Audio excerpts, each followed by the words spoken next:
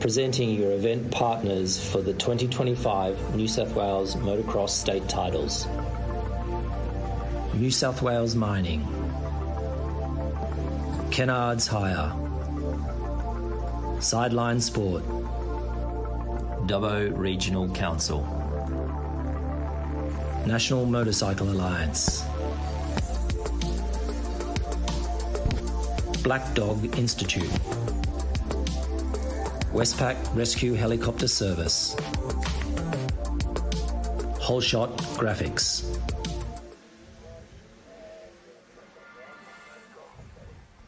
All right, good morning and welcome to Dubbo Dirt Bike Club for round 2 of the New South Wales Motocross State Titles.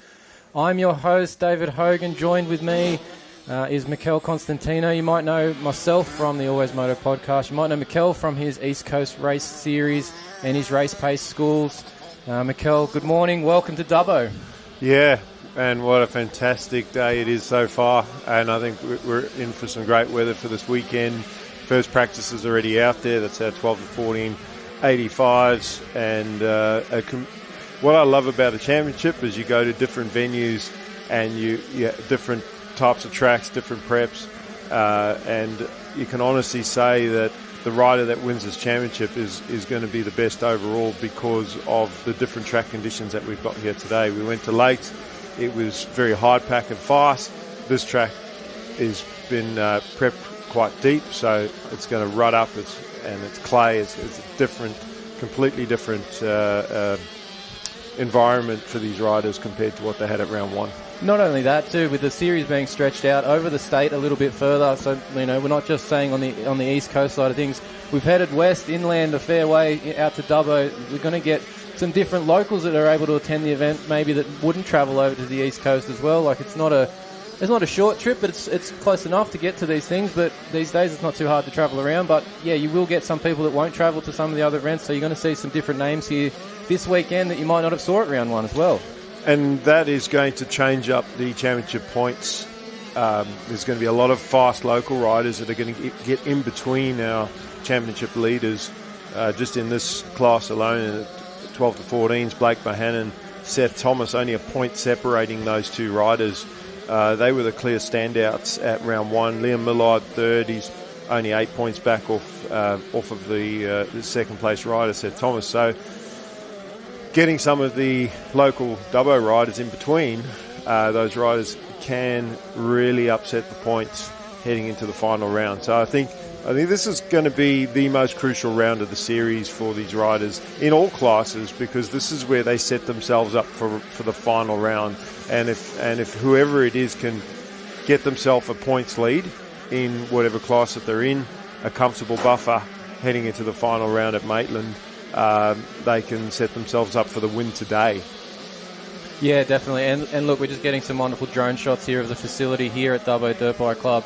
You've got the speedway in the background there from the drone shots, but nice green grass. The weather's been pretty good, obviously, out in these parts to get some nice greenery happening. Facility looks awesome from these shots, by the way. The club has done an awesome job to prepare the venue, track. There's facilities here are actually pretty good for a motorcycle, club event.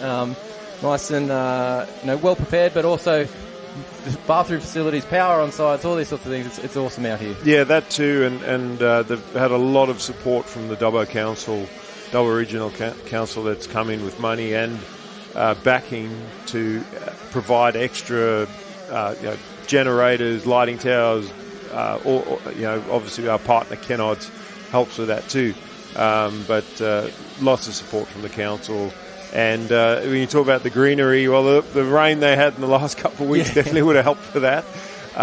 They were actually a bit worried about what the track was going to turn up like with the rain, but I actually think it was the best thing. If anything, they're going to be putting water down to keep the moisture in the ground. So having that rain was actually a blessing, I think. I think it's just going to help the track form up really good in the corners. And you're going to see even some straight line ruts in areas as well, which is for your better riders.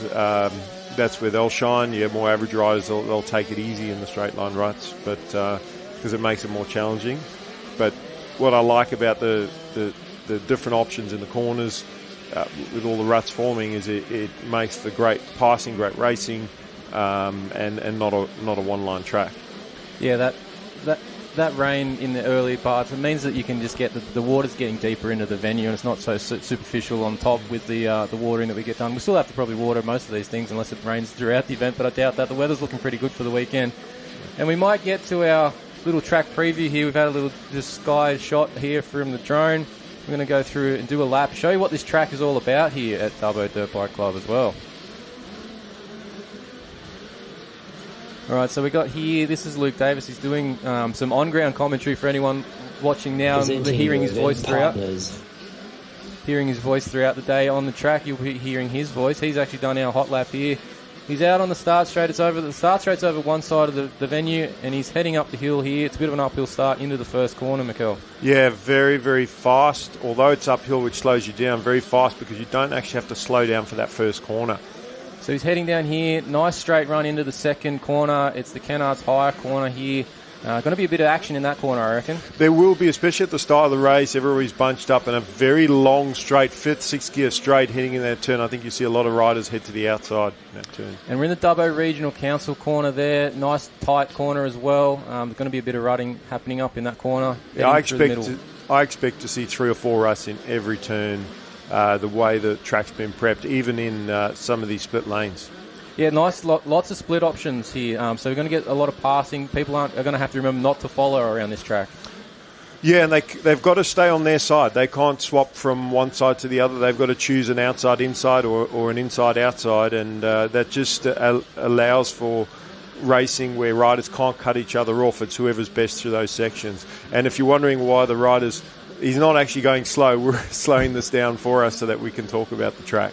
Yeah, he's heading into the backside of the track here. Some roller sections, plenty of obstacles on this track, Mikkel. Yeah, obstacles and different options you'll see through those rollers. It'll be interesting to see what the riders end up doing, whether they're going monoing through or double, triple or triple, double.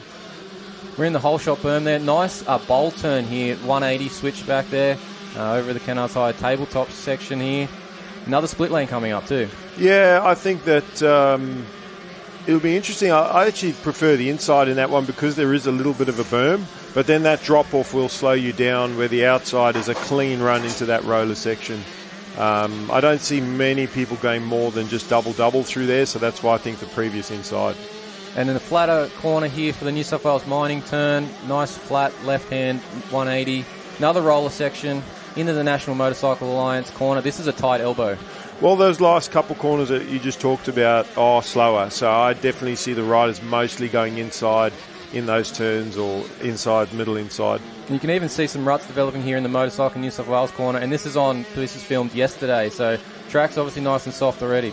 Well, you can see Luke is a very experienced rider. He's taking a wide entry. Those lines are formed by him. He's going in wide, and then he's only done about 1 or 2 laps. Yes. Here. There's already a line on this track, That's so yeah, right. We'll get plenty of action, plenty of deep ruts happening here. He's heading out across the front of the venue here, down the main straight section here, across a couple of tabletops and over the finish line. And that's pretty much a lap here at Dubbo Dirt Bike Club. Yeah, well, it's a very racy track, and the way it's been prepped, I think it's... 2025 New South Wales. Yeah, I think the crucial Motocross thing is, as we talk about every single race day, is the start. Like, you've got to get the start, I think, because it's so fast and the riders can bunch up in that first corner. I think if you're not there in the front pack, you're going to struggle. And you're just saying about the start, we're just looking out the window here, and there's a rider just with clogged up wheels on the start straight going nowhere. So the start's obviously pretty deep. They've ripped that nice and far down this morning. It'll firm up across the day, but obviously this first one out, you've got a bit of a gung on the wheels and a bit of mud on the back guard already. So track's nice and loamy, nice and deep and muddy at the moment. Well, this is our 15 to 17 years 125 class. And Ryan Jones, he won the class at round 1 at Lakes.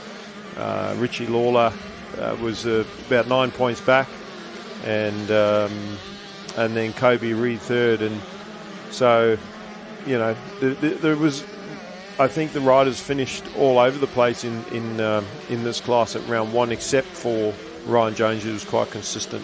Yeah, well, Riley with, 2 wins Burgess and a had that second. first Moto DNF, and it sort of threw everything out for him because Absolutely. he had nothing from that first Moto show, but then a second and a first. So he's probably one to watch if he can be consistent this time around at Dubbo.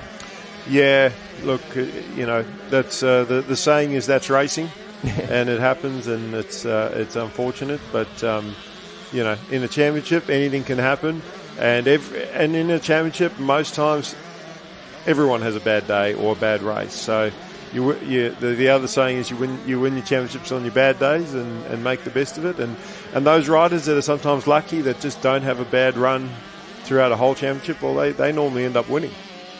Yeah, and it's not overly long, 3 rounds. We're going to get 9 motos across the whole thing.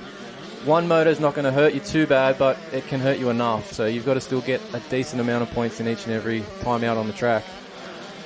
Yeah, that's right. Look, Burgess, he's 22 points off of the lead in 5th place in the championship. So he's going to need some race wins to close that gap, and at least he's proven that he does have the pace to do that. So he can, but it's really all on him to actually get that job done. Obviously, if any of his competitors have some bad luck, well, that always helps. But you can't always just rely on that. He's just going to have to ride like he rode at Lates, and hopefully not have any repeat mistakes or mechanical problems that he had at round 1. Our rider on screen there, Jake Taplin, he's the man that I was talking about that was on the start line with a bit of mud chalked up. You can see it all over his wheels and over his back guard there. He obviously had a bit of an issue at the start of the practice session. But you can definitely tell that the track has got some moisture in it from these images that are showing so far, and obviously Jake's bike there being a bit covered up already. So things are looking good for it to form up into a nice racetrack later in the day at this stage. And there's a couple puffs of dust there. I think with the sun, as I said, I think they're going to need to get some water in parts of the track just to not let it get to the point that it goes hard pack and skatey, because then you can't put water on it at all, because then it becomes really, really slippery. We just had Kobe Reed on screen there on the Yamaha, the 232. Working his way around the track. He's another one to watch this weekend in this class, currently in 3rd in the championship there. Yeah, the track at the moment, I mean, we're talking about the mud clogged up on the bike. If you go too slow, even on one of these 125 machines, you go too slow through the real boggy stuff, the mud's just going to stick, especially this red clay. It's just going to clog up and stick. So feel for the little 50s that are going to come out at some point. Yeah, they're not too far away. Hopefully they get a few lines worked in here that they can follow, because they will be the ones that usually get stuck in these early practice sessions if it is a bit thicker than they would necessarily like. And it'll be interesting to see what track that they do, whether they do the 50 cutoff or the full track, because it's always something that's actually decided by the officials, and it also depends on the track conditions. But I mean, we'll talk about the 50s when we get to them. So, Tapo obviously, he's gone through a really boggy part of the track, but managed to get going now. And the faster you go, the more the mud flicks off. Is that Lawler? Yeah, Richie Lawler there on the 27, second in our championship at this point in the series. That was Riley Burgess just behind him as well there in that light purple gear. Not sure exactly what the colour is you call that one, but it's a light purple, let's go with. Yeah, lavender. Lavender, thank you. Colours weren't my thing, neither were flowers. Lawler got really great starts at Lates. Like, I think most races he was either whole shot or near the front, and he put himself in the best position. Didn't win all the motos that he went into. He won one of the classes from memory, and we'll get back to that class, whether it was I was either the MX3 or the 250 class, but really hot starter, and as is Burgess. Burgess is normally a really good starter or whole shot artist as well. So they both have that down pat. Where somebody like Ryan Jones, who's actually leading this class, I don't normally see him get the whole shot. He's normally around about that 3rd or 4th, but he's very consistent, and he just kind of gets stronger as the race goes on. checkered flag out for the 15 to 17s practice, and we'll be heading into the 9 to 12 85.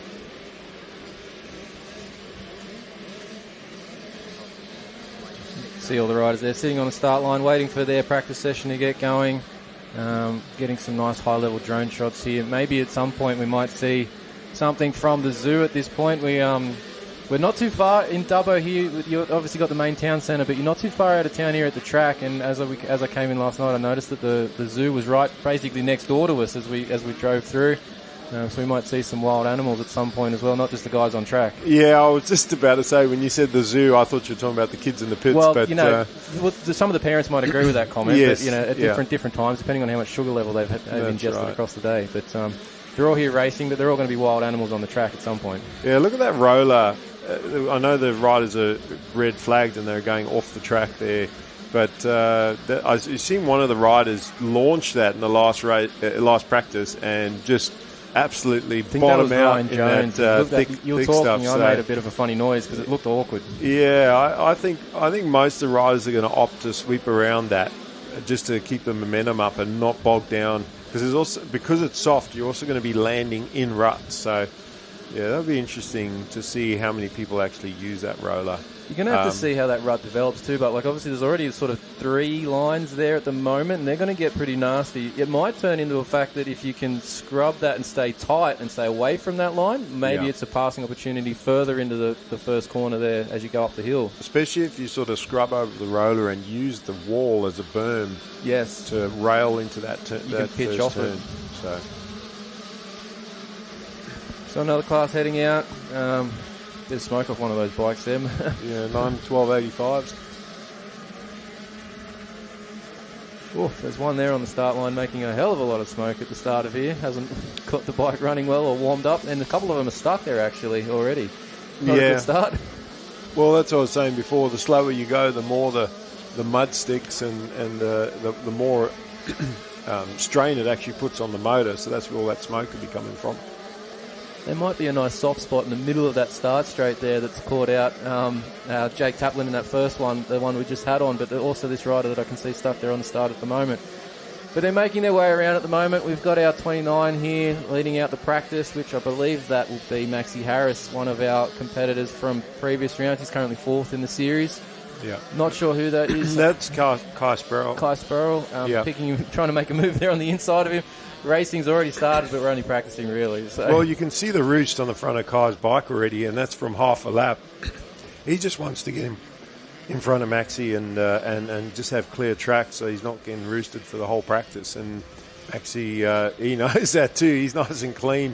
You can see his front plate, clean goggles, and he doesn't want to give it up at all. Well, Maxie's got the white jersey on. You don't want to be following somebody with a white jersey on. That's not going to look that way after that opening couple of laps behind the bike. So.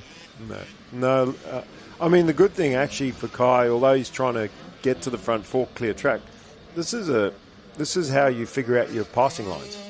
Is when you get stuck behind a rider that's one of the top guys, one of the top 5 guys, where you're going to be racing this kid in the race, and essentially what it's actually allowing Kai to do indirectly is see where Maxie's going and then go, okay, well, here's a line I can take, here's a line I can take. It's forcing him out to explore the track. So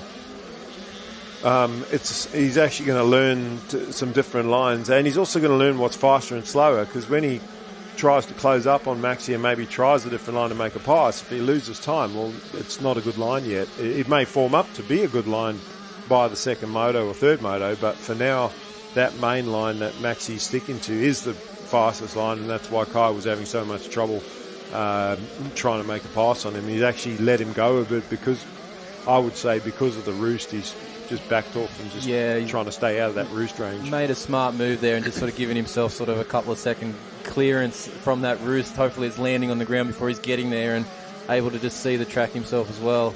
Well, the downside of Kai actually passing Maxie is it'll actually give Maxie an opportunity to learn from Kai and pick up his pace, because you see Kai's been able to actually close the gap back on him. So Kai's clearly going quicker, unless he can get in front of Maxie and gap him early so that Maxie's not able to actually learn anything from him. But well, just looking out the window as I was trying to pick up a few different riders coming into the last section across near the finish line. The track's getting a bit awkward on the outside. Some of the kids are nice and paddling through there. One rider down, unfortunately, at the moment. Practice is difficult sometimes for these littler bikes in the early parts of the day when the track's still a bit thick. It's also a track that some of these riders have never seen before. Very true. So this is their second lap of a track they've never actually ridden. They maybe not used to this type of surface, and it's a learning experience for them straight away. As you see, Kai has actually got in front of Maxi now, or Maxi has decided to let him go and try and learn from him. So we'll see if he can stick with him or if Kyle get away. One of the riders that we haven't spoken about yet is our points leader in this class, Archie Black. 3 race wins at Lakes, has set himself up He's given himself a nice buffer here in the points, hasn't he? He's got a 15-point lead. He's obviously dominant in this class at the moment. Wondering how he's doing so far this morning, testing things out here. Haven't seen him yet on track myself, but hopefully he'll be... We're just seeing another rider go down out the window as we're looking around trying to find some of these other riders here. But, Archie definitely put on a good performance at Lake Macquarie. Well, not everybody from round 1 is at round 2. No. So out of our top 5 from round 1, 2 of the top 5 aren't here. Yeah, I noticed Harrison Rex isn't on the list this time. I'm not sure what happened there. Is he maybe got a little injury or just not travelling this far out? Not sure about that. But that then goes back to Maxi Harris, who's now 20 points back of Archie Black, and then Kai Sproul on 52. So essentially, even if they finished in order, that's how they would be after day. I don't think that's what it's going to be. Obviously, no one's got a crystal ball. We don't know how this is going to... Oh, come on, Mikkel. Tell us exactly the results for this afternoon. Yes. Yeah, look, I just think certain tracks favour different riders. And I think what we were talking about earlier with the local riders, a lot of fast local riders, like even Stella Harding as an example, who is a bit further down the points in this class. Well, and this list too, Ollie Kale, I got some information last night. He's a local as well. So there's some potential here for some of these 10th or so place riders to move up a lot because they just have local knowledge. Yeah. So Ollie Kale definitely, I definitely think he even has a chance at winning. I would say on his home track. Duke Cherubim, Duke is one of those top 5 guys that he's won championships, and in this class, how kids grow up with certain riders that they race against. Kai Sproul, Duke Cherubim, Archie Black, they've been racing each other since they were on 50s and grown up competing against each other. Sometimes they'll beat one another. Ryder Matafiglio as well, another one who's up there. So, it's I think a lot of it will be the start. As we see a rider trying to start his bike there.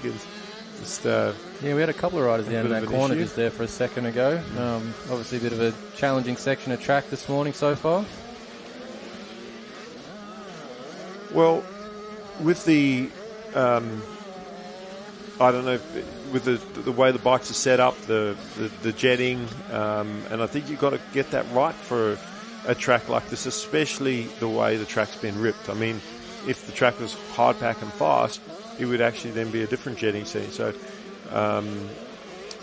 tough for the parents and the mechanics, riders that are part of teams and stuff, to actually get that right, and the fuel mixtures and everything. It just, the bikes these days they're so well developed, yet minor changes to the motor and the fuel mixture, and it can make a world of difference. Can make your bike run really good or really bad. So hopefully they got it right.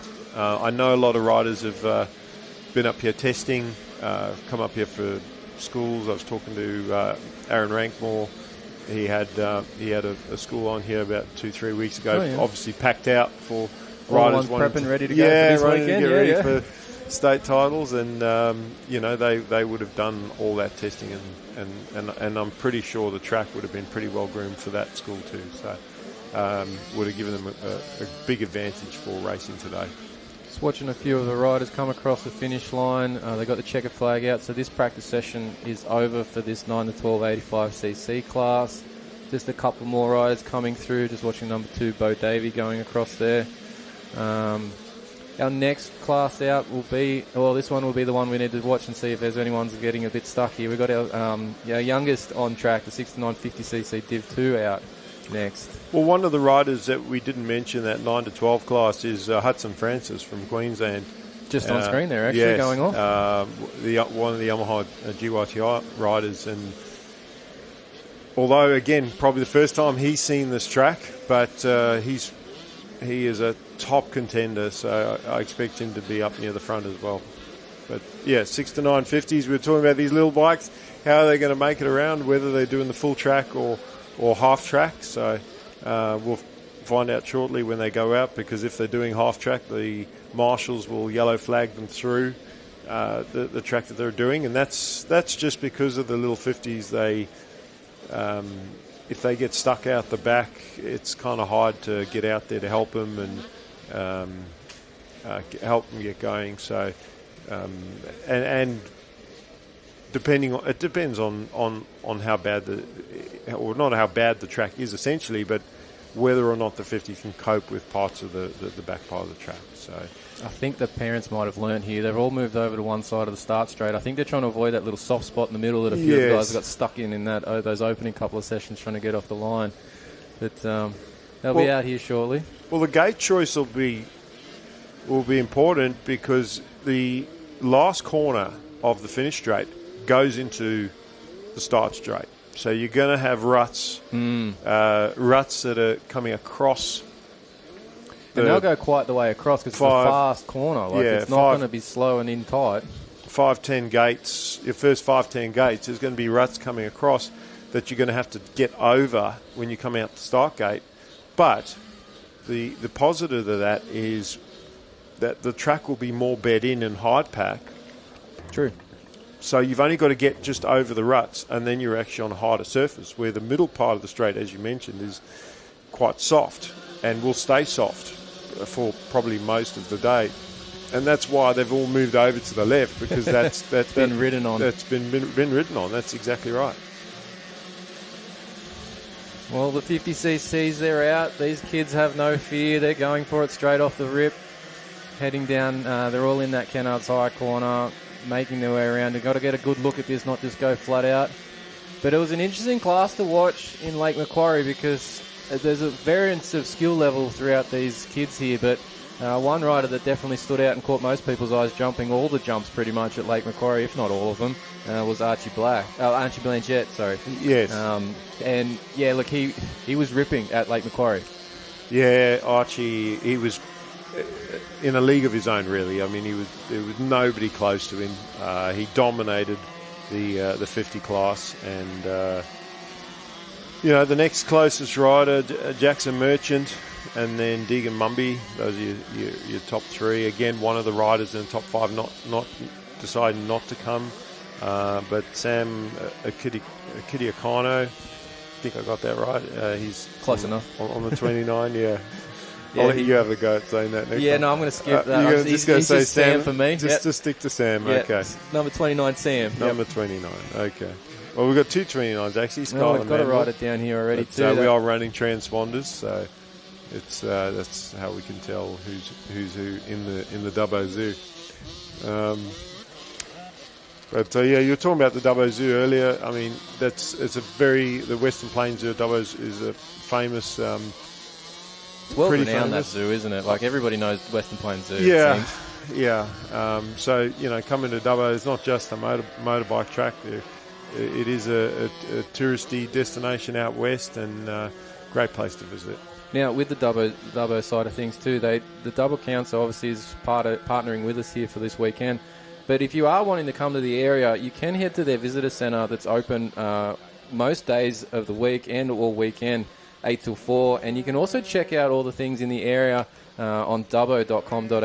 And actually last night I was checking out some things, just typed in Dubbo tourists, and the trip finder comes up with the top 15 things. There's plenty to do in Dubbo, so if you want to make a trip out west, for a weekend or so, definitely head out to this direction and check out dubbo.com.au. Plenty of riders actually just down here on screen, stuck together. The track there, not fun for these kids this morning by the looks of it. We've got a group of them having a meeting. A bit of a yard sale there in that right end NMA corner, and unfortunately no marshals directly close by in that spot to help them get going. But yeah, one rider's come in, maybe put it down, and part of this comes from the riders not looking up early enough. Especially at this age. They don't tend to look past their front guard very often. That's right. They're all looking down, and so just be one into the next. Also, the first rider that went down was probably in the main line in the rut, and the other kids, remember these wheels are so small of these bikes, so they've all followed in the same rut, and there's just nowhere to go, and then one stops and falls, and half a dozen fall behind him. So the unfortunate part with that sort of accident, but too, is that they're all stuck there now for probably half a lap or a lap, so they're missing out on some track time for their practice to see what's going on. They're all still sitting here. Still there. Yeah, there's Digamumbi, actually one of our top three, as we finally get one of the, I think it's one of our assistant clerks actually that's over there to try and get him going. Frankie Nesbitt managed to clear himself out of there, so that's one less in the area. Mumby's getting himself away as well, so we're down to three. Yeah. Maybe there's four, maybe there's one still on the pile. I can't quite tell from this angle. The nice bannering there from the National Motorcycle Alliance. They're getting great coverage actually. Yeah. So, and that's one of our slower corners that we were talking about earlier when Luke Davis was doing the hot lap. So that kids aren't carrying their momentum. I do think the track is drying out. I don't actually think it's super boggy there. I just think that when there's a bike in front of you and it's stuck, well, you just can't go anywhere. And as you said, the wheel size, it's hard for these kids to cross ruts, like jump out of a rut and move over. So, and they're struggling here through this last corner as well. Well, I like to say that they're paddling their canoes around that turn. And they're up a creek and they've found a leg paddle, maybe? Yeah, leg paddle. They're leg paddling their way around. And it's still a bit soft there. And you will find that in, like, there's a few trees around the track. And those corners will always stay, the moisture will stay in those corners a bit more because of the shade. So the 43 Lucas Nilsson there getting a little bit of a moment in that last corner as well. You can see the mud on that front tyre. That's not helping them get through there at all. But what's also makes it difficult with as a rider waiting for assistance, what also makes it difficult with the shadows is, as a rider, you can't see. Like, you're looking and it's clear, it's sunny, and then all of a sudden it's shadows, and you're trying to pick a rut, and you're pretty much just going on faith that there's a rut there, and then trying to adjust your eyes from the light to the dark. So I think goggle choice is important. Well, the type of lens especially for practice. You know, that's right. Like, when you have shadows and stuff like this, I prefer just to run with a clear lens.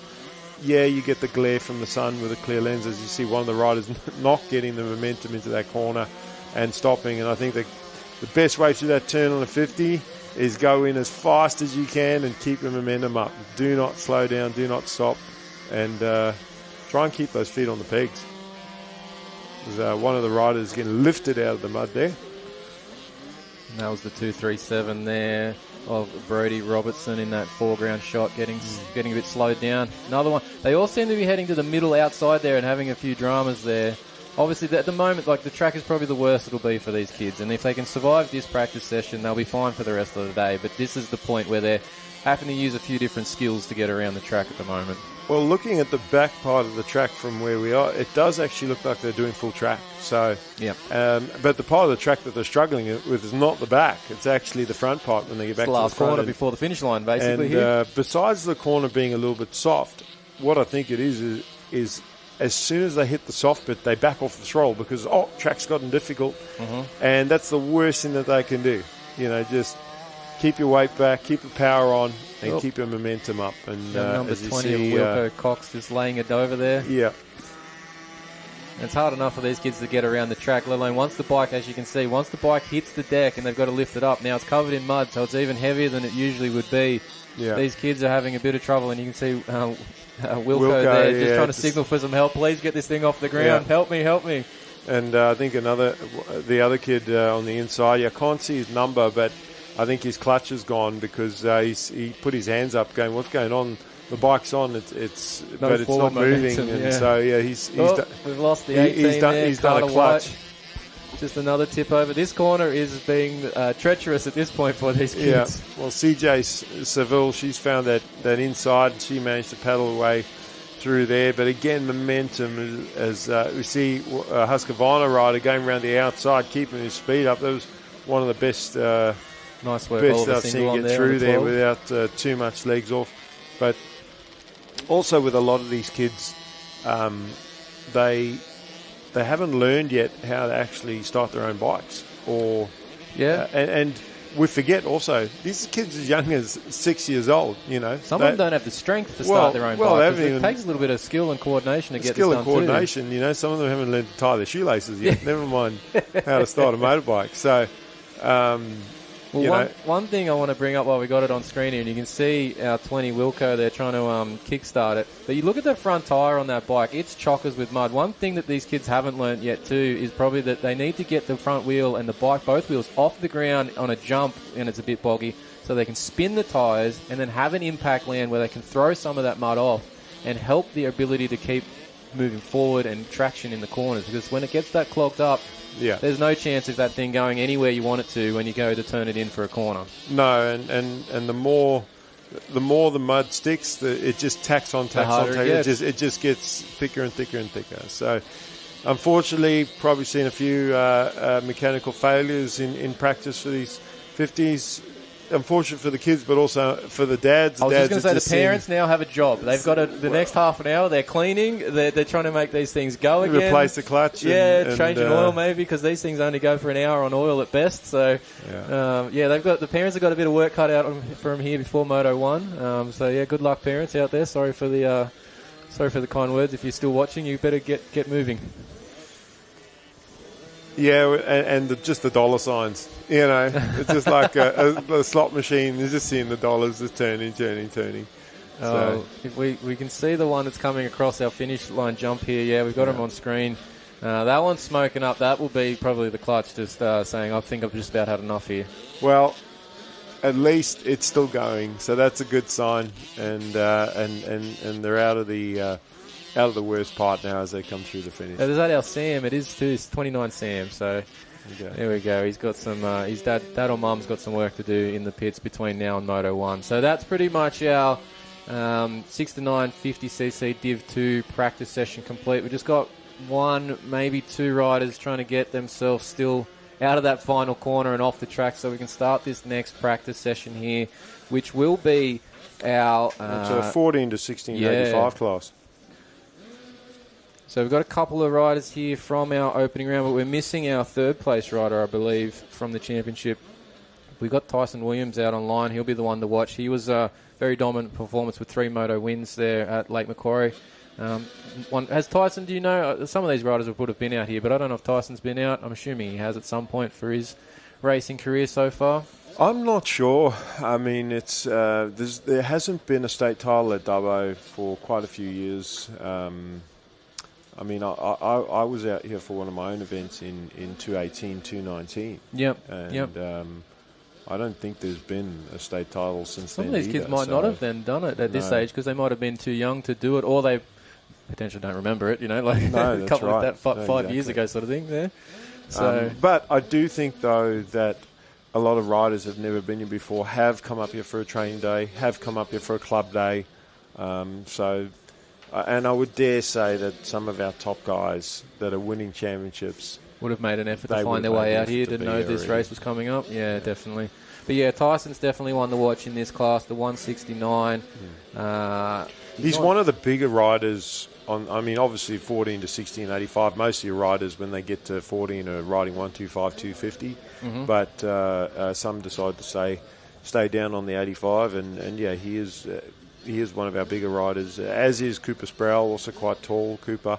And Cooper was second, he will be second in points at the moment, coming in, points but on the 15 points back off the lead. And an uphill start, so that's, I think, where the reason I was talking about the bigger riders, heavier riders, well, that uphill start's going to make a difference with horsepower, depending on your weight. And not a big class, though. Jake Doyle, local. I'd actually tipped Jake Doyle for the win today because it's his home track and he would know his way around. If I was any of these other riders, be getting behind him to follow. I'd be following him in practice, all practice. Insider knowledge. I would not be riding my own way. I'd be wherever Jake Doyle is. That's where I'd be. So, the things you need to find out before you take off on the start of practice is who's the local rider and can I stay behind him for a lap at least to figure out what he knows. So, yeah, is that Jake Doyle actually that's head out first? Looks like Cooper Sproul in second in this practice. I know it's not a race, but just so everybody second on track. Let's say second on track. Yeah, not sure. That's definitely Tyson out front there, but I think that might be the 59 of Joshua McCloskey on second there. Haven't quite picked up our man in the white jersey there in the third place on track. I think that's Buddy Brown.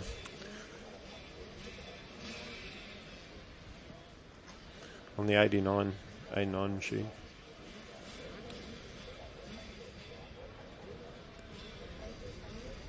Yeah, only 10 in this class, so it'll allow them to spread out a bit on the start, so they shouldn't box each other in. It'll really be about who gets off the gate the best and then can control that first corner.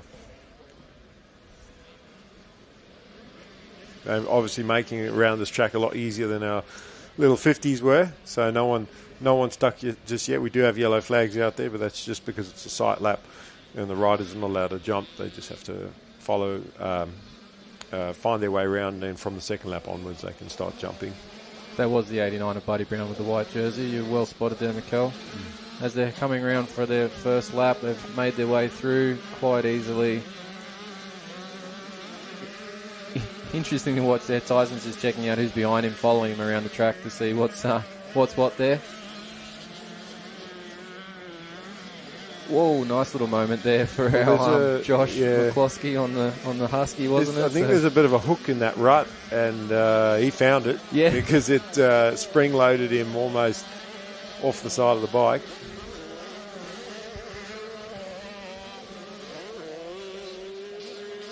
You can see the track developing up. They're in the split lane section there, which is sort of from this view in the trees there, making their way through. I think that's Jake Doyle out front. I've seen Tyson a bit further back. I'm pretty sure that's Jake. Right, yeah, 155. 155. It is too. Sorry, my apologies, Jake. Yeah. But yeah, McCloskey. I got McCloskey wrong. I said that was Sprowley earlier. I haven't seen Coop in this one yet, but that's just because obviously we're following our camera, following our leaders. But yeah, McCloskey actually doing a great job following Doyle around, and I'm not sure if Doyle's riding at his 100% pace, but if he is, McCloskey's riding really well because he's all over him. And just like the battling in some of the earlier practices, it was giving McCloskey a chance to figure out some different options because he had to, so that he wasn't following and getting roosted. See a couple of riders here. I feel like we've got even less riders on track than we've got listed on our that's right. Yeah, they may not all be here today. That's Jaden Muffati on the 36, and I think he's behind Tyson. That's Tyson Williams, our championship leader. But there's McCloskey. Big whip. He gave a big whip over the tabletop and come up short. lucky to straighten that one out. There's Buddy Brown on the 89.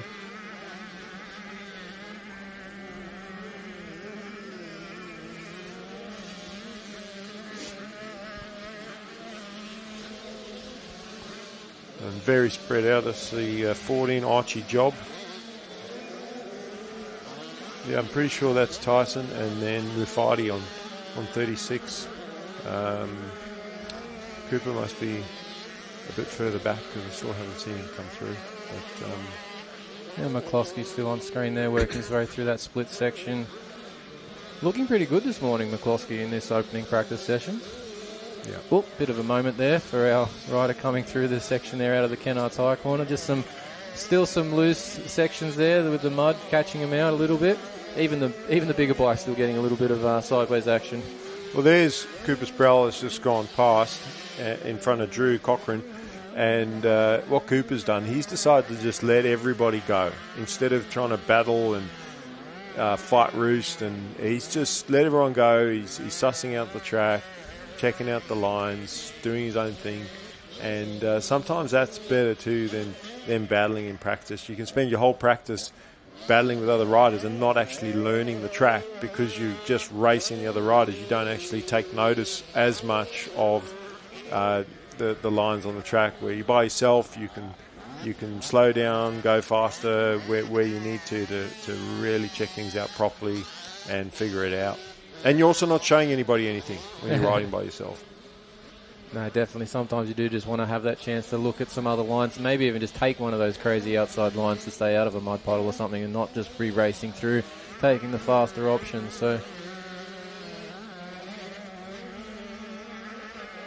just watching back through here, the skirmish shots, watching that final section of track there. This is our last corner onto the start straight, and the uphill you can see there from the camera angle. Bit of a climb, not too bad, but a bit of a climb as they go up and around. This is that fast section of the track we're talking about from that our bit of a lap around this morning that we did, and that is just a full-on acceleration piece, isn't it there, Mikkel, that last section, or that first section of track, I should say. Yeah, and this track is like you can see how rutted it is, and we're only into our fifth practice. No racing even started today, and how rutted it is, and it's going to get rough. Like the acceleration bumps, the braking bumps. There are some hard pack sections, as you can see the riders jumping through the rollers, but those rollers need to be hard packed for safety reasons. If they're ripped and rutted, that's where you have accidents happen. As we have McCloskey on screen there, and that's why I was saying I like that inside because there's a berm on it on that split lane.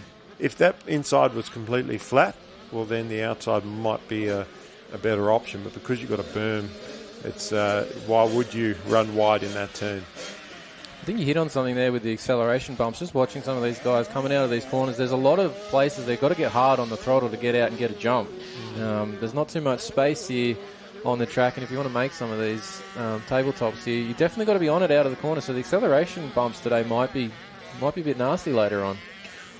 Well, again, that's where your better riders that have got good vision looking ahead will see those parts of the track and see the rough parts. And generally your smooth line is just to the left or just to the right of where your worst line is. So it's figuring that out. And if you're getting bounced around, guess what? You're not taking the smooth line. So, and sometimes there just is no smooth lines, but there are still at the moment. It's still early in the day. You got to. And the track is going to continuously change, so you've got to keep exploring it, looking for those better options. But like I said, I'll go ahead and pick Jake Doyle for the win in this class, just because he is a local and will be quite fast. I have to say though, McCloskey has impressed me just in practice with that he went behind Jake, kept with him, actually challenged him, and Jake let him go. So we'll see what McCloskey can do with it. It's the other thing is we were talking about Tyson Williams, and he's our points leader. He dominated round one. I said to you though that different tracks suit different riders. Interesting to see how Tyson goes today on this track surface, and again chalk and cheese between round one and round two on the types of track that we're racing. Well, we'll know shortly. We've got racing coming up here in probably about, half an hour or so. They'll start kicking off the events, the race part of the program here at Dubbo Dirt Bike Club. We're just watching the last rider coming off the track here for this 14 to 16.85, and it's Buddy Brown making his way there. We'll take a quick break here on our coverage from Dubbo Dirt Bike. We'll come back. We're going to get the last few sessions here of the practice, but we'll take a quick break here on the coverage.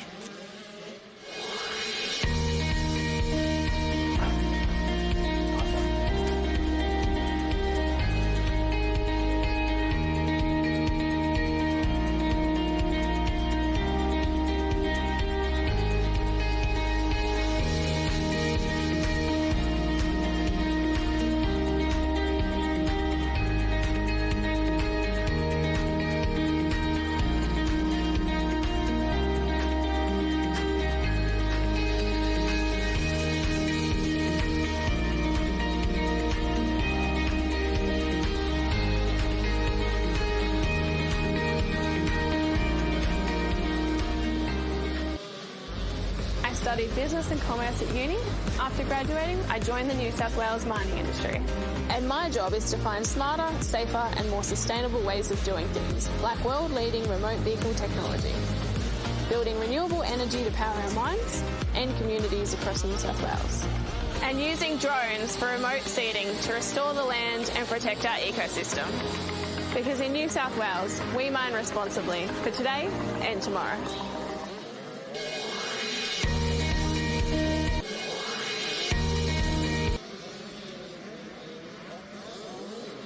So we're back with our 12 to 16 junior girls. Their practice first lap, and a calamity already for a couple of the riders coming together in the third, just coming out of the second corner. They're heading towards the third corner, so hopefully they haven't done any damage to their bikes or themselves. But they're checking out the track for the first time, and as we've already talked about already, how rutted the track is already. I think it's great. I think it just it's what I love about it is it gives your better riders a chance to shine, because when the track is hard, flat and fast, everybody's going fast. So you'll really see your better riders coming through. And we've got the 265 on screen. It's Eliza Dennis. She's our current points leader. She won all 3 motos at Lake Macquarie. She's out front on the first rider on track for practice here in this class for the girls at the moment, and she's followed, she was close, there she is, followed by Ada Harris, I think that was on the 219, just following her. But Eliza had a pretty dominating opening round. Look, she's only just stepped into this 12 to 16 year age group. You know, she moved up last year, got an exemption to ride up, and she is. She's a phenomenal rider, and I think the other girls are going to struggle to even get close to her. I think everybody else, without putting, it's not a negative thing to any of the other girls in the class. I just think that Eliza is just a step or two in front of all the others. So the other girls will be racing for second place. In saying that, anything can happen in racing. I've seen riders that have dominated every single race in a championship and then had an injury. Obviously, we don't wish that on anybody, but it has happened. And then the rider that was coming second all year wins the championship. So it happened, unfortunately, to Stella Hiding a couple of years ago in East Coast. She won every single race and then broke her wrist before the final round and ended up second in the girls' championship. And devastating. She still came to the final round. She still came to presentation, and it was heartbreaking to see her standing on the podium in second place. You got to. Negative aspects of our sport, isn't it? That's right. It happens a bit more often than you'd like. That's right. And one of the other things is that we talk about different sayings like "that's racing." If you want to finish first, you must first finish. So.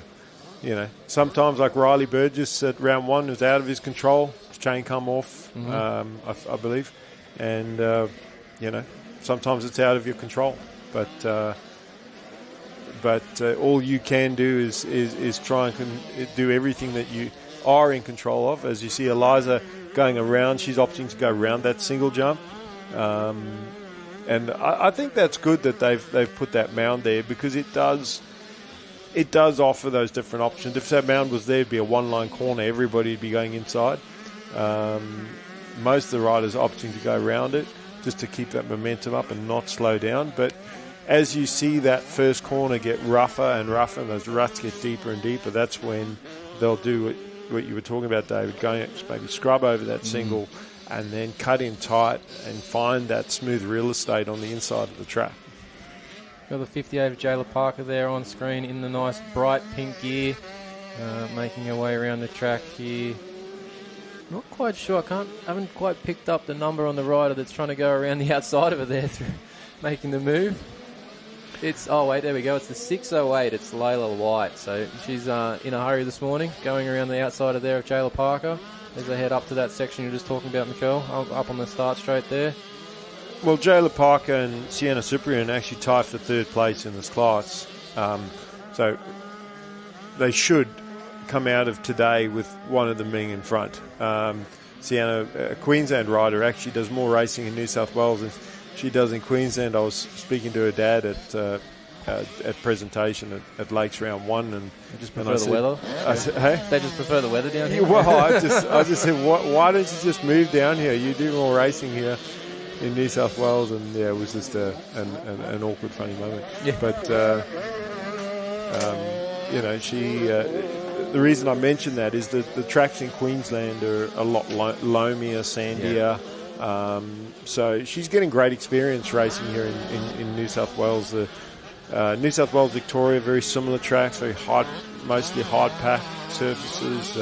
We do have what you would call some sand, but, you know, places like Port Macquarie get a bit sandy. Dunedoo actually is I feel the best sand track in New South Wales. Unfortunately, not open, closed a little while ago. It's on private land, and yeah, it'd be great to see that track start up again and actually have a state round there, because it's an awesome track. Layla White just hitting through those roller sections, seeing that National Motorcycle Alliance corner. Still a bit of a struggle in that corner, it seems. The feet are out off the pegs there, just paddling away a couple of sections in that corner. Still even challenging for these, you know, for the girls here out on the bigger bikes, not just the 50s that we saw carnage in earlier. Well, you can see with that rider coming into that turn, actually got a head down, looking down, trying to actually see the corner. And it's not necessarily a poor vision thing. Where the sun is, it's actually in an awkward spot in some spots coming into turns where you actually have to dip your head down just to block out the glare to actually see the track in front of you. So you'll see some of the riders will have their heads up, and then part of the track they'll put their head down just to get that shade on the goggles. As you see Anna Cyprian coming through that corner where the 50s were clogging up like a train station. We've got the finish flag out for this practice session for the 12 to 16 girls, so they're making their way off the circuit at the moment. We're going to be moving into our next practice session. 10 to 12 65s up next. Thank you. 10 to 12 65s. We're just going to take another break here. We'll be back with this 65cc class, and we'll be checking out some of the riders that are battling this championship out. But we'll take a quick break, and we'll be back with more.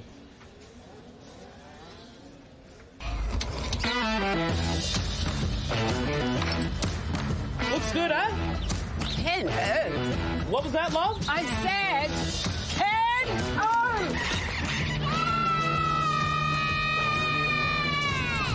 O's. All done, girls.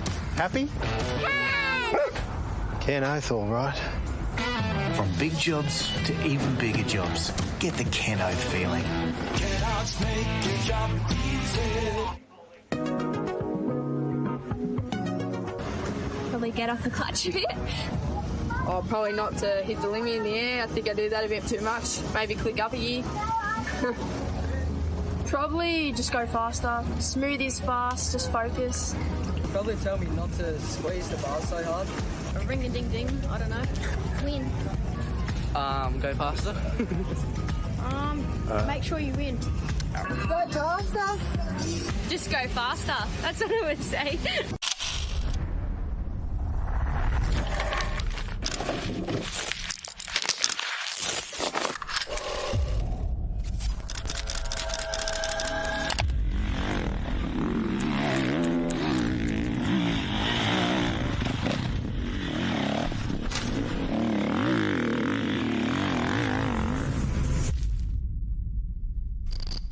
All shot graphics. Be first. Be original. There are teams like us all over New South Wales restoring the land being used for mining. We make plans before mining even starts, so there's a productive and sustainable use for the land afterwards as well. Like this bushland and farmland for cattle grazing. And it's happening all the time. Like here in the Hunter Valley, where 40% of the land used for mining is already under rehabilitation. Because in New South Wales, we mine responsibly for today and tomorrow. Thanks for having us in Dubbo this weekend for the Motocross State Titles Round 2 of our series. Tell us a little bit about what that means bringing that event to council. We're really happy to partner with Motorcycling New South Wales and bring the motocross state titles to Dubbo. Very excited about that. The track's in great condition, plenty of rain recently, so it should be a great weekend. So the local club here have done a phenomenal job in getting the facility ready for a large number of people coming to the event. What's the kind of thing that the club can do to work better with council in the long term to help them and sort of become more of a central point of our sport in the future? Council's always really happy to work with the different sporting organisations in Dubbo so that we become the hub of the West, but also the hub of New South Wales for sport. So we've got a number of riders that have done phenomenally well on the national scale that have come through Dubbo in recent times, and a few of those will be riding here this weekend. What's the kind of thing that you'd like to see for them to obviously achieve on the weekend, but also what do you think that Dubbo could do to get behind those guys and girls this weekend? It's a really great opportunity that the local riders have to be able to compete at a really high level in their own backyard. So they don't have to go interstate, they don't have to travel a long way away, but it really is about the equity of opportunity, and the kids have got that opportunity in Dubbo. I'm part of a team working on a first for mining in New South Wales, turning this coal mine into a new hydro power plant and solar farm to generate renewable energy for families and businesses. Projects like this show our industry will keep working to reduce its emissions, already down by 38% since 2005, all while contributing billions in royalties every year to fund our public services. Because here in New South Wales, we mine responsibly for today and tomorrow. Rob, this weekend, state titles, round 2. You came out to round 1 to have a look and understand what you were trying to do for round 2. How's it gone, and what are we looking at this weekend, do you think? Yeah, we went to Lakes and we took a fair few things away from it, and basically we came home with about 6 weeks to lead into this and went pretty hard. We've done a fair few major track improvements, venue improvements, and basically been flat out for 6 weeks. So we've got everything very close to where we want it, and very happy with how the venues come up, and think we're going to have an awesome weekend. I think you're underselling yourself. I think the club's done a phenomenal job in terms of what's been achieved. What does it mean for the club to host the state titles? It gives all of our local riders a massive chance to, one, have a home advantage, do a lot of training and a lot of, basically settling into their own track. It gives them a chance not to have to travel out of town. A lot of these guys travel hundreds of kilometres, thousands of kilometres, chasing everything. That's what the club and the community want, is to try and bring people here, give the venue and the whole place a nice comeback, a feel and a want to come back to Dubbo Dirt Bike. Well, on behalf of Motorcycling New South Wales, just want to say thanks for the hard work so far.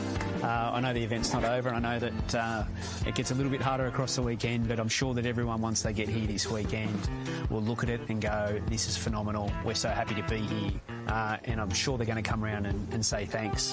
Thank you once again for you and your community for all you've done to get the facility where it is, and for all the work you do normally in keeping this great club going. Thank you. And we thank Motorcycling New South Wales and Motorcycling Australia.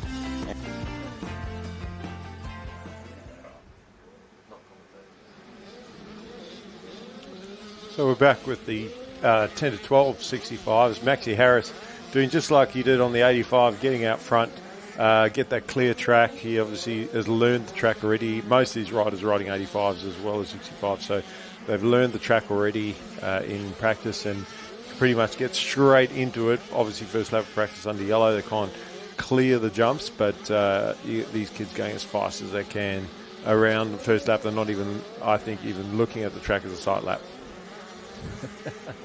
No, sometimes they just go straight into it, don't they? They don't worry about checking it out. You're watching him come down here. I was watching some of these kids in this middle tabletop section here. They're now making it on this second lap around, but there's a bit of a stage tabletop here that some of them were bouncing off that middle rib or backbone, whatever you want to call that stage part of it there. So these kids on the 65s, they've got to be on it to get some of these jumps here today. Well, I like that sort of middle rib, as you call it. Gives them something to land on. where your 85s and upwards can actually try and clear that whole thing. Some of your more average 85s might just go for that middle jump, but there's not a lot of lift if you look at the up ramp at that sort of middle step up jump there, or a tabletop with a hump Very in the middle. laid down, isn't it? Yeah, it's really just how fast can you hit it is going to get you over it. You see a couple of riders on screen jumping through the rollers there, again, different options. Not just through the rollers, but then leading into that turn as well. So your main line, mostly on the inside. Those inside ruts have formed up, but as those get deeper and deeper, that's where your outside lines are coming to play there.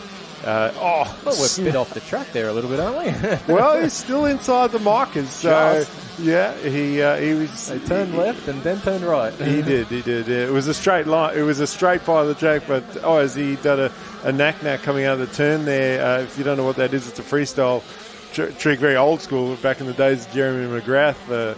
But he hit some sort of acceleration bump coming out of the turn. The bike stepped out and he used his bit of leg swag to regain control of the bike. So that is Archie Black there on the 86 out front, isn't it? That is running that one, doing those moves there. I think he went around I think it was the 409 Hudson Francis, but I'm not 100% certain. Couldn't quite pick up that last part of his number there, but that is Archie on screen there, hitting that jump, heading into the Dubbo Regional Council corner. You can see the ruts that have developed already in this practice session. We've got 4 definite ruts in that corner. So there's going to be a fair bit of action to contend with here, just track-wise throughout today as it develops more and more. It was interesting to see with Archie. He didn't have a great round on the 65 at Lakes, but then won all 3 races on the 85, where his nemesis, you could say, Kai Sproul, won all 3 races on the 65, but then ended up about 5th on the 85. Curious watching some of these kids when they had the 2 classes, how they did well in one and poorly on another, and maybe it was the fact that they couldn't match up which bike they wanted to be, good on as such, like to switch over. Maybe it's just the fact that they were more suited size-wise to another bike and more comfortable. But yeah, they definitely did have some topsy-turvy 2 different classes when they were running at Lake Macquarie.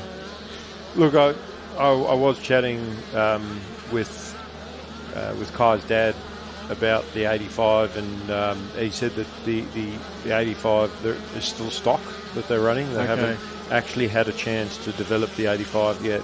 So when they do, look out.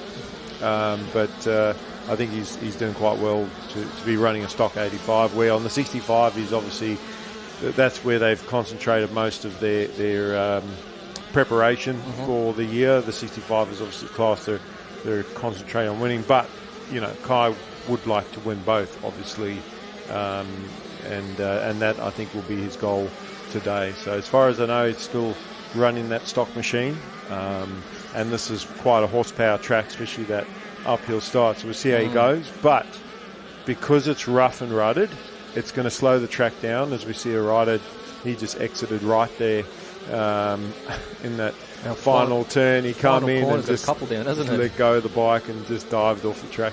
But interesting to see how he goes, and I think his gate selection will be really important on the start. But as I said, because the track is so difficult and challenging, even on a fast bike, you can't necessarily go as fast.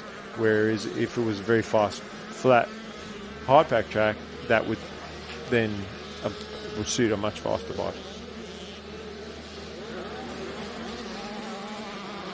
Rider down there in our whole shot graphics corner, looking for a bit of a space to pick the bike up. There's a few riders going through there. A little bit dangerous to try and get in there and pick it up at that point in the time. And there's our final corner. So even the 50s had some trouble here. Some of these younger 65s are having a bit of strife here as well. That's the 510 on screen of Rowley Lister. And the number 100, I think it was as well, Jace Wallace, on the outside of that corner there. Just struggling to get the bike going is Rowley. But he's managed to get it going. You can see that rear tyre just spinning in that mud as he's trying to get himself out of that hole. Oh, and he's down again. Oh, yeah, he's a bit frustrated too. I think he's had a moment there in that final corner. He's had enough. No, look, thankfully got one of our assistant clerks over there to give the kid a hand, get him going, and nothing worse than falling off like that where your handlebar digs into the ground, you got mud on your grip, you got mud on your hands, you're annoyed. There's going to have to be a gear change, I think, for this one after this practice session, because that glove's going to be covered in it, the pants are going to be covered in it, and just want to feel a bit nicer heading into Moto 1. If he's got some spare gear, that might be what he's doing in between this session and Moto 1. Yeah.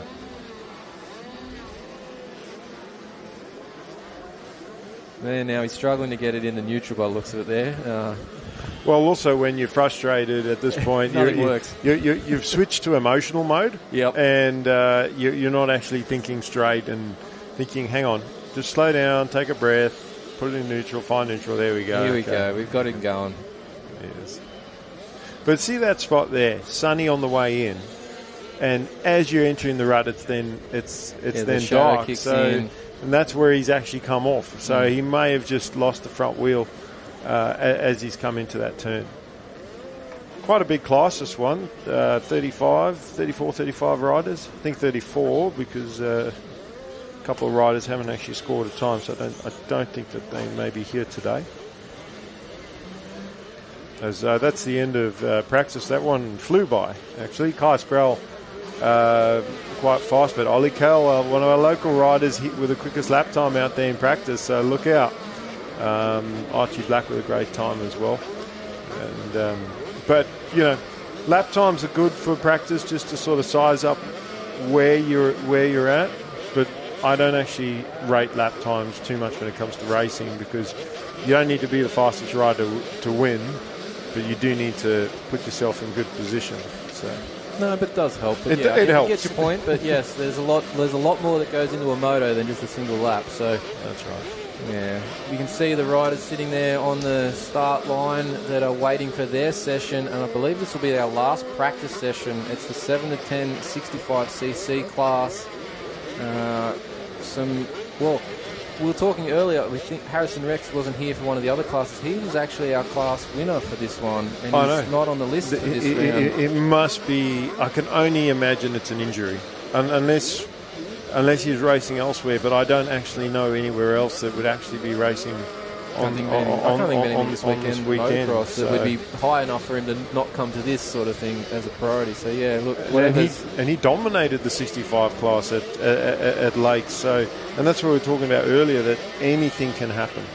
Anything can happen. So we'll be looking for the 268 of Stella Harding and the 242 of Mason Ryan, because they are second and third in this championship, and sort of split second and third place in the motos behind Harrison Rex at that opening round.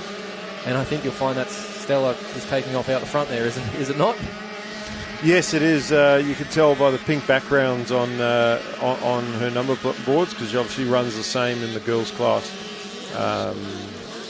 So that's an easy way to tell. But I think, if you had to guess between Stella and Mason, who was going to win this class, it's Stella's home track, so got a bit of an advantage on that. Massive advantage. I think Mason, the best thing Mason can do today is get in front of Stella in every race, and just to put the pressure back on her. And then, honestly, 3 second places today behind Stella wouldn't be a bad result going into the final round at Maitland, because Maitland is one of Mason's home tracks.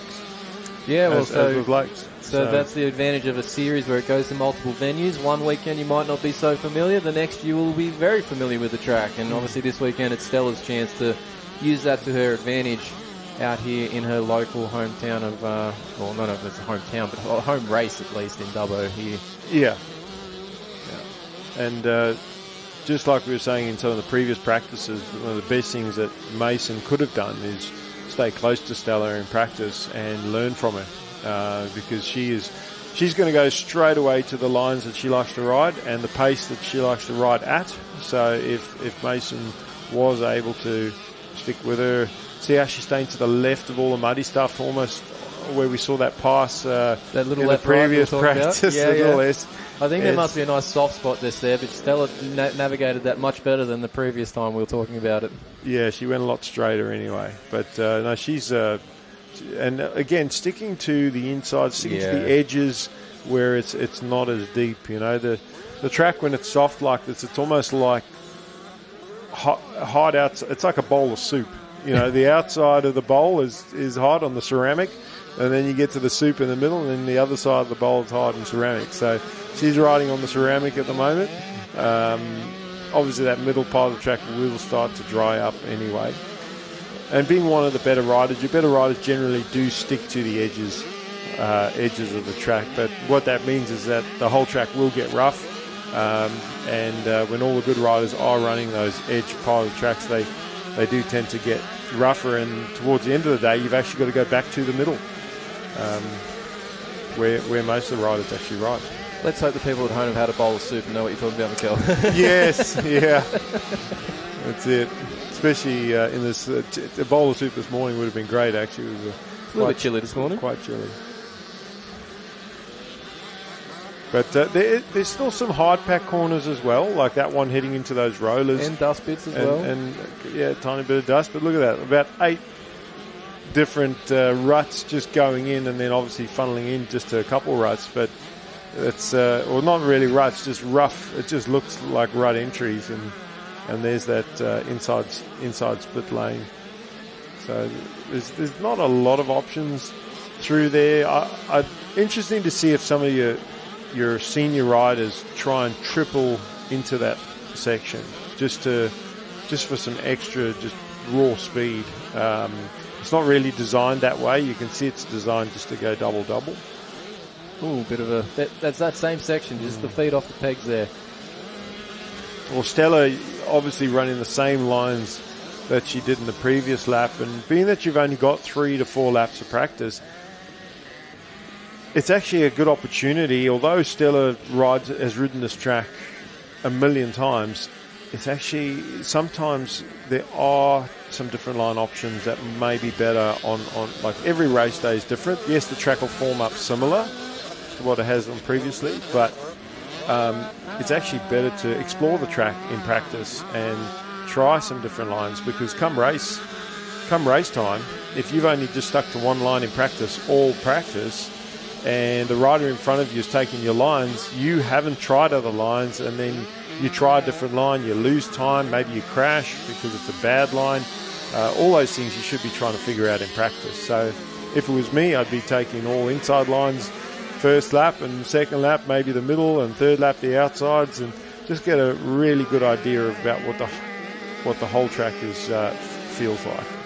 Now, as we're getting some times coming through for their first lap times that they're showing up here, Stella's obviously feeling quite comfortable with that familiarity to her local track. She's got a good 8-second gap a lap on the field. Obviously, everybody else is still probably learning their way around. Stella looking very good. But just on your point there about, taking the track and learning it still for Stella, as much as it's a home track, this race day might have had a slightly different prep, and obviously it's going to have a few more higher caliber riders on it, so the track's going to develop differently too, and just give a few more options in terms of lines, whereas the club day might only get 1, maybe 2 good lines. This one's going to have maybe 5, 6 in a corner, and you're going to have to figure your way through it. So there's still a bit, as much as your home track, you still got to learn the intricacies of the day, haven't you? Well, Stella with an 8-second advantage over the next fastest rider, which isn't even Mason Ryan, who's the second, currently now with Harrison Rex out. Mason is 19 seconds off of Stella. It's a bit of a gap. That is a bit of a gap. I know he's probably not going all out yet. And that's why I said if 3 second places today wouldn't be a bad result for him. But I actually think there's going to be some other riders that have something to say about that. When you look at Archie Blanchett, who dominated on the 50 at round 1 and was still good on the 65 as well, and he's our second fastest at the moment. Yeah, look, obviously it's early in this practice session and early in the day for these kids to develop, but Stella definitely showing the way around the track this morning. Going to be difficult to beat, very difficult to beat today, but like we say, plenty can happen. She's down there in that Kennard's higher corner, made that look absolutely easy. She did that very well, leg out, through that rut. Just very smooth this morning. Yeah, she's got a great style and like an accomplished rider. I know she's in that 7 to 10 class, so still quite young, but you know, these kids ride at least 4 times a week at this level. I'm still a bit jealous on that comment, actually. I wish I had 4 days a week to go riding. It's got to work these days. Yeah, that's right. It's work 4 days and maybe get to ride 1. Not ride 4 days. No. But hey, that's the you know, joy of being a kid. And mom and dad have those responsibilities, and your job is to ride the bike. But no, she does a lot of ride time. She's a very determined young rider, and one of those young girls that doesn't feel like, well, because I'm a girl, I can't compete in the boys' class. She wants to win in the boys' class more than she wants to win the girls' class. Like, it's a challenge for her. So, you know, come close at round 1, second in points. Don't have our championship leader here. Home track.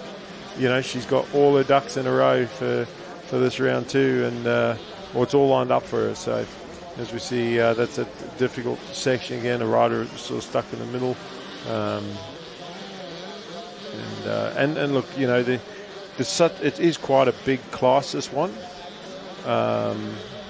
I think you said there was 30-something, wasn't it, for this one? Yeah, there was. Again, I'm not entirely sure if everybody has turned up. But when I say a big class, yeah, there's going to be some top kids in this class, but there's also a lot of riders that are sort of, I would say, intermediate and even novice that are having a go at state titles.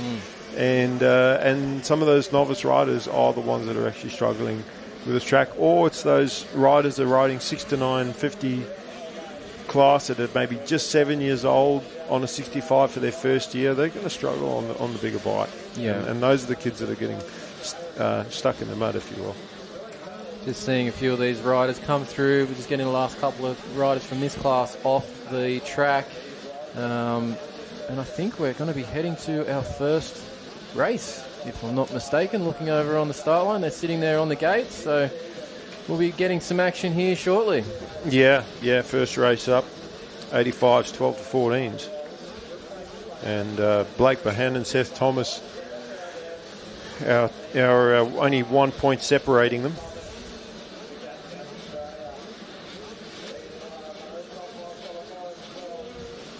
Now, if I'm not mistaken, that was from, like, Seth actually got all 3 moto wins, but in that final moto of the day, and I was surprised when we got to the podium that Seth wasn't number 1, because he'd actually got a bit of a point stock in that last moto. Not exactly sure what for, but that's sort of where that change up in the points there has come from.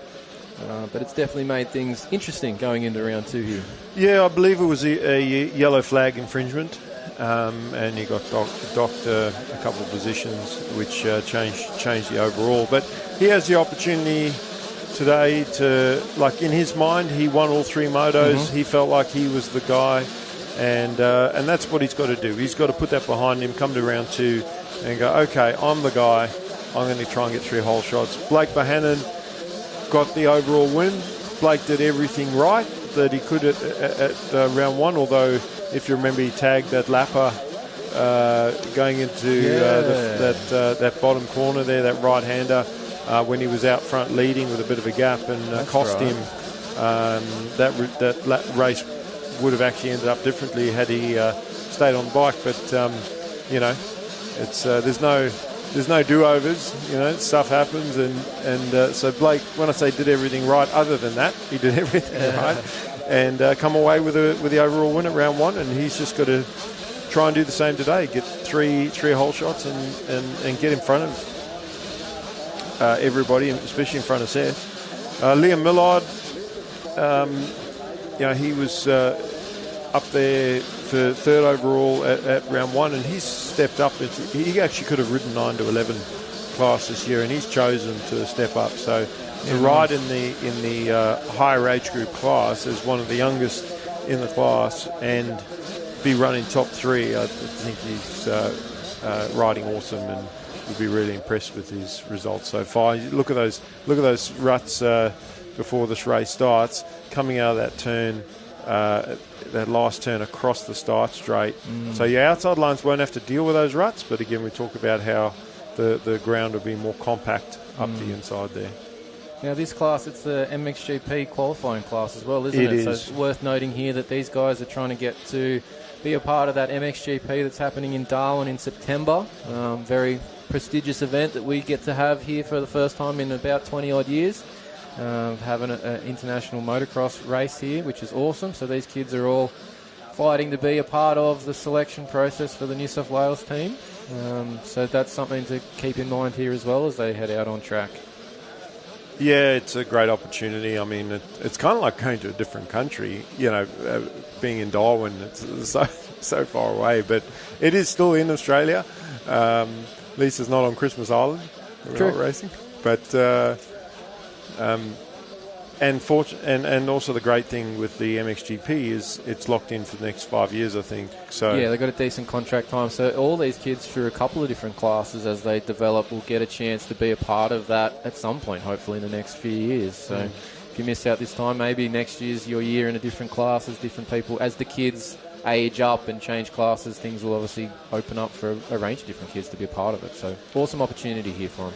So we talked about the last corner coming onto the start straight. Look at the first turn, how the ruts, because that's part of the track, how you've got 5 or 6 ruts there. That's tricky when these kids get up to that point, fifth gear wide open, and then they're entering those ruts, especially if you're not on the front back. And we do have a 5-second board about ready to go for a gate drop. We're going ahead here. Awesome jump out of that outside there. But the inside guys definitely got their first spot despite that good jump. Yeah. And I just think because that left side is just so much more compact. We'll try and pick up our leader here. It's a Yamaha out front. I think it's going to be that 2.62 of Blake Bohannon, if I'm not mistaken. It definitely is out front there. He's made a nice start from that inside to get the lead here, and it's 6.01 of Liam Millard in second place as well. So and Seth Thomas in third. So heavy hitters up the front. That's great to see our main contenders in first, second, and third actually racing each other for this championship. So it's early here, but Blake's definitely making his way out in front, nice and smooth so far. Heading down in that whole shot graphics corner. Our front three have definitely got a little gap between each of them already early in this race here.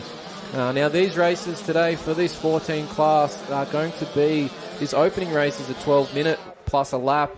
Oh, sorry, they're all 12 minutes plus a lap across this race day. So we've got a bit of time here for these guys to settle in, make their way, size each other up and try and get their way to the front across that 12 minutes plus the lap event here. Well, the best thing that Blake can do is run and hide at the start of this race, and he's got Liam, one of the faster riders in this class, as a buffer between himself and Seth Thomas. So if Seth gets hung up at all behind Liam and Blake gets away, Seth really needs to charge early on in this one and get to second place as quick as he can if he wants any chance of being able to run Blake down at the end of this race, because Blake it looked like going over that mound, not opting to take the wider line, as does the other riders as well. So they're not opting to go around that hump, they're opting to go over it. They must have found something there. They're comfortable on the inside at the moment with the track itself. Maybe it sets themselves up better for that next part of that first corner. But they're all doing it. Well, I just seen a rider go wide and sweep around and actually make a pass. So I'd like to see how that plays out if our front runners get into a battle. That ends up being a passing option, as we've got a great overview there of our leader with a drone shot. That was a cool shot coming out of the split lane there with the drone. Our sideline sports guys doing an awesome job there, capturing Blake as he went through that section and just motoring down here to the bottom part of the circuit, I should say. Look at the lead that Blake's got already over Millard in second place, and Thomas hasn't actually been able to... Thomas has dropped back, if anything. Yeah, he hasn't actually been able to challenge Millard for second, so he hasn't actually closed the gap on him. So Liam was running a good pace, but unless he made a mistake. But he was in that... I thought he was in that third place. Our fourth place rider is not too far back either. I'm just waiting for our timing screen to sort of roll back around so we can get that top part of the group there and capture some of these other riders, because there's some nice battles here happening sort of fifth and back. Heading into that's our New South Wales mining corner there. We've got a shot of them as they jump in through those rollers. Is that Seth maybe on the 295? I think it might be. Have we lost Seth there? Yeah. Or maybe that wasn't him in third place earlier. Maybe we called the wrong number there. Called it wrong earlier in the race, but no, he's battling in about fifth place at the moment. As you see, Blake just make a tiny mistake there. Millard go across the finish at the moment in second place, and there's Seth Thomas. He's in about fifth right now, so he's got a lot of work ahead. At the moment, Bohannon doing everything right. Put himself in a good position and trying to limit the mistakes. He's gapped Liam Millard in second place and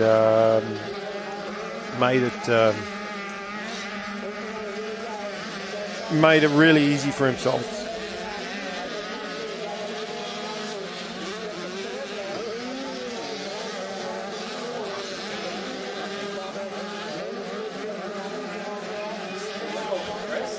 So Bohannon jumping through those rollers, and there he is there, our race leader, as we get it heading over the tabletop jump. Not opting to jump that tabletop. Yeah, and I think I think he just maybe went for the inside line around the turn and not jump rather than going outside to clear the tabletop. It's one of those, if I go outside I can clear it, or I can go inside and not. And interesting on some of these bikes, like the sizes of the bikes, sometimes going that inside line and rolling might actually be faster than trying to have to go all the way around and carry it and trying to jump it and still maybe three-quarter make it and bounce off the end. So there's more than one way to get around the track. Well, also by not clearing the tabletop, you don't have to pull up for the next corner. It's not as hard to pull up for the next turn. Yeah. If you're just singling the tabletop, a lot easier to find your line heading into the next turn. As we see Thomas trying to fight his way through the field here, side by side with a fourth place rider who's being stingy with those inside lines and not letting Seth just run around him, not giving up the position as he has to there. Made a little mistake up the inside. And Seth finally makes that position. But while all of that is going on, Bohannon is just checking out. And that's Sydney Stevenson, on the number four in third place at the moment. In third place. As Thomas is now up to fourth, but he is quite a ways back from the lead. So, they're already into their third lap, and which is not quite halfway, but at least a third of this moto is done. And he's having to work hard.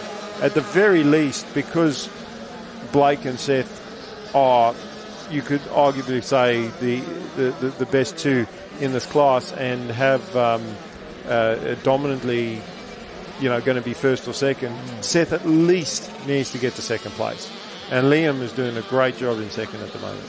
Well, we're kind of at the point where if Seth can get himself at least the third, it may be second, that when he gets there, he probably just needs to conserve some energy for the next motors, because he's probably not likely going to bridge that gap to Blake at the front with the time that's remaining. So, yeah, good ride for this moto for Blake, obviously, with getting out front early and just being able to control the race and ride it at whatever pace he wants to, basically. Well, that's what we didn't see the lap times for the 85s this morning, but that's what I was saying about lap times. Even if Seth is the fastest rider on track or has the fastest lap time, track position wise, he's in a very bad position, and like you said, he's probably expelling a lot of energy to try and get to the front. So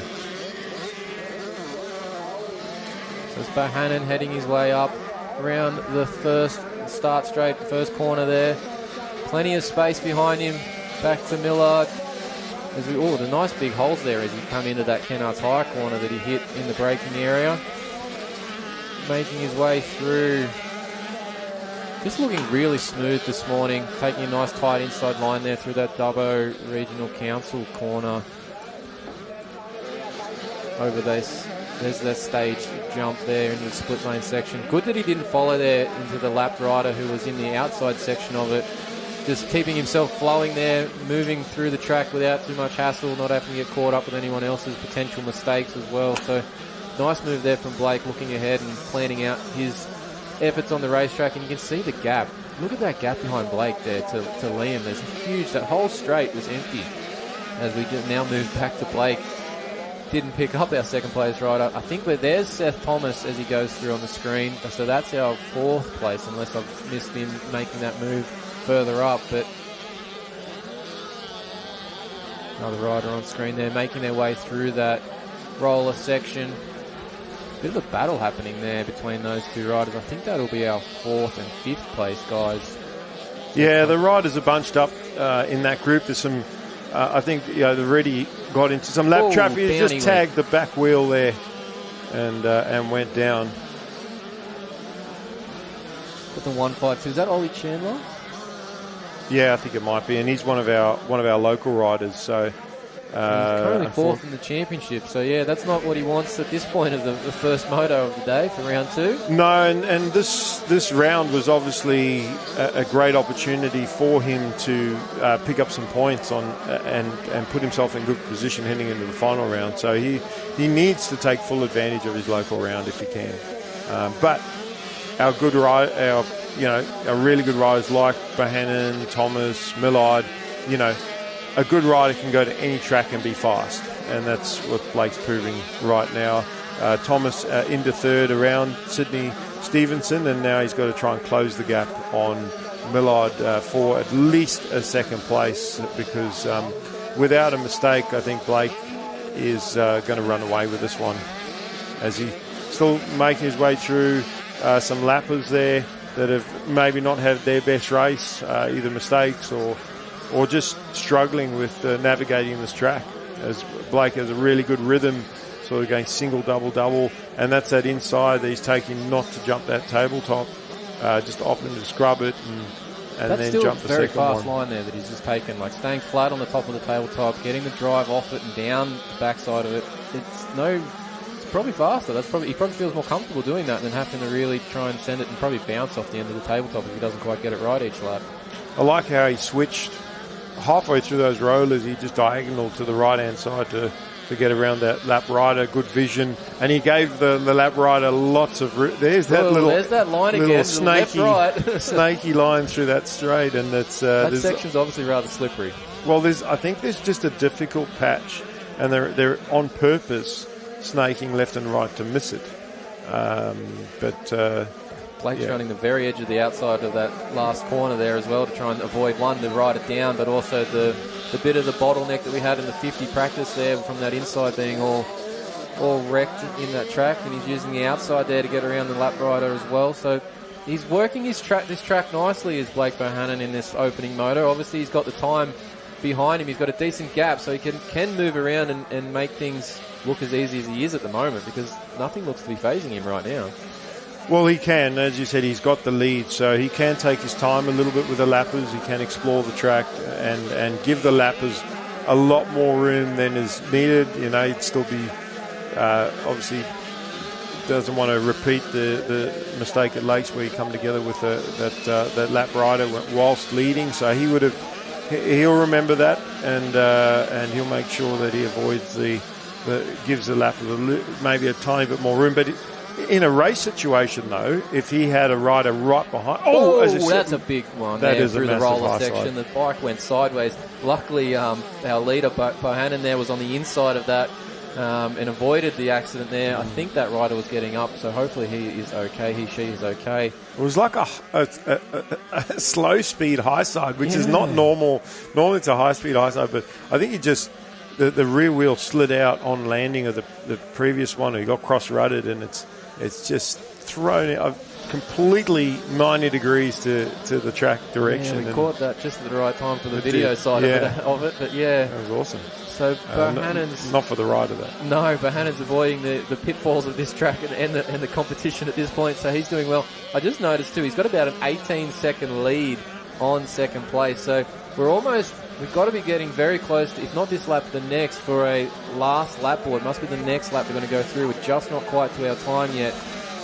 So we are going to be seeing, we're at the point of the moto with a gap like this for Bohannon. You've got to start thinking he's got to, maybe go into a bit of a conservative mode and just save some energy for Moto 2 and 3 here. Well, I think he is doing that anyway. I think he's taking his time with the lappers. He's riding really smooth as we're We're just waiting. There's our second and third place man.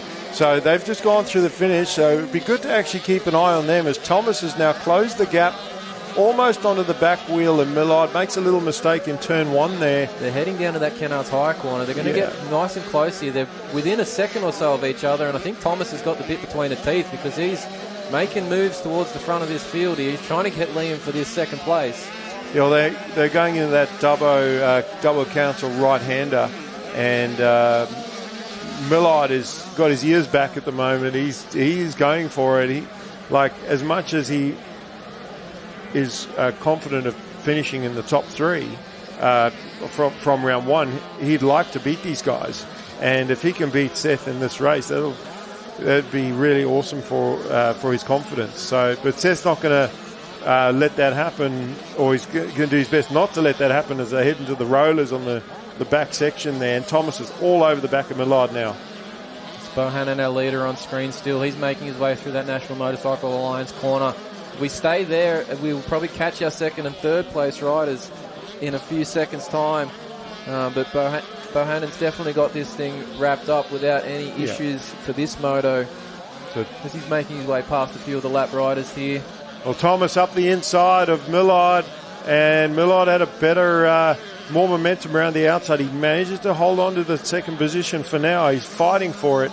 I thought that Thomas had the pass made. But, well, he better hurry up because we've actually missed the last lap board. They didn't get it for the leader, but they've had it out because the checkered flag's just flying. So Bohannon's got the win. If we keep an eye on this last straight here to see where our second and third place are coming, they're battling into this last section. They're side by side coming into this last corner. Can Thomas get it? Does Millard hold him out? Millard's going to hold him out on the edge of the track there. Nicely done. Liam Millard for the second place. That was a bit... He had him right on the edge of the track there in that last corner and just didn't give him any room to work with, did he? Well, you know what? He actually did. I thought Liam was going to go across and close the track off, and he didn't. He held his line. He let Seth rail the outside, and Liam just got a better run through that turn. I mean, Liam is a gentleman on the track, you could say. He holds his line, and sometimes that works against him because we are racing for position, and he's such a nice kid. He just it looked like it was like, okay, well, if you're going to get me, you're going to get me, and he just got a slightly better run than Seth through that final turn. But I love the fight that Liam gave, and that could be a crucial finish for Seth at third place. You know, that's 5 points. Could hurt the overall for him, couldn't it? It's the championship. You know, like if you lose a championship by 1 point or 10 points, you're still lost. And when I say lost, I'm talking about coming second.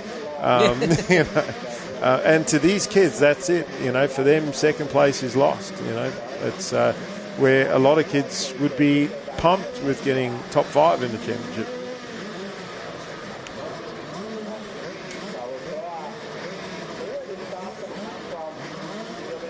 Righto, well, that was a very exciting finish to that opening moto there for the 12 to 1485cc. We're going to take a quick break here before our next moto kicks off.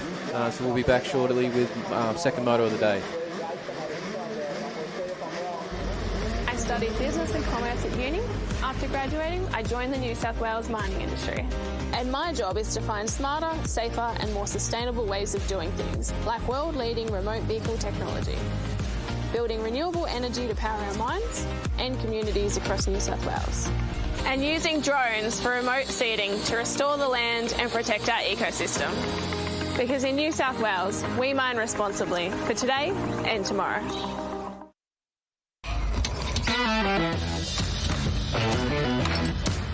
Looks good, eh? 10 O's. What was that, Love? I said 10 O's. All done, girls. Happy? Ken Oath, all right. From big jobs to even bigger jobs, get the Ken Oath feeling. Ken Oath's make your job easy.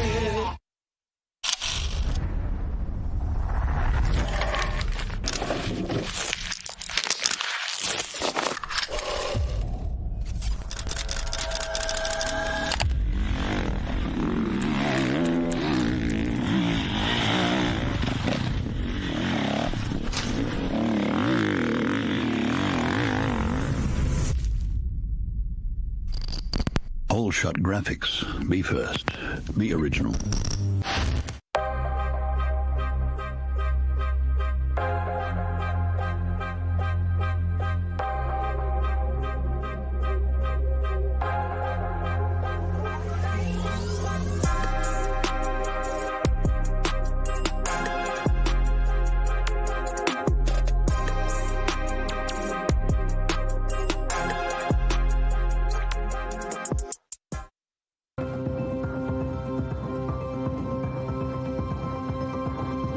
Westpac Rescue Helicopter is here for our community. And this holiday season, we will be ready to respond 24/7. Please stay safe and thank you for your support. To donate or for more information, visit rescuehelicopter.com.au or call 1800 155 155. I'm part of a team working on a first for mining in New South Wales, turning this coal mine into a new hydro power plant and solar farm to generate renewable energy for families and businesses. Projects like this show our industry will keep working to reduce its emissions, already down by 38% since 2005, all while contributing billions in royalties every year to fund our public services. Because here in New South Wales, we mine responsibly for today and tomorrow. It's very flowy and challenging. Yeah, I love it a lot. I was here when I was really young, but we came here for a race day like 2 months ago and in an Aaron Rankmore school. Yeah, just the features that most tracks don't have, like the split sections and that. I've rode here before at round one Dubbo. The best part of the track is the sand section. It's got like a few different things other tracks don't have, like the gator back. Track's just the dirt. It's like a clay. It's really good. Ruts up nice and well, so looking forward for it. The track is good, and I like the 2 finish line jumps the most out of the whole track. It looks fun, and I reckon it'll be good now that they've dumped a whole lot of sand on it.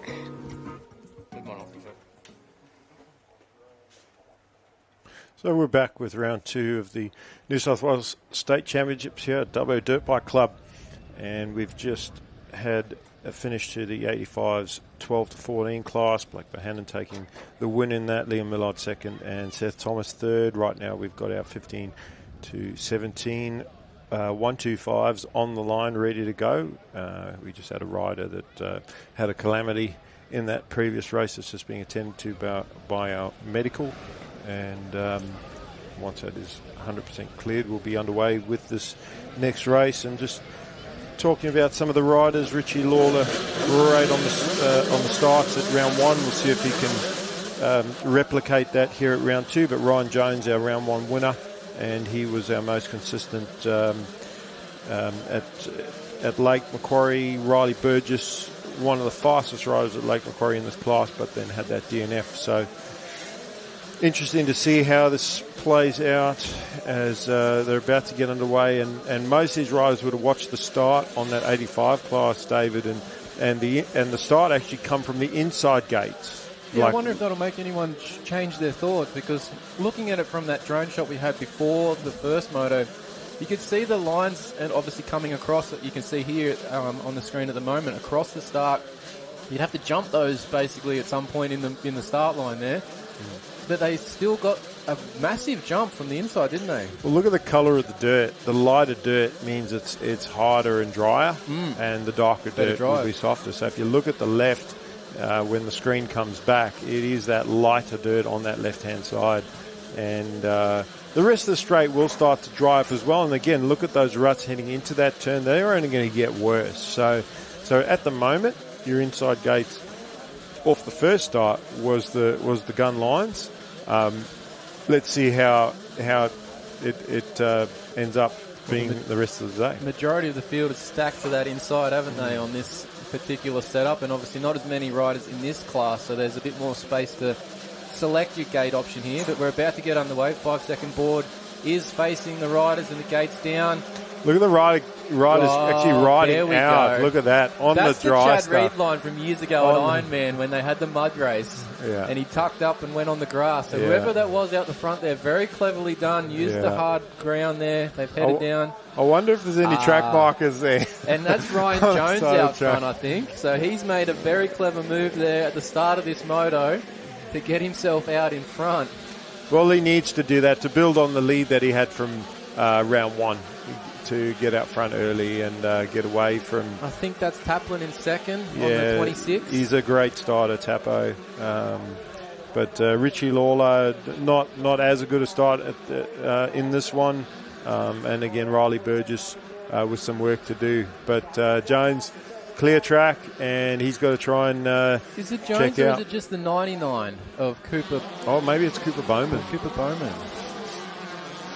No, it's the 99. Okay. My mistake. So the 99 has got Sorry, made a nice move here. I just, when you called it, I thought, well, you're younger than me, your eyes are better. Well, it's probably that. The contacts are in, but maybe they're not as in as well as they could be. No. But yeah, Cooper Bowman with a nice start then, so out leading this moto early.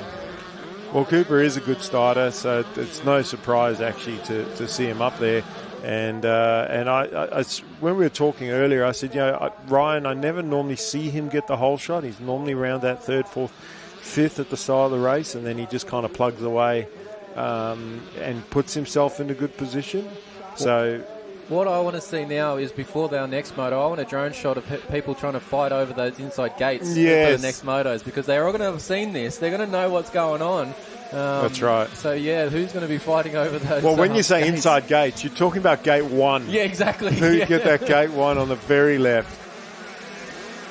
So we do have Cooper Bowman out front. We've got, I'm not sure who that is on our second position there on the KTM. I think that might be Lawler. Lawler's on, or was that Eisel? No, it's Eisel on 23. Burgess and then Burgess in third. Taplin's dropped to 4th. Then Jones. And there is our Ryan Jones, who we thought was out front, but he's actually in 5th position at the start of this one. So our contenders are up there. And then there's Richie Lawler right behind Jones as well. So our top 6 are the top 6 that we expected. The one that's missing maybe at the moment, Kobe Reed. Well, Kobe Reed was there just behind Lawler, so just in front of that next pack of riders.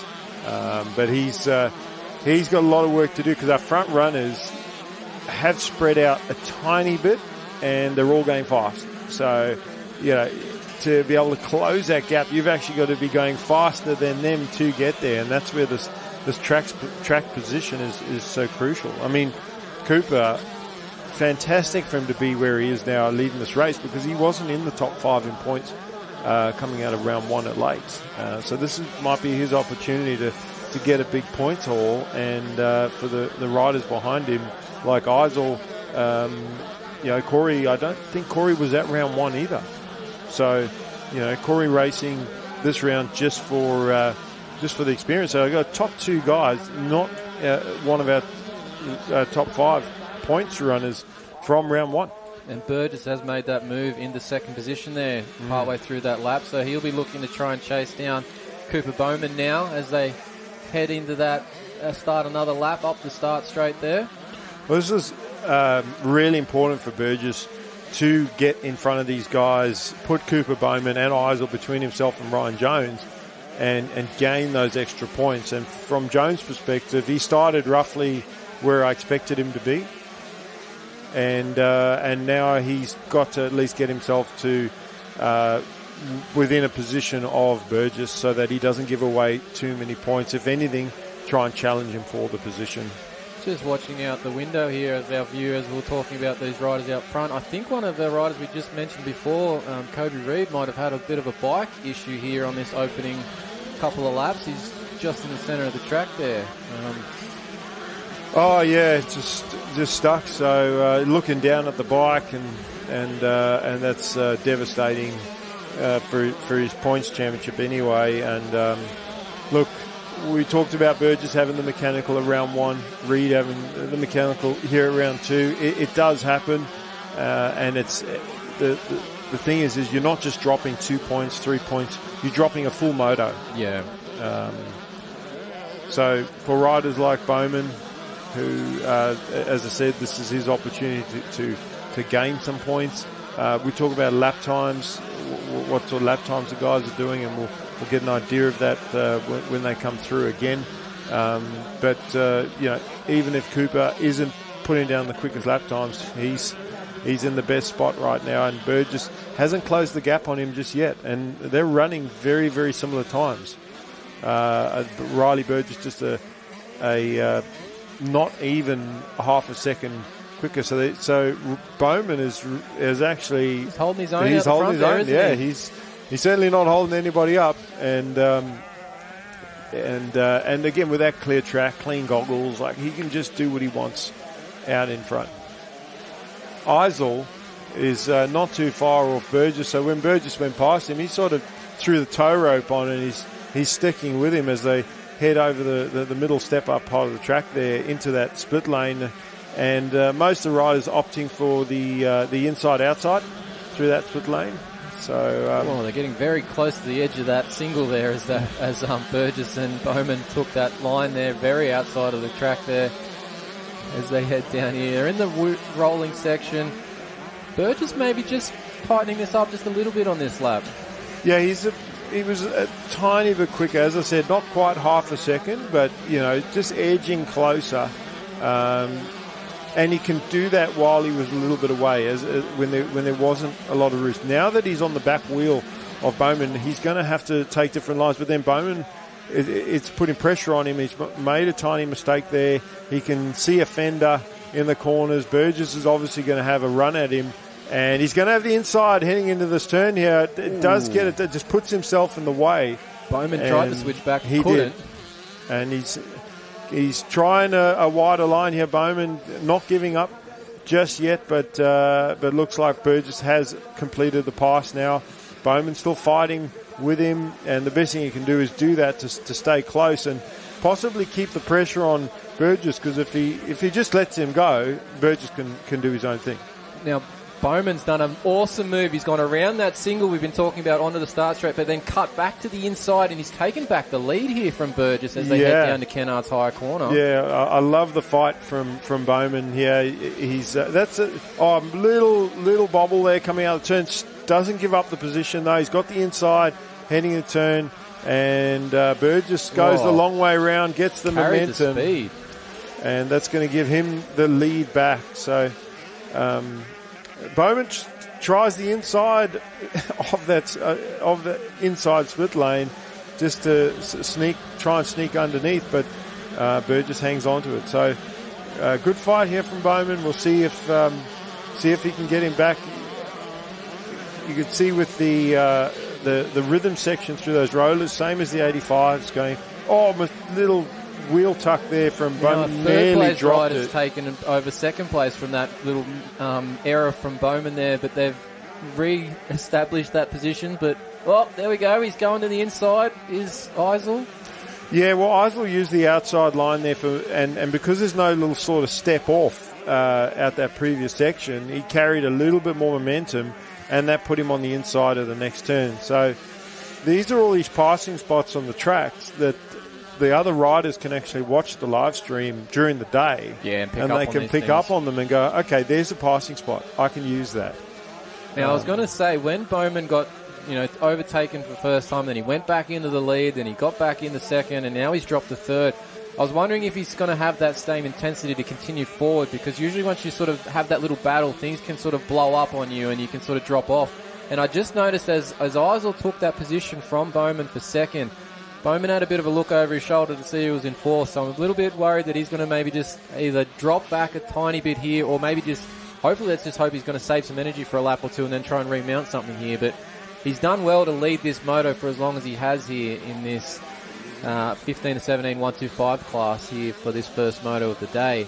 Well, there's a huge gap back to Ryan Jones in fourth place, so Cooper Bowman can actually afford to let those guys go and settle for that third place. I don't think he wants to. I mean, he fought hard for that lead when he did, didn't Burgess. There was 2 or 3 passes back for the lead, and Corey Eisel, he is stuck with Burgess and actually closed up on him a little bit. I think even when Bowman was racing with Burgess it looked like he settled. As soon as he took the lead, he probably felt like, okay, I've got it.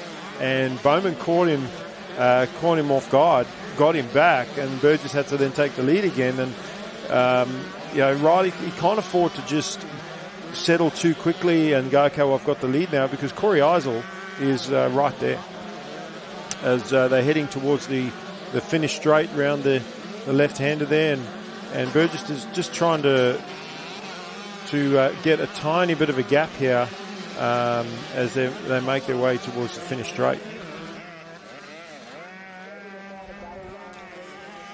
And he has done that. It looks like he's starting to stretch it out a little bit. Eisel's still charging, but they're in that second position. He's just taken a nice leap off that inside roller onto the start straight there. So he's still pushing quite hard, trying to keep Burgess honest. Well, he tried the outside last time, and then midway up that start straight got bogged in the middle of the straight. So he switched up his line because he saw how he lost time there. And Burgess with a second a lap faster that last lap time. Bowman with a couple of mistakes. One of your fastest riders on track is Ryan Jones, and he is going faster than Bowman. So Bowman's got to keep a good pace if he wants to hang on to that third place by the end of the race. We're just watching the riders head out towards the bottom section of the track here. Burgess with the lead still, heading down there. Taking around the lap rider, he's going to go around the outside here, staying out of the way so he doesn't hopefully, get caught up in any mistakes that rider makes through that whole shot graphics area of the track. I think this track is actually suited to these drone shots, Mikkel, because the track's obviously back and forth a lot, and you're seeing these ruts develop, but the drone shots here are looking awesome today from up the top.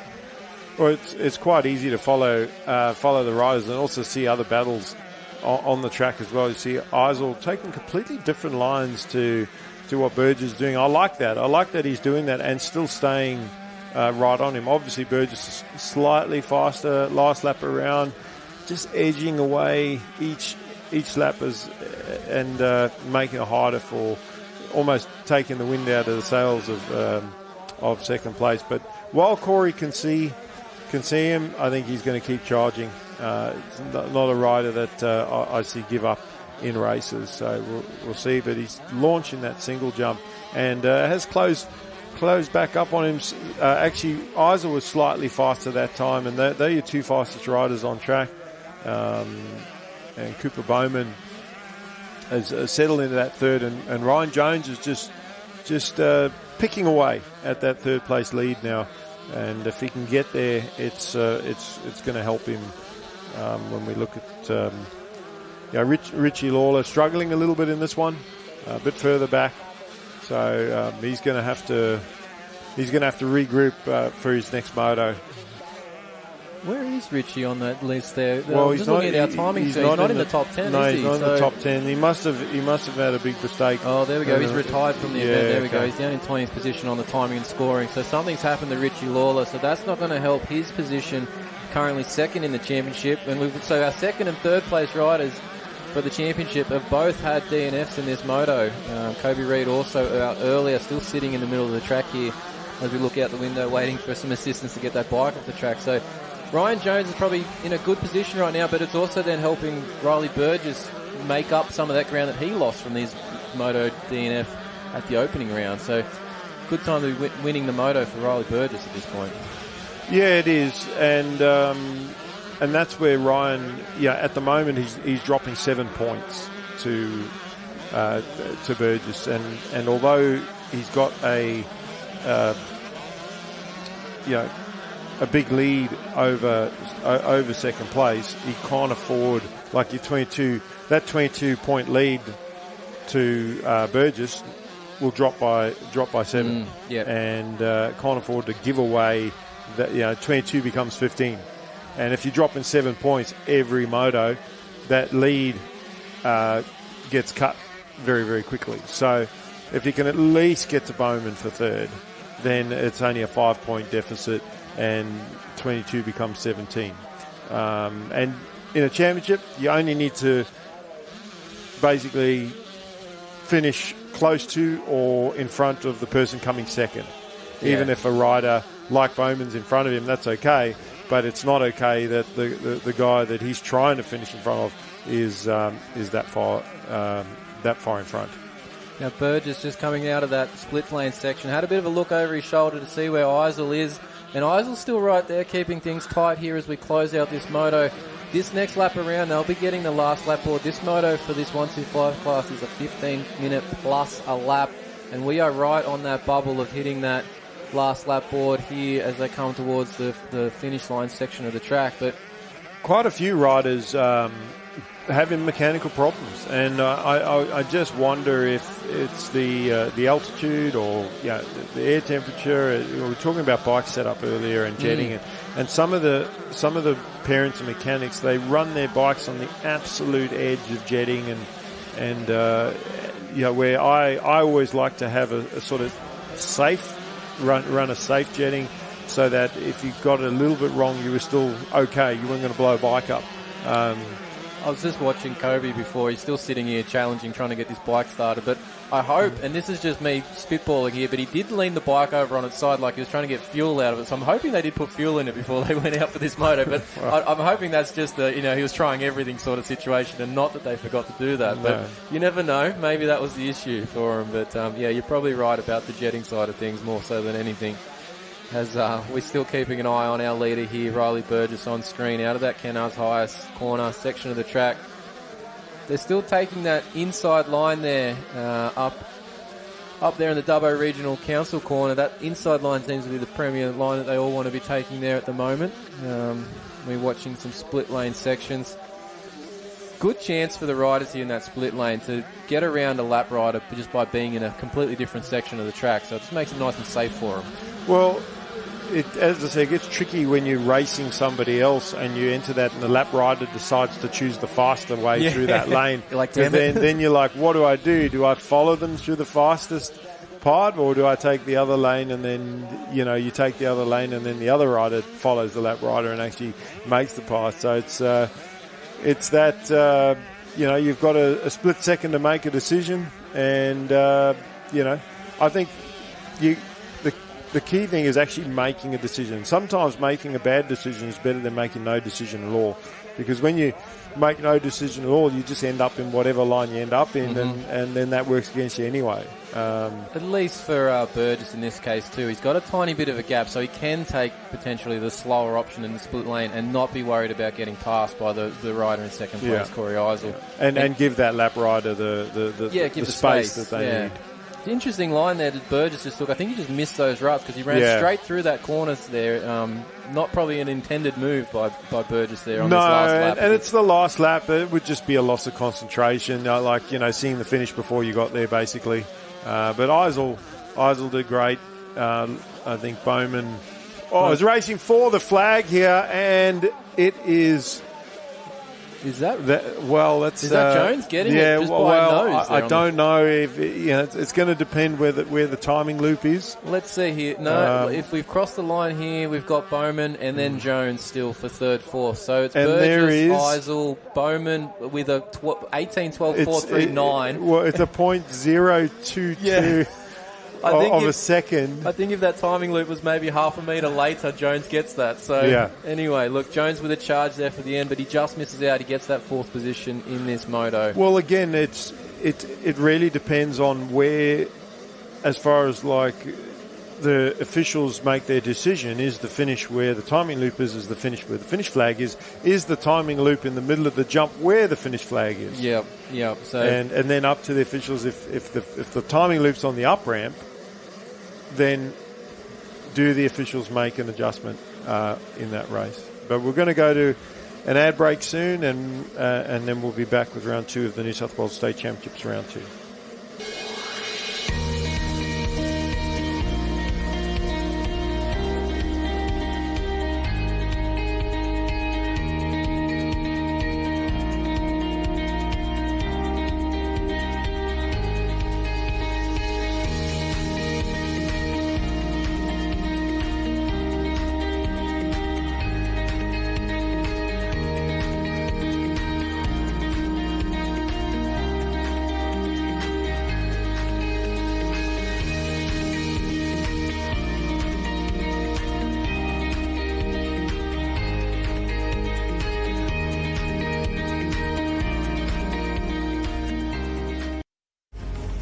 studied business and commerce at uni. After graduating, I joined the New South Wales mining industry. And my job is to find smarter, safer and more sustainable ways of doing things, like world-leading remote vehicle technology, building renewable energy to power our mines and communities across New South Wales, and using drones for remote seeding to restore the land and protect our ecosystem. Because in New South Wales, we mine responsibly for today and tomorrow. So back with our next moto of the day, and that's our 9 to 12 85 class. This is our younger 85 age group. And we just saw a photo finish in our previous race for third place. Really exciting stuff there. And Cooper Bowman hanging on by the skin of his teeth. But a much fuller grid, this one. The riders, we're talking about the riders opting for that left-right off the start gate on gate 1 there. And so who's lined up in gate 1, Mikel? Well, that's what I want to know. Who was smart enough to take that gate 1? Because you can see from this shot, right now on the drone, that right side as we're looking at the camera is a lighter coloured dirt and is going to give you plenty of drive, which is what Cooper Bowman took advantage of there in that moto just previously run.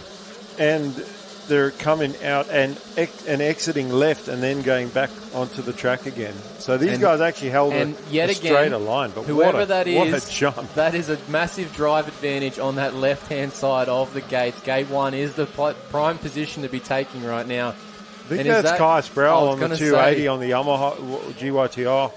And he needed that because about 5th in the championship standings after round 1 at Lakes. And his goal should be 3 race wins today to try and eat at that deficit that Archie Black has, because Archie with a huge points haul from round 1. And looks like Maxie Harris with a great start there in second place. A rider down already. That looks like Caleb Chapman on the 11.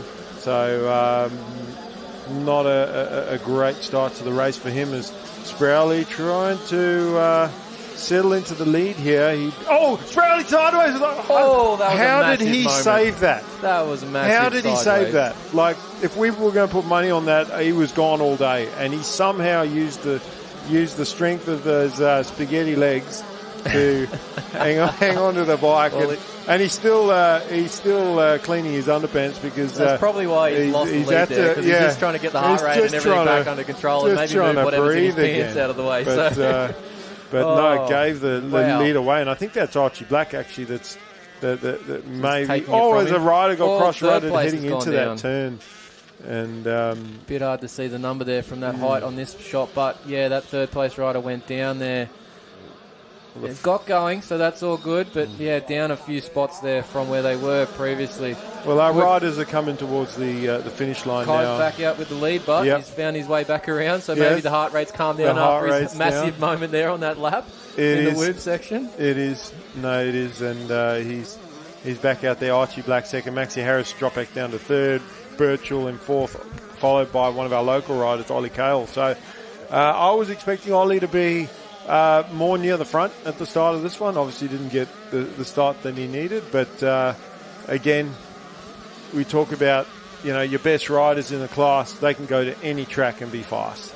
So Ollie Cale with some work to do, and now that Sprowley has got his breath back, got his heart rate back down, he is... we've all calmed down. Yeah, we've all calmed down, that's right. We will get my pacemaker going again. He's settled in, and let's he's see if he changes away. up the line when he goes into this one this time around, because that was an massive moment, and see what he does as he heads into him now. I just think he got cross-rutted as he jumped in. Because it was in that middle section of it, wasn't it? So whether he just hit that one, that middle landing point has lots of ruts in it, so yeah, he must have just caught the edge of one and just sent him sideways, but that was not very pretty moment for him there, but he's rebounded. He's caught everything back together, and he's back charging out front. So this is the second lap of the race, and he is lapping halfway through the second lap, and that's what I was talking about earlier with the the riders in the class. We don't necessarily have all the best riders yet. We've got some A-grade kids, we've got some intermediate riders, and we've got some novice riders, like I said, throwing in their hand in-state tyres. Oh, we've got a couple of riders down here. Is that the riders 100 on that side angle from that bike number there? Might be Jace Wallace, if I've got that on that slight angle. And who's the one trying to stand it up there on the Husky? Is that a... I can't quite tell. There is. Angle, looks like there's a 25 in there on the number, but I don't want to assume and upset any parents that think, oh no, you're talking about my boy. As Sprowley now, after that little bobble, and he's established a nice lead after that bobble and losing it. He's back way out front. It's actually the 55, Mikel. They've got it back up on screen here, and that's Emmett Beach. Oh yes, and it is the 100 of. Jace Wallace. So, look, those two have had a little moment there on lap 2. Hopefully they're okay and back in the moto here shortly. I think Wallace had a moment and then Emmett felt bad for him and stopped. Joined in, Just wanted to check on him. Yeah. But, look, I like what Archie Black is doing. You know, he challenged Kai for the lead when Kai was, his heart was pumping and he made that big mistake, but he's got a great points lead from round 1. Mm-hmm. He doesn't need to win every race. You know, Kai's riding really well in this race so far. If this is the track for Kai and things are flowing and maybe not so for Archie, 3 seconds, just keep things tight. Yep. I mean, or as tight as you can. That's right. I mean, 3 seconds is only 9 points and he has a 23-point lead over Kai. So, dropping 9 points in this race, fight the worthwhile battle. Essentially, Archie has set himself for a championship win if he rides smart. Yeah. And that is, all the pressure back on Kai because Kai now has to whole shot every race. Kai has to win every race if he wants to stand a chance in winning this title. So I think it's really smart for Archie to actually just let him go. And I think the way this track is, like that big mistake with Kai. The little ruts, little edges, soft bits, acceleration bumps, I think it can come and bite you. So I think you've got to concentrate the whole moto and focus. And just one little loss in concentration and you find yourself on the ground.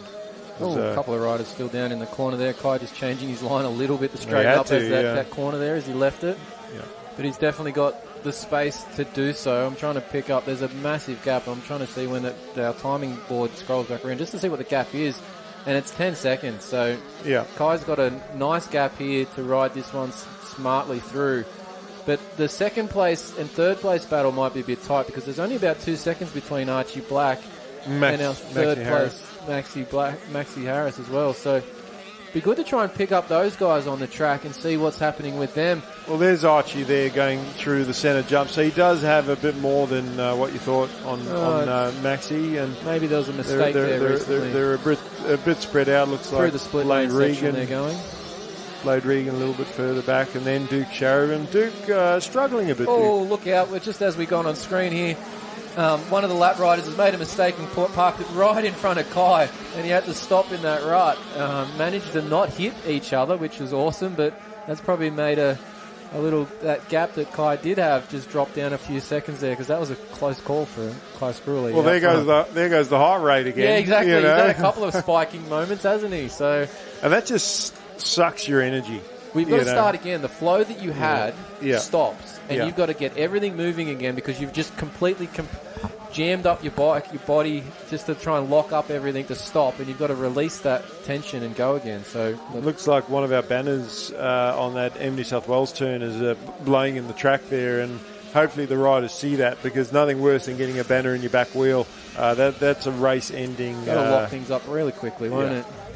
But yes, it's definitely in that corner there. A bit of a hazard for the riders in this class here.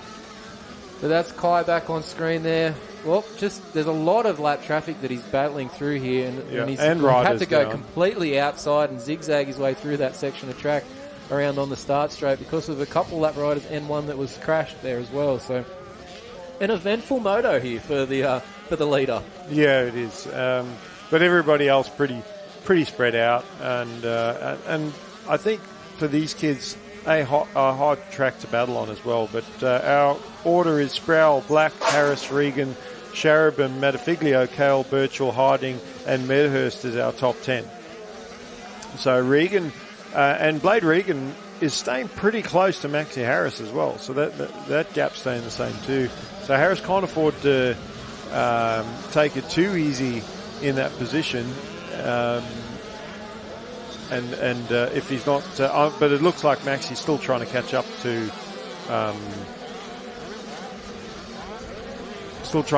Archie Black in that second position. And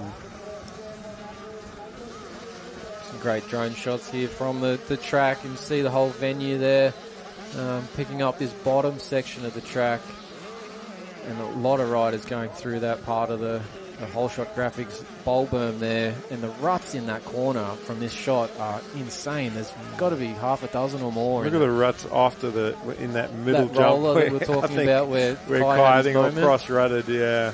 Yeah, look, obviously that's just the rhythm lane where that everyone is landing in there, and it's obviously soft in there. And yeah, I think where it catches... We've got a few down. Oh, is that our leader caught up too? It is. He's caught up behind a lap rider, and that's the number 2 where Davy's gone down. He is stuck there, and he's I've seen Blade Regan go past as well. So he's not stoked on it either. Kai is stuck, and he's trying to get the attention of the official there. But finally, the official gets the bike out of the way. There was Bo Davey, I think, that put it down. It was in the way of Kai, 2. but.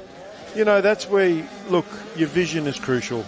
You've got to be looking up all of the time, and sometimes the rider will fall right in front of you, nowhere to go. But had you been in a different line option, you wouldn't have been in the same line. And I think especially how difficult this track is, you cannot afford to follow lappers at all. Well, there's Kai coming across the finish line now. So how far has he dropped down? He's back in 5th now. So he's lost a lot of positions. Archie Black is just rubbing his hands together. That was just a gift, wasn't it? It was, and that's why I said, imagine if Archie had tried to race Kai at the side of this race and crashed trying to run at a pace that he wasn't quite comfortable at. He raced Kai in the beginning when Kai made those mistakes. Kai put on a few good laps. He let him go and thought, okay, you know what? I'll take a second in this one. But so Kai's right on the back of, is that Maxi Harris there on the 29? On the 29, I think it is, and he's following him into that section, which might not have been a good idea. Well, no, he actually tried to squeeze him out up the inside and didn't quite get there. So he is close, and that is for 3rd if he can get it. So and where is Sharonbone gone then?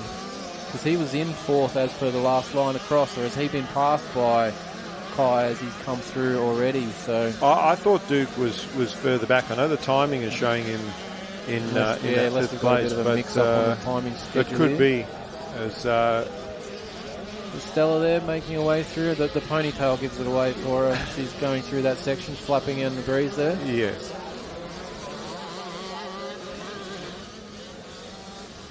Just trying to pick up where our leaders and the battle that is for Kai coming back through the field here as we watch some of our riders battling through that corner there onto the straight here for the finish line tabletop section.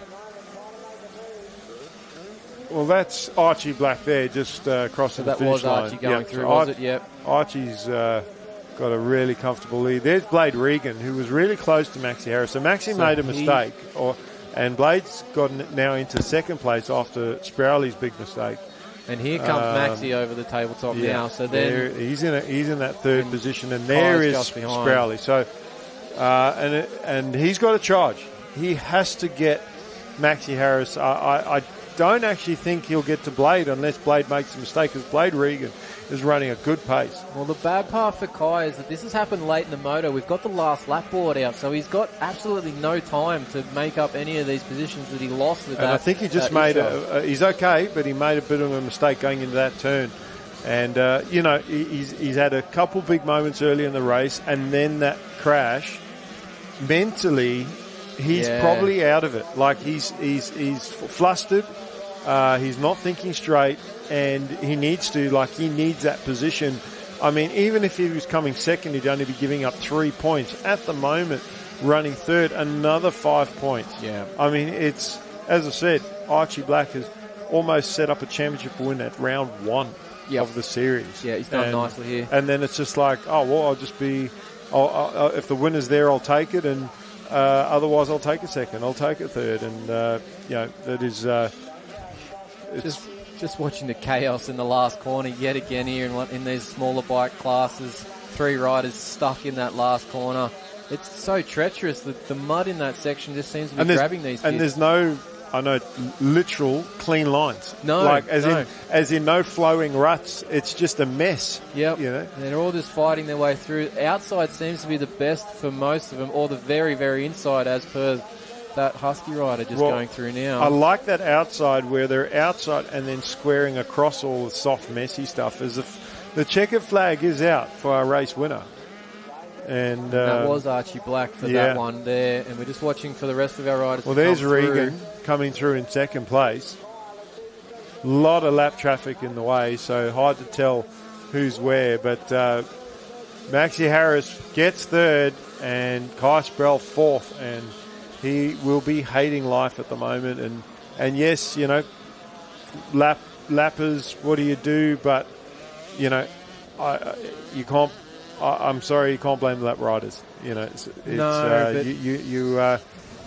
I mean, in saying that, I've had lap riders in front of me in a race go from one side of the track where I've given them so much space, and they've still come end up in front of you completely across the other side. There's not much you can do in those scenarios. Sometimes it just sucks. It's just unfortunate. But look, for mum and dad of Kai trying to get his mind back on task for the next motor, it's going to be the challenge now, because he had that one in the bag and things just went absolutely pear-shaped. So and I actually thought that he done well to manage the two big mistakes early.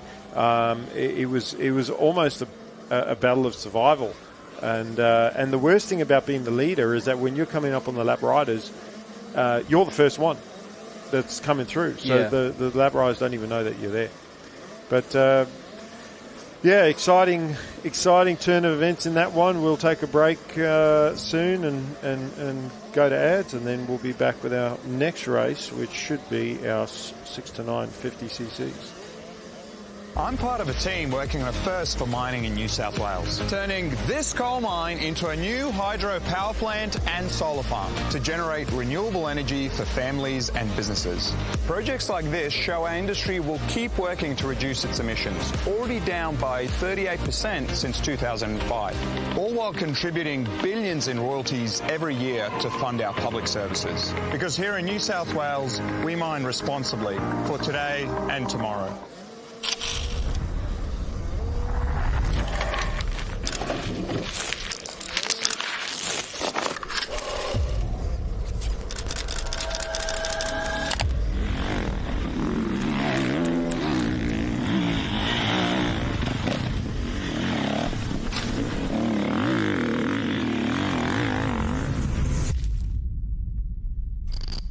All shot graphics. Be first. Be original.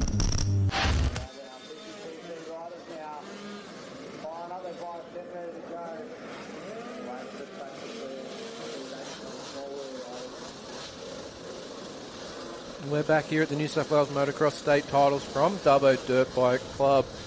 Just getting that drone shot of the facility here. Beautiful area out here west in Dubbo.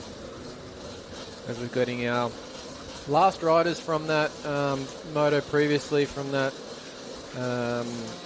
race off the track, and we're getting our 6 to 9 50cc riders prepared and ready to go racing here for their first moto of the day. And yet again, let's have a look and see who's going to be taking that gate number 1, because it's been the primo spot that we're getting hole shots from for the moto so far this morning. Well, this is where Archie Blanchett, who dominated round 1, he's got to be really smart here, because we've seen riders lose a lot of points, have DNFs, you know, sure, bike problems, but also potentially have crashes, get caught up with lap riders, get stuck in ruts. And these little 50s, look, there's one start line, one rut that comes zigzag, from, that goes across, like, if he sticks to that line in these 50s, he's going to take out half a field, because that line literally comes 45-degree angle right across. So, yeah, maybe that's their goal, get a good jump and go across everyone. So who's our man on the inside, or man or woman on the inside Archie there? Blanchett, Is it Archie? yeah. So he's made the smart move. Yeah. Well, he would have got first gate pick. Well, first gate pick, but he's also taken the smart move of watching what's happened prior to this moto and learning from it and hopefully replicating it here when he gets the chance to do his start here in just a second. So let's see if we get another hole shot from gate 1 or if somebody else can find some traction to match that as we just scroll across the riders here for this moto, getting a good look at all the little kids here on their 50cc bikes. Good full-size gate. A really big field, I was just about to say. And what I was talking about a minute ago about being smart, because Archie is clearly, the dominant rider in this class, he cannot afford to take a bad line, have a crash, get stuck. When he's lapping traffic and a rider maybe in front of him gets stuck in a rut and he gets stuck behind, he's got to be really, really smart. Bit of the gate number 3, bit of a zigzag and cause a little crash there in the middle, but Archie taking the lead from that hole shot, gate number 1, as per we expected him to. We saw a rider from the outside get a really good jump and swept into that second place. So some of the outside gates starting to work now as that straight is starting to dry up. So we'll see as the day goes on, especially our bigger bikes, 125s, 250s, when they get onto that middle, it's not going to be as much of a disadvantage, and especially as that dirt starts to dry up. We watched the opening few sections of track here in Dubbo Regional Council Corner, watching the kids come through, battling their way through those ruts. Look at the size of them compared to the bikes and their little legs trying to paddle their way through to keep their balance. It's always a challenge for these kids when they're on the track with all the big bikes destroying it and they've got to battle their way through what probably seems like a minefield at times. Well, those ruts didn't look so deep when the 85s right just come through, but they look really deep with the little 50s running around, that's for sure. But Blanchette, look, he's put himself out in front and he's just trying to negotiate this track his first lap. Remembering, too, that the track has changed between practice and where they are now. Is a lot boggier in practice, but there'll be some new lines out there, and this first lap is where Archie has to find his set of lines that works for him and actually stick to it. Normally I'd suggest maybe exploring the track, but that's dangerous. Bit of a challenge here for Archie, getting caught up in that rut, as you were just saying about finding a line and sticking to it. He might not want to stick to that line. No, the outside seemed to work quite well for the rider in second place, but exploring the track can actually be detrimental, because you go, I want to try and find a better line, but you try a really bad line and then get bogged and stuck in the mud. So it'll be interesting to see how these kids go through this final corner. Archie, no troubles there, used that outside line to his advantage, but that was where that last corner was where all the kids got caught in the practice. Hopefully it's dried out a bit more for them by then to make it easier for them to navigate through that section of track. So we'll see how they all go through there, but I wouldn't be surprised if maybe Archie comes across a lap rider in that section at some point in the race as we go on. Well, Nielsen in that second position, I think he might be a Queensland rider, maybe. The 43, Harvey Bay. So cool to see some of the interstate riders racing with us here in New South Wales, and he's not that far off the leader, but Archie was the only one jumping these two tabletops in front of us off that first lap. He got really good momentum out that last turn, and where Nielsen come close, but he still cased the landing of that. So the front riders starting to spread out a bit. The whole field, in fact, starting to spread out a bit more.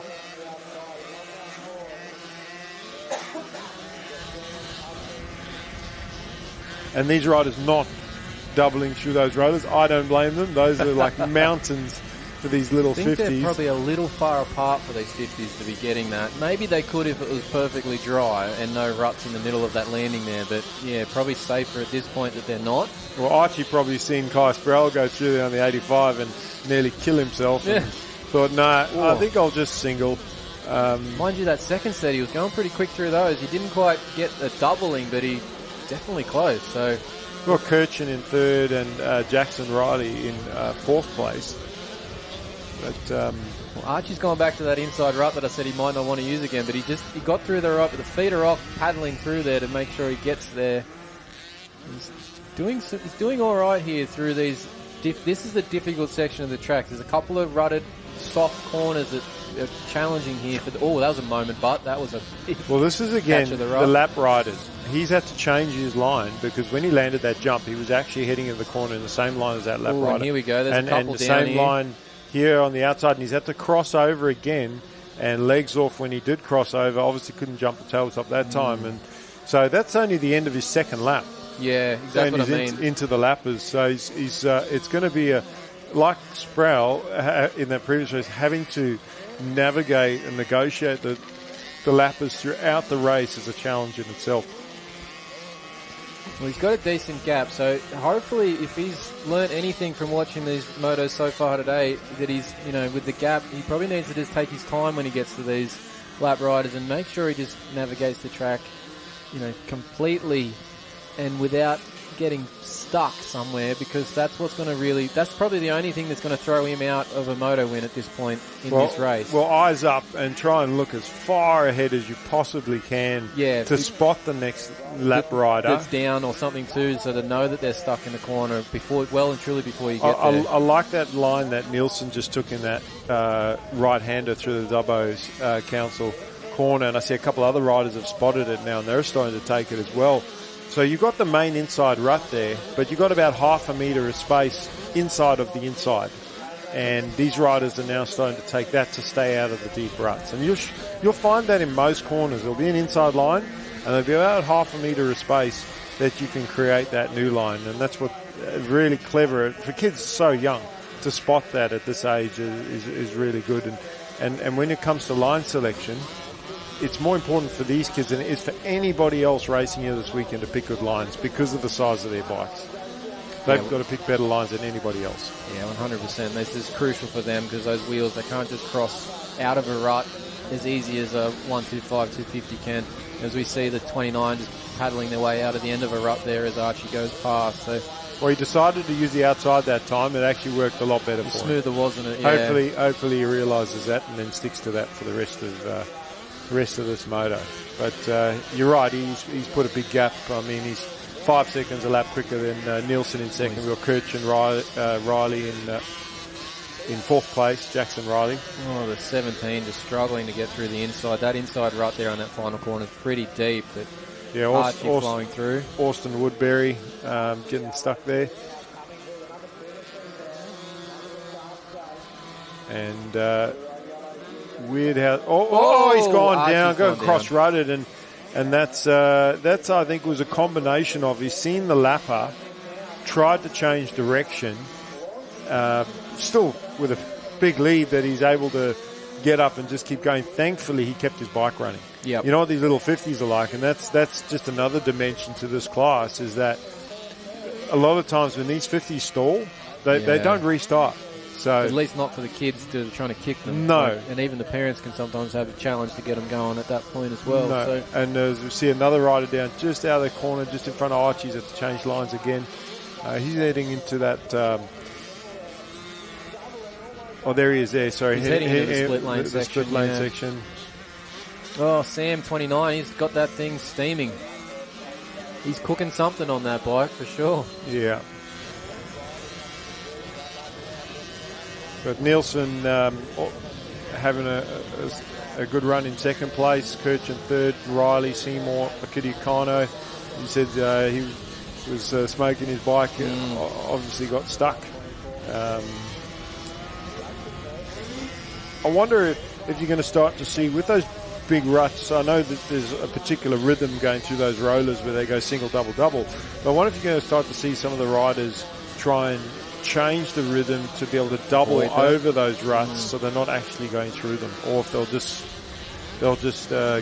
continue to plow through the same effort, just run through it. I mean, that might be what's happening now. It just may be the best rhythm through, but we'll see, especially tomorrow when we have our premier senior classes racing. They might be just tripling over the whole thing, over the whole set of ruts. Create a rutted section in the next rhythm part of it, in the next dip. We see some more riders down, caught out here. A couple of ones battling through there, trying to get through that section. Like I said, this last couple of corners of the track, are a bit diabolical for these 50s today, so far at least, as the track is still drying up in that area, and obviously the ruts are quite deep and thick, and Archie just trying to battle his way on the outside there. Well, he had to actually go almost off the track to miss that. Look, he had the one crash. He's not going to want to turn one into two. But look at the lead he still has over second place as we wait for Nielsen to... Oh, Nielsen got sideways on that, trying to clear that tabletop, and that was... Yeah, I don't know how he held on to that. It's just watching Archie on screen here heading into that Kennard's tyre corner, and there's just riders... There's not riders everywhere, but it seems that every section of track there's a rider he's either passing as a lap rider or there's a rider on the ground blocking a line that he wants to take, and he's just having to deal with this throughout this entire moto. It's, rather difficult for these kids. Just watching some of our other riders come through the finish line section. That's the 17 there of Austin Woodbury. So he's a lap down. Yeah. He's one of the riders that got stuck in that corner earlier. And there's Archie on screen again, heading down the back towards the bottom part of the circuit. Well, this isn't a race. This is survival. Yeah. There's no battling. As you say that, there's another rider on the ground picking up the bike. They're battling the track. What's that one? Was that the 13 or was that a 131 of Harrison Redfern? I think it might have been. So, look, the kids are doing well to continually circulate here. So any of these parents out here, don't be too hard on these kids. They're doing their best and they're still out there, which is awesome effort from them. They're learning plenty by doing laps on this track at this point in time. Archie is looking really smooth, not making any mistakes at the moment. And I don't put that down to, poor riding. I put down any mistakes to just being the track is just so challenging. Well, he's got a couple of lap riders here blocking up the track in front of him as he was trying to take that next section there.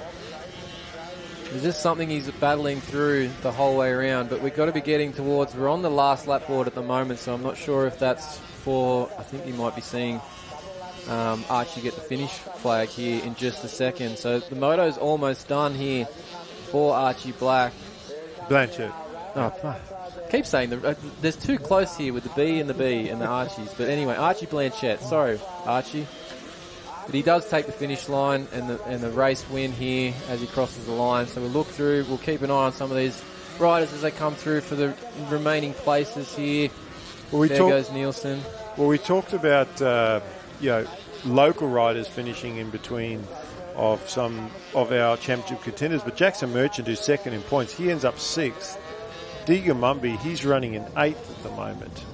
And that's our... It's going to change up our championship second standings and quite third. a lot, isn't it? And Sam Kitikano, obviously, he had that little bit of a problem there on the start straight. Just watching the screen here, I think that's our... He's in 23rd. Our Sam 29, still smoking up, trying to get up. Well, he's just trying to make it. He's trying to nurse that bike to the finish line. That bike is he gets there. A beating. And that's it points-wise. Merchant, who ends up 6th, he's still... he's probably still sitting in second in points. Because Zio Kirchen, he obviously wasn't in our top 5 from round 1. Neither was Jackson Riley. So those guys will at least be making up some points. And it's the 50s is definitely about consistency. And that's what Archie Blanchett's done. Another race win. He'll be on a perfect, up, like you're saying, well for the championship here, hasn't he, with another moto win. So that's 4 motos for Archie from four races. So, yeah, things are looking good there. As this moto wraps up, we might head to another quick break here before our next moto on the calendar, which will be our 14 to 1685s.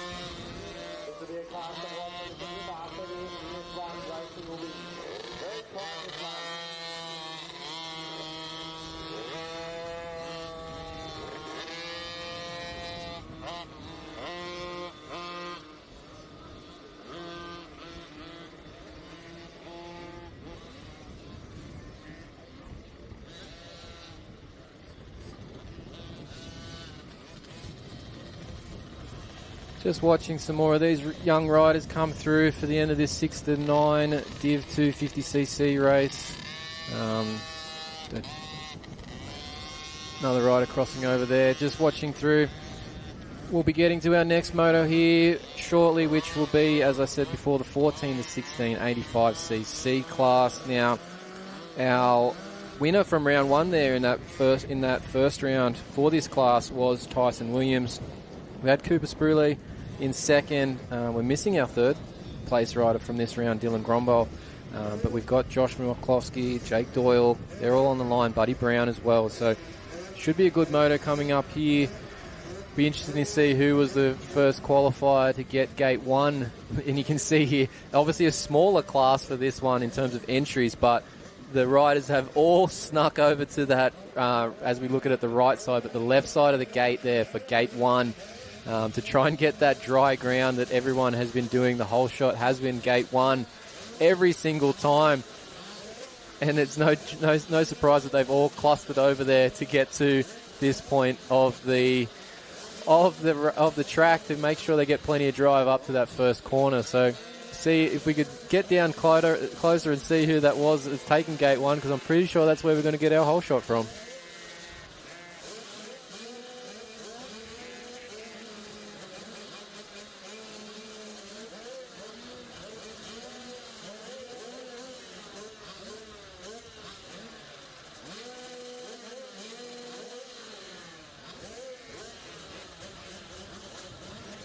All right, we're about to see the board go up for this next moto. You can hear the revs rising.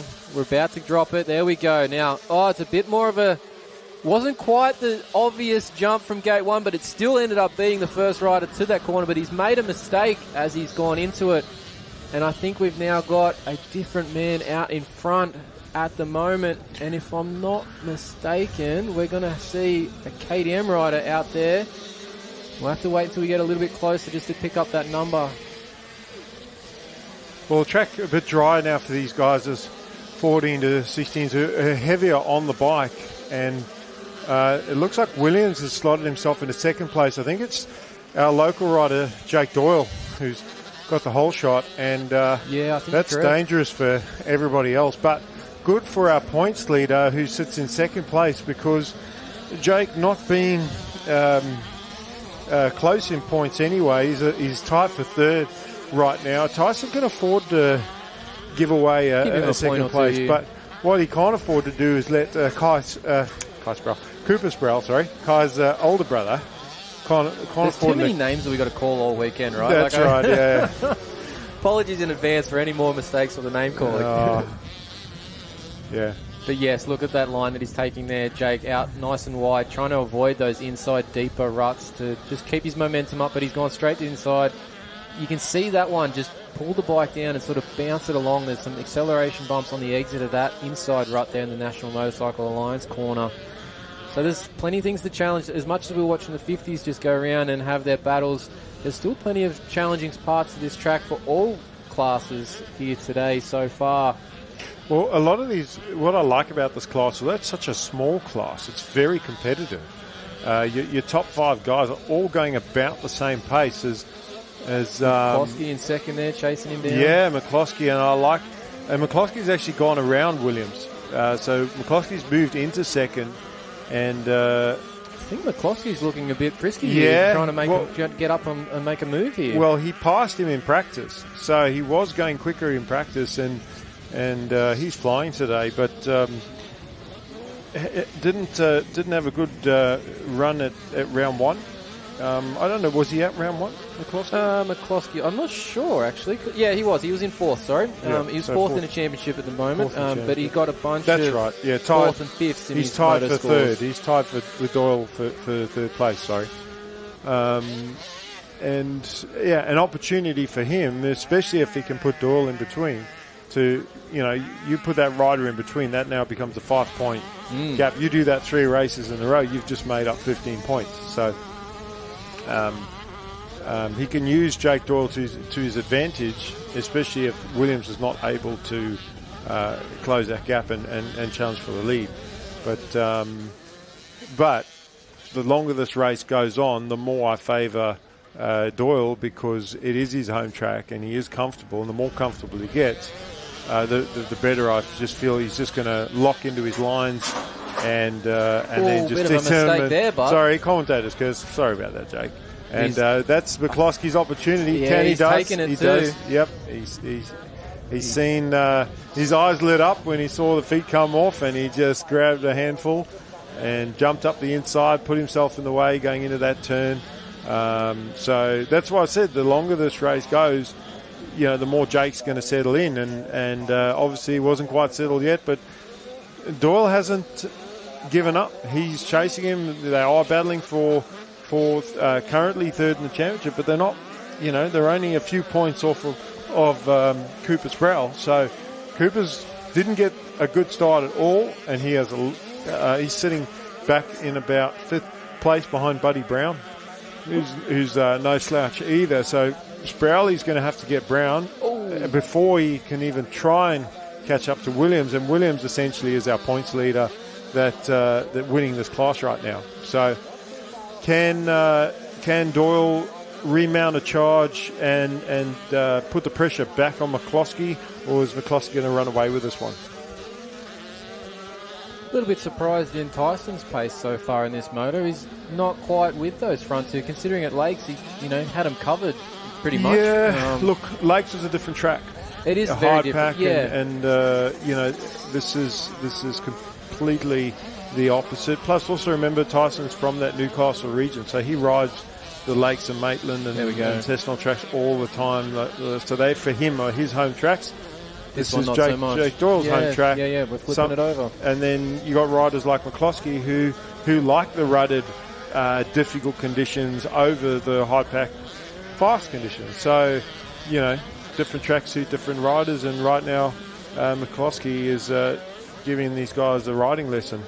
I notice Doyle's changed his line there. He's gone to the outside to follow McCloskey there, rather than that one that cost him the lead there from the inside on that National Motorcycle Alliance corner. That rut on the inside of that corner seems to be getting just hopeless. Not worth taking. Well, you're talking about at a club day how the lines form up, and different to how they might form up for, say, a state title.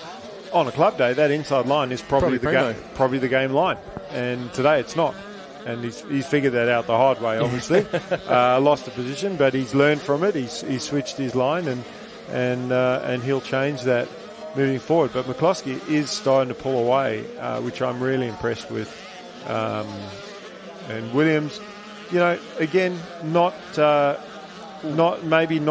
his favourite conditions, but he actually looks like he's starting to adjust to this track, because he hasn't lost sight of the leaders. He can still see him, but he's also put some time on Buddy Brown as well. So he's comfortable in that third place, and sure, he's giving up 5 points, but a third, consistency. You're not necessarily going to win every race, but a second, a third here and there will get you the championship in the end.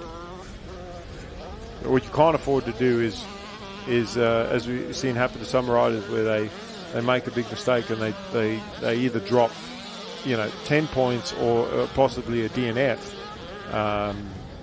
Sometimes, like I said, sometimes you've got to take a second or take a third and ride smart. As well as McCloskey's riding here out front, just noticing a couple of tiny little moments that he's having here, there and everywhere across this circuit.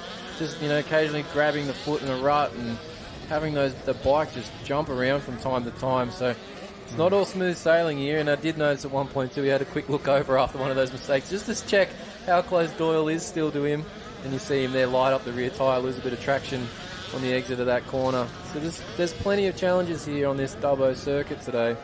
Well, what he's trying to do, he's not settling into the race. He's actually trying to pull away, create a lead, and so that Doyle pull far enough away that Doyle can't see him anymore. Because while Jake Doyle can see him, it gives him hope that he can catch up and possibly maybe mount a charge at the end of the race. But if he can break the spirit of his opposition, then you'll see Doyle settle for that second place. He can't. There's a big look over the shoulder there. as I said, Jake Doyle is still very close and is in fact closing the gap on the lead. And same with Williams. Williams has kept them in sight. He's not. I don't believe Tyson is settling for that third place. I think he's trying to figure out this track and trying to match the pace of the leaders. They are tightening up a bit here in first and second, aren't they, in terms of McCloskey and Doyle? So we might be in for a little battle here in a lap or so as this race goes on. We're only about halfway through this moto, so plenty of time here for some action to close this thing out. A couple of mistakes, I think, in that last lap from McCloskey as he's been trying to, as I said, pull away. It's cost him, and it's allowed Doyle just to close the gap up again. The difficulty is they are running the similar sets of lines, so if Doyle does close that gap, he's going to have to then change his lines to mount a charge on him. And then there's the lap riders. Yeah, that we're starting to see here getting through there, making his way past that one. Not too bad. Going right through the middle of that last corner there is McCloskey, which is probably the line that's okay for a bigger bike, considering we've seen all the 65s and 50s going way outside there. Bit of a struggle through that. He's looking down. Has he missed a gear or something here as he's trying to get up that hill there? He just had a bit of a moment. He sort of lost the rut on the start straight and then looked like he couldn't find the gear into the first turn. So he's definitely given the little advantage he had back to Doyle. So, well, maybe he has have a problem. I mean, sometimes the bike can get stuck in a certain gear. Some bikes have sticky gearboxes, so quite potentially he might be having that gear problem. As Doyle goes for the different option lanes through the split lane there, and they're going to come out, but because McCloskey chose to go for the inside, he had the inside coming out of that turn into the next section. So this is as close as they've been all moto. And last lap around, Tyson Williams was actually a fastest rider on track. I know there's still a gap there, but so he's starting to figure out the Dubbo circuit. He is. Whoa, as we watch McCloskey just drag that inside leg back in that corner, you could see the bike chattering through that rut as he was trying to get out of it in a hurry and almost dragged himself off the bike there, but still carrying through, leading this race. We've probably got 2-3 laps to go here, so there's still a bit of time here for anything to happen in terms of the overall result. Look, I think that it's the ball's actually in Jake Doyle's court at the moment. I think he actually has the control in this race because he has McCloskey right in front of him, and clearly Josh is feeling the pressure. He's making mistakes, and if Doyle can stay close enough, just like how McCloskey capitalised from a mistake when Doyle, straight away he capitalised. Doyle's trying to do the same thing, keep the pressure on, and maybe make a move late in this moto. A much smoother run for McCloskey that time around that start straight first corner because he's just put a little bit of time back into it, and I gather that might be a section of track he's normally pretty good on, but obviously last lap round we're talking about that little gear issue that he had there. He's definitely got some sections where he makes a little gap but then loses some time as well, so obviously just a bit of a yo-yo between the two, having different sections of track that they're more comfortable with. They've just actually switched which lines they took through the split lanes there. They've changed it around between the two of them as they're heading down towards the bottom part of the circuit. I think that the switch come from that he went for the more defensive line the last time because Doyle was a lot closer, and now that he had a bit of a gap again, he's gone back to the preferred line. Williams again, our fastest man on track. That time almost a half a second quicker than the guys in front of him. Unfortunately for Tyson, he's figuring out this track, but it might be too late. He's closing, but not enough. He is right? closing, yeah. I think he's going to run out of time. Probably going to have to keep an eye on him in Moto 2 and 3 because if he does figure this out, by that point he could be in this battle here, and maybe even just a better start might be worthwhile as well. So, well, I just think that uphill start, he's at a disadvantage. He is one of the bigger. I think he's one of the bigger, heavier riders than these guys are. So he will struggle on this uphill start with the race dice today, unless he gets that gate one. Yeah, well, that gate one is very popular this morning. I think whoever wins this race is going to get gate one. But and right now that's McCloskey Last as lap lap board is out, and now it's all out. Like Doyle, he's kept the pressure on, but it's that was a good line from McCloskey around the inside. He carried good speed in that inside rut up that start straight section and into turn one. So well, that was the quickest Jake Doyle's gone around this track. He actually closed right up on him, and Williams was actually a second off. So I think Tyson maybe has realised, look, I'm not going to get those guys. Third place is what it is. But you never know. I mean, these guys are battling for the lead. You know, the leaders could come together. They could make mistakes themselves, and you could just cherry pick another position just from a mistake. But Stephen Bradbury across the finish line. Stephen Bradbury. Although we know Tyson can win in his own right, and let's see what Doyle can do here. I mean, I just don't think he's close enough.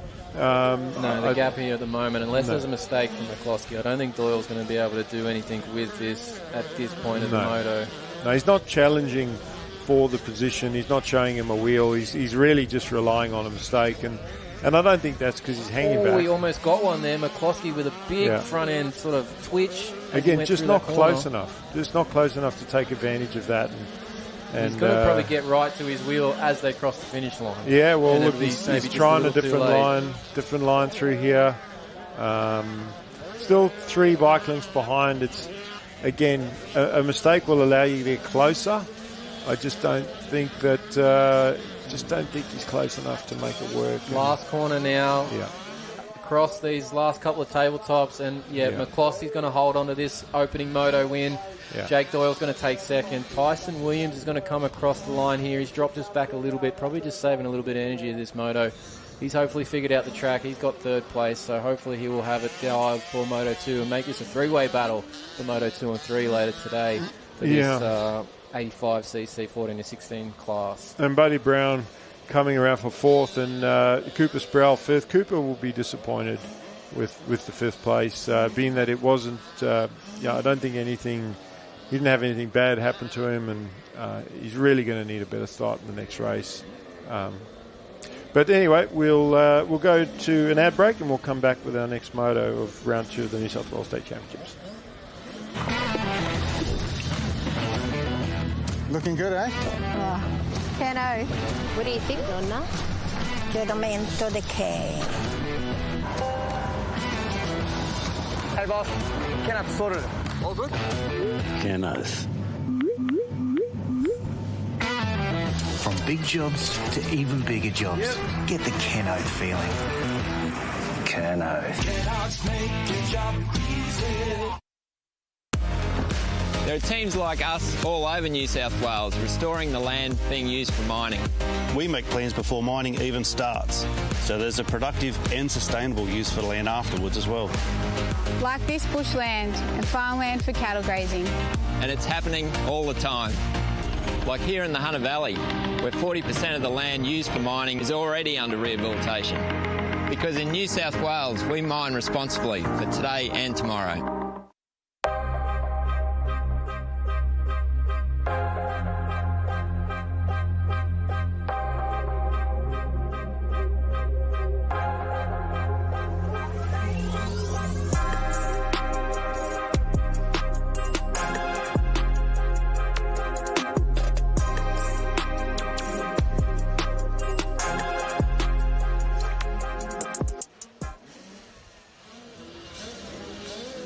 We're back to our start gates again for our next moto on the line. We've got the 12 to 16 girls class in the 85cc's on the gate here. We're seeing that outside section of the track. A few riders gone very much outside gates, which they're obviously trying to find some other firm ground to get off the gate here. I wonder if who's taken out gate 1 and if somebody's all the way on the inside, so we're going to have a bit of a convergence here from out to in at the middle of this first turn here, Mikkel. Well, I expect that Eliza's in gate 1 because I don't see her on the outside. I think I saw and that would be her, outside. I'd say. Yes. They're shooting up the inside to take that hole shot.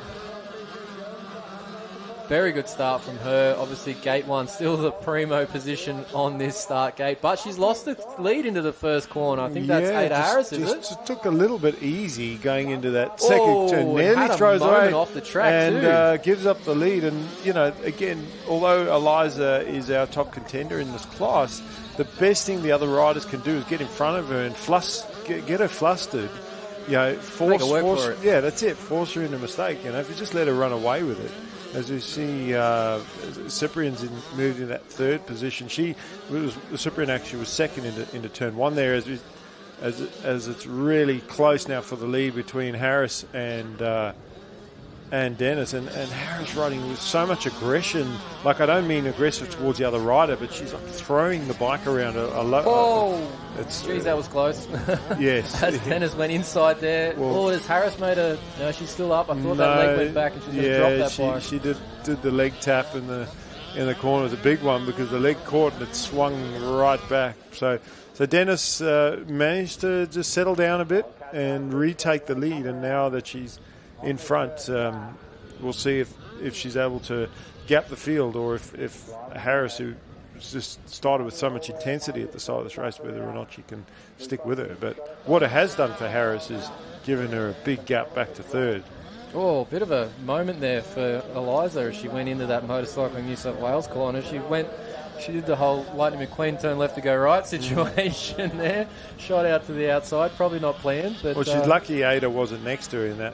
Yeah. Because they would have then come together. But just like I was saying earlier, the changes in the track from practice to first race, and then from first race to second race to third race, when the track's difficult like this, you've got to use your first lap of the race just to work the track out.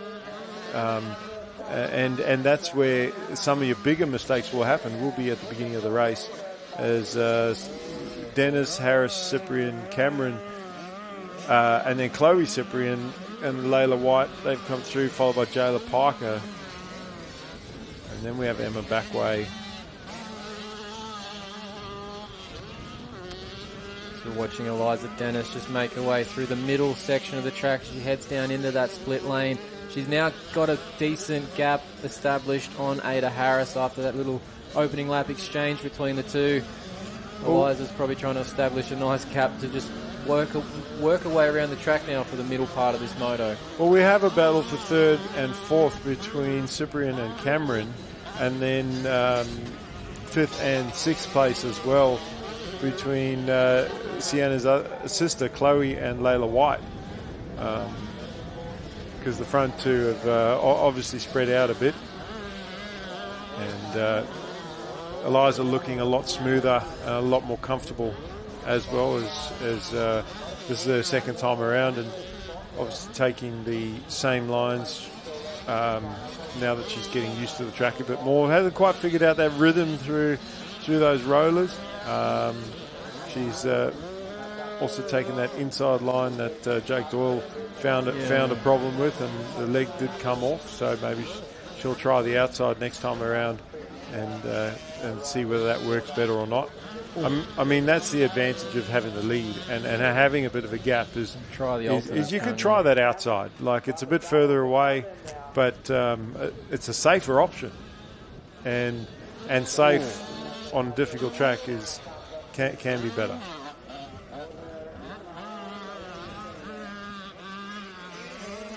Their running order again: Dennis, Harris, Sienna Cyprian in third, Mia Cameron, Chloe Cyprian in fifth, Layla White, Jayla Parker, Emma Backway, and our ninth place rider, Letty Seymour. So our girls in the 12 to 16 getting out there, getting amongst it, having a good run on this track here out at Dubbo. And we keep continuing to see Eliza Dennis on screen over that tabletop with a bit of a combination there in the middle of it into the split section. Using the lines nicely to her advantage there to get through that split lane. Quite a big, I mean, when you look at how they were battling early in the race, opened up quite a bit, Eliza to open up a big gap, but close battle for third now with Cyprian and Cameron, although it's a bit of a yo-yo. She was right on her, and then lost a little bit of time coming out of the turn as they head into the split lane, and they both decide to go the same option. Cameron probably feeling, oh look, I'm not close enough yet to try the other option. I'll just stick to the same. But I think that you can also get caught in the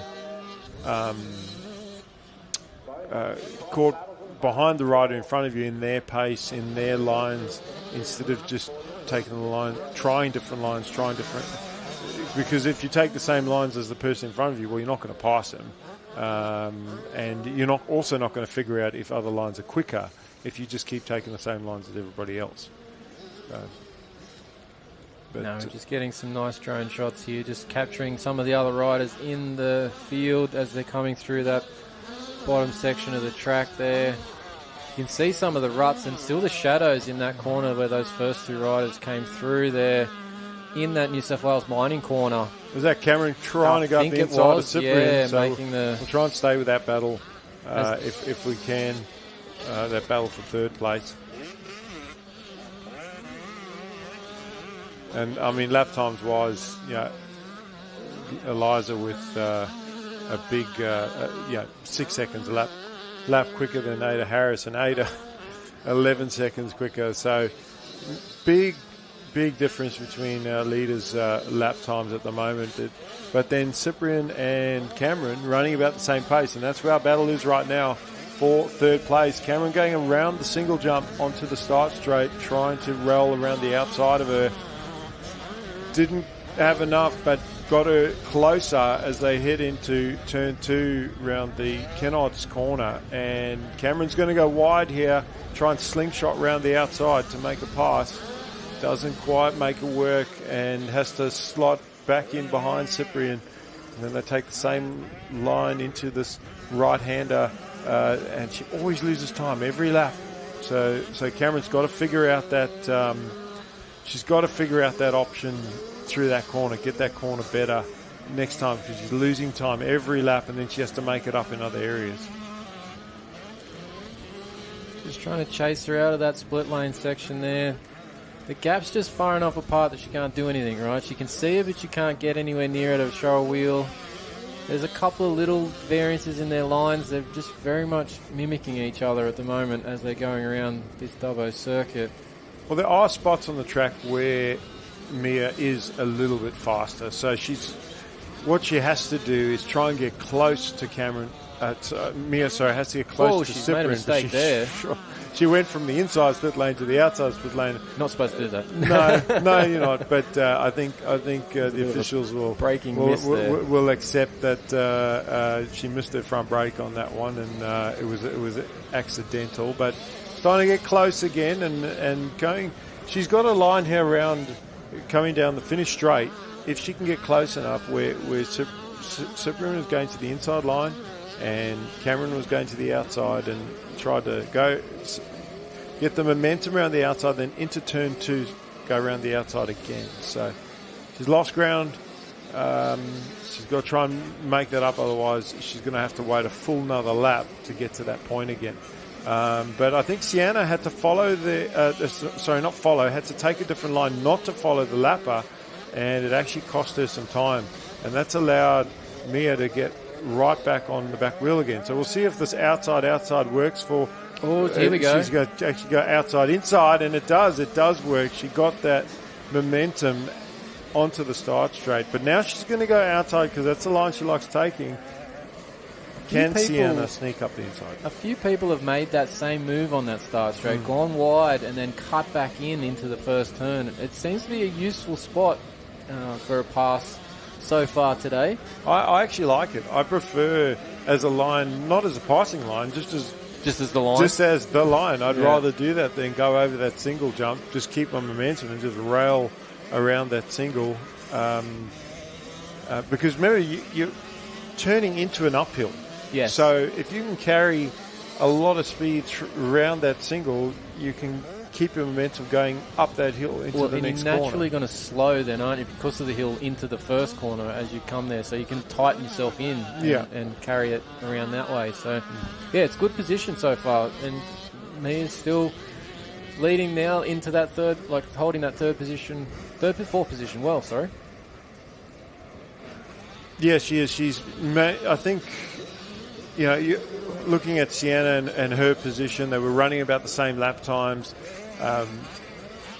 In a race, when you get passed by another rider, and we've all been there, we all, as much as we all like to win races, when you get passed by another rider, it just drains all your energy. You just it's hard to recover from that unless you can battle them straight away and possibly fight back for the position. This is our battle for 5th and 6th place with Chloe Cyprian and Layla White. So you see that wet section there and how wide the track's gotten there from everybody trying to avoid that middle deep section that especially the 50s and 65s have been having trouble getting through. But look at this shot here for this corner. I believe that's the backside. There's a whole shot graphics logo on it, but the ruts in that corner, so many of them. We've got a move here. Almost got up the inside. We're getting pretty level here. There's a chance for this split lane onto the start straight to be used, but they both went for the single. It's a bit tight there, but they both decided to go the inside rut. Layla just took the line away. They both went for the inside, but she just put herself on the inside and she's gone down, but she did a big crash. She rode that front wheel on the braking bumps, and she's gone over the bars, unfortunately. She's up and about, which is good to see, but that will be that race all that done hard for work. Her. Yeah, she just put all that effort in, and made that was the pass. An untimely crash for her there. It looked like she was on the brakes, hit a braking bump, and it just popped the back wheel up. She rode that front wheel for a couple of bumps, and then that was the end of it. Lucky she didn't actually go over the front. She kind of went off to the side into that soft dirt, which would have at least cushioned the blow. At least we don't have tough blocks on our tracks like Supercross. So I absolutely hate tough blocks. I think the most dangerous thing to have on the side of a motorbike track. I think at an amateur race we'd have a few problems with tough blocks if the amateurs were out there, like our juniors and stuff. Yes. We'd have a few too many troubles. But look, we're back on our leader now. Eliza Dennis is out front. We are on the last lap. She's making her way around. She's actually catching up to Jayla Parker there, just in the front foreground of the screen there. So Eliza's got a massive lead here. It's over... What are we, over 30 seconds? She's out in front, and Jayla's just run her a little wide into that corner there. 34 seconds. Never know where the battle's going to come from. Jayla just put her to the outside of the berm there. Well, Jayla, Jayla's no slouch. She's tied for third in this championship. And again, what we've been talking about all day is how different tracks suit different riders, and Jayla's struggling with this one today. So she may have to just try and come away with some points. Remember, it's not a big class though, so there's... we've had a crash from our leader on the last lap. She's just got cross-rutted, overbalanced to the right side, the outside of the corner there. She's going to have to get herself going here, which she does. Luckily, she's got a big lead here, so she can afford that little time there, but you don't want to hit the ground at any point in a race if you can help it. No, you could bend your bars, you could have an injury. Almost done the same thing again. Look, that bike may be bent up, that front wheel might be skewed, the handlebars might be bent, and just thankfully it's the last lap of the race and the checker flag's about to come out. But she's still going to jump that tabletop.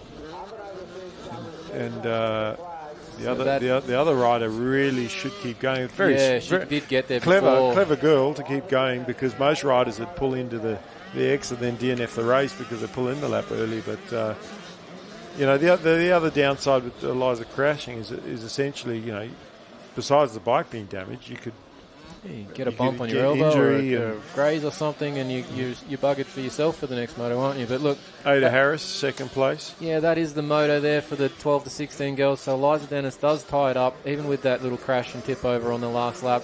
Ada Harris has come through second. We're waiting on our third place rider, which at the moment is Mia Cameron, which I believe that's her coming towards the finish line now. No, we've got a lap rider, sorry. A little bit out of sync here. So we're just waiting on Ada Harris to get our third position. But a good moto here from our girls class for their first moto of the day. Yeah, Mia Cameron will be coming through for third soon, and then Sienna Cyprian, and that's followed by sister Chloe. And we'll go to a break. So we'll see shortly with the next race, 10 to 12 65s.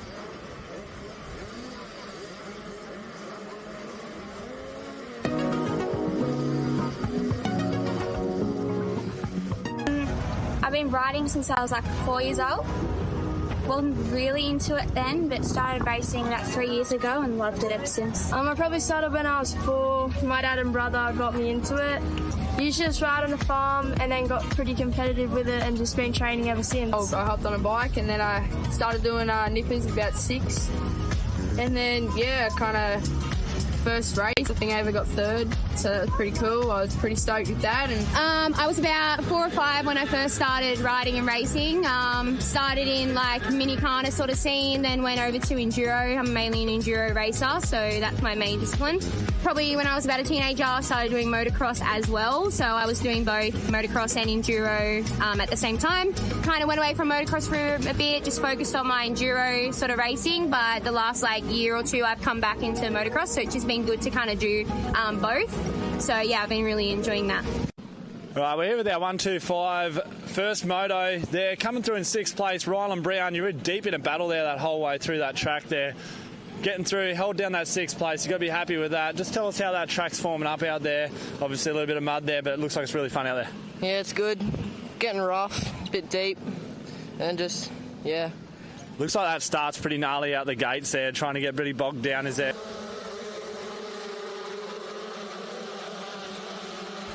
'65s, 10 to 12s into turn 1, and a hole shot from the outside, and that is our first hole shot we've seen come from the outside line.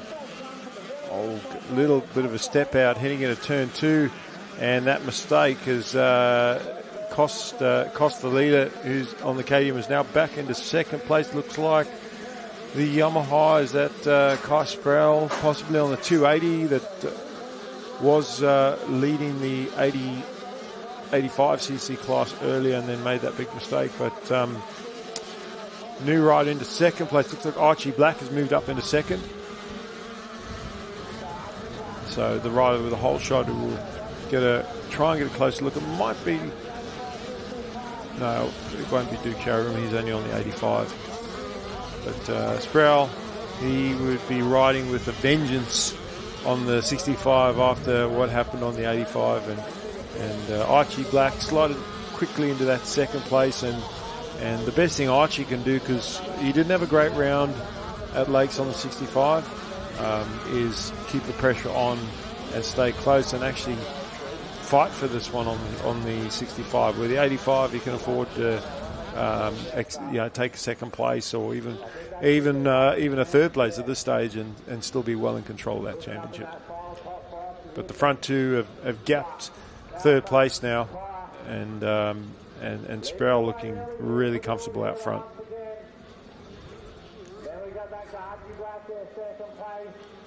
As they come in towards completing a first lap of this track, and coming over the finish line for the first time, Kai Sproul won all 3 motos at Lakes, so dominated and was looking good, as I said, on the 85. Archie Black 2nd place, 3rd.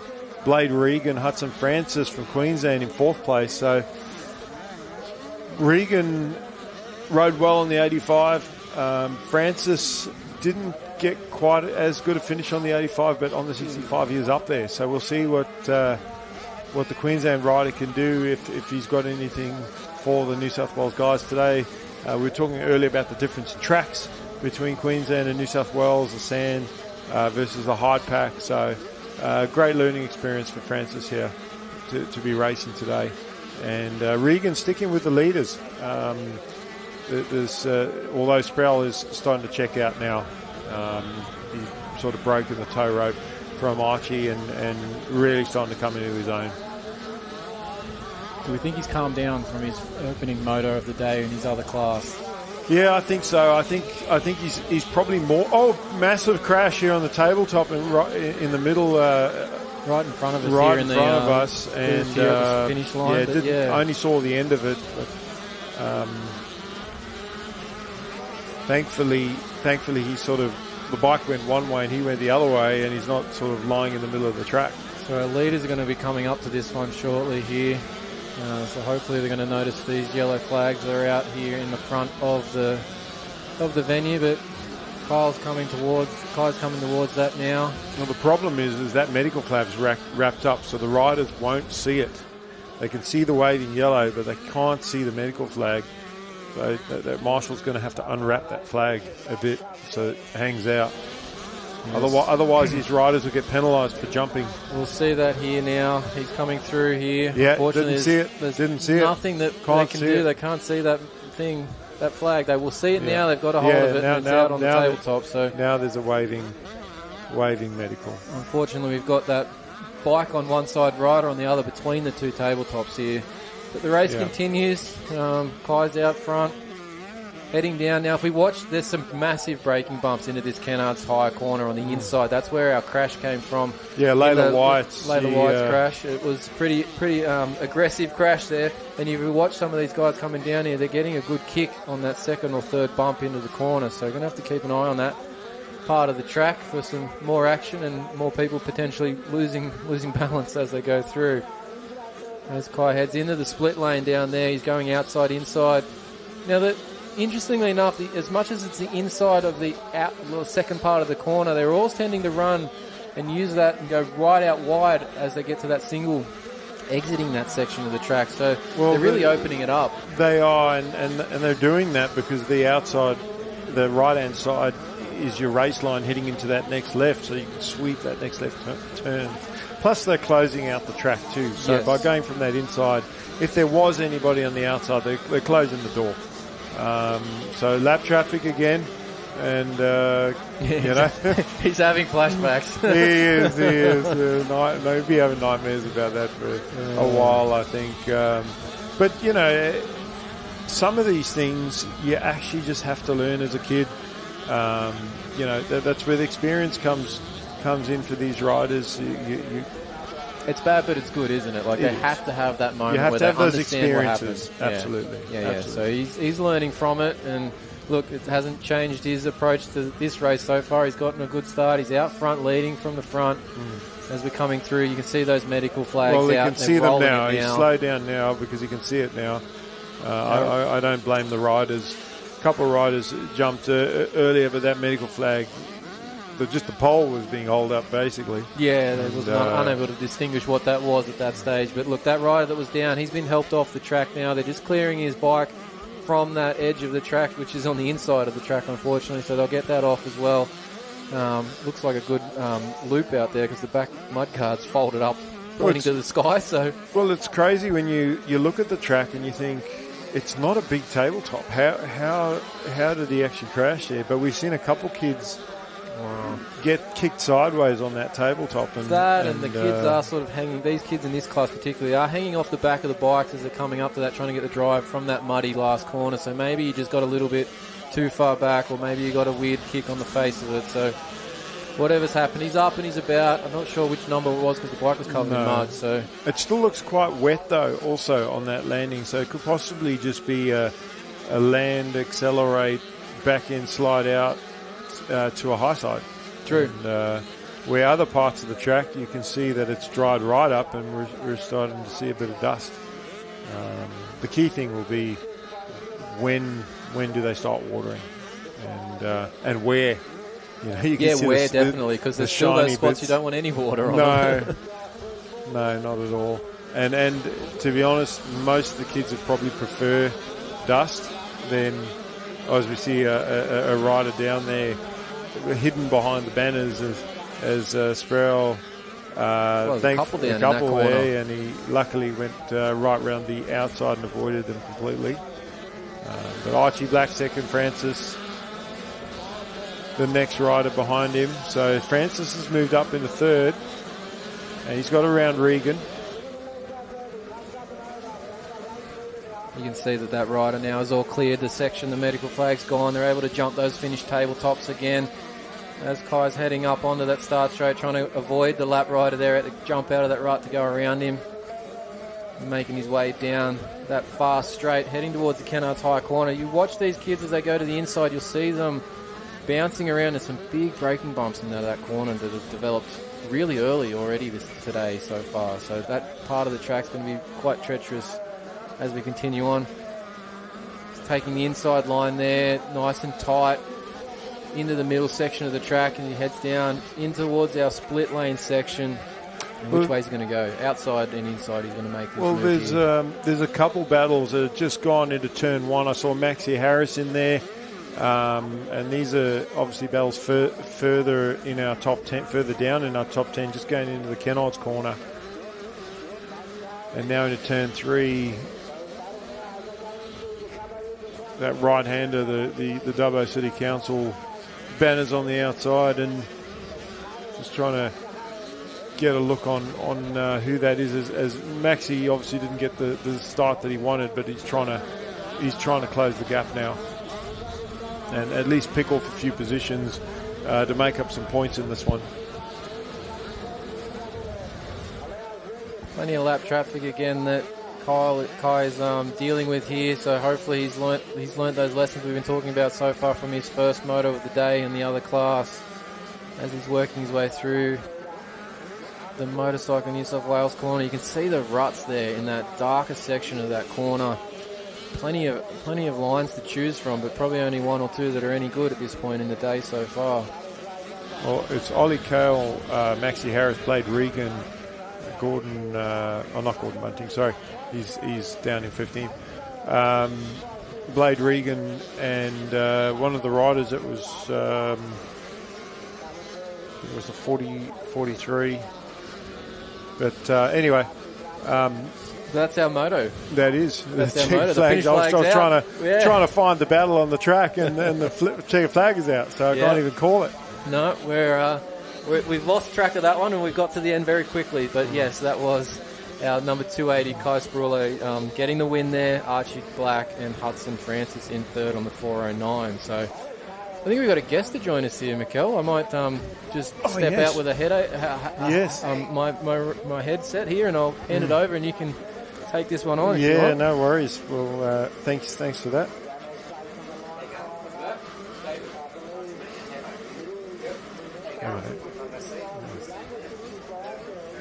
Right, we're here with our 125 first moto. They're coming through in sixth place. Rylan Brown, you were deep in a battle there that whole way through that track there.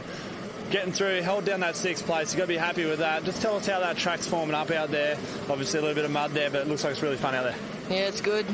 Getting rough, it's a bit deep, and just, yeah.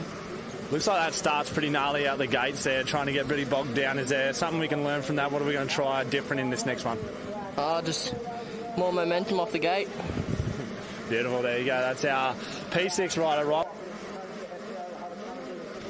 So we're here with our 85cc race winner there. Didn't have it all your own way. Had a really good jump out the gate, so you got a little bit of a bobble out of that first turn. Just run us through that race. You're in a really good battle there with Doyle. Come out on top though, got to be happy. Yeah, definitely. Just trying to stick to my lines, make no mistakes. Pretty stoked with that ride. How is that track out there at the moment? Some pretty deep ruts, some soft spots out there. Is it coming around pretty nice? Yeah, starting to get some nice ruts in there. Just a bit deep.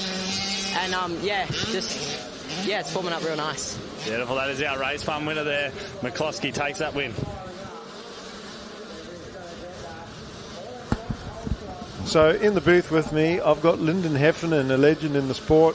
Lyndon, tell us, first of all, a little bit of your background, because there's a lot of people in the sport, like new in the sport, wouldn't know where you came from, and as I just mentioned, you've been chosen to be the team manager for the New South Wales team, and the team that's going to be going to Darwin for the MXGP. Yeah, well, I guess people who've recently come into the sport, say the last 15 to 20 years, wouldn't have a clue who I am. But I raced as a kid and then raced well into my 40s. I think the last championship I won was a Amcross championship about 5 or 6 years ago in the vets class. I've raced in the US, I've raced in Europe. I won a couple of Australian pro class championships here. So extensive background in motocross, supercross, a little bit of enduro. I rode the 6-day in New Zealand. I set up the Australian Institute of Motocross when I phased out of motocross training about 20 odd years ago, just to concentrate on family and let some younger guys take over. but I still run the Yamaha Academy of Off-Road Riding, and we just focus on off-road riders, beginners, and adventure bikes. So still actively involved in motorcycle riding. I've got a 360-acre facility on the south coast that's got 2 pretty wicked grass tracks and a motocross track on it, and I do a bit of private coaching down there for people. Don't advertise it, don't spruik about it, just do my thing. I've been in the mining industry since I was 16, on and off, and it pays really well.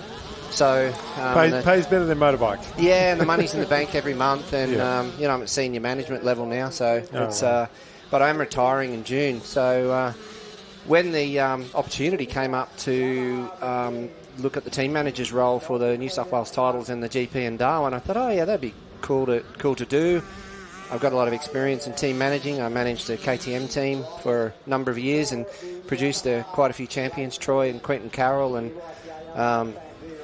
we had a lot to do with Lee Hogan and Troy Carroll as well, and a lot of that stuff in the early days, the old Castrol KTM days. I was a rider for them firstly, and then took over the junior team and also helped Leesky manage the senior team. I managed my own Yamaha race team for a while, a Stain Tune team, which we finished, I think, 3rd and 5th in national titles against, all the CDRs and the Team Hondas and stuff like that. So, look, anything to do with motorcycles and management and whatever, to me is, interesting and fun, and I'm looking forward to being back involved. I went to the first round at Lake Macquarie, and I was pretty impressed. I've got to tell you, with the way the kids just kept going, and it was so damn hot. And the track was pretty gnarly, super fast, rock hard, and I was really surprised at the level of riders and the depth of competition there. And it's good to be back hanging around the motocross tracks. Yeah, look, out there at the moment we've got our 7 to 1065s, and Stella Harding, she's a phenomenal rider. Obviously this isn't one of the MXGP classes, but will be one of the classes that will go to Junior Aussies, and riders will be picked out of this. So for Stella being one of the female riders in the class, just showing the boys she around the track. I got to say, she impresses the hell out of me. I watched her up at Lakes, and I was very impressed, and I know they're a local family and they put in a huge effort, so it's really good to see people that have got a talent, and then the parents will give them the opportunity to pursue that. And she's a phenomenal talent, and I think my memory bank's pretty good, but I don't think we've ever had a female win a junior Australian title in the 65 or 85, 125 or 250. So for her to be able to achieve that would be amazing. I think we've had it in flat track with a girl named Leslie Hancock, who won 65, 85, I think it was 60 back then, 60, 80 and a 125 title. But flat track's a whole different thing to motocross, as you can appreciate. So no, she's a super talent, and she's really putting it to the boys, which is great to see. Well, we got Blanchette Gould in that 2nd and 3rd place. Blanchette won on the 50 quite convincingly, but and this is one of those mixed classes where you got riders like Stella, who's last year in this class riding 65, 85, and then Blanchette riding 50, 65. So these riders riding different bikes, completely different bikes as far as the alternate bike goes. And when you talk about the girls, like, I don't remember a female rider winning a national title, let alone a state title. Maybe back in the days of Meg Rutledge, because Meg was very dominant. She used to take it to the boys. Absolutely. And wouldn't give an inch, and if anything would push back quite, if they tried to get aggressive with it. Yeah, definitely. No, Meg was a super talent. And she did give the boys a good run for the money, that's for sure. And it's interesting when you get these kids coming up the 50s into the 65s. You dominate in the 50, and it takes a little while to get used to the bigger bike, and maybe your gear changes and things like that. That's a bit different. But if they're winning on 50, it doesn't take them too long to adapt to the 65. And I guess probably in reality the biggest jump used to be when kids would go straight from sort of 85 two-stroke to the 250F. Yeah. That was always a big jump, and we, unfortunately, there was a lot of kids that did get hurt because that's such a huge step, the inertia with the 250, and now it's great to see the big wheel 85 class is a little bit better, and you see a lot of guys, making that intermediate step, the 125, physically same size as a 250 but without all the inertia, and that's definitely a more logical progressive step, and I think a safer choice. So have you met a lot of the parents of the riders that you've been eyeing out? You obviously watched them race at Lakes. Have you spoken with any of them, or have you sort of just... No, I haven't. You sort of just hung in the shadows and just watching and waiting and learning, and because obviously, like you said, coming back to the sport now, there's a lot of new names that you're identifying with and going, okay, they're the guy or they're the girl or they're the rider that I need to watch, and yeah, I suppose you've got time. Like, you still got this round, you still got next round, exactly, to make those introductions. And very much at Lakes, I just tried to find somewhere shady and out of the wind and keep a low profile. And I'm going to do the same thing this weekend. Need to be really objective about this because obviously, I've got connections at Yamaha. They support our business, but to me, they're just young athletes and riders on motorcycles. I'm not fussed what brand they're on. It's awesome to see over the years that the various teams, starting with the HRA, had a massive effort into juniors many, many years ago when Honda were really pushing, and they do some stuff now, more Victorian focused. But Yamaha's obviously a great supporter as a KTM and with the Gas and Husky, but. Yeah, look, it doesn't matter. We've got to be objective about it. The job's for Motorcycle New South Wales. It's not for a brand. And if the kids are putting in the effort and dominating the class, that's really what we're looking for. So whilst I'm watching the races, the results speak for themselves. Obviously, if there's someone that dominates rounds 1 and 2 and is injured in round 3, you can't just go strictly off the end result. Because there is a long time between the last round and the junior national. So theoretically, if someone got an injury, they'd have time to repair. But yeah, trying to be very objective. I haven't spoken to any of the parents deliberately. For me, it's not about the parents. It's about the kids. I just want to see their effort on the bike, and and we've got to organise a bit of coaching between the last round of the titles and the nationals. And obviously trying to find somewhere that's similar to Gilman, sandy with these days big jumps, far from what I used to race at. It had almost no jumps on it. And watching these kids, anyone in the top 5 or 10 now, their jumping skills and their scrubbing skills and their way they get through the rollers and stuff, they're really on a good level. So it's exciting to see. We weren't scrubbing at this age. It's interesting to say that, but we did used to teach that. We used to call it arcing. And Stephen Gall taught me to do it 35 years ago. So I got this theory that there's nothing new under the sun. There's a few new things that, I wouldn't say new techniques. I'd just say techniques that have been around and they're just adapted because of the tracks or the bikes. Like ballsier feet riding and all sorts of stuff like that. So they're not new. They're just adapted and used in a different way, and I can kind of like the seat bounce. That's been around for decades, and then RC made it an art form, and arcing's been around forever. And James Stewart turned it into the bubble scrub. Someone will always find a little thing that they just really lean on, and it's crazy or something, and it's exciting. Or we have another pandemic. Well, but we can't control that. I won't be wearing masks and getting vaccinated next time. Not to get political, but let's not. Me neither. But we won't. We'll just hope that you can fool some. You can fool all of the people some of the time. Absolutely. But, not me. I was one of the lucky ones. So look, the sport seems pretty healthy. I couldn't believe it. When I rolled into the pits up there at Lake Macquarie, although that because it's such a small area, it looks super busy. But even rolling in here today, there's a lot of people with really good setups, and there's quite a few people from interstate. The kids that are chasing a bit of experience on different tracks and chasing some high-level competition. Probably guys from interstate sussing out the strength of the New South Wales riders, which is good. That's a bit of a compliment. Yeah. It used to be the other way, where we'd all have to go to Queensland to get competition. But I think New South Wales is really strong at the moment.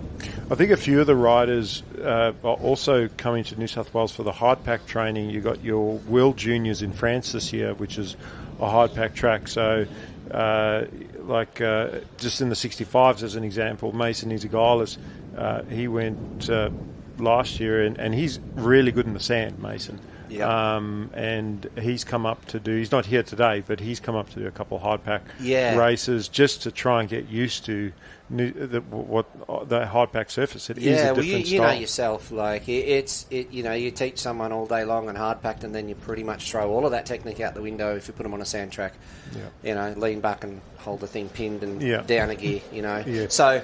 Yeah, the guys that came from Western Australia over the years, Jeff Leask and Paul Broomfield and, Dale Bruton and Jason Marshall, they had a lot of work to do when they came over east. And Leask actually went to America, when he was very young, and to California and to learn to ride hardpack. And, obviously he was probably one of the fastest guys in the world on sand. And over time and enough exposure, he could match it with anyone in the world on hardpack. So it's great to see those people putting in that level of commitment to go and chase the experience. It's no good being, a home track hero. You've got to be able to ride on all surfaces and all conditions. Yeah. And, well, as we get into, this is one of the GP classes, 12 to 14 85s, and Blake Bohannon just getting another hole shot and putting his ears back to try and run away with this one. Liam Millard's moved himself into second. Seth Thomas, who was very fast at round one and did work his way through after a bad start in his race one today, only got back to third place. I'm not sure if you were at Appen for the Promex a couple of weeks ago, but the 85s race there, and again, it was Blake Bohannon, Seth Thomas battling for the win, and Blake got the better of him that time with the first and second.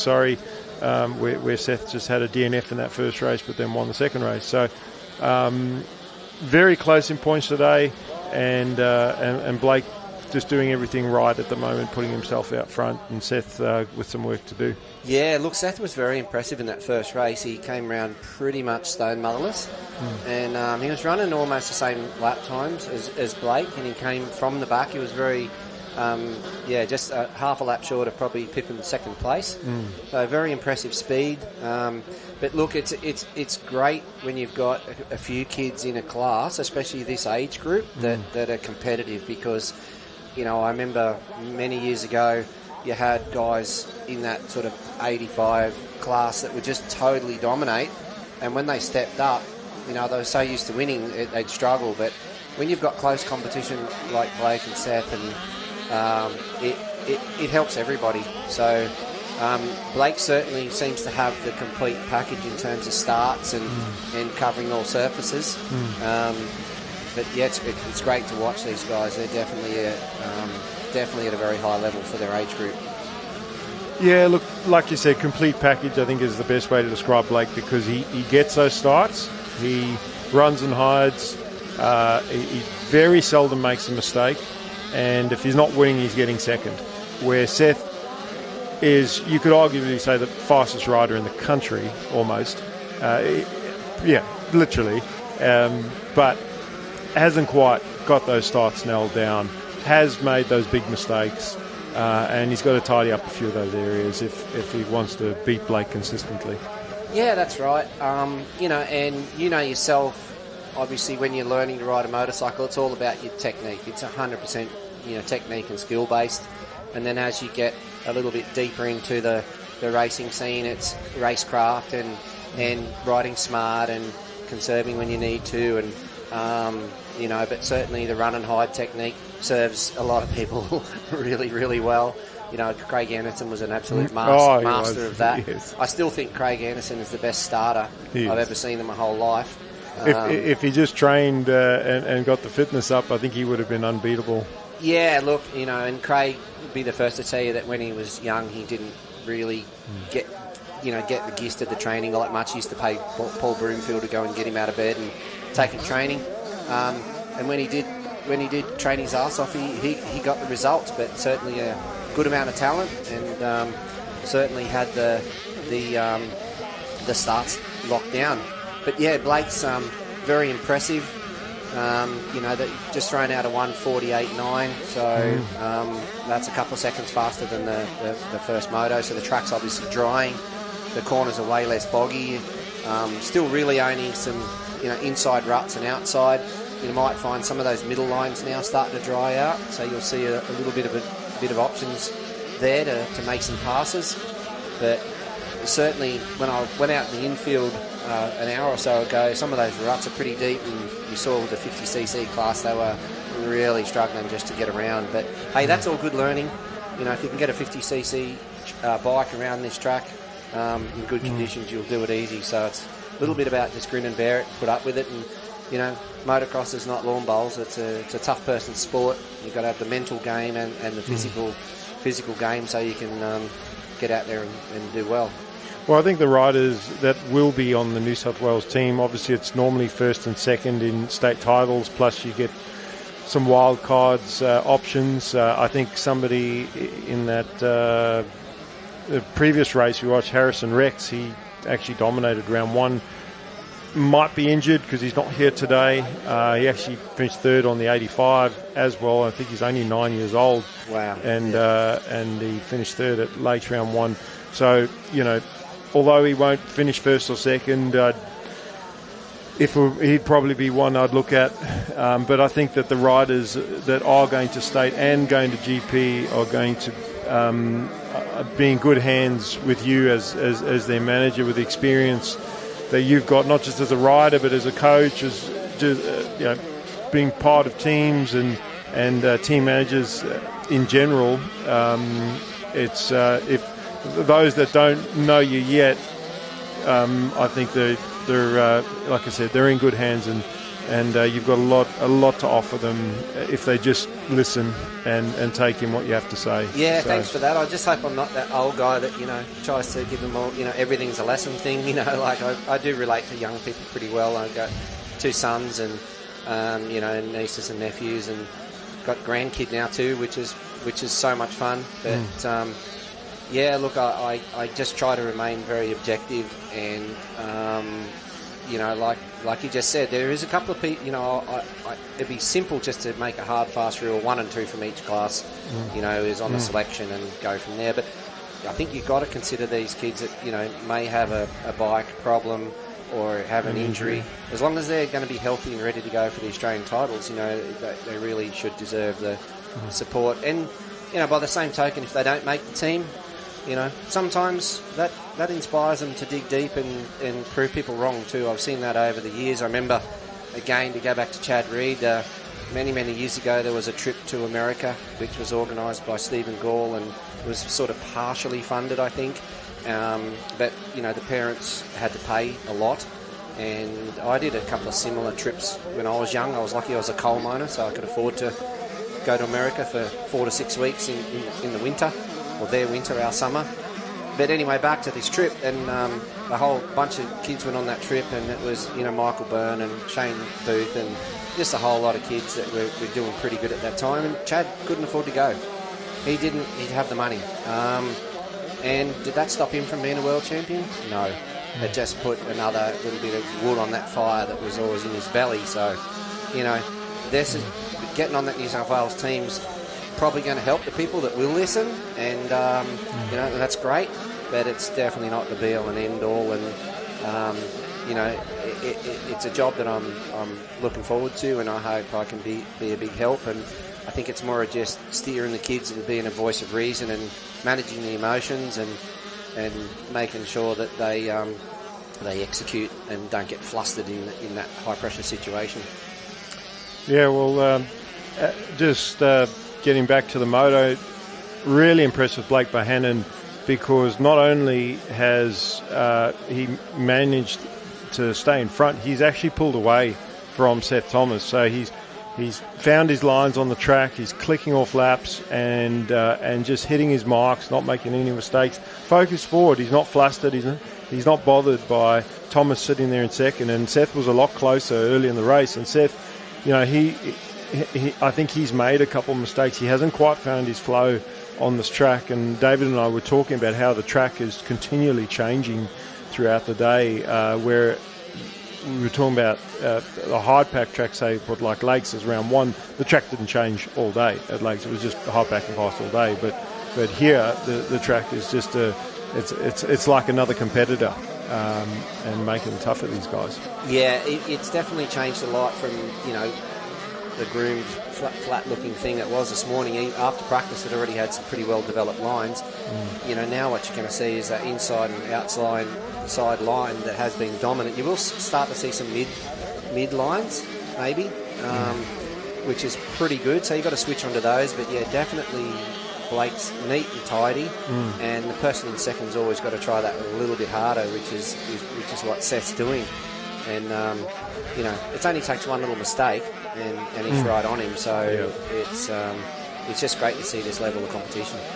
And also, I mean, these kids are 12 years old, going on 13.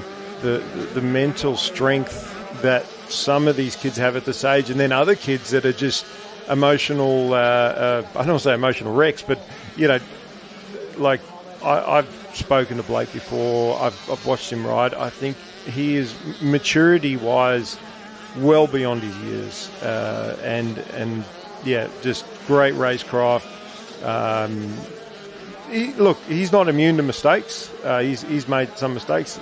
That's chalk it down to experience, and don't do that again next time. But ultimately, like you mentioned, complete package.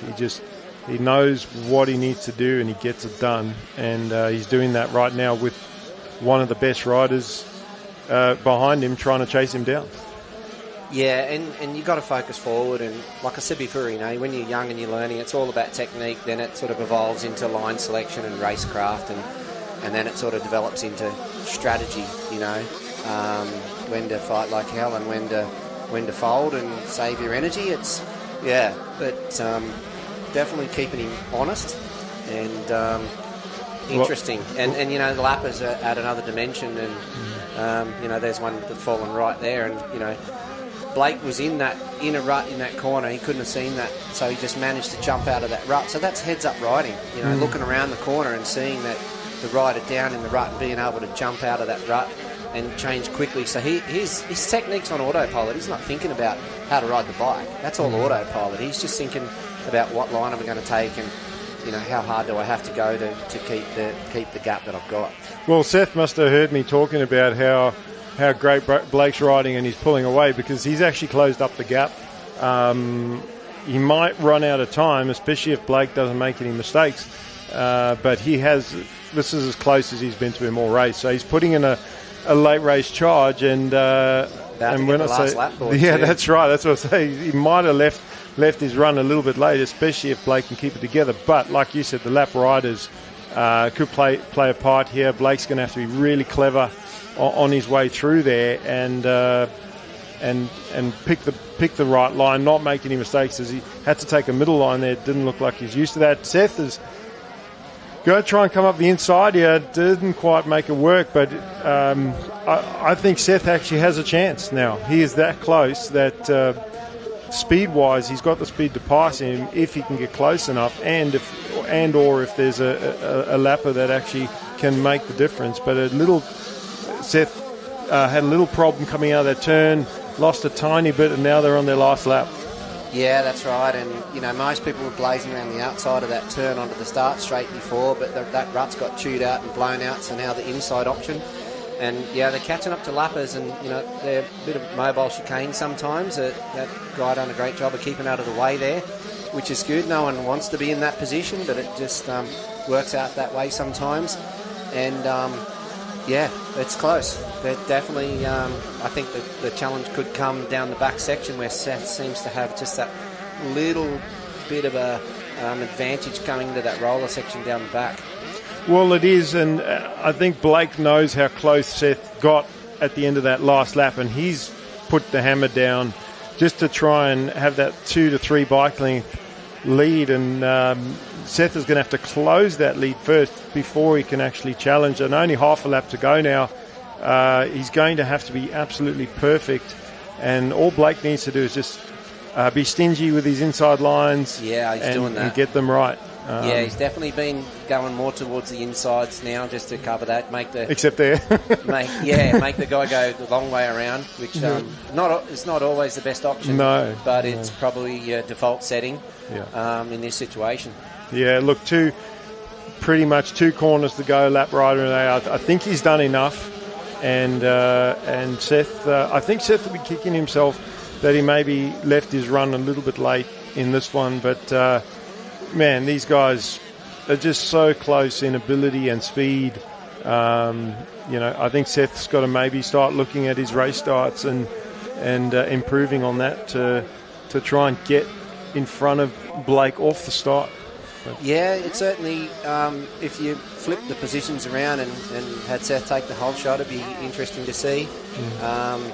Like I said before, run and hide's always a good option. We all plan for that when we're sitting on the starting line, and when it doesn't happen, you've got to have a plan B. And, Seth's pretty good at that plan B. He had a bad start and come through. So he's proven he's got the speed.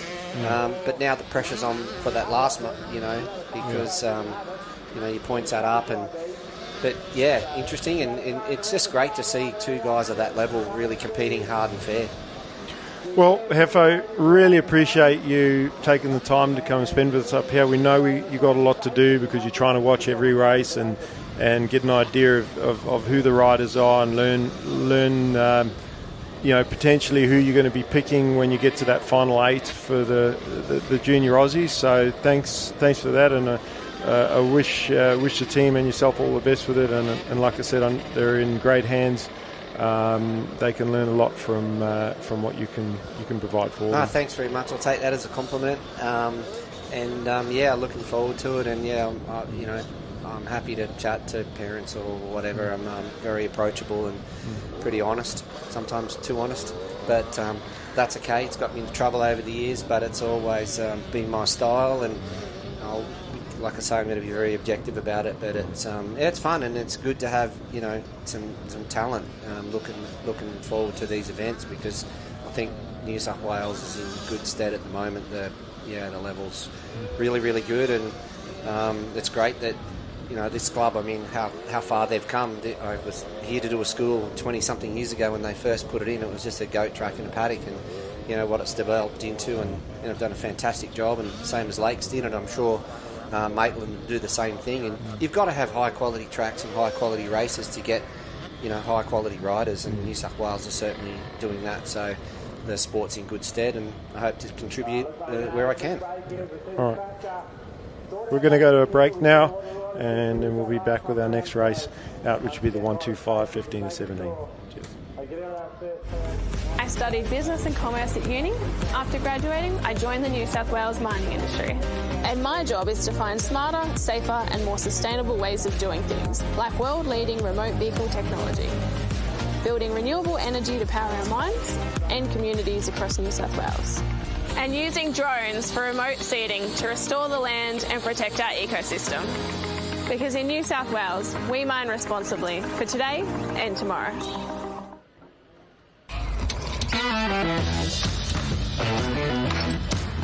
Looks good, huh? Ken Earth. What was that, Love? I said Ken Earth.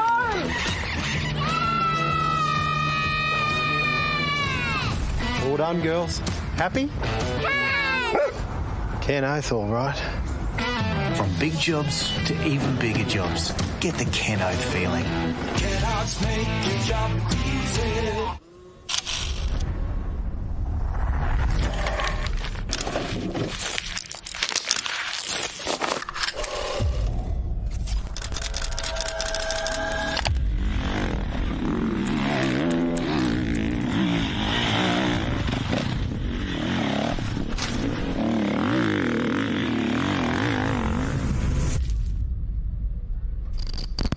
all shot graphics. Be first. Be original.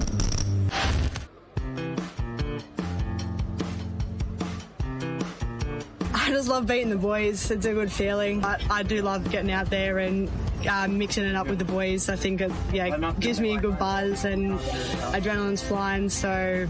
Oh, it's really fun. I think it gets the boys going a bit because I don't want to get beat by a girl, but love battling with the boys. I think it's just different, but it's a lot of fun. I actually love when you pass the boys and they get a bit annoyed because it pushes me to go harder, and like I love battling with all the boys, knowing that I can be up there. It's just fun and unique. You got to go up against all the boys. They get all annoyed when you beat them. It's quite funny.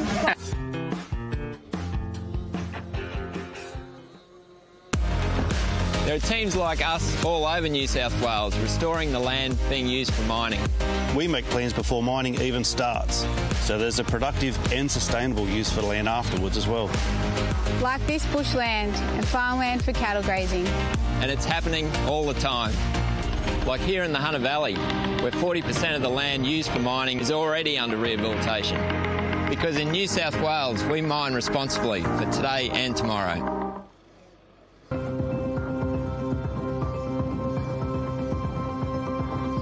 The Westpac Rescue Helicopter is here for our community. And this holiday season, we will be ready to respond 24/7.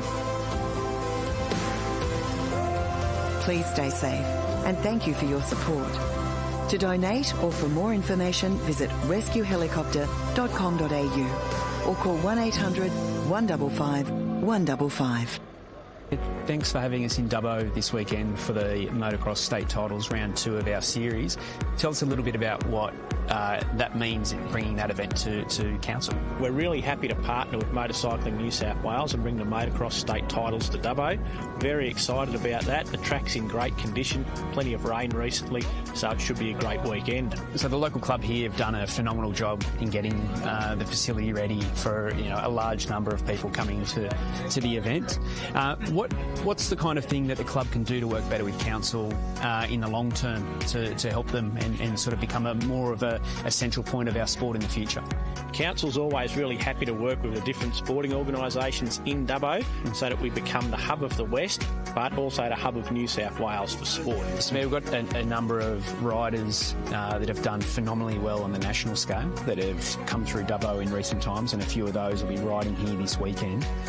What's the kind of thing that you'd like to see for them to obviously achieve on the weekend, but also what do you think that Dubbo could do to get behind those guys and girls this weekend? It's a really great opportunity that the local riders have to be able to compete at a really high level in their own backyard. So they don't have to go interstate, they don't have to travel a long way away, but it really is about the equity of opportunity, and the kids have got that opportunity in Dubbo. So we're here with our 85cc race winner there. Didn't have it all your own way. Had a really good jump out the gates there. Got a little bit of a bobble out of that first turn. Just running through that race. You're in a really good battle there with Doyle. Come out on top though. Got to be happy. Yeah, definitely. Just trying to stick to my lines, make no mistakes. Pretty stoked with that ride. How is that track out there at the moment? Some pretty deep ruts, some soft spots out there. Is it coming around pretty nice? Yeah, starting to get some nice ruts in there. Just a bit deep. And it's forming up real nice. Beautiful. That is our race fun winner there. McCloskey takes that win.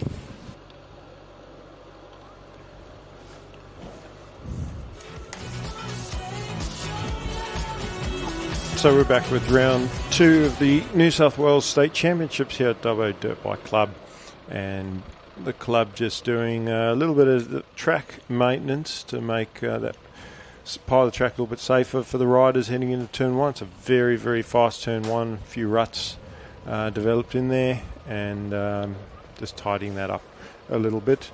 But the track has formed up really, really well. We just spoke to Lyndon Heffernan, the team manager that's been selected to take the New South Wales State team to the Junior Australian Titles, and also the MXGP riders from the 85 class and the MX3 riders that will be racing tomorrow that will go to that event. 15-17, 125 on the line, about ready to go for their second moto of the day. Good to see 232 Kobe Reed's back on the gate there after that little mishap in Moto 1 with the DNF. So obviously he's got things up and running. He's sitting there on that side of the far side of the gate. Probably didn't get the best gate pick out of everything, but he's on the gate, so it's good to see. Yeah, well, Riley Burgess will be hoping to capitalise today and try and eat into that points lead that Ryan Jones has. Jonesy, can he get a better start in this one, put himself in a better contention? As a rider from the outside, what a jump, and he's going to rail around with heaps of momentum and come out with a hole shot in this one.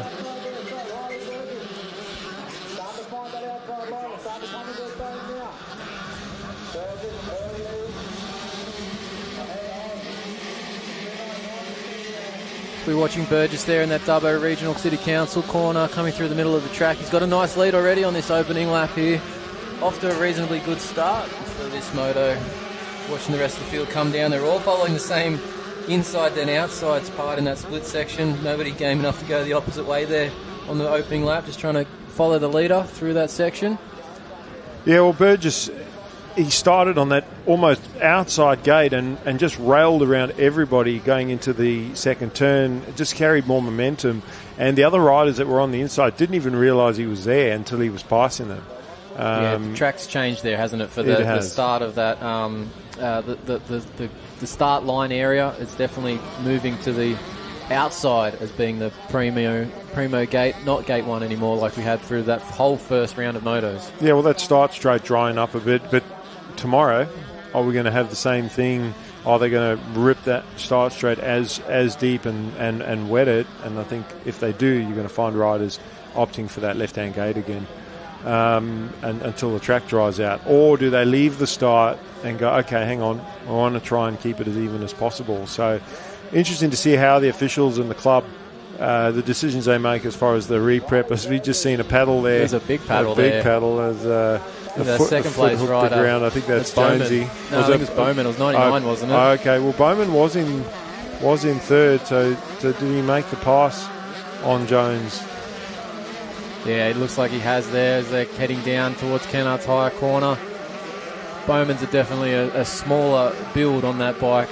He is. He ran to the middle line in that turn, almost given up the position, heading into the next corner. But it looks like he's still got it. And for a small kid on the bike, he throws it around. Like he's not.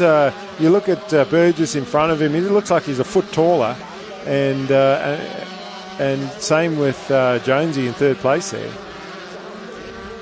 And Corey Eisel, who was second in our previous race, he's sitting in fourth place right now. Kobe Reed a few positions further back.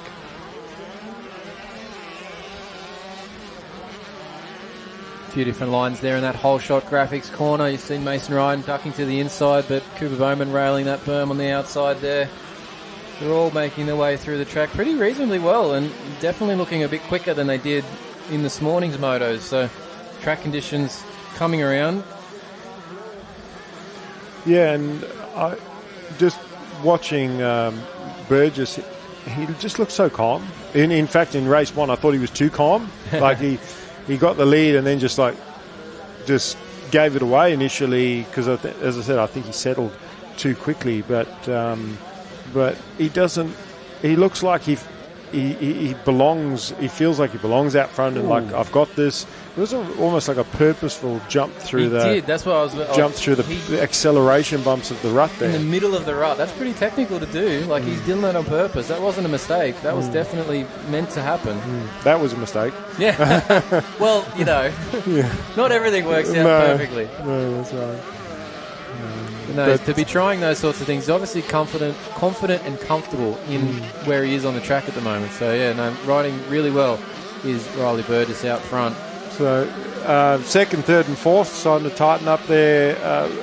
Eisel has just clawed his way onto the back wheel now of Jones. And Jones in that sandwich where he's trying to challenge Bowman for that second place, as well as now he's got to protect the line with Eisel in fourth. And again, Burgess not pulling away from these guys. Like, I actually don't think he's trying to. I think he's just like, okay, I've got the lead now, I've got it.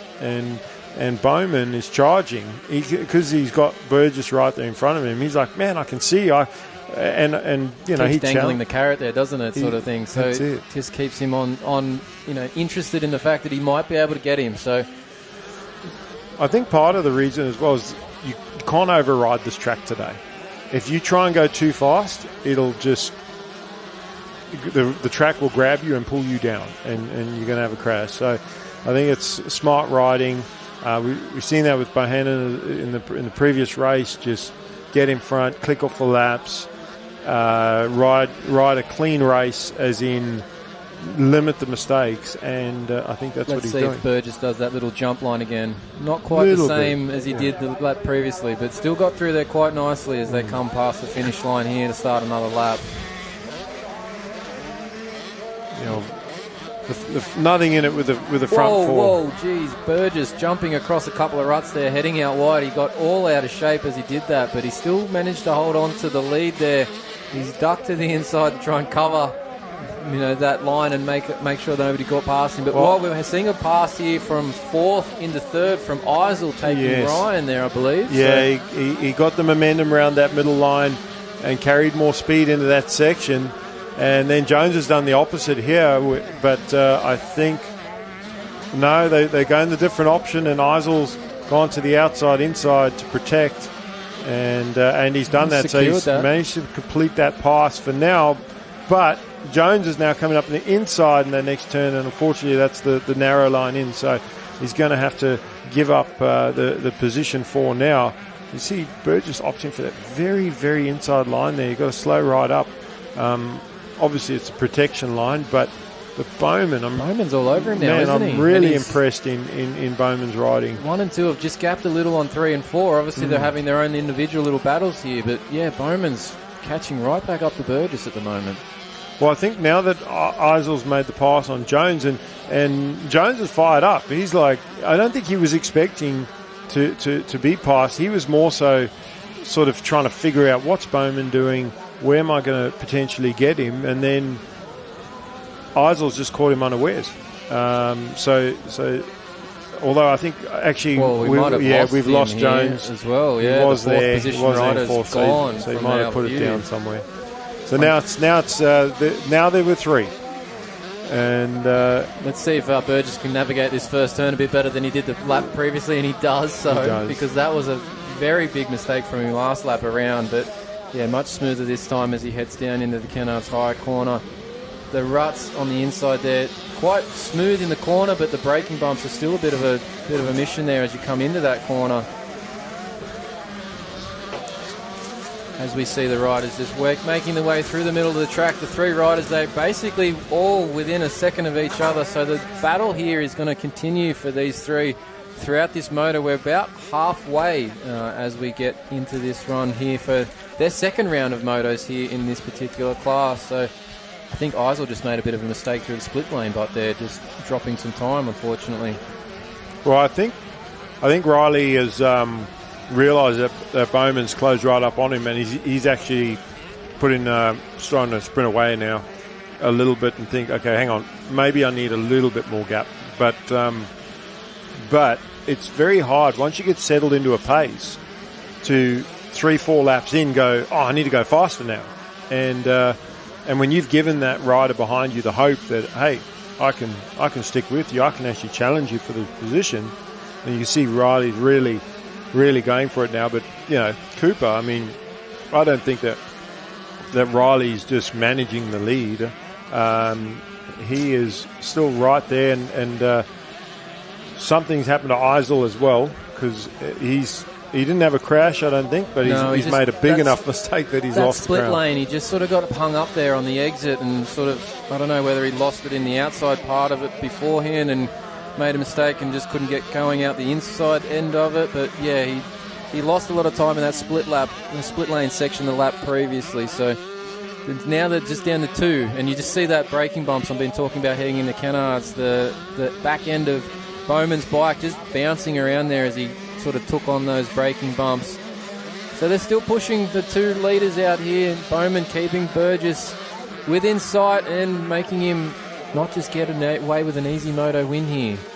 Well, this is really good for Burgess, because remember, with that DNF at round 1, he's maximised points in the first race. He's got the riders between him, and he's doing it again. And Jones can't afford that. We were talking about that. What was it, a 22-point lead or something like that? It was. Well, and Jones, with that time when he was in 4th and he crashed, we believe he crashed because we didn't see it on screen, but he's in 5th at the moment and he's a couple seconds back from 4th. So there's points there that he's giving up in this moto, and last moto wasn't a great moto for him either. So Burgess is working his way back into this championship hunt in this class. And that's the beauty of the championship, and that's why we were talking earlier about, you win your championships on your bad days. And I think Bowman might be coming up here. He's right on him, and we've got a lap rider right there. Sorry to cut you off on that one. It just looked like he was going to basically run right around the outside of him, and he's almost doing that in this corner here with the Whole Shot Graphics logo just in the bottom of the screen. Bowman is on a charge right now, taking different lines, getting right up onto... Mate, is Burgess looking down? Has Burgess got an issue here? Well, I don't know. I mean, he's still going at a reasonable pace, but that's twice he's looking at. There is a bit of a smoke, funny colour smoke coming out the back of that bike. Just starting to... Is the back end? Look at the back end of that. Looks really low, doesn't it? Yeah, and he's standing up. He's standing up guard, everywhere. Look at the guard. The back end of the bike is coming off. Yeah, I think the shock is. No, look at the subframe and the seat. Look at that all. It's just bouncing. I don't know whether something's come undone with the subframe potentially, but the seat is out at the front of the tank clip-in part. So Burgess has got trouble here. I don't know if Burgess is going to be able to hold on to this much longer. I was wondering why he was standing around his corners, because that's why. The seat's not connected. So. To go at the pace he is going and stand around corners, I mean, that and the amount of leg work that you've got to do that. Now, he's going to try and take this inside line standing. That is... The technique that he's got here is awesome, but he's trying to stay out in front. Well, Bowman's going to get it now. I think if he's smart here, I'd let Bowman have this and just stay in second, because there is a bit of a gap back to Eisel now. So Jones looks like he's just got Eisel for 3rd. Whoa, Burgess is making a move around the outside on the pegs, trying to get the lead back from Bowman. And he's got it. Insane. Amazing.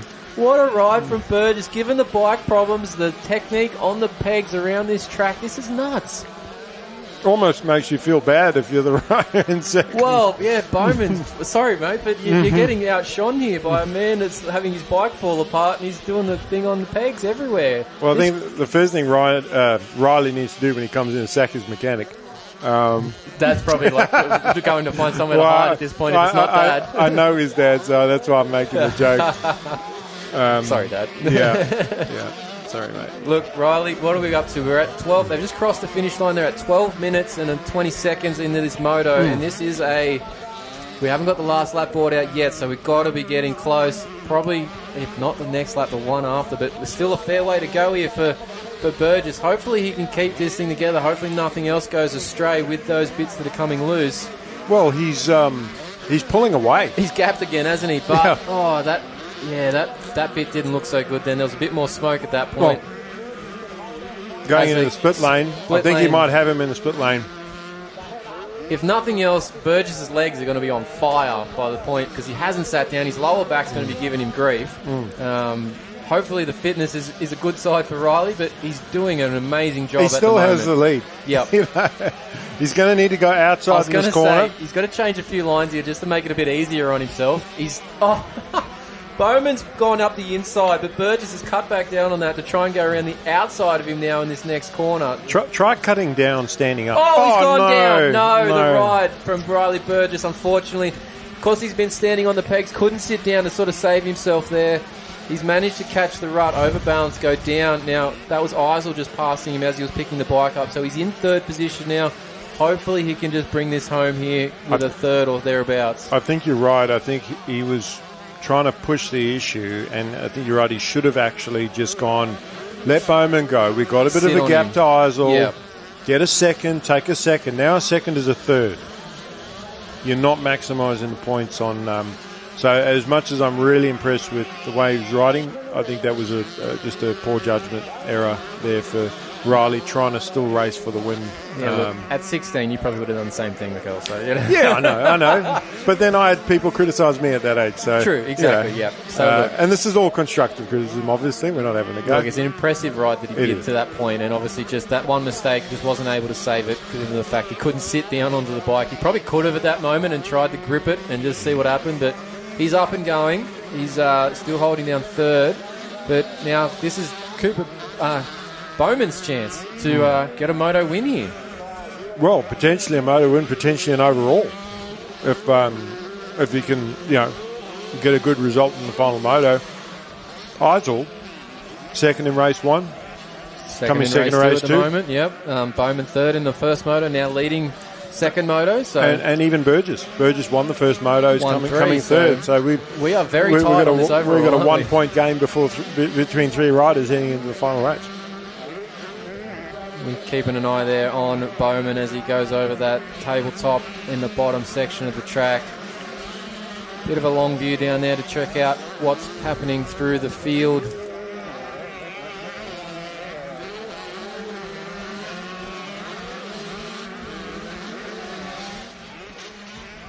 As we come back and check out one of our lower riders there in the field coming across the finish line and onto the start straight. We're looking for our leaders again, just to try and catch up to where they are. To make sure that Bowman is still in front, which I believe he is there, just ducking around that corner. He'll be into this last corner in just a second. Heading you can towards see the Burgess finish in the background there as well. There's Bowman. Over the finish now. We've still got at least 2 laps to go because the last lap board has not come out yet. Well, There's Eisel Eisel's on a charge. He is actually closing the gap. And then we're quite a ways back now. Burgess is still holding on to this third place, but there is a decent gap. But he's going to start. That's Ryan in the background of that shot there as well, coming up towards Burgess. So Burgess might lose a few more points here because the 299 of Ryan Jones is starting to creep up onto the back of him, and I dare say Burgess isn't going to have much to be able to challenge with that bike in the state that it is at the moment. So, well, Stordinger just came past as well in 5th place, and Riley can't afford to give away position to Jones just because of the points gap after round 1. Yeah. Let alone give away any positions any further down the field to anybody else. It's funny how things change in moto so quickly. At the start of this, we were saying how many points Burgess was going to make up, but now it's a case that he might be losing points just on a little mechanical error, it seems. Whether something is broken in there that's caused this, a bolt's given way or something, or if they just haven't tightened it, that would be more of a problem, Buy a bottle of Loctite. Well, maybe buy 2. But if that's not the case, unfortunately these things happen. It is motorsport. Parts break. Oh, bit of a moment there for Bowman as he's coming out of that berm there, just losing the front outside of the rut. But he continues on. Eisel is closing in the same shot there. Probably a couple second gap. So this race for the moto win is not over yet. Yeah, it's starting to wind down. We're probably going to see a last lap board soon, but Bowman hasn't stopped charging since the start of the race, and neither is Eisel for that matter. Obviously, he made that mistake earlier, and it cost him a lot of track position. But we've missed the last lap. We've gone straight to the finish. I don't think it was out. No, I didn't definitely see wasn't. So there is our first 2. We're looking for our 3rd place rider now, which is still Burgess is actually still in front, coming into the last corner, but Ryan Jones is all over him. Can Burgess hold on to this 3rd place finish? He's got 1 jump to go. Oh, well done, Riley Burgess. And you can see the back end of that bike is basically sitting on his rear tyre. So he's done an amazing job to hold onto that motorcycle in the condition that it is. And we're just watching him pull off, and he's pushing down on the mudguard, and the thing is not connected to much at all. So well done, Riley Burgess, on that result there, salvaging 3rd place after even trying to still battle through for the win, even when that bike got to that point with Bowman there. But look, Bowman took it, Eisel, Burgess, Jones, Stordinger, Shaw, Harris, Brown, Kobe Reed in 9th, and Ayrton. Ayrton missed the name as we scrolled past there in 10th place. But that was an exciting moto. We'll take a quick break here before we get to our next race on the grid, which will be our 9 to 12 85cc class.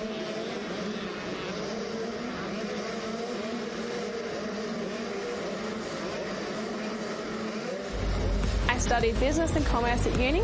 After graduating, I joined the New South Wales mining industry.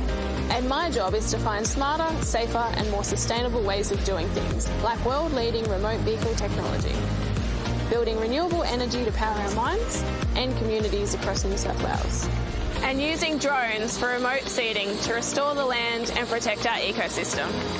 Because in New South Wales, we mine responsibly for today and tomorrow.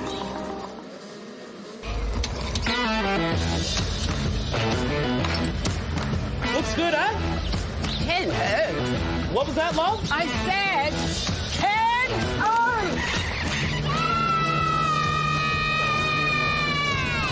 on. All done, girls. Happy? Ken Oath, all right. From big jobs to even bigger jobs, get the Ken Oath feeling.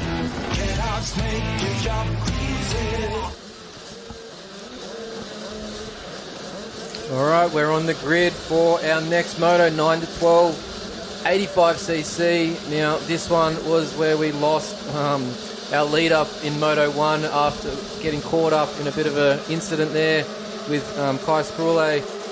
And the start has definitely changed around. The outside has been a massive hole shot there.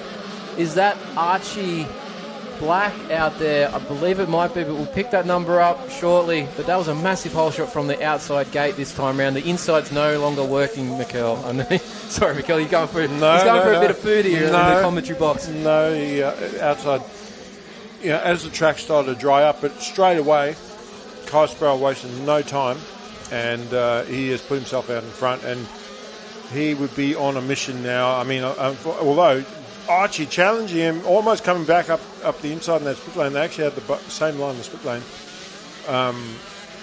But Archie's not just handing it over to him, not just going, okay, well, I've won this championship already. If I just finish second, if I just keep finishing second, he's going to keep the pressure on Kai, because if you just let the rider go, he's just going to be able to relax. But if he can keep the pressure on, force a mistake, challenge for the lead, and go, hang on, I'm going to win this championship because I'm the best guy, not just because we've got a big points lead. But now the 411's challenging for second here. That's Duke Sharabam trying to get up inside of Archie Black there. So he's making a run here for the front as well early in this moto. Yeah. As things are settling down. And the best thing that Archie can do, even if he can't challenge Kite for the win, is try and get a bit of a lead for that second place and then manage it.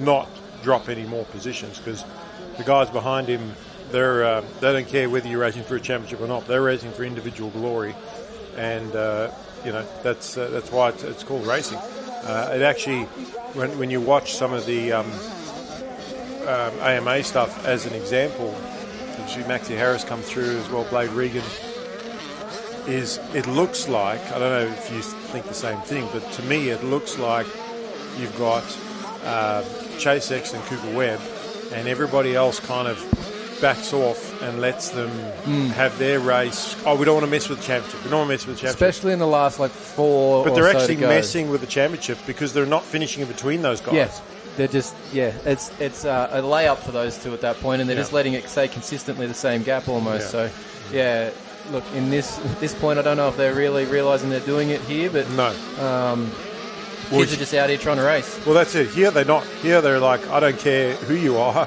whether you're winning or not. I want to win races, or I want to get the best position I can. As you see, Kai keeping it straight through those routes. I think maybe the cross rut had come from two things: either trying to jump from the middle back towards the inside as you want to make your line towards the inside, or potentially scrubbing a little bit and landing sideways in those ruts and then getting cross-rutted. Sometimes keeping, scrubbing has its place. You can definitely stay lower and be faster on a lot of jumps, but there are some jumps where you really just want to keep the bike straight and land straight. You can actually lose time by scrubbing every single jump, because you land sideways, you don't get the same drive as you do when you keep the bike completely straight. Now, Kai's got a nice gap on the field developing here early in this moto. Hopefully he doesn't go into any thought process about what happened in Moto previously, and he just concentrates forward. But look at that gap behind him there as you see him come across the finish line tabletop. There's a nice gap now all the way back to our second place rider, who's only just coming across it, and it's Maxi Harris. We've had a bit of a change up here. Archie, I think Archie must have made a mistake, if maybe even just a slight tip over, because he's just had to pass back up the inside of Sharabim now. So we'll go back to, we'll hopefully scroll back to that battle, heading into turn 2 now, which is the Kennards corner. And Maxi Harris, Archie Black, Duke Sharabim. As Sharabim goes up the inside of Black and nearly gets him back. That's Black going over the tabletop there. And a bit of a wide run there for the guys. Challenging. I think what he done there is Archie wanted to go across Duke to run him wide. Oh no, that's Blade Regan, I think. Yeah, I think Archie's just a little bit further forward, they're changing about because they were right close together as they came across the finish line, but they've split up again already. So things are changing there. But that was Sharabim. I think Sharabim. Sorry, not Black. Sharabim wanted to just run Regan a little bit wide there to close the line, but then Regan's cut down and got back underneath him. We'll keep an eye on our leader through the National Motorcycle Alliance corner there.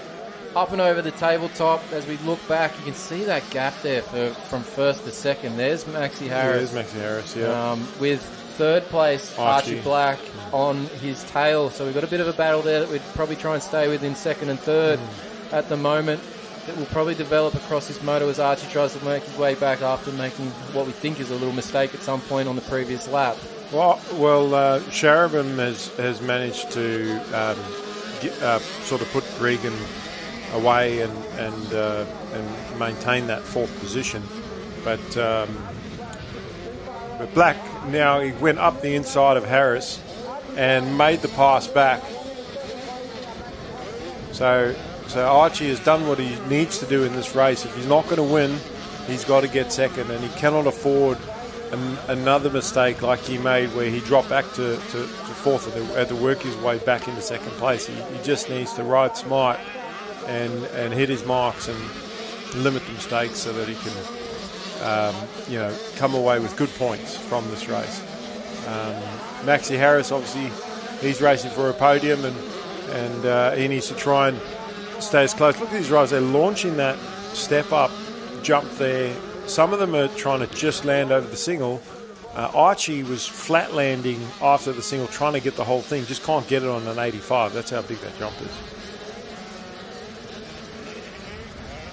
Watching Kai just out in front, making his way through some of the lap traffic, whereas we're heading towards our middle part of this moto. He's still doing quite nicely out there in front, taking some of the lines that he knows comfortable with, hopefully learned from his couple of motos already today that he's been a part of. A little bit of an overjump there, got onto the face of that last roller and just bottomed the bike out a bit there.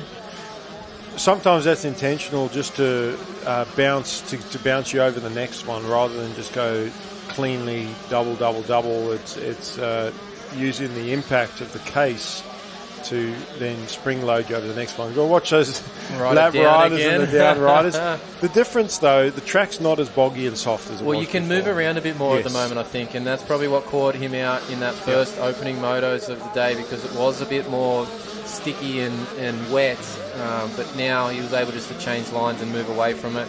But he's got a couple of lap riders here that he's got to negotiate as he heads down the big straight here into the... Well, he's gone past three riders getting towards that corner, and he's got three more yet to negotiate on the exit of Kennards Hire. So busy lap traffic in this particular class for these guys here today.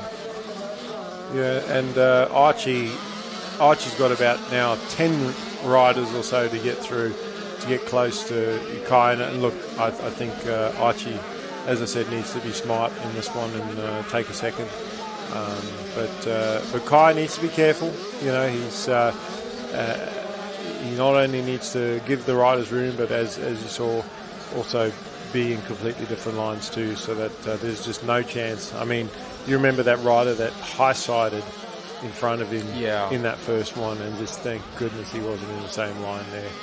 As, leg come off early there. I think he wanted the inside rut there, and he didn't quite make it, so he made due and went out a bit further. Thought I'll just keep the leg out. It's out now. I'll just keep it out. Yeah. I mean, you look at how tough this track is, and go back to Riley Burgess in that previous race, standing the whole way around for 4 laps. I can't stand for a lap and my back's giving way. To be 15 again. He's 15, 16. He's 15, yeah. I'm not going to arch your age. I'm 50 in a couple of years, so it's. His back should still be able to tolerate that sort of thing. Yeah. So, but look, that was pretty impressive to be able to stand those few laps. The legs would have been burning, the back would have been burning, but he still managed to get it done. So, but it is much nicer when you can just sit in the occasional corner and take the pressure off all that. Well, that seat's never been so comfortable. Yeah, exactly. See how Kai crossed over that rut? He did that last lap around as well with a lap rider. Got a little bit close to that lap rider that time. I would have liked more space, another rut space in between, as we see Black just carving his way through the lappers, trying to see if there's anyone a bit further back. But I think all our contenders in this that were up the front anyway have spread out a bit.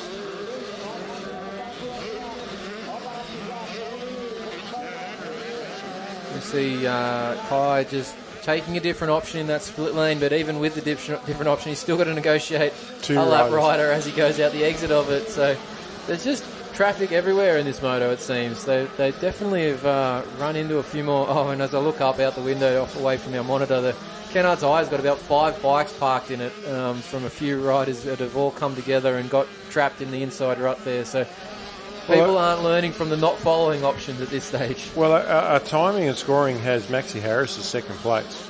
So that a change, have we? Well, potentially? if the timing is right, yes. So we'll just try and scan back to see if to second place and see who's there, because it was Archie Black, and look, there were a lot of lappers to get through. So whether or not there was a mistake there, or maybe it's a mistake with the timing, we'll find out when they come up towards the finish line. There is, based on that timing and scoring that's there is only 2 seconds between Maxi and then Archie, and then 2 seconds back to Sharaban. Yeah, so they're very tight there. Maybe some of these lap riders have caused a bit of an issue and a bit of a change up in the order. Yeah. Well, there's Kai there going over the finish line. Yeah. So we look back to see our next rider in the list here. Looking for our second place, which, yes, it is Maxi, but there's Archie on the inside of him trying to make a move over this finish line area. So the second and third place are in a heavy battle here as they head on to the start straight. Yeah.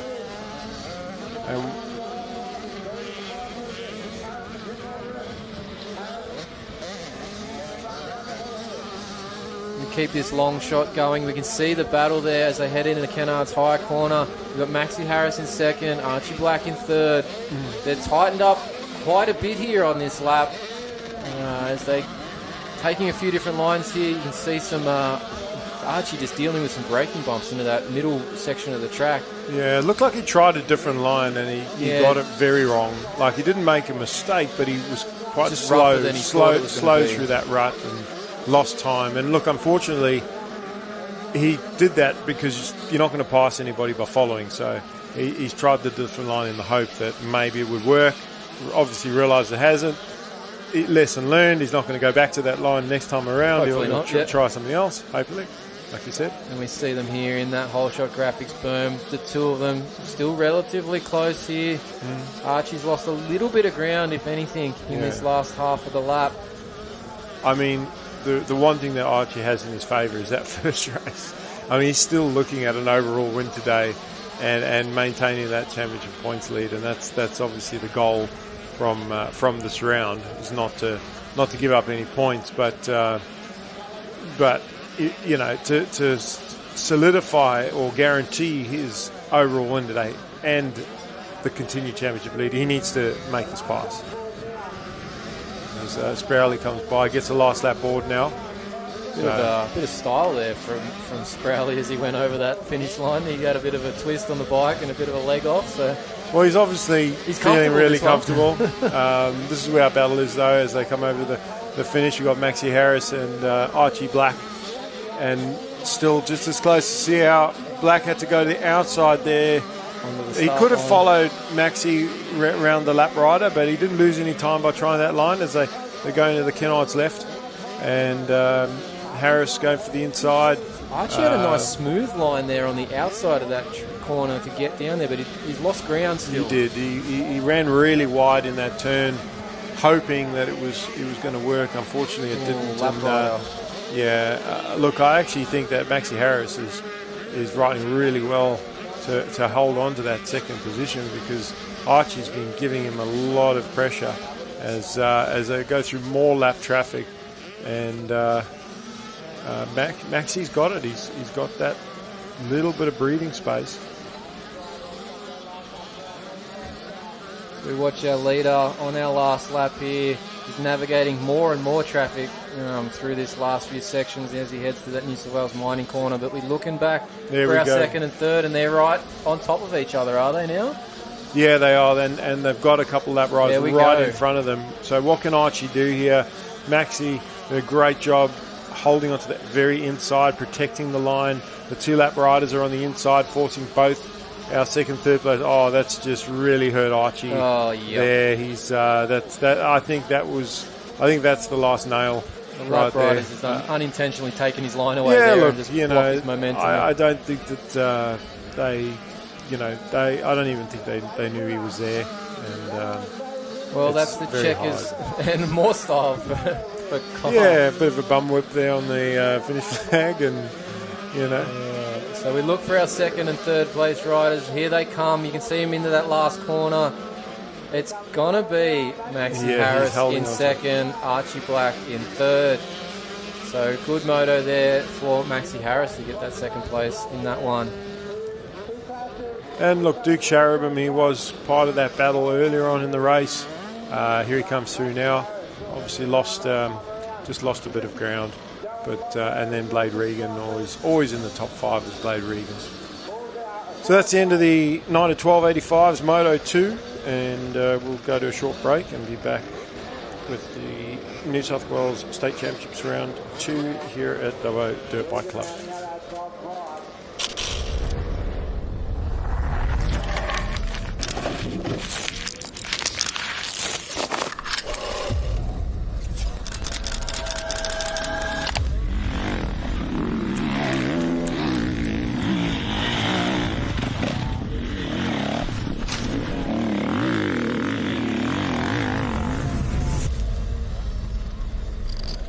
All shot graphics. Be first.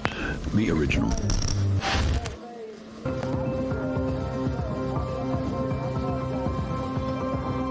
The Westpac Rescue Helicopter is here for our community. And this holiday season, we will be ready to respond 24/7. Please stay safe, and thank you for your support. To donate or for more information, visit rescuehelicopter.com.au or call 1800 155 155. I'm part of a team working on a first for mining in New South Wales, turning this coal mine into a new hydro power plant and solar farm to generate renewable energy for families and businesses. Projects like this show our industry will keep working to reduce its emissions, already down by 38% since 2005, all while contributing billions in royalties every year to fund our public services. Because here in New South Wales, we mine responsibly for today and tomorrow.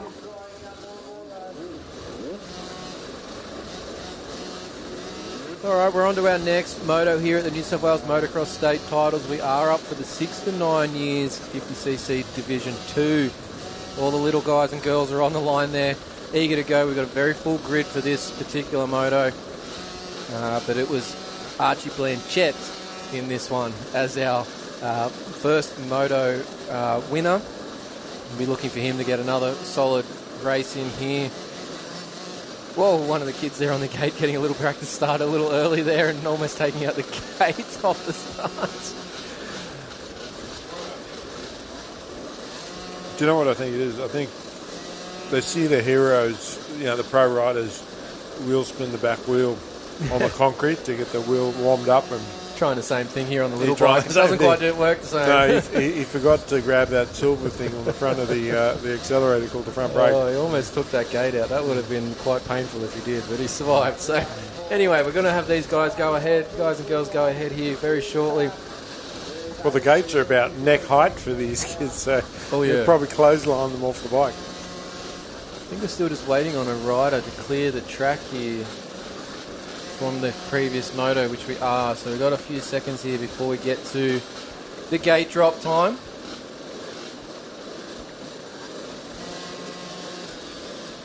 So even with a mistake in the last race, remember Archie leading and then crashing, he was still able to take the race win with time to spare. Hopefully, and now that the track's a little bit easier, it's going to be easier for all of these kids, obviously. Now, where's Archie? I think he's gone to the outside, I think, this time. He was on the inside last time, but the outside is going to get him the whole shot.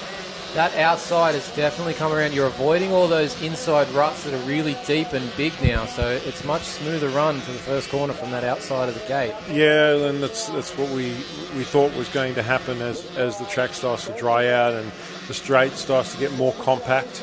Not entirely sure how much work they did with the tractor in that turn there, but or what they were hoping to achieve. The number 43, just like the previous race, has slotted himself into second. Looks like Zio Kirchen has moved up into third.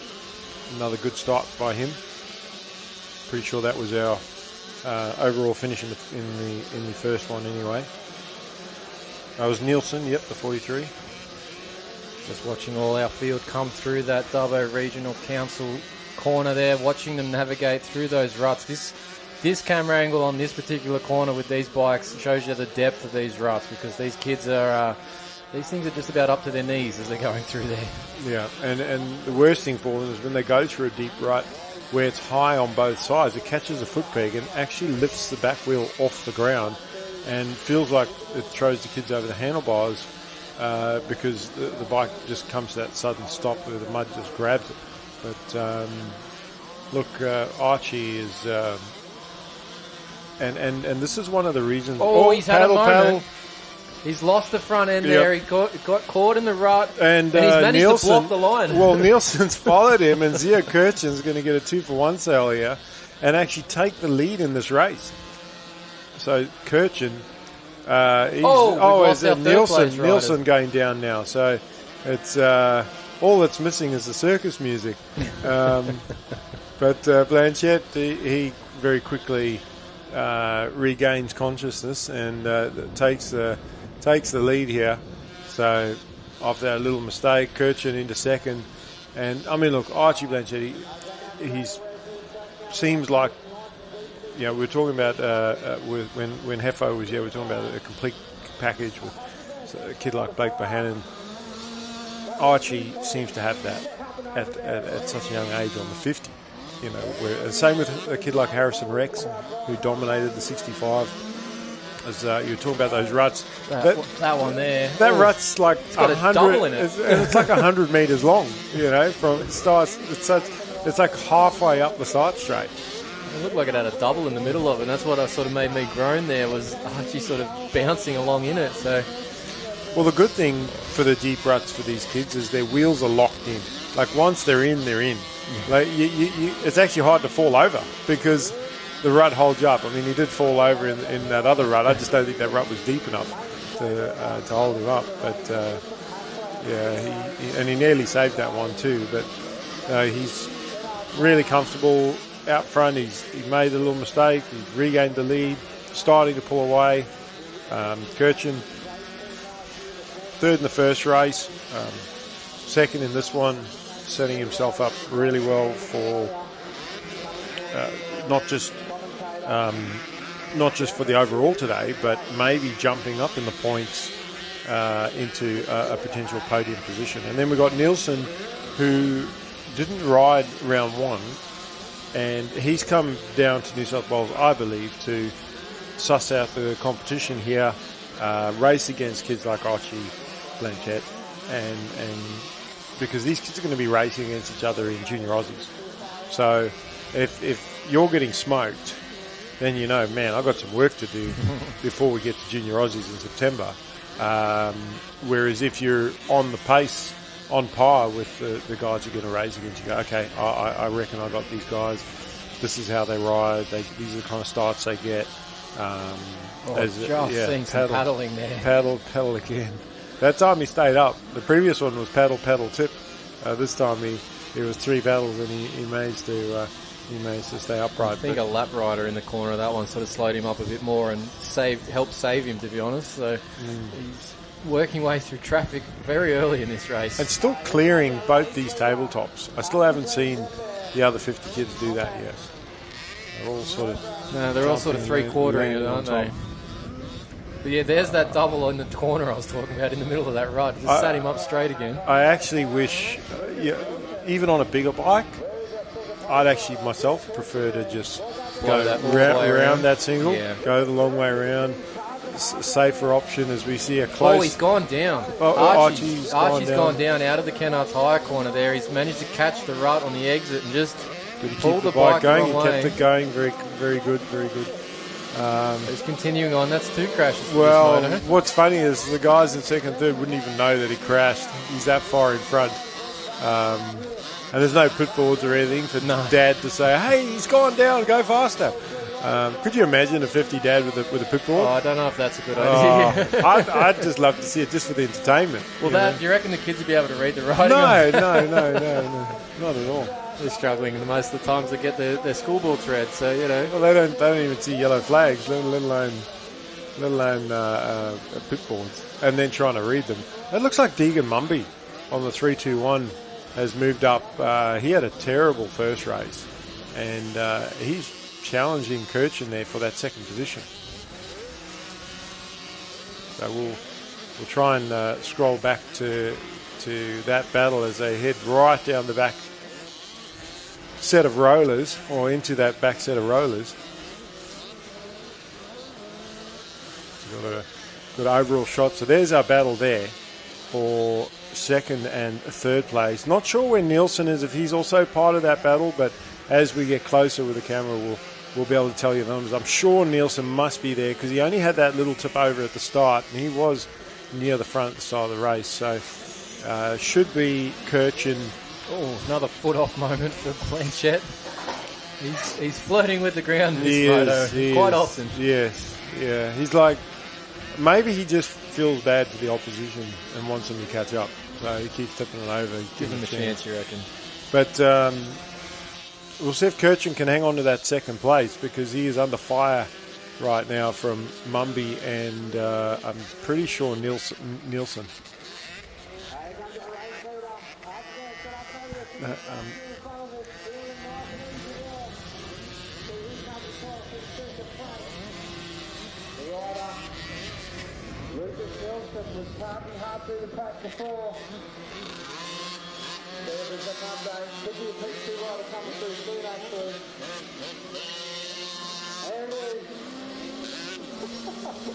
We keep an eye on Blanchette in that Kennard's higher corner. He's navigated it smoothly this time round. Missed out on that crash from last lap, so he continues on out front there. He's found a nicer, smoother line here through the Dubbo Regional Council corner, just a bit further outside, not all the way outside, but getting a good run to clear that tabletop. Well, he's so far out in front, he can literally go wherever he wants. He can take the widest line around the whole track, and that's probably the smart option, being that he has such a big lead. Except, got a little bit close to that, lap rider, and still like to get back to see as it looks like we have a new second place rider. I think that might be Nielsen, because there's Kirchin and there's Mumby. So I think Nielsen may have actually made his way all the way back into second place. And we've got a couple of riders down in the Kennard's higher corner yet again on the entry to it. Probably those braking bumps catching those riders out there. But we are on our last lap here as well, so we'll be looking for Archie to be coming across the finish line to take this moto win here shortly. So you can see him there in the bottom section of the track, making his way through those ruts. Probably about 3 corners to go here before he gets to that finish line. Yeah, and you see the riders, like none of them actually even have mud on them anymore. The track's really formed up well. It's dried up. The club obviously hasn't decided to put any water down yet. And if I had to guess, I actually don't think that they will. I think they'll let the day run out and then just wet it and regroom it for tomorrow. So, because it's not dust that's. No, it's looking pretty good at this point in the day, considering we're, halfway through, just about halfway through second round of motos. I would say, You'd think the track's going to hold up pretty well here for the rest of the day, but this is there's the win. coming across the line there for that moto win. Jumps over 2 riders to take the checkered flag. Nielsen fought his way after a mistake all the way back to second, and Kirchen another solid podium finish in 3rd place. So before we go to a break, I'll just mention that we're going to we've got Darren Thompson here from the Yamaha GYTR junior team, and he'll be joining me for an interview after we go to break. So we'll be back shortly with round 2 of the New South Wales State Championships here at Dubbo.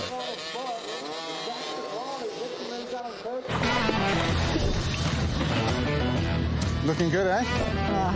Hello. What do you think, Donna? Chiarimento de che?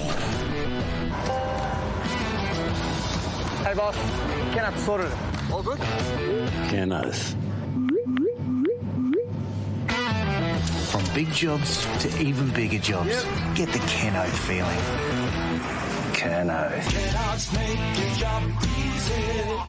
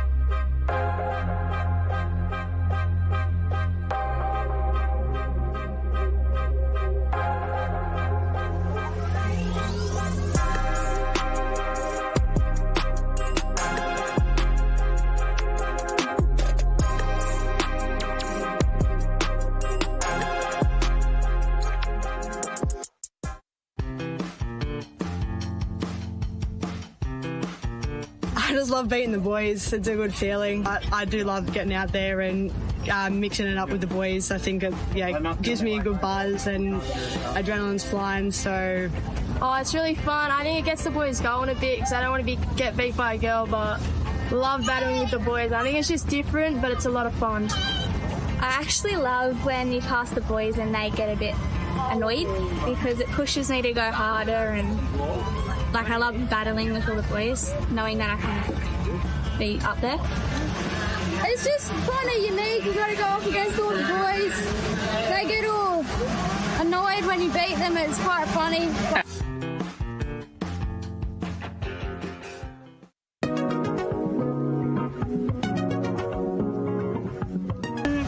I've been riding since I was 4 years old. Wasn't really into it then, but started racing about 3 years ago and loved it ever since. I probably started when I was 4. My dad and brother got me into it. Used to just ride on the farm and then got pretty competitive with it and just been training ever since. I hopped on a bike and then I started doing nippers about 6. And then, kind of first race. I think I ever got third, so that was pretty cool. I was pretty stoked with that. And I was about 4 or 5 when I first started riding and racing. Started in like mini carner sort of scene, then went over to enduro. I'm mainly an enduro racer, so that's my main discipline. Probably when I was about a teenager, I started doing motocross as well. So I was doing both motocross and enduro at the same time. Kind of went away from motocross for a bit, just focused on my enduro sort of racing. But the last like year or two, I've come back into motocross, so it's just been good to kind of do both. So yeah, I've been really enjoying that. There are teams like us all over New South Wales restoring the land being used for mining. We make plans before mining even starts, so there's a productive and sustainable use for the land afterwards as well. Like this bushland and farmland for cattle grazing. And it's happening all the time. Like here in the Hunter Valley, where 40% of the land used for mining is already under rehabilitation. Because in New South Wales, we mine responsibly for today and tomorrow. So we're back, and up next we've got the 85s, 14 to 16 year age group. And with me in the booth, Darren Thompson, Yamaha GYTR Junior Team Manager. Darren, appreciate you taking the time out of your busy day. You've got a bunch of riders, at least a half a dozen riders that you're looking after over the weekend. Your riders have done really, really well at round 1 at Lakes and also again today. Just tell us a little bit about yourself, how long you've been in the role as Yamaha Junior Team Manager. Okay, well, the current role that I'm in now is National Manager, and I've only been in that role for 2 years. Prior to that, look, I'm only guessing, I would say 5 years as a New South Wales Junior Manager. It is a great role. Being an ex-racer, I just enjoy putting the kids on the right road to success. I failed miserably, so I've learnt by my mistakes, and I can offer my opinions on what they need to do. Well, up next we've got these 85s that are just about to go for the gate drop, and we had different riders in this one. Jake Doyle, Josh McCloskey, up near the front, in front of our championship leader Tyson Williams, and we talked about different riders suiting different tracks. Looks like Doyle with another hole shot. McCloskey looks like he slotted into second place, and see as they come out of the third turn now down the main straight. Williams up into third, Sproul in fourth place. Now Sproul's got some work to do in this race because he had a bad first race in fifth place. When I say bad, fifth is still good, but he wasn't challenging for position. If he wants to podium or win this championship, he's going to need to get some race wins. So Darren, you're talking about your role, how many years you've been doing it. You're also quite a good mechanic, I hear. You do a lot of work on the kids' bikes as well as you let the parents do their work as well? Yeah, look, I don't really do a lot of work on the bikes anymore. I'm basically here on weekends in case something goes wrong. So, if a rider has a crash and they break this or they bend that, I'm here, I've got spare parts, I know how to fit it all. Generally, when I get a junior racer on board, if they have a existing relationship with a mechanic, a reputable mechanic, and everything's working for them and they're happy, I'm more than happy to leave that alone. We will only step in if a bike keeps blowing up or breaking or something like that. But generally it's just keeping the rider happy, the parents happy. We got a great bunch of riders. They're all really good, well-behaved children. The parents are all very professional. They're very professional, but they're not yelling or screaming at the kids. At the moment we've got a great bunch of parents and riders. There's no arguing amongst any of us. We're just all harmonious, and that makes good races. Yeah, it's and it's a big team as well that Yamaha are backing. So there's not a lot of support in junior racing, and Yamaha is one of the brands that actually does have. I don't know of a junior team that's larger than the Yamaha junior team. Yeah, well, look, the bosses above me, they certainly are motivated with racing, and they also know that we need to get these kids at an early age and just get them to basically be loyal to Yamaha. You know, like, we're loyal to them. We give them 3 bikes a year. They can turn them over as often as they need to. We recommend, turning them over at around the 30 to 40 hours. That way they're still in really good condition, and whoever gets them, purchases them off the riders, gets a good bike as well. So yeah, we see the future, and the future's in the young kids, and that's what we strive for. Yeah, very good. So just getting back to this race, a very close battle for the leader. Jake Doyle and McCloskey, they were 1 and 2, but in the opposite positions in the first race. And Doyle knows that he can't let McCloskey beat him again, because then the overall is pretty much in his hands. So if the local rider, Doyle, can hang on to this lead, which he's doing a great job of doing, it sets it up for an overall where they'll go into the final moto even on points. And Doyle has been slightly better on the race starts. Williams dropped back a little bit. He was challenging with the front two, a little bit further back, Cooper Sproul. But every time McCloskey seems to close the gap on Doyle for the lead, Doyle seems to open it up and pull back away again.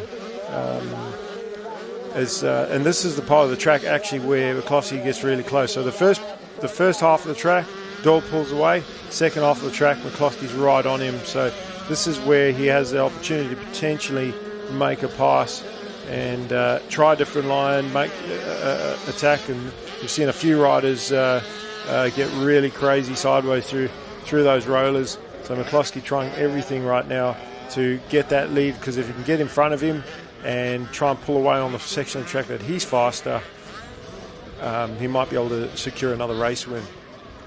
And third and fourth, well, that's Cooper Sproul, Tyson Williams, first and second in this championship. And Sproul can't afford to let Tyson get another position in front of him, as we see McCloskey try and go around the outside of the door. He's going to switch it up, go to the outside this next turn, and see if he can sneak around him in that next corner. Doesn't quite have enough space. They're coming back towards the finish line. Second last corner here. And side by side. And as they come into the final turn towards the finish line. And like I said, this is the part of the track where I think Doyle's just a little bit faster. McCloskey's going to... What's he going to do? Is he going to follow him? I don't know if I would have done that. But anyway, follows him through that inside line, and but this is the closest he's been. This is part of the track, like I said, Doyle's quicker, and McCloskey has managed to pick up on that and work it out, but trying the outside there, lost some ground, and that's why he's following so much, because you could see he tried a different line there and he lost ground. He's going to have to go back to work again. Doyle is just holding those best lines that go through the split lane. And McCloskey with a slightly better run around the outside, but Doyle can close the door up the inside. Then McCloskey switches to the left. He'll have the inside going into this next turn. Is he going to shut the door? No, he doesn't.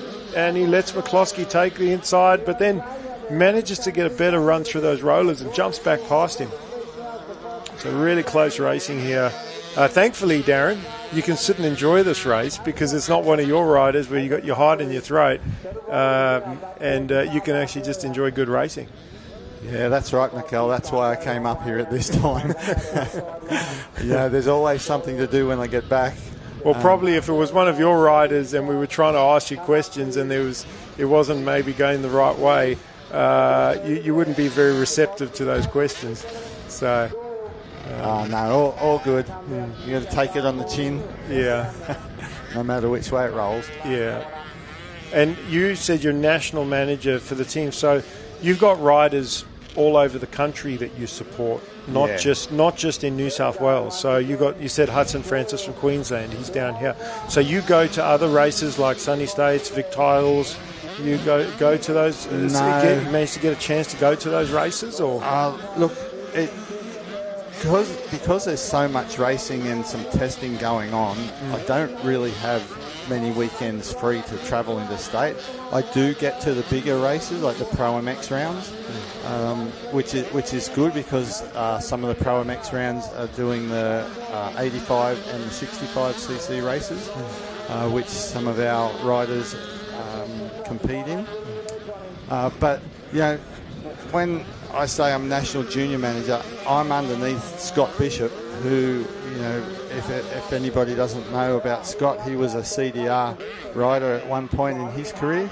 So I remember. He's a wealth of knowledge, and he oversees everything in racing, whether it be road racing, quad bike racing, billy cart racing. There you go. Even that Yamaha make billy carts? I don't know. I know they make pianos, but didn't know they made billy carts. He is the man. He's really got his finger on the pulse of everything racing. Well, while we were talking there, McCloskey finally got it figured out and made that pass heading into the turn 2, Kennard's corner. Just lined Jake up, went up the inside, forced Jake to the middle outside line, which is a bit slower, and got the pass made. And he was running with a little bit more pace than Jake because he caught him, put pressure on, made the pass, and now that he's got the lead, again, we were talking earlier about overriding this track. He's not. It doesn't look like he's trying to frantically get away from Jake. It looks like it's like, okay, I've got the lead now. I know I'm slightly faster. I just now need to be smart and close this one out. So what's next on your agenda, Darren? You've got this weekend. I suppose we've got East Coast MX in 2 weeks. Yep. And then when is the Terrelgan? Are you going to Terrelgan for that round? Yes, I'll be going to Terrelgan. That'll be Kai Sproul and Stella Harding. Is that next week? First attempt. Is that next week or is that the week after? That's the week after. Okay. Yeah. 2 weeks after. After East Coast. After East Coast. Yeah. Okay.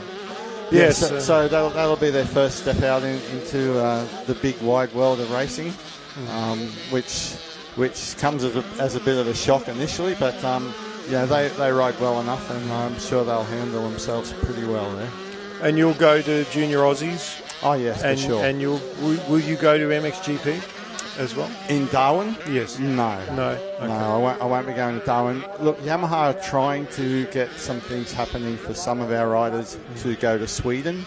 There's another Yamaha YZ Super Finale race, worldwide, and they're looking at sending 3 of our riders to that. Okay. It would have been nice for them to be able to send them to Chicago for the Des Nations again, which Blake had the opportunity to do last year. But it will clash with our Aussie titles. So that's why we are looking at the Yamaha Super Finale. It's at the GP round in Sweden. Okay. Well, look, I think that looking at all the team riders that you have for the state championships, I think you're leading a lot of the state championships with your riders. As we see, is that just trying to get from the drone shot? We do have a battle. Is that Williams and Sproul maybe for that 3rd and 4th position? It is, and Sproul has actually taken 3rd, so that's really good for him because he needs to try and chip into this points lead that Williams picked up at round 1, winning all 3 races, and Williams finished in front of Sproul in the last race by 2 positions. So Coop has to start making up points, and he has to do that from now on, as Doyle still hasn't sort of let McCloskey get away too far, but I think, like I said, McCloskey's running a slightly faster pace, and another race win is going to potentially secure the overall for him if he can get a reasonable result in the last one. But Darren, it's people would look at what you do for a job, and I get this a lot too, and they go, "Oh, you're so lucky. Oh, I'd love to do, if I could do what you do, what a job." I'm sure there is a lot of enjoyment out of it, but I think there's a lot of hard work and the call it the glamour of being the Yamaha junior team manager. can at times not be as glamorous as what everybody thinks it is. Oh, that's for sure. I don't think I'll ever see a glamorous side of it. That's for sure. But look, it is good fun. It is rewarding when riders are performing. You go along with the riders, the highs and the lows, and when there's so many riders on the team, that's just constant. And everybody has a bad race. Something happens, and what I like is everything is still under control underneath our quick shades, and no one's yelling and just creating a bad atmosphere. So that's the key. So just on that, I've seen some team managers, because I've been a rider on teams and been yelled at before by team managers that have a very aggressive approach. Is that the team dynamic more of a supportive? I guess from a point of view, most riders know what they've done when they do it, and maybe if they sort of don't take any ownership, maybe that's when you step in and say, hey, you should have done this in that situation. You should have done that. You can't just say it was bad luck, because any rider that doesn't take responsibility for something that happens will never learn from that situation. But some team managers will tear their heads off about what they did wrong. Others will just talk about it and say, hey, look, lesson learned. That's what happens. Look, that's for sure. Is that your approach? There's no use yelling at them. Okay, the riders that are successful are very hard on themselves already. Full stop. Yeah. So all I do is I just let them know that, okay, you've made a mistake. You know what the mistake was. Now forget about it. You can't do anything else about it right now. All you can do is calm down and then prove that you can do your best in the next race. You need to look forward to the next race. If you dwell on the last race, all you're going to get is a sore neck from looking back. Right? So that's our approach. And yelling at them, you don't get anywhere. And if they need to be yelled at, it's certainly not my job. Their parents are here, but if they're yelled at, I don't want to hear it. I don't want to see it. I don't want any of our other riders to be involved in it. Yeah. Like you said, it's that atmosphere. You're trying to create that positive atmosphere. Correct. Yeah. Well, that race just ended, and McCloskey has worked hard for it. He's clicked off another win. And has put himself in really good position for the overall win today. Jake Doyle, he'll be disappointed with another second place, but still a good finish. And Tyson Williams actually getting back into third position by the end of that moto. So we're going to go to a break now. And thank you very much, Darren, for your time in the booth with us. No, thank you. Thanks for the opportunity. Presenting your event partners for the 2025 New South Wales Motocross State Titles. New South Wales Mining, Kennards Hire, Sideline Sport, Dubbo Regional Council, National Motorcycle Alliance, Black Dog Institute, Westpac Rescue Helicopter Service, Wholeshot Graphics. I studied business and commerce at uni. After graduating, I joined the New South Wales mining industry. And my job is to find smarter, safer and more sustainable ways of doing things, like world-leading remote vehicle technology, building renewable energy to power our mines and communities across New South Wales, and using drones for remote seeding to restore the land and protect our ecosystem. Because in New South Wales, we mine responsibly for today and tomorrow.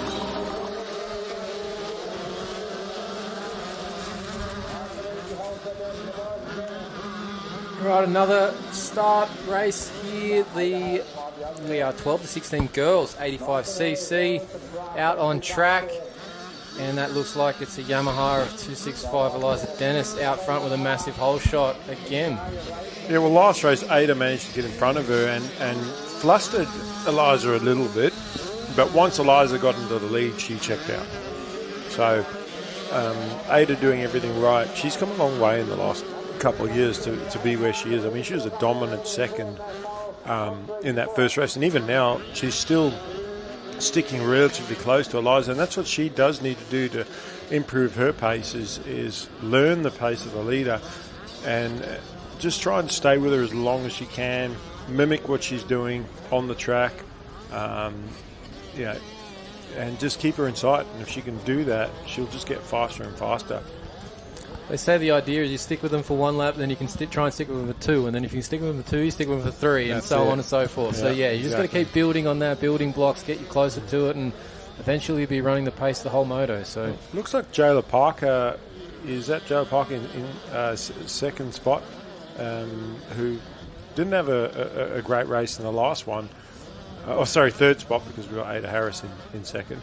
And she's got about four girls behind her, so she could lose any mistake from any of these ones, any of these riders, you could lose position, especially this early in the race as well. So everyone's just trying to settle in, find their position, and we'll just the leaders already stretched it out as Eliza starts to pull away.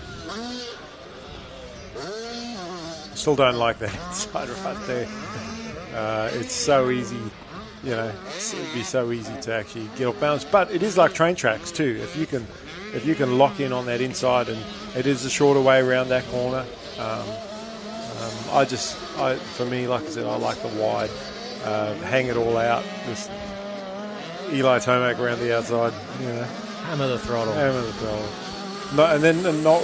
Sort of steer with the rear, which is just doesn't matter if the back wheel steps out. Ooh, you see that little step out like that? Except like that. No, you don't want it stepping out like that. That was a bad one.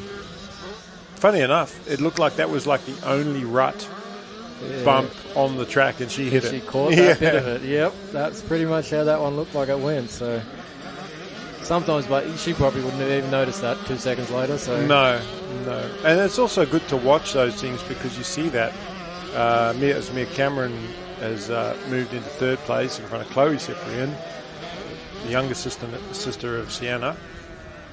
And then we've got Jayla Parker, and then Sienna, and Layla White, Emma Backway, and Letty Seymour.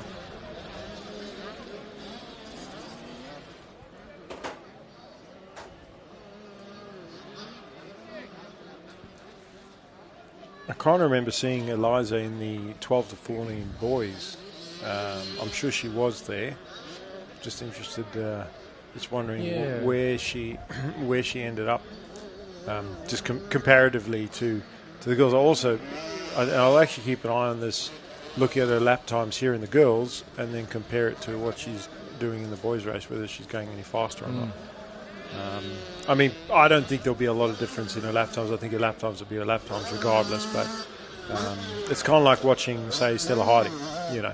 Stella is beating the boys and the girls, and if there's no 65 girls class for her to ride, and if there was, she'd probably be lapping second place, but being that she's just going that fast. But Eliza has opened up a massive gap now over second. Still waiting. There's Ada going down towards that Kennard's High corner. She's a good straight and a half away back from Eliza now. So she's dropped off there. But then again, third place, Mia Cameron is pretty much the same gap back from Ada that Ada is from Eliza. So things have stretched out here. But our third, fourth, fifth, sixth, seventh are all sort of in one straight there. So bit of action just here, and as you see, that I think that's Jayla Parker. Yeah, we'll try and stay. Or is that Mia Cameron coming up? It's Mia Cameron. We'll try and stay with that battle actually, because the riders are a lot closer as Cameron goes around that right-hander, and it's Chloe Cyprian, then Jayla, then Sienna. So not a good start for Sienna. Then Layla White, who laid it over in that previous race, end of it, where she hit those braking bumps heading into that turn. It's good to see she's up and about for this moto as well. Obviously not not too harmed by that crash that she had in that previous moto, which is good to see. Well, you look at the lead that Eliza has, and she's clocking 10 seconds a lap quicker than Ada. So, in a 5-lap race, that's 50 seconds. There's my basic math. Carry the one. Yeah, that's it. And Mia is then a further 5 seconds further back again, so to Ada, and then at least with Mia, Chloe, Jayla, and Sienna, they're all going about the same speed. And that's why we see them bunched up in that 3rd, 4th, 5th, and 6th, even 7th place with Layla there as well. Liza just finding some nice acceleration bumps on the exit of the Kennards there, where she was just sort of having the bike stalling across the top of them as she was trying to get moving and get the momentum back up, which is definitely flowing around the track at the moment. Oh, bit of a notch in that rut in the split lane there for the inside that she took. Looking back for some other riders here across the coverage. And we go back to our... So heading down the finish straight, going down the finish straight, we've got Mia Cameron in 3rd place, and then Chloe Cyprian, there's Jayla Parker, Sienna Cyprian, Layla White. So they're close, but they're all like, it's almost like they're like driving on the road where you've got to maintain a 3-car space. It's like, no, we need to keep that 3 to 5 bike length gap. And if you honestly get some measuring tape out, I reckon they're all exactly that same amount of length behind each other, which is a good thing from a point of view, is that you can see a mistake. The bad thing is you're never going to pass the rider in front of you unless you can get close to them. So, but it doesn't mean they're not trying to. They might be trying to. I just find that sometimes riders tend to hang back because they're worried about maybe running into the rider. So I'll just hang back, and when I want to make a pass, then I'll try and make a pass. But it's the other thing is riders sometimes don't realise that a pass doesn't happen from I'm going to pass you now. A pass happens in 3 turns, 3 or 4 turns. It starts in 1 turn and then it gets set up, and by the time the pass is completed, it's 4 turns later. So, not going to do that being 3 to 4 bike lengths behind. But someone that doesn't have to worry about passing, not lap riders anyway, is Eliza Dennis, and she is what I really want to see is a girl go from Australia and go and win the World Championship. That'd be lovely, wouldn't it? I haven't seen that. I haven't seen that. Been close. Yeah, Meg Rutledge 2nd.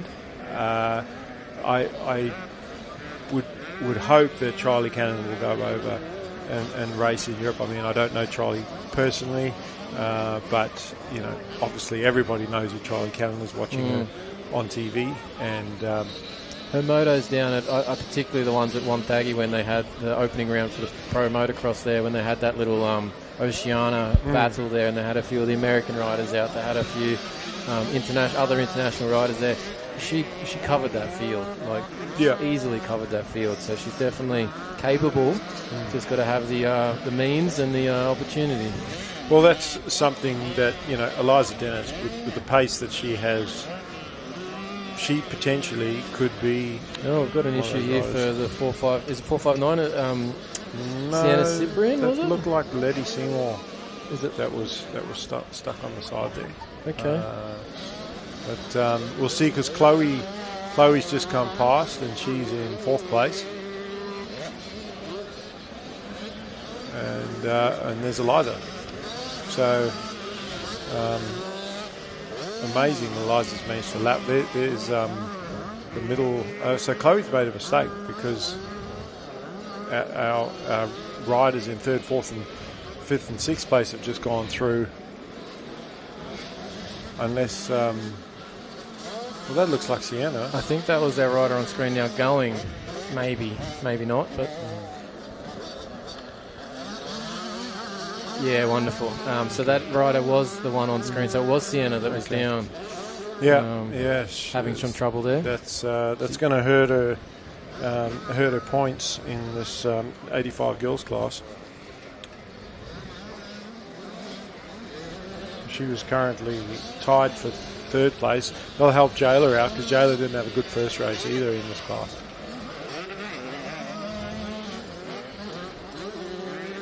So Liza's just made her way down the back to Whole Shot Graphics corner, but she's just gone past one of the lap riders, one of our back markers, 28 Emma Backway. So she's out there making her way around the track as well. But Eliza just in a league of her own at the minute, just cruising through these rollers here, making it look easy at that point. You know, what I do find amazing, though, and you talked about, stick with them for a corner, stick with them for 2 corners, 3 corners, half a lap, becomes a lap.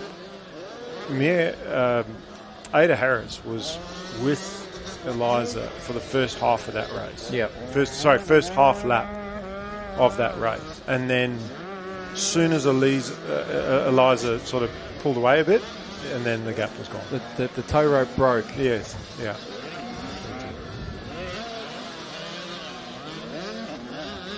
So, and it's you don't know the pace you can run until you do. As Eliza clicks off another lap past the finish line here. So she's on her last lap now, so we're closing out this moto. 1 to go here, and she'll have a little bit of a moment there. She just put the wheel outside of the rut and almost pushed the front, going around that first turn.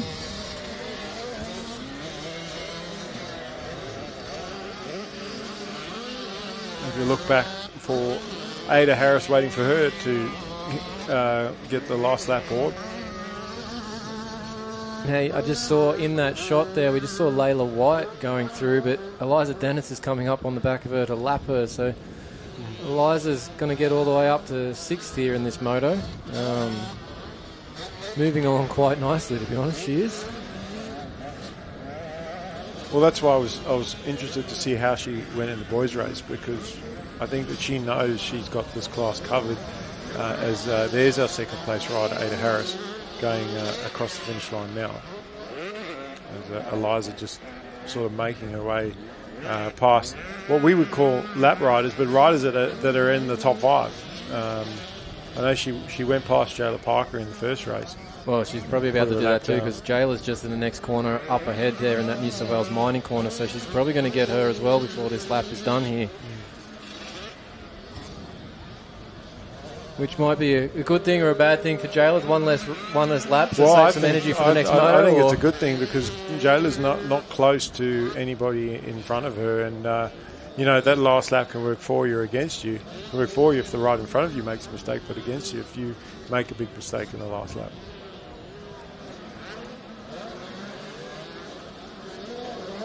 Yeah, Cameron just going past the finish line there. Oh, and Eliza's just taken over from... Is that Cyprian?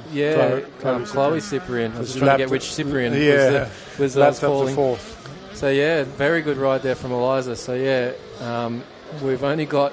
So we'll go through the running order there for that one. So Eliza obviously taking the win. Ada Harris is still out on track for her last lap in 2nd place. Mia Cameron's got the last lap still to complete as well in 3rd. But Eliza's lapped all the way up to 4th. So Chloe Cyprian in 4th. Jayla Parker in 5th. Layla White in 6th. Emma Backway in 7th, Sienna Cyprian with that little issue that we highlighted there partway through the moto in 8th, and 9th is Letty Seymour. So good moto there for our 12 to 16 girls, and we'll get them to complete their moto here, and we'll be back on track with our 10 to 65cc class up next, which will be out shortly. So we might head to a quick break here, and we'll bring you back shortly for our next moto of the day. Presenting your event partners for the 2025 New South Wales Motocross State Titles. New South Wales Mining, Kennards Hire, Sideline Sport, Dubbo Regional Council, National Motorcycle Alliance, Black Dog Institute, Westpac Rescue Helicopter Service, Whole Shot Graphics.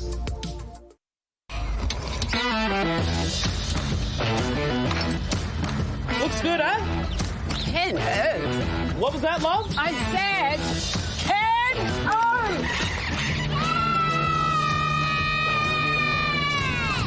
O. Well done, girls. Happy? Ken Oath, all right. From big jobs to even bigger jobs, get the Keno feeling. Kellogg's make your job easy.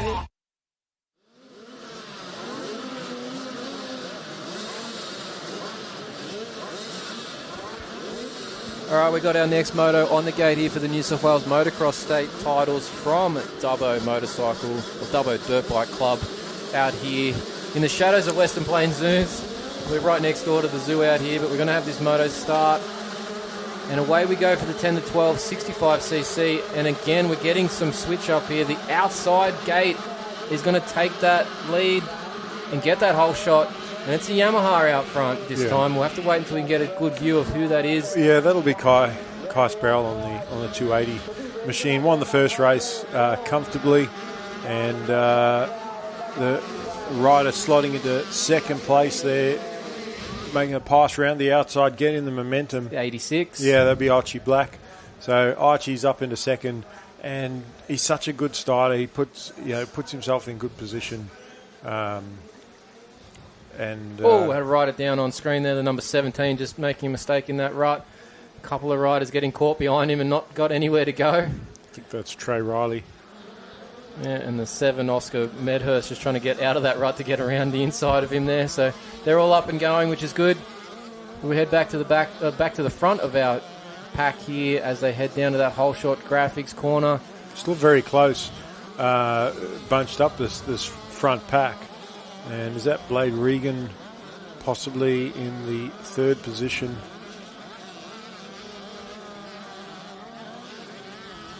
I don't know about the third rider there, but I think it was the 411.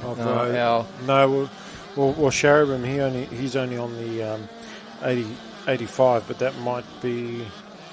It's hard to pick up at this point on this particular moto, but we'll continue to battle on and find out who they are. And the quad bikes that have those flags with numbers on them. You want to put a flag on the back of these bikes, with a big number on it so we can actually see it. Or like they do. You see sometimes in video coverage of races, they'll have an arrow with a name of who that is. Yep. So it's the 86, it's the 103, then it's the 282 and the 409. Okay, so we got Blade Regan. And then Ollie Kell's up there as well. He's on the 282. And the 409's Hudson Francis. Yeah, Francis. So he's our Queensland, wasn't he? Yamaha coming GYT, down. That's it. The Yamaha GYT rider. We do have a rider down in that left-hander, but I think that's a lapper. That's a lap rider. Because Sprowley's still there. Now he's starting to open up a bit. And I think we've got a bit of a battle brewing here in second place. We do. For that there. Blade Regan is on fire right now. In the split section as they're coming out of it, we've got that battle there. He's actually got him on the outside, coming out of that split section. Not sure which one, but one of them got a bit of an awkward kick off that single as they came out of that split section, but they're still carrying on. I mean, we forget that Blade Regan this is one of his local tracks. So does help, doesn't it? On paper, these notes are obviously coming from what we have from RiderNet, but I think this is a home track for Blade, and it's no wonder he's always in the top 5 on the podium anyway. So to have home track advantage as well, he should be up there battling for position, and it's like we spoke about earlier. He's one of those riders that can finish in between. And he's taken over second place from Archie Black. So, bit of a moment there, I think, in the background of that shot for the 409 of Hudson Francis. But and Ollie Kell's still there behind Regan, and then Francis. Yeah, that second, third, fourth, fifth, sixth, even all the way back 7th, 8th, they're sort of not far apart there in that shot as you're watching them all come through. Kai has definitely made a bit of a gap out front here as he's heading around the start straight first corner section. But yeah, those riders in second, third and back are nice and tight there, all battling through. Well, Ollie Cale, he is a year younger than Sprowley, Archie Black, but it is also a home track for him, so I expected to see Ollie Cale battling near the front as well, and And he's now on the back wheel of Archie Black, so we'll see if he can get in.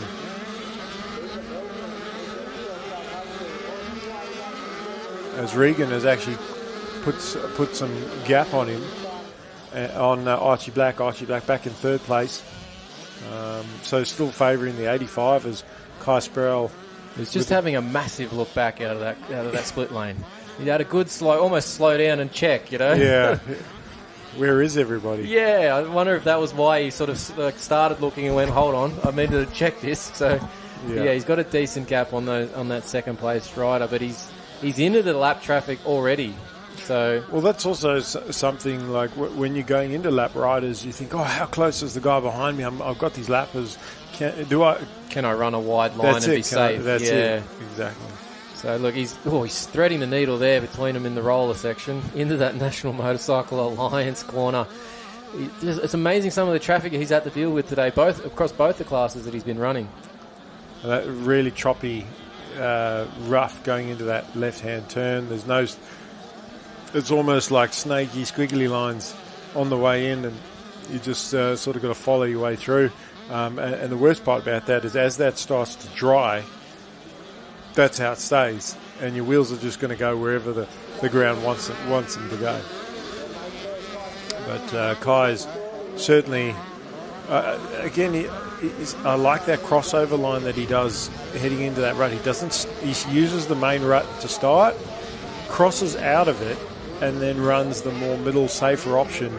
He's missing those couple of bumps that I was talking about before, that like double in the middle of it, and then the rougher part into turn one too. So he's got a smoother part for turn one to carry momentum with, which is good. And also too, the lappers seem to be tending to stay inside, so he's got space to go out around them there, which he did in that particular instance. Just got to be careful not to cross rut when you do that, because he's climbing out of that rut. Easy to do, can't it? Although the line has formed to be able to do that, your front wheel could quite easily say no. And I'm still going left. You go right. And then you do go right, but not on the bike anymore. Yes. So, and you're jumping through the rollers there, just kind of a little bit short on that second one. And part of that, I don't think comes from a speed thing. It actually comes from a fear of maybe jumping too far and landing in those ruts not lined up, so it's like the riders almost feel a little bit safer landing on top of the jump to take away some speed and make sure that you land straight. But we'll go back to where we now. Kai with our leader just making his way through the lappers up the inside.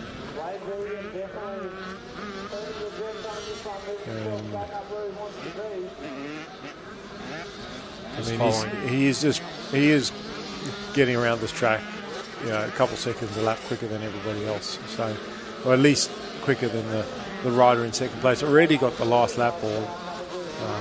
Must be a sign of him hitting the last lap board, but he did that little turn down with the nose of the bike, and the left foot comes out off the peg. So, must be just his little tendency. Well, Archie Black, I think, has made a mistake. There he is there, because Ollie Curl has moved up into third. So Archie Black now back in fourth place. Then Francis, Matafiglio, Harris, Bennett, Riley and Medhurst are top 10. It's a good ride from Blade Regan, but holding down second position in this particular moto. And taking advantage of home track. He's going to set himself up really well for the overall today. Watching a few of our different riders here. There's Archie Black going through the screen, but watching a bunch of them go through, tackling this challenging rutted corner there for the Dubbo Regional Council corner. And Kai's in a completely different section of the track from the rest of the field. He's got that much of a gap. He's all the way down the backside. Yeah. Well, this is the opportunity for him on this last lap, or even towards the end of the race with such a big lead, to slow down a bit and actually start to look at the track. How has the track changed? Find those sneaky lines that have started to form towards the end of the day. Give yourself some advantage for your next 85 race and your last 65 race. A lot of riders, they get stuck in their lines. They go, okay, well, that's my line. Yep, I'm riding good. I'm leading. I don't,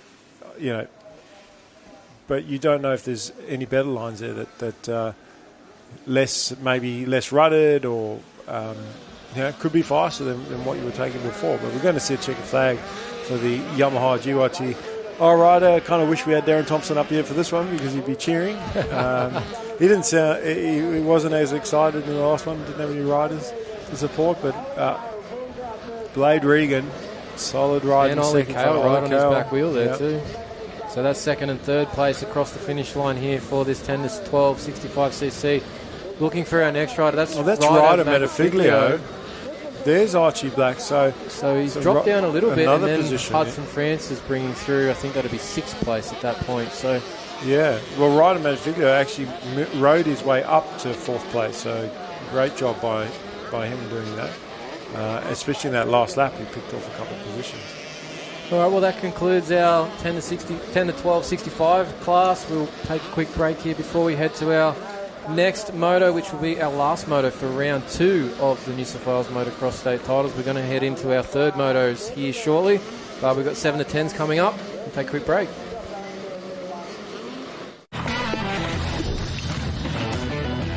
Looking good, eh? Keno, what do you think, Nonna? Momento de che.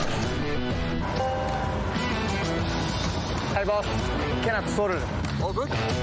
Kenneth. From big jobs to even bigger jobs. Yep. Get the Keno feeling. Keno. I'm part of a team working on a first for mining in New South Wales, turning this coal mine into a new hydro power plant and solar farm to generate renewable energy for families and businesses. Projects like this show our industry will keep working to reduce its emissions, already down by 38% since 2005, all while contributing billions in royalties every year to fund our public services. Because here in New South Wales, we mine responsibly for today and tomorrow.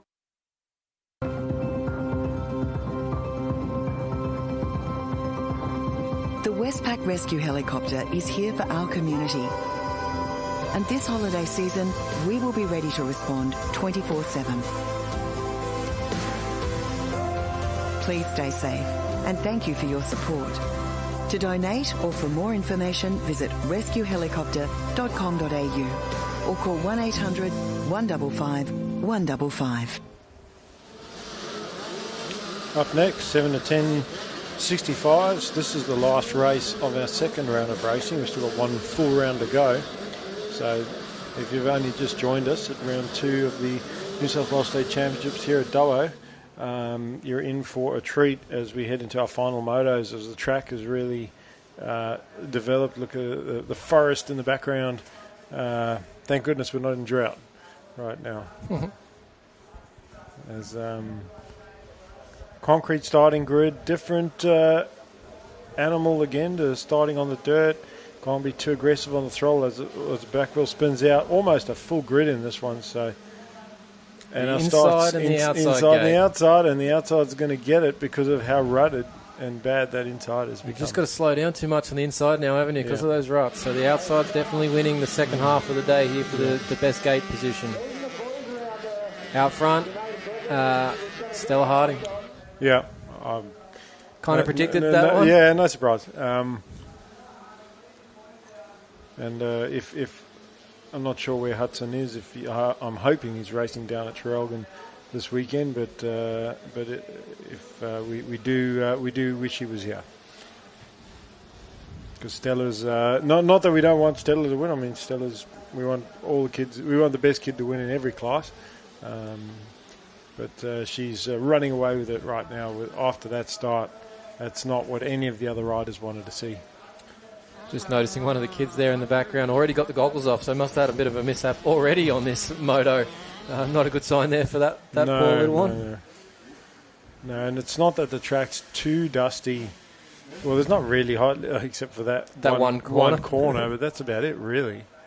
you know. No, the track's in really good condition, water-wise, at this point of the day. It's doing really well, holding up.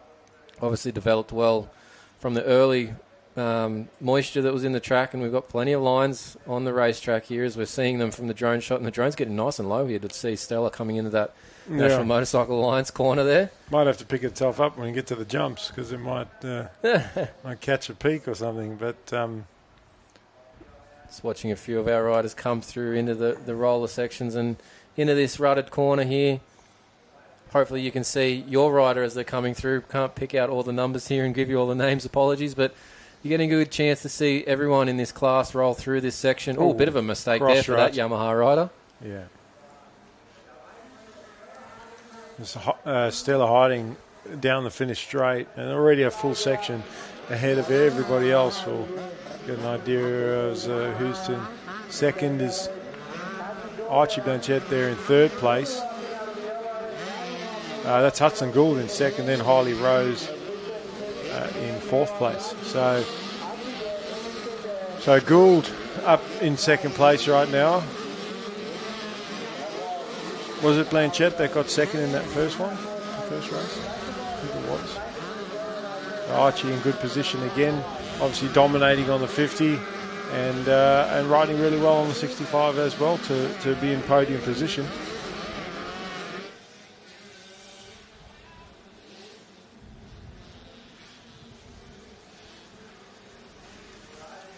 We'll see if he can close the gap on Gould.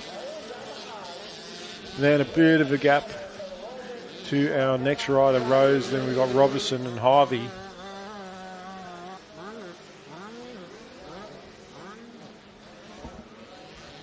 As Stella just continues to ride away from these kids around the whole shot left-hand turn over the tabletop.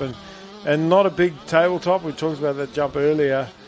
But even going to the outside, there's just hardly any run at that jump to get the momentum to do it. So just kind of stood the bike up there going through the rut. Don't know if maybe it was intentional. I think she had to for that one. The way she had to line up the second part of that corner, it's sort of, the line she was taking, that's what it needed to happen. It just looked a bit worse than it actually probably felt for her. So yellow flag out there with the down rider on the outside of that corner there that Stella's just gone through. So watching second and third there. So Gould and Blanchett in that second and third place.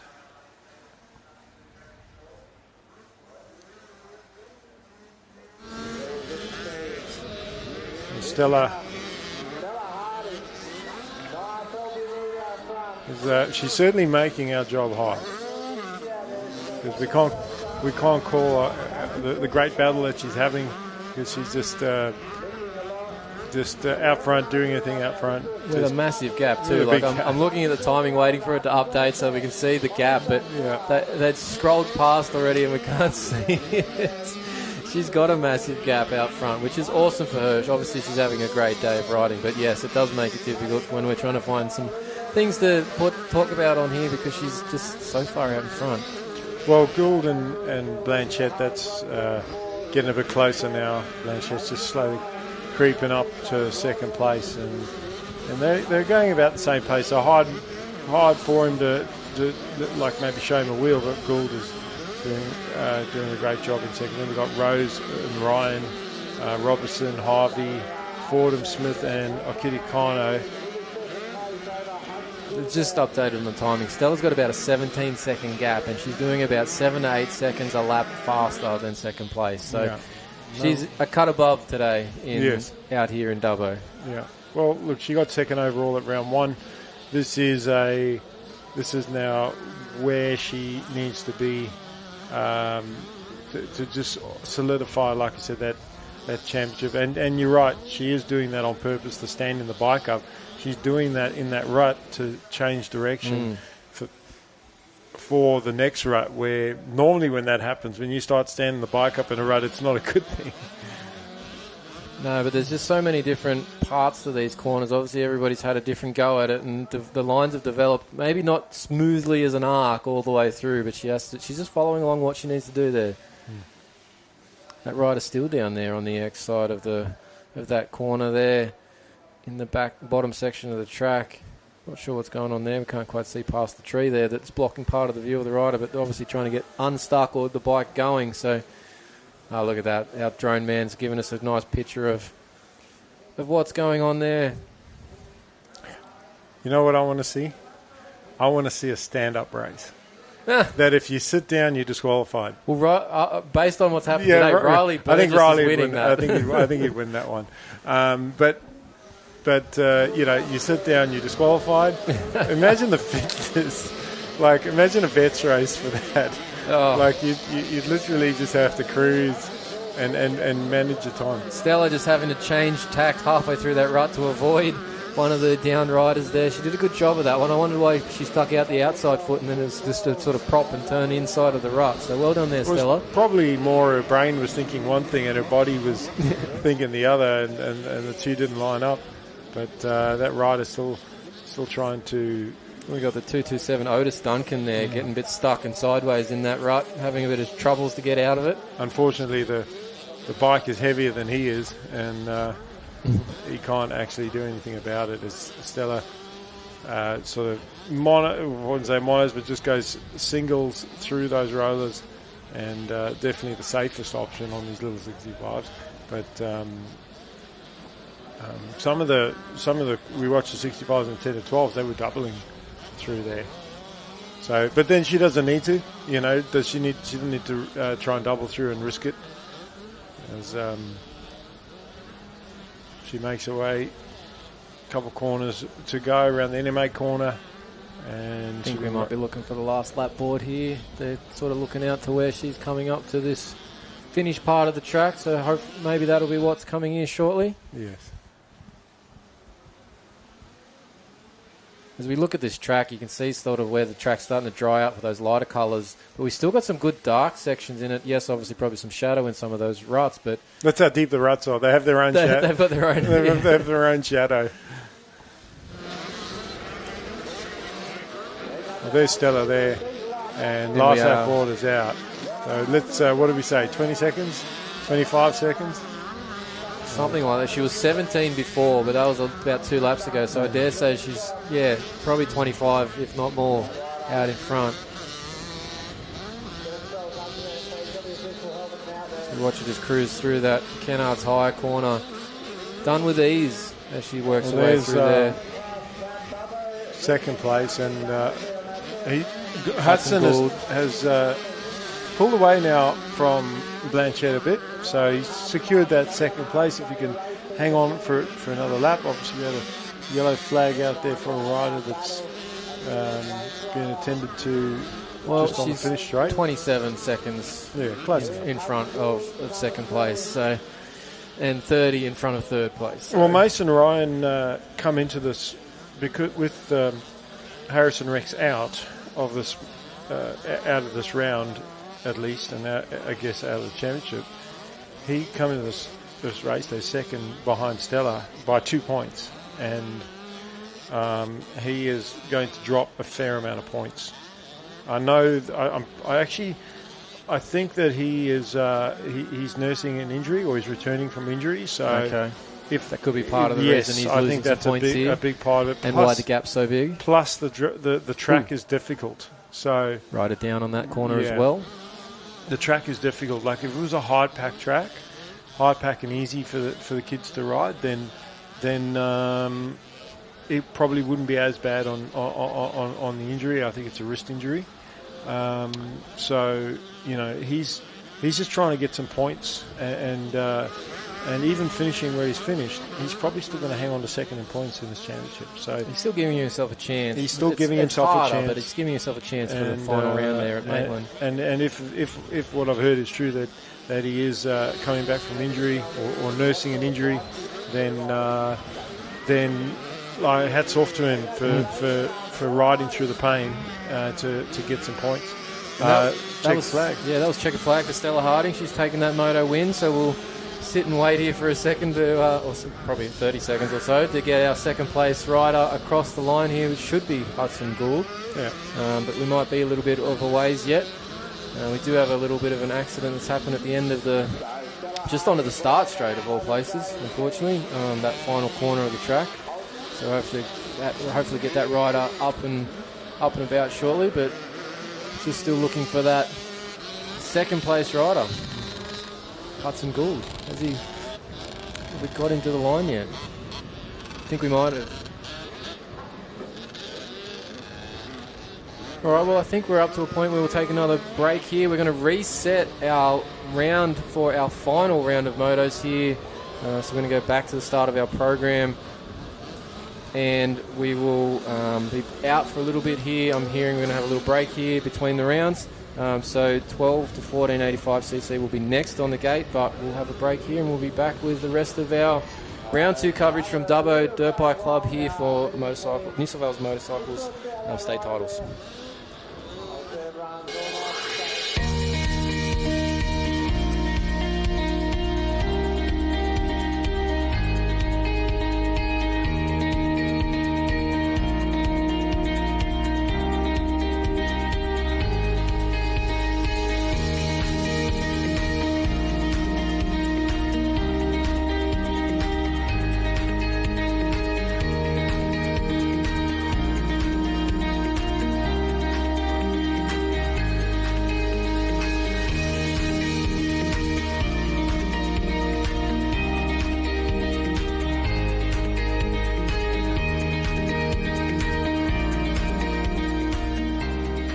Presenting your event partners for the 2025 New South Wales Motocross state titles.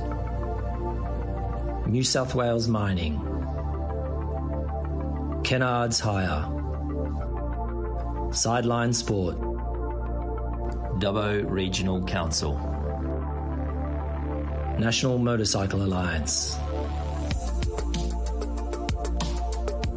Black Dog Institute, Westpac Rescue Helicopter Service, Whole Shot Graphics. Right, we're here with our 125 first moto. They're coming through in 6th place. Rylan Brown, you're deep in a battle there that whole way through that track there. Getting through, held down that 6th place. You've got to be happy with that. Just tell us how that track's forming up out there. Obviously a little bit of mud there, but it looks like it's really fun out there. Yeah, it's good. Getting rough, a bit deep, and just, yeah. Looks like that start's pretty gnarly out the gates there, trying to get pretty bogged down. Is there something we can learn from that? What are we going to try different in this next one? Just more momentum off the gate. Beautiful, there you go. That's our P6 rider, right?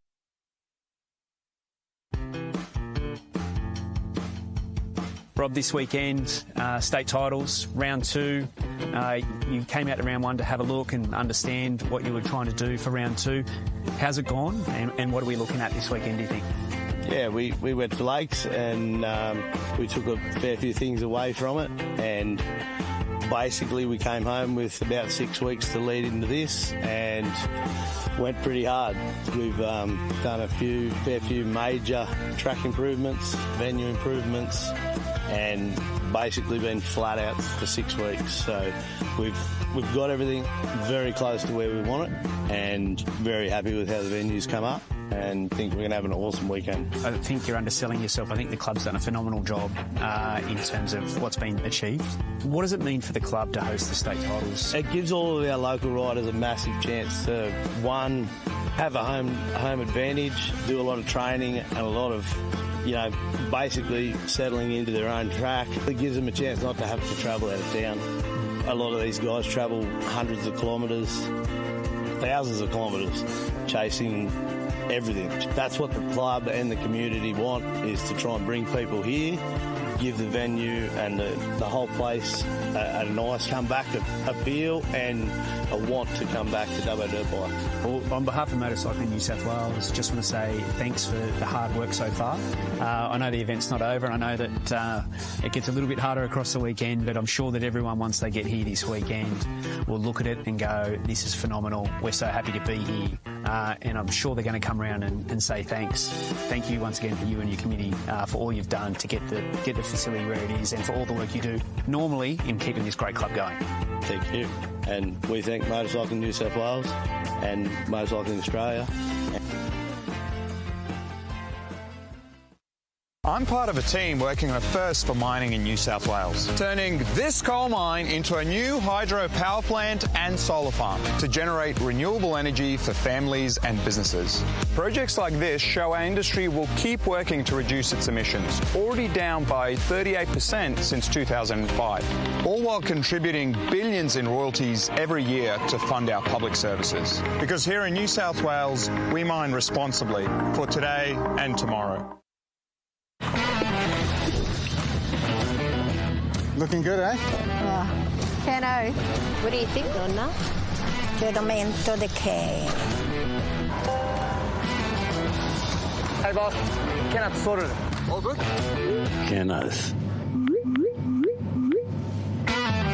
From big jobs to even bigger jobs. Yep. Get the Keno feeling.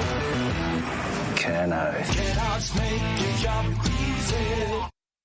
Thanks for having us in Dubbo this weekend for the Motocross State Titles Round 2 of our series.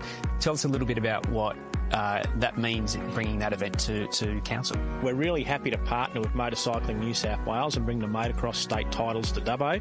Very excited about that. The track's in great condition, plenty of rain recently, so it should be a great weekend. So the local club here have done a phenomenal job in getting the facility ready for a large number of people coming to the event. What's the kind of thing that the club can do to work better with Council in the long term to help them and sort of become more of a central point of our sport in the future? Council's always really happy to work with the different sporting organisations in Dubbo so that we become the hub of the West, but also the hub of New South Wales for sport. So we've got a number of riders that have done phenomenally well on the national scale that have come through Dubbo in recent times, and a few of those will be riding here this weekend. What's the kind of thing that you'd like to see for them to obviously achieve on the weekend, but also what do you think that Dubbo could do to get behind those guys and girls this weekend? It's a really great opportunity that the local riders have to be able to compete at a really high level in their own backyard. So they don't have to go interstate, they don't have to travel a long way away, but it really is about the equity of opportunity, and the kids have got that opportunity in Dubbo.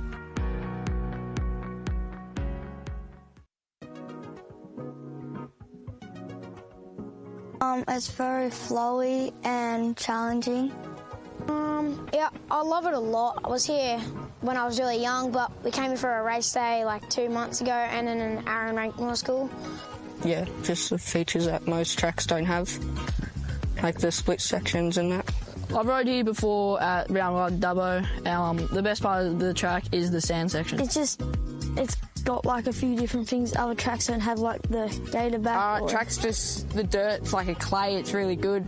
Ruts up nice and well, so looking forward for it. The track is good, and I like the 2 finish line jumps the most out of the whole track. It looks fun, and I reckon it'll be good now that they've dumped a whole lot of sand on it. Presenting your event partners for the 2025 New South Wales Motocross State Titles. New South Wales Mining, Kennards Hire, Sideline Sport, Dubbo Regional Council, National Motorcycle Alliance, Black Dog Institute, Westpac Rescue Helicopter Service, Whole Shot Graphics.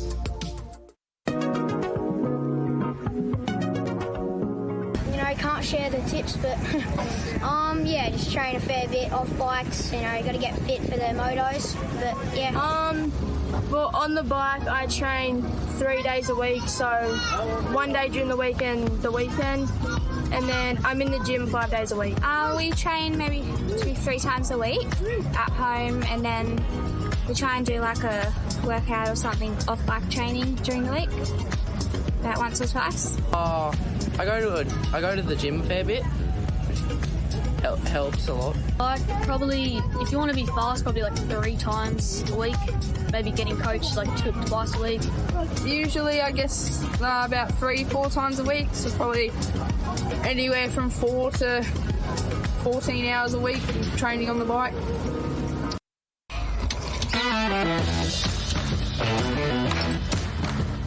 scooter. Ken Earth. What was that, love? I said Ken Earth. Well done, girls. Happy? Ken Oath, all right. From big jobs to even bigger jobs, get the Ken Oath feeling. Kellogg's make your job easy.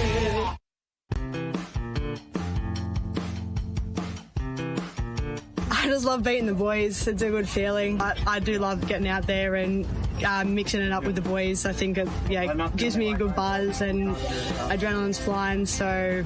Oh, it's really fun. I think it gets the boys going a bit because I don't want to get beat by a girl, but love battling with the boys. I think it's just different, but it's a lot of fun. I actually love when you pass the boys and they get a bit annoyed because it pushes me to go harder, and I love battling with all the boys, knowing that I can be up there.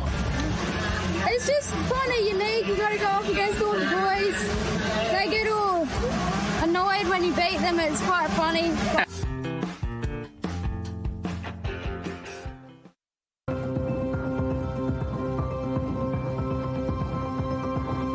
The Westpac Rescue Helicopter is here for our community. And this holiday season, we will be ready to respond 24/7. Please stay safe and thank you for your support. To donate or for more information, visit rescuehelicopter.com.au or call 1800 155 155.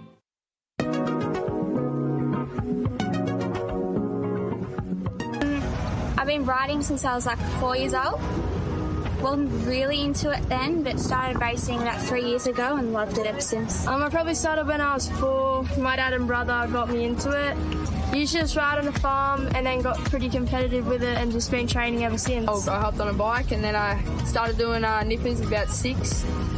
And then, kind of first race, I think I ever got 3rd, so that was pretty cool. I was pretty stoked with that. And I was about 4 or 5 when I first started riding and racing. Started in mini kind sort of scene, then went over to enduro. I'm mainly an enduro racer, so that's my main discipline.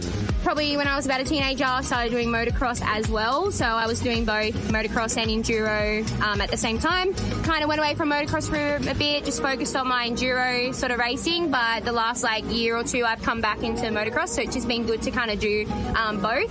So yeah, I've been really enjoying that.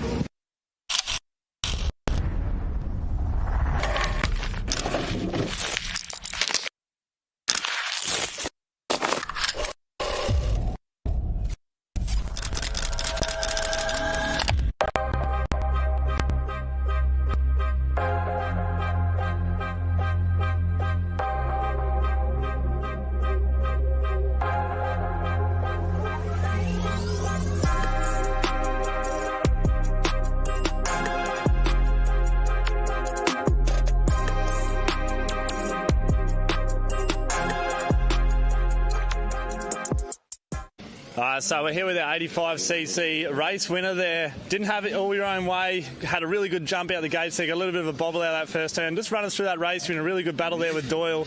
Come out on top though. Got to be happy. Yeah, definitely. Just trying to stick to my lines, make no mistakes. Pretty stoked with that ride. How is that track out there at the moment? Some pretty deep ruts, some soft spots out there. Is it coming around pretty nice? Yeah, starting to get some nice ruts in there. Just a bit deep. And, it's forming up real nice. Beautiful. That is our race farm winner there. McCloskey takes that win.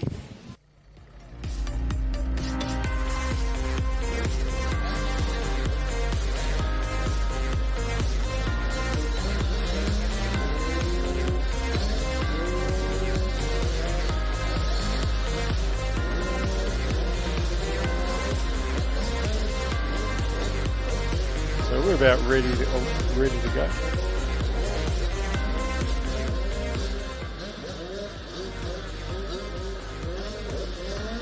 So we're ready to go for our round 3 of racing. There's a slight delay there, guys, just helping the young rider off the track. We've got the 12 to 14 85s, their third and final moto of the day.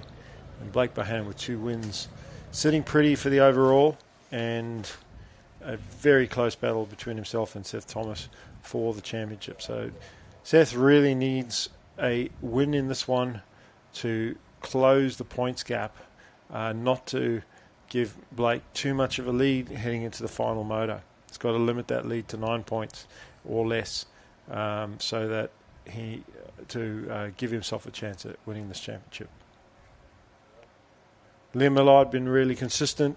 Got a second place in race 1, but dropped back to 4th in the second race. And Darcy Houston pinching the podium from him in that second one. So still got a chance for overall. Liam Millard currently running 3rd in points at the moment, but it's really a battle between Bohannon and Thomas for this overall today and the championship. Nice overhead view again from our drone shots here of the Dubbo facility. Can we see the zoo from where we are? Was that to the left? I think it's behind us at this point, isn't it? So in this view, but I don't have my compass on me. But maybe we'll see some wild animals in the distance there. They maybe got out. They got out of the zoo. But it has been a great day racing, David. Some battles, some bad luck for some riders with mechanical issues and others that have brought their own calamity. Some lap rider incidents or run-ins as such. Run-ins as such, and as we see the riders, they're just waiting for the go-ahead from the officials to get this one underway. But thankfully not as hot as round 1. If you remember, we were at Lake Macquarie for round 1, and it was tough conditions in a different sense. We couldn't have asked for a better outcome weather-wise, considering all the rain that they've had in the last couple of weeks, and to the point that the club was worried that the track was going to be too muddy to race on, and it's been absolutely perfect.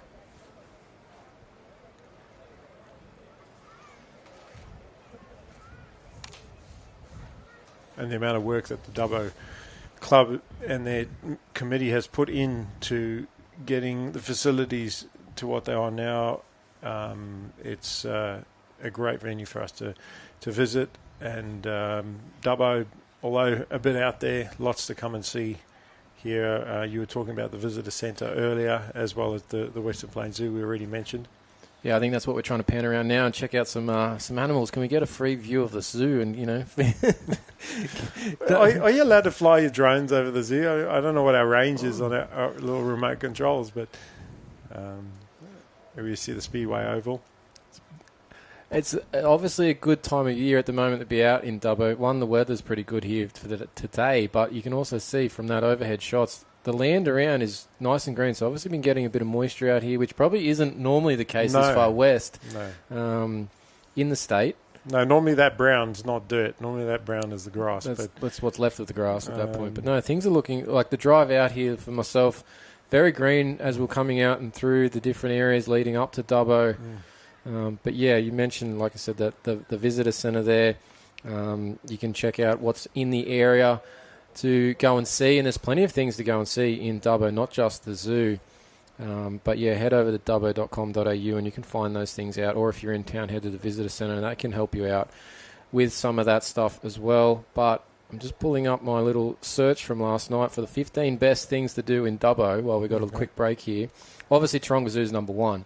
But did you know that the Royal Flying Doctor Service has a visitor experience out here? No. There you go. That's one you can do. There's the old Dubbo jail. Maybe we can go lock you up, Mikel. No, not again. But we have a Japanese garden as well that looks pretty picturesque for a Dubbo, so that's pretty good. And there's a couple of homesteads out here. There's also a winery. There's also the Dubbo Observatory. Now, anyone that knows anything about looking at the stars, the further out of a major town you get, the clearer the sky is. So the Dubbo Observatory, I reckon you got a pretty good view of things up here if you come out and use it. And we got normal clouds too. I won't get started on my conspiracies. Anyway. So look, the guys are getting their bikes up and running for this moto. We're going to kick off round 3 of the day's program here.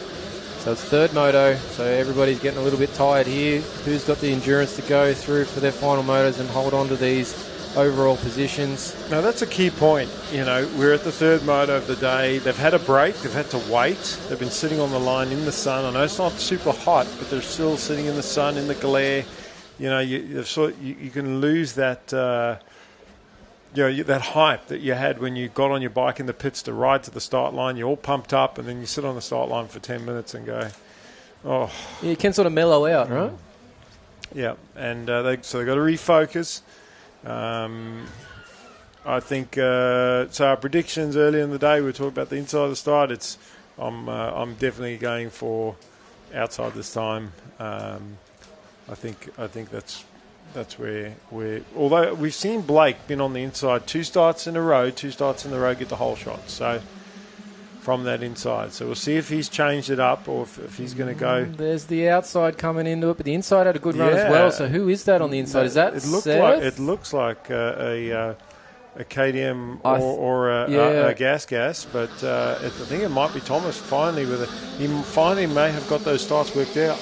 And if it is him, he needs to stay there, because I was talking about the points gap. Yeah, it's definitely Seth. And Blake obviously, if he's not getting the whole shot, he's second, and he slotted himself into second place straight away. So put himself into the best position other than the lead and what Blake can do, because if you look at the pace he was running in that previous race. Oh, we've had a crash there from one of our early, I think it was our third position, has gone down. Okay. Coming out of the split section, I think it was, or into the split section, but bit of a gap there now. Our top 2 are gapped onto what is now the third position rider. Well, this is where I don't think, although Blake's got the overall sewn up for today, I actually think he needs to race Seth for the win in this race. We're talking championship points now as well, exactly. for giving a buffer for round 3. That's right.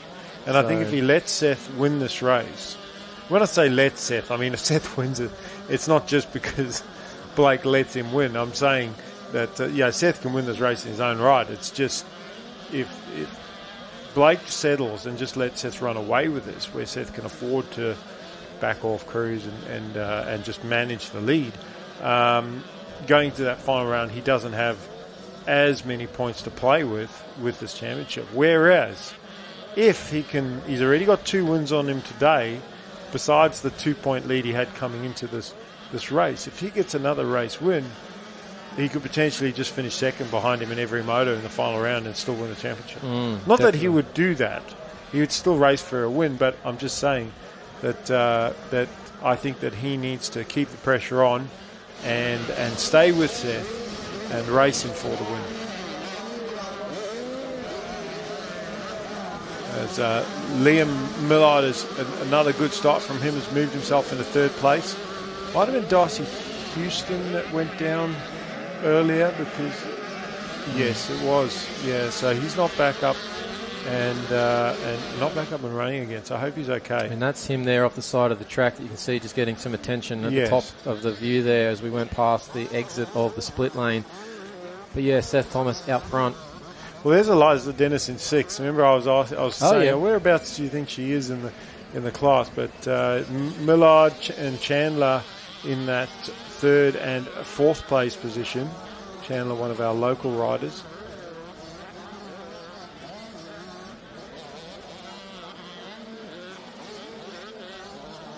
And then Stevenson, behind Chandler, but these guys battling it out for 3rd, 4th and 5th place, and then Eliza Dennis in 6th.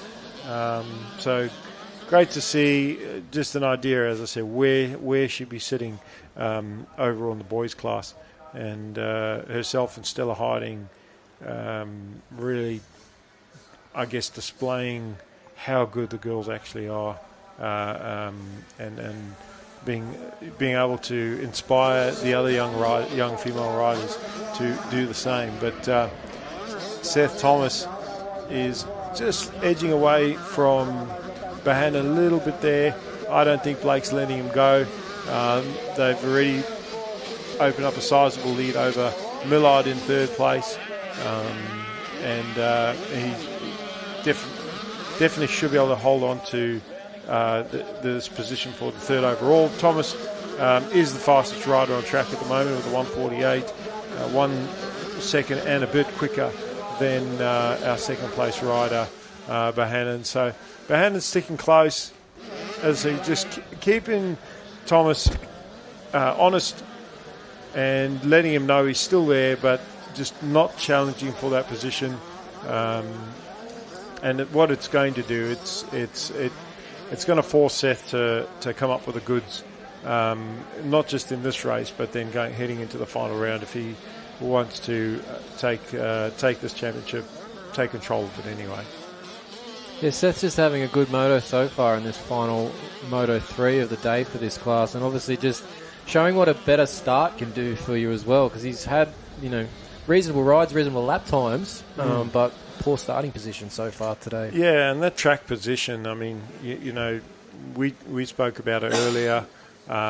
When Lyndon was here, I was having a chat to him about it, and we were talking about that strategy of getting a hole shot and running and hiding, and there's some riders that do that quite well, and what that means is that you don't need to be the fastest rider or the fittest rider to win races. You just need to put yourself in good position. And I know it sounds cliche. Obviously, we want to get a hole shot. Everybody wants to get a hole shot.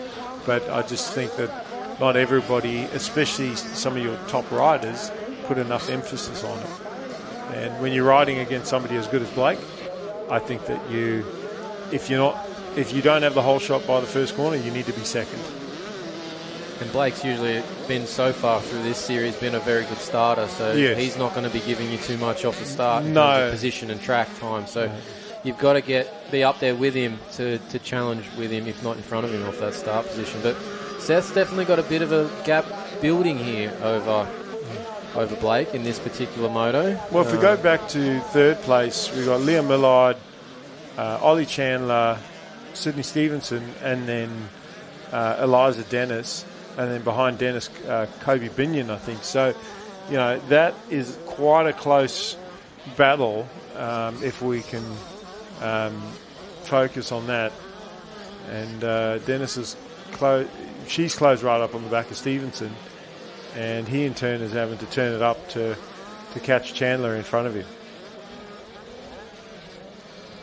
It's Bohannon on screen, just navigating that split section with the lap rider going to the outside. So, good move there from Bohannon to stay out of the way. Seth trying to get through some of these lappers as well there in the lead position, taking that inside rut that looks rather deep and nasty. Blake sort of using a bit more of a middle section of track there that looked actually pretty good on the exit for the drive to that next jump. Well, there's Millard there now in third, and he's managed to stretch it out a little bit over fourth place as we said, change of position for fourth and fifth. Write it down there that we're navigating past as Blake went through that section of track heading towards the finish line area. There's Thomas over the finish line tabletop and heading back onto the start straight through those rutted inside corners. Oh, bit of a bobble there as he found a bit of a hook in that rut maybe. Yeah, the acceleration bumps in that inside rut, that's why we prefer to either go around it or ride out of it like Kai Sparrow was doing earlier. But there's Millard, there's Stevenson. So Stevenson's got around Chandler. Then we got Dennis, and then the 38. That's Kobe Binion. We're trying to pick up these third and fourth sort of battles here at that Dubbo Regional Council corner. We're just waiting for him to come through, and as soon as we spot him, we'll get moving through with them. Which that is there, Millard there in the 601, just going through the number 4 as well, just going through. That's Stevenson. So that was our third and fourth. And then we got Chandler and Dennis and Binion. And what happened with Stevenson is I think Eliza was putting pressure on him, so he turned it up a bit, and then he passed Chandler, and now he's moving forward again and is trying to challenge Millard for third place.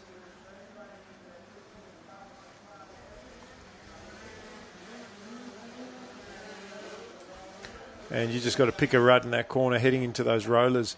Decide which one you want. Obviously, the wider line will give you a bit more time to get a run at those jumps. But if you don't get the rut right, you're going to lose all your momentum.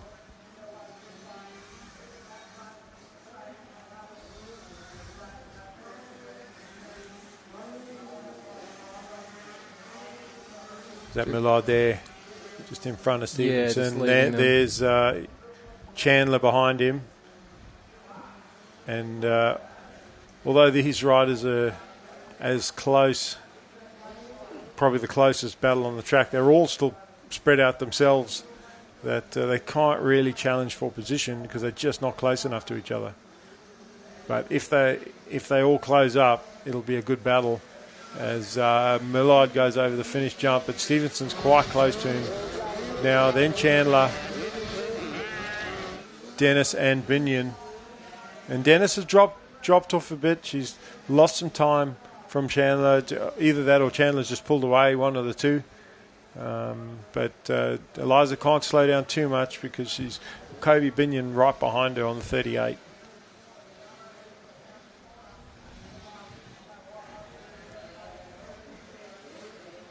Just keeping these overhead shots going through, looking at the different parts of the track. You can see some of these lines that have really developed across the day and how these split lanes have still got different options for them. And even within the split lanes, there's sort of 2 and 3 lines within there that they're all utilising. So the club's done a really good job here with its members to prepare this venue for racing today. And obviously without the members of the club, they wouldn't be able to do these sorts of things either. So well done to the club and their members for putting all this together for the state titles here with Motorcycling New South Wales. As we just get another good view of the venue and the bottom section of track. How close it all is there too. The track's all sort of back and forth on itself in that area with all the jumps there. It's quite a busy area of the track. Yeah, it is. It's got some fast sections and then it slows right up in some of these tight stuff there as we see Stevenson making the pass on Millard. So Stevenson up into third now and Millard trying to get him back. Millard goes to the inside as just behind those trees there. And they nearly come together. Like that was pretty close. Looked from the overhead shot anyway, but it looked like they almost tagged bars. And Stevenson finally gets it done, completes the pass and takes over third place. I think it still should give Millard the overall. Not that he's thinking about that right now. He's probably thinking about just getting the position back. There's that crossover line that I was talking about, going from the inside to the middle. No, it's no faster or slower, but it just means you're not locked into that inside rut all the way up that next straightaway. And we'll see if Millard can respond and possibly get the position back.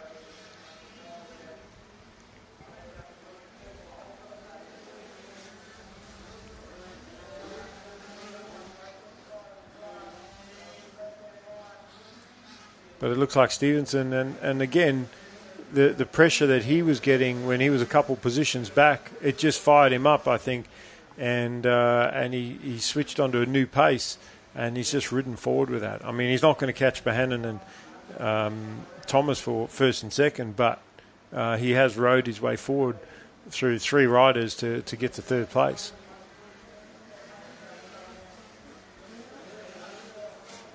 Just keeping an eye on our leaders off the timing and scoring. There's a 4-second gap still between Thomas. And there's the flag. Oh, and we're already... That went quicker. Yes, it did. Yes, it did. But Bohannon second, and he will get the overall win. And Bohannon will get second place. And I'm pretty sure Liam will get third with a second and 2 fourth places. Just very, very, very consistent, Liam. 5th place, Ollie Chandler in that one. Kobe Binion eventually sneaking around Eliza Dennis for 6th. But that's the end of our 12 to 14s. Final race of the day. They are done for the day. And we'll get into our second race of our final round of the program. That's our 125s, 15 to 17s, straight after this.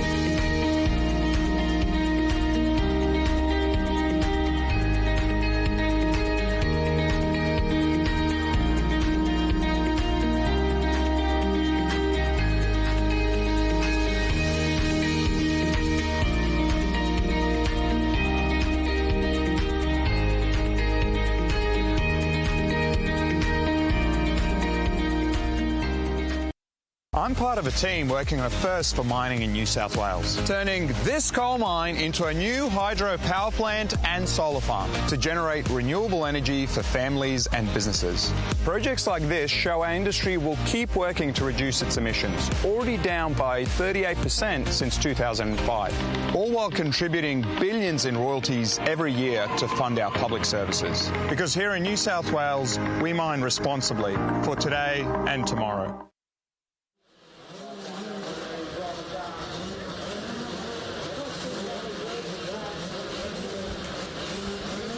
So we're back on the gate again. We're getting ready for our next moto here at the New South Wales Motocross titles round 2 at Dubbo. This should be the 15 to 17 125cc class.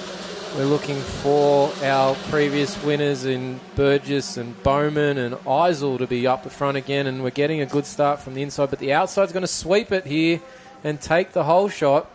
We'll have to see who it is that was on that one. It might be, is that Eisel, the 23 from the outside there? Eisel's on 23, so that's, I've been wanting him to get a whole shot, because he's actually ridden forward in all of his races, and where he hasn't actually won a race, he's got himself into second and kept the pressure on. Is that Burgess? I'm not sure. Is that Burgess? I think it is. It's plastics the same, or something. I think it's a KDM. I think he's got he's definitely a different bike. It's the there's same a cross gear on though. It. Yeah, so something's happened there for Burgess and the bike in terms of. Well, I think he was missing some. Oh, that's right. That's right. That's the subframe. So obviously he wasn't been able to fix what happened in that previous moto. So Burgess out front, but we've got Bowman making the move there on Eisel to get into second place there. So let's see how familiar Burgess is with his other bike that he's now got on here. It's got to be better than a bike where with the seat falling off, the seat falling off, and the subframe dragging on the back wheel. It's got to feel more comfortable than that. At least he can sit down for his corners now.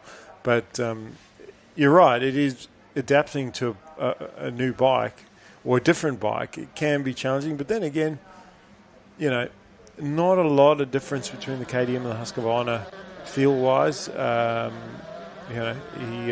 any good rider can adapt fairly quickly to another bike, even if it's a different brand. So he's clearly comfortable enough to be riding the thing. Ryan Jones in his usual fourth or fifth start to the race, and a lot of work to do for him. Sitting in fourth at the moment in front of Cameron Shaw.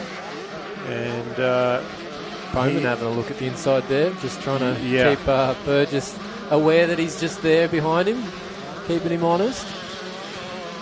But yeah, these front three, this is all to play for here for the overall. So whoever wins this one, I would think probably ends up grabbing the overall here between Eisel, Burgess and Bowman. I think so. That win that Riley got in race 1 to go with his third and another race win should be enough.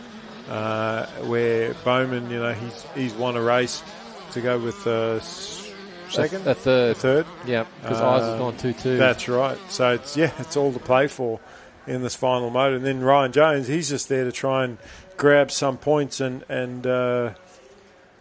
keep that championship lead, or at least create a buffer going into the final round. As they head through that New South Wales mining corner there, well, there's a bit of I don't know if that was the angle we're looking at with the drone or what that was, but I thought I saw too much side panel from Burgess going over that jump. Maybe it was just the angle of the drone, but probably, yeah. See how some of those ruts have actually started with an exit, and then it's a different exit, like where it's created a hook in the rut, and then the riders have just followed that, and that's then become the main line.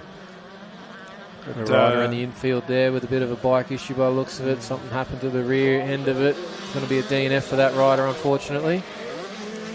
Look, I think I'm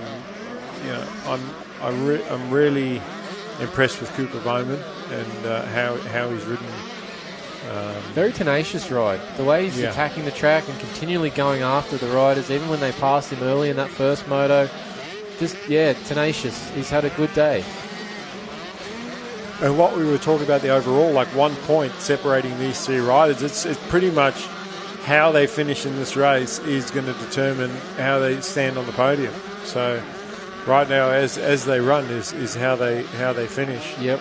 And I think Eisel knows that, so he's got to try and close that gap, as does Bowman. Bowman knows that the win today is literally right in front of him, and he's just got to find a way past, or at least be able to keep the pressure on Burgess.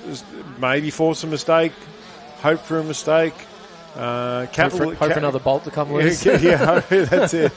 Capitalise and capitalise, and that's why he's got to stay close.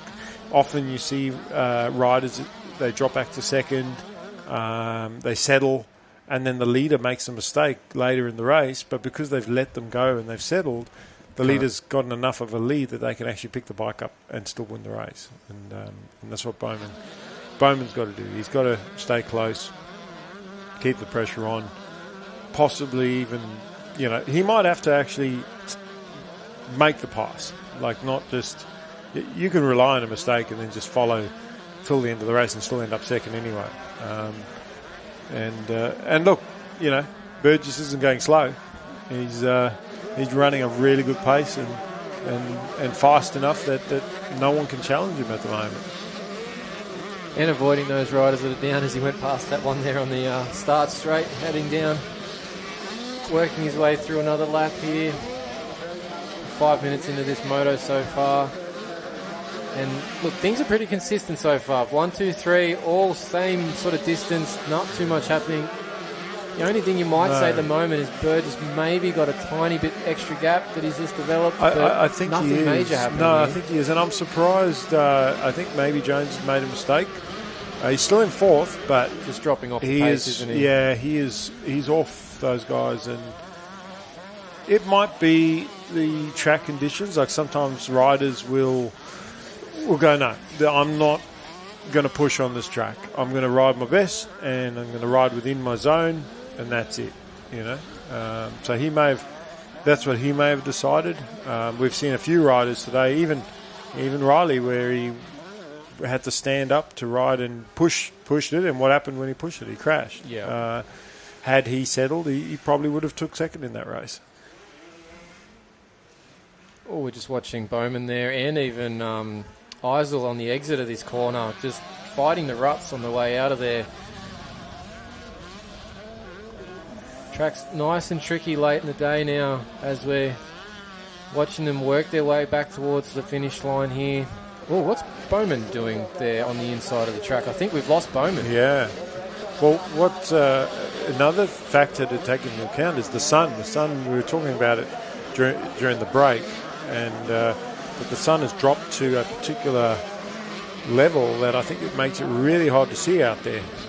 I mean, I've got a glare on the screen here. Just try and look at the screen. Never mind. Just riding, watching and Bowman is disappointed. Bowman right past here in the commentary box. Something's amiss. He's still, the bike's still going, so not sure exactly what's happened there, but he's not happy and will be out of the overall chances here. Given that I think he may have actually hurt himself because I couldn't see him, not finishing the race with a slight mechanical problem.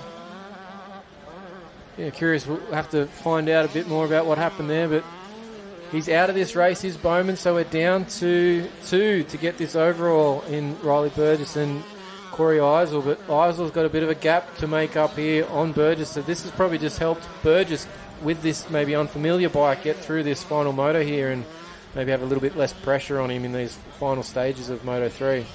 Yeah, he looks over his shoulder. He knows Bowman's not there anymore. This is obviously going to bump Jones up to he's third now. And probably third overall as well for the day by the end of it. So that'll help his situation in the championship, a couple extra points there. Well, if anything, it helps him more than it helps Burgess, because Burgess is in front of it's not doing anything Bowman. for Burgess at this point. Losing 2 points to Jones, with Jones being able to finish third, but at least it puts Jones on the podium, and he can. And he'll still go into the final round with a points lead. It won't be the lead that he wanted, but it'll still be a reasonable lead. being that Burgess is in front of him 2 races, so he's probably taken 9 points off of that, and Jones is in a really good position for the final round. Yeah, he's definitely got a nice gap now over Corey Eisel, so he's got a little bit of breathing room, does Burgess, as he heads into that split lane section of the track. Just keeping an eye on him as he goes through this closing stages of the moto. And the shadows have moved on the track, like there. That's one of the worst spots to have shadows, is in straight line ruts, and it's like clear on the flat stuff, and as soon as you get into the shadow, that's where the straight line ruts are. And even in some of the corners where the tree shadows have moved, makes it really, really tricky. And then when the riders are riding back towards the finish line, that sun is directly in their eyes. They probably got to ride with their heads down or are just guessing, and so it's going to be tricky conditions. We talk about tricky conditions all day, but it's been different stuff. You know, in the morning it was just boggy and messy everywhere, to tree shadows in the ruts, and then as the track started to dry out, and then there were some slick bits, choppy bits, as Burgess goes over.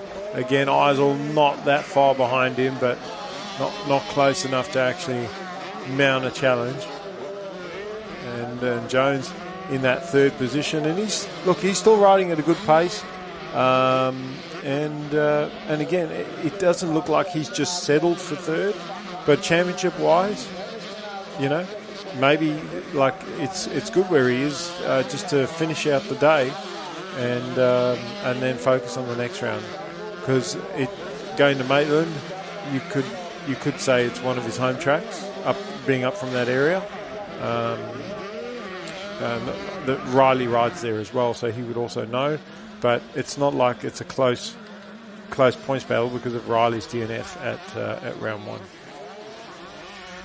One thing that Burgess can say is, I've won a lot of races, you know, and he definitely has done that. When things haven't been the issues that he's had, he's won the motos, generally speaking. So he's definitely got the pace when everything's working in the right order for him. He's just got to make sure the bike stays together. Yeah. No, he does. Dad needs to Wayne needs to make sure it stays together. Sorry, Wayne.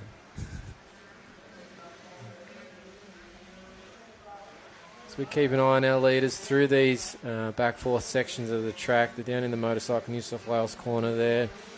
Dealing with some riders still down in that outside of that corner as well. I was just looking at that straight heading into the corner, and there was about a dozen ruts to choose from, but there's 3 main lines that the guys are taking. They're either going straight down the middle, or on the very left, or on the very right. The other half a dozen or so lines, are just riders are just like, no, I'm not going to try any of those lines. We're on the last lap now, so Burgess one more to do. Now, keep an eye on him down this section here as he heads in through these braking bumps. You'll see him, he's been doubling a couple of them through sort of hopping the bumps on the way into a turn. He's been doing a nice little job there getting into that corner before Kennard's High there. So, yeah, obviously dissecting the track nicely is Burgess, despite being on a potentially unfamiliar bike here for this final moto. I wonder whose it is. Well, it's got Dubbo City KTM on the side of it, I noticed. So it's not. It's a locals bike by the seams of it. Yeah. He's borrowed it from somebody local. Either that or he's bought a bike. I should have brought mine. I could have sold him. Bought a second-hand one between motos. Yeah. Wonder what the warranty on it is. Well, if he makes it to once used, no longer returned. That's it. As he's coming around, he's doing well in this moto, given the circumstances that he's had to face through that second moto. Things are much smoother this moto for him. Well, he certainly has the X factor this moto. Sorry. That's a bad That pun. is a bad That's a bad Come dad on. joke. Anybody that's not realising there is an X on the front of his bike as the number plate. So, Mikkel, geez. But you got it. I knew what you were talking about straight away. I was just disappointed you brought it up. You know. Anyway, here we go. We're coming towards. We've got a couple of corners left. Who's that sneaking up on the back there? That's not. It is It Eisel. is Eisel, yeah. Wow, No, he's where's he turned come it up. from in these last few Well, corners? I think Burgess has just buttoned off towards the end of it, going, okay, it's the last lap, and Eisel's just charged all the way to the end and almost snuck it from him, didn't he? But an old tortoise in the hair. Burgess has held onto that one for the win, so Eisel gets second, and I think we're going to see Ryan Jones here in a second come through for third, if he hasn't already. No, he hasn't. Not yet. No, these guys were running a really good pace up the front. But, and here he comes through for third. So, Jones has done, you could probably say, enough to, number one, get podium for the day. I'd say he's probably sitting third overall for the day with DNF. Seeing as Bowman went out, unfortunately, there, because he was in box seat, wasn't he? Yes. So. And then, heading into the final round, I think Jones is sitting pretty good for this series. So, but we'll take a break and we'll be back with the next mode of the New South Wales State Championships Round 2 here at Dubbo Dirt Bike Club. Looking good, eh? Hello. What do you think, Nonna? Chiaramente the cane. Hey, boss. Kenneth sorted it. All good? Kenneth. From big jobs to even bigger jobs. Yep. Get the Keno feeling. Kenneth. Kellogg's make your job easy.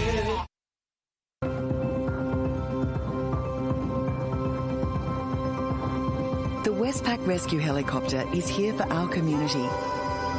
And this holiday season, we will be ready to respond 24/7. Please stay safe and thank you for your support. To donate or for more information, visit rescuehelicopter.com.au or call 1800 155 155. And we're back, 9 to 12 85s. And again, most of the starts for the second half of the day have come from the outside. Not this time, though. A rider on the inside has managed to hold on to that lead heading into turn 2. Kennard's turn as Sproul. 103 out front? Yeah, I think Blade Regan, the local boy, and Sproul, he's getting bounced around here coming out of that third turn, but still going to hold on to second place. Rider in the background, a shot here. Unfortunately, went down on that opening corner. He's got going there. Going to have to make up some ground because everybody already in that third corner there, the Dubbo Regional Council one, exiting that section. But here we go with our leaders. There's a bit of a move happening here. Kai's gone to the inside of Blade. Looks like he's going to secure that first place position. I'm not quite sure what happened there with Blade, but it was like a slow motion pass where he knew Sprowley was on the inside and he kind of just looked over and waited for him to go and then went, okay, now I'll go.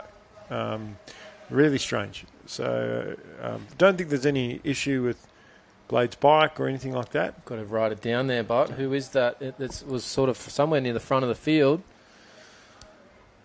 Trying to get that thing going. Is that...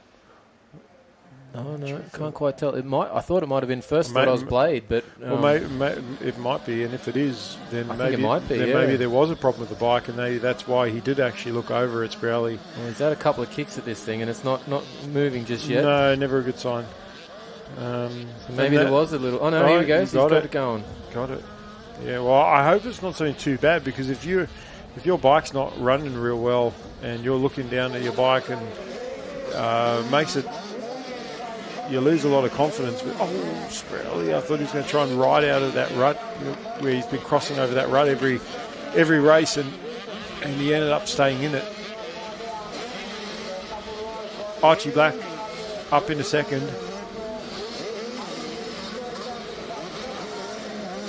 Maxie Harris, he's up in third place. So I wonder how this one for the overall is going to shake out, because we had obviously that issue for Kai in that opening moto with the tangle with the lap rider dropping him down. We think he was fourth or fifth in the end, but Archie got the win.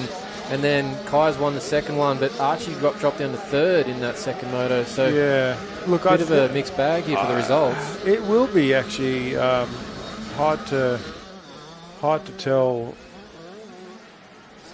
Hard to tell how that's going to... And Maxi Harris has gone a 3-2 and currently third in this moto. Yeah, so, that's right. Very, very mixed up. We'll have to see how this shakes out. We'll let the presentation side of things pick out those points numbers. Well, I think if Kai gets a win in this final race, he might actually get the overall. He's got to be close, you would think, with 2 wins, but the fourth or fifth, that could decide. Because Archie's going a 1-2-3 if he stays in second.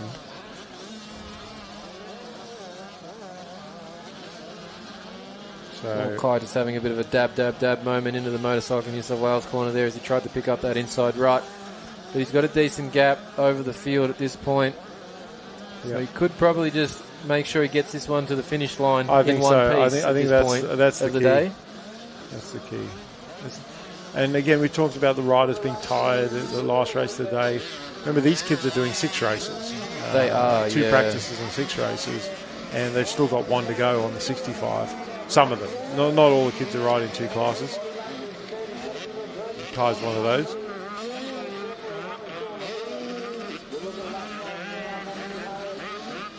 And he's stretched it out over Black. Harris is in third. Then we've got Cal Matafiglio, Sherabin, Bennett, Murrell, Francis, and Harding. So still Harding back in 10th.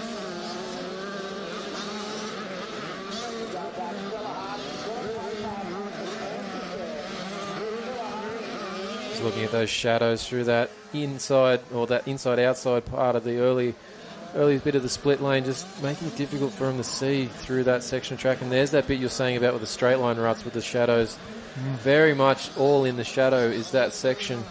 Obviously the water being held there from the tree nearby too, not helping with vision later on in the day. No. As he's trying to continue to attack this track for this final moto here in the 85 9-12 class. Well, they've all spread out a fair bit. Maxi Harris trying to close up. If you can get that position from Archie Black for second, it will actually guarantee Kai Sproul the overall win. So he's Kai's best friend at the moment, if he can make that pass.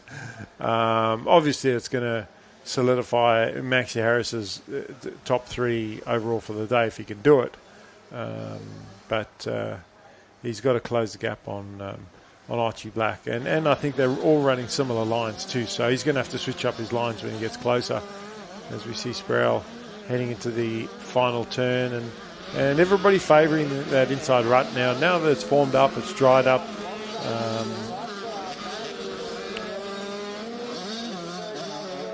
It's the shortest way around that corner. And there comes second. And he has actually, although they're deep into the lappers already, Harris is dropped off a little bit. Then we got Ollie Kale on the 282 machine.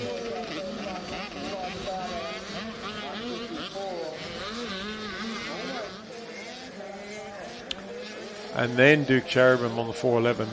And Matafiglio, Bennett, Harding, Francis, and Birchall. Ryder Birchall up to 10th now.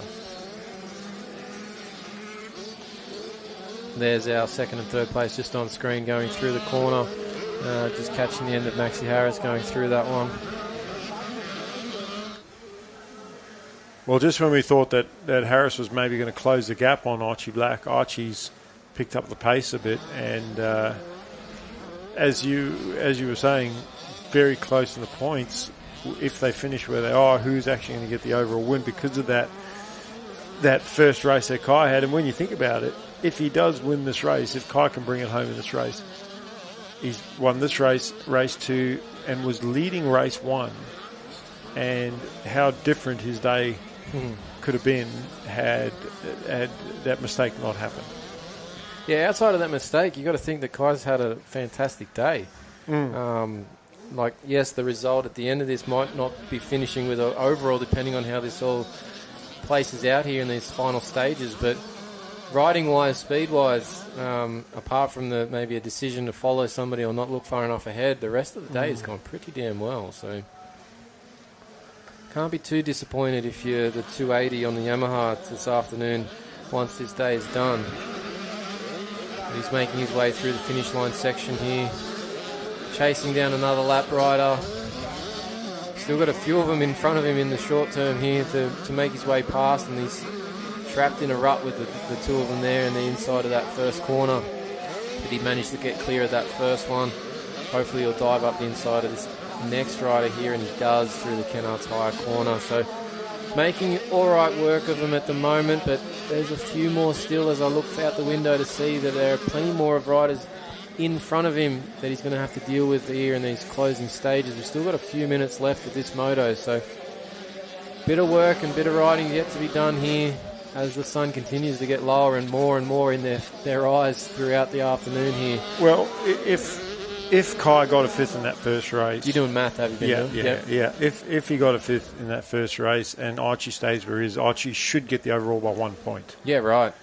So if he was a fourth, then he doesn't. Yes, if it's a fourth, then Kai is winning. If he did get fifth in that first race, which I think he did, because he dropped back quite a few positions.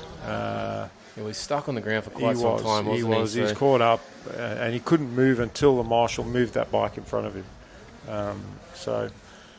Yeah, look, it's the way it goes, and what it does do for Archie Black, whether he gets the overall today or not, is puts him in great position heading into that final round of the championship in Maitland. So next month, I think it is. End of the month, 31st and 1st. Yep, of May and June. So crazy. Not too long to go until we get to that final round. If these kids were only racing state titles and junior Aussies, they're a long wait after the final round before they end up going to that. So, finishes really early this year. But Kale in that fourth position, Sharabin, Matafiglio's, then Bennett's moved up, and Stella back in 8th place. She's moved up because you said a 10th at one point. Yeah, so she Stella's was moving forward as well late in this moto, so that's good for her.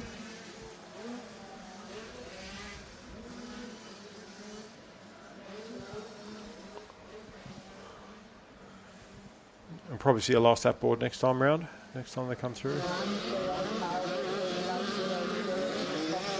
Sprowley into one of the split lanes.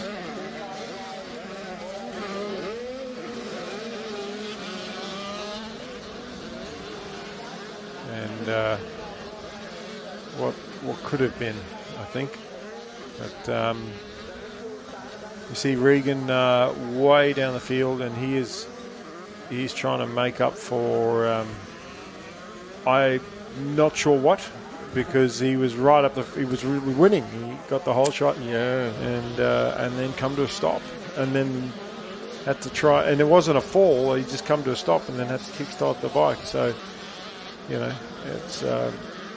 I remember on the 65, the kids having a problem with the spark plug cap coming off. Happened on my son's bike. The common thing with the spark plug cap would actually get loose and then just pop on and off, and the bike would cut out. Ended up having to try a couple of cable ties around the top of it to just hold it in place to stop that from happening. More of a band-aid than anything else, but it does work. And but that was on the 65, not the 85. So I'd love to know what the go was there with the bike. But last lap board come out as he tries to find his way around these last few lappers, and he's going out wide on this one. He's no, I'm not even going to follow in any of those ruts. I'm just going to go out wide, and he's got a big enough lead to do that. But it's not that big of a lead, actually. Like, you wouldn't want to make a mistake, because Maxie Harris is still charging there behind Archie Black, and because they're still battling for position, they still run a pretty good pace. So Kai's just got to be smart here and ride clean and bring this one home.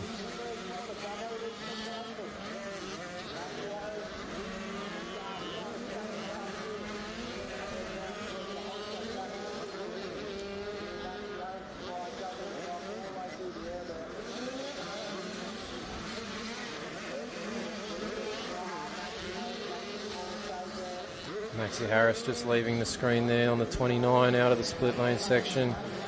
Back to our leader. Pop back to the leader there. Whole shot graphics corner as he's taking that inside right. He did that quite nicely just then. Given how deep that inside there is probably gotten over the day. Making his way around some lap riders here. The 37 of Lily Lewis. Lily Lewis, yeah. Oh, yeah, he's got a... The lines just sort of crisscrossed there as he went inside from the outside on the lap rider, and the lap rider on the inside ended up in the outside, but they almost touched back and front wheels as they passed their ruts over. So Hyde maybe still hasn't picked up on the give the lappers some space situation from this morning. Look, I made that mistake multiple times as a junior until I realised that I needed to give them more space. So, it's easy. Most even riders at the highest level blame the lappers, and unfortunately, it's up to you as the better rider to make your way through cleanly and limit the mistakes. But he gets the win. Archie Black will get second, and I think that may be enough for Archie Black to take another overall in this championship. I'm sure he'd be really happy with that. Obviously, he'd be disappointed on the 65, but still running, I'm pretty sure, second or at least podium on the 65 class. So doing really well to be winning one of his classes and doing it not just winning by accident either.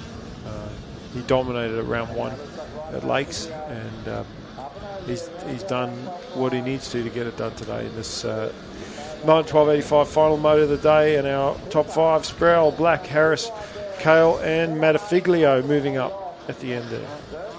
We'll go for a break and we'll come back with the next motor of the day after that. Presenting your event partners for the 2025 New South Wales Motocross State Titles. New South Wales Mining, Kennards Hire, Sideline Sport, Dubbo Regional Council, National Motorcycle Alliance, Black Dog Institute, Westpac Rescue Helicopter Service, Whole Shot Graphics. I'm part of a team working on a first for mining in New South Wales, turning this coal mine into a new hydro power plant and solar farm to generate renewable energy for families and businesses. Projects like this show our industry will keep working to reduce its emissions, already down by 38% since 2005, all while contributing billions in royalties every year to fund our public services. Because here in New South Wales, we mine responsibly for today and tomorrow. We're back for our coverage of the second round of the New South Wales Motocross State Titles from Dubbo Dirt Bike Club. We've got our next gate ready to go. It's the 6 to 9 years 50cc Div 2 that's going to be on track next. We're looking for another Archie Blanchette masterclass in this 50cc class that should be coming up here. So wondering if he's found his way to the outside of the gate for this one, because as you can see from this drone shot, the inside of that corner there to turn one, he's gotten pretty well rutted, and it'd be like hitting a set of whoops if he came from the inside. Yeah, there. That's right, and I think he has. I think he is going to the outside. He's going to be able to sweep this one here quite easily by the looks of it too. That's how you get a whole shot. Look at the gap he's got there heading into turn two down there at Kennards Hire corner. Most riders don't win races by that distance, and he's got it on the first corner.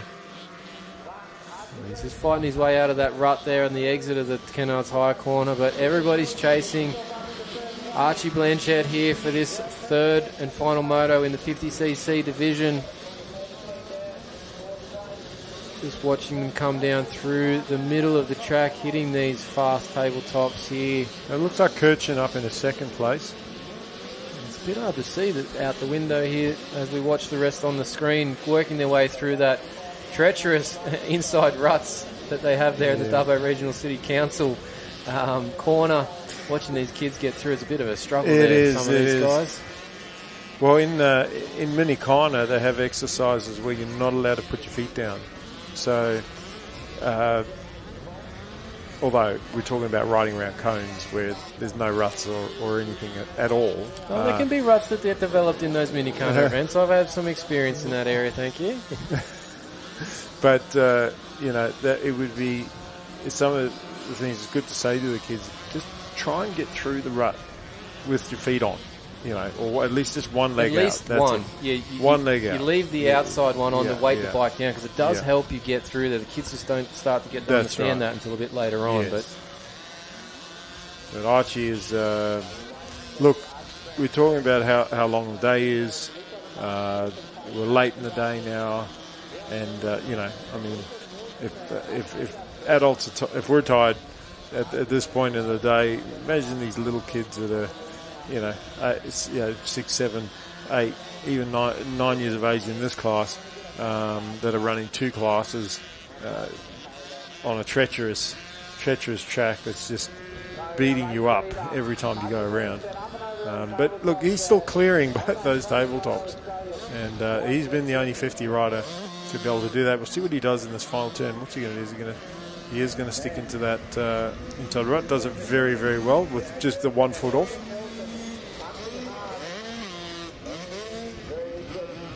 Oh, those braking bumps down there are pretty treacherous for a 50. He was, getting bounced around. And look, he's had a few falls today. Every race he's actually fallen off. And he's managed to pick the bike up with the bike running.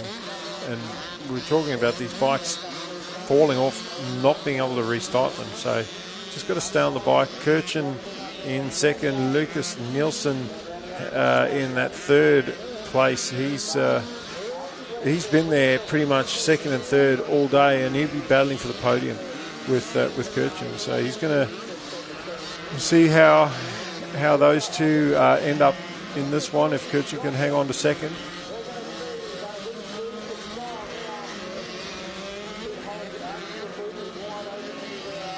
Archie working his way through those ruts into the rollers there in the bottom part of the circuit.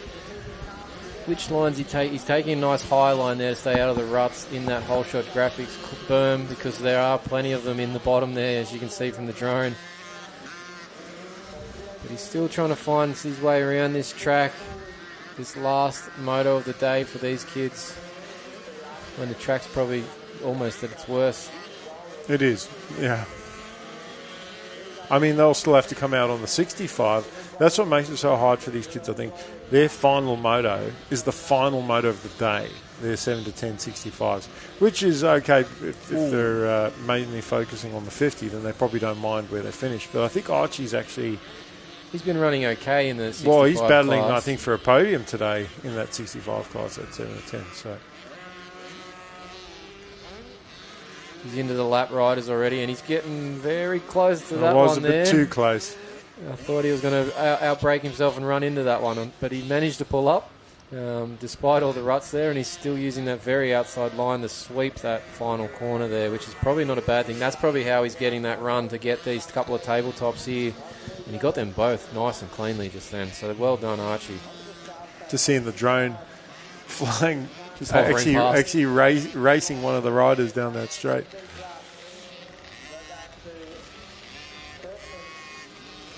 I'm waiting for... There's, looks like Kirchen in second place, and he's got a reasonable gap back to third. So that might be, for him, might actually secure him second overall if he can finish this one.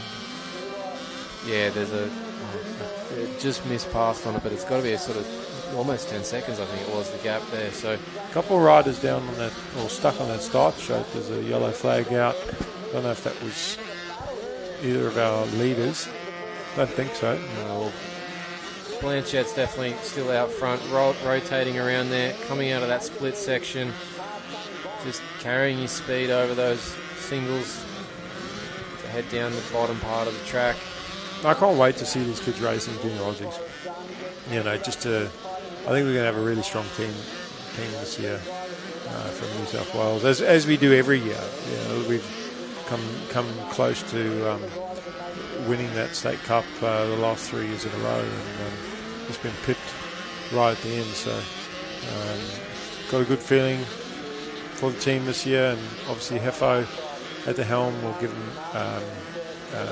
He'll be able to offer a lot to the team with his experience and knowledge, and to assist them to get them where they need to be. Oh, both feet there swinging in the breeze, trying to get through that rut to try and keep him off the ground and not hit the pegs in that New South Wales mining corner. They're definitely deep enough in there for him for Archie to try and have to avoid his feet getting dragged back. So a bit of an interesting technique on that one.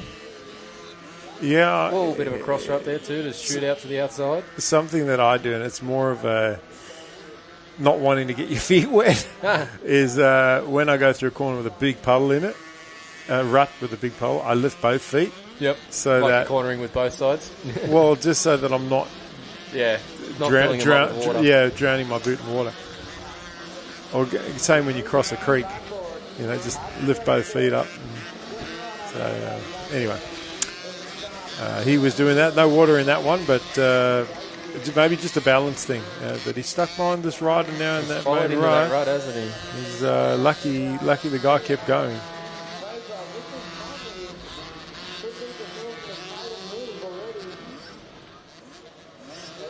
Oh, a couple of riders stuck there. Archie's had to change tack there partway into the entrance of the corner. There's two riders stuck in that very inside rut of the Kennards Hire, and that inside rut, you can see the wall that's built up on the outside of the rut. It's huge. Compared to these little kids on these 50s. So bit of a challenge there for these guys to get out of that on their own, which is probably not too easy, hence the marshal there helping out. As Archie continues on his way down and around another lapped rider here into the split lane section. Well, Nielsen is definitely clocking quicker than Kirchen, but problem is he's 9 seconds behind. And we're on the last lap now. So... you could put in a late charge, but leave it too late, and you're not going to make up that time difference.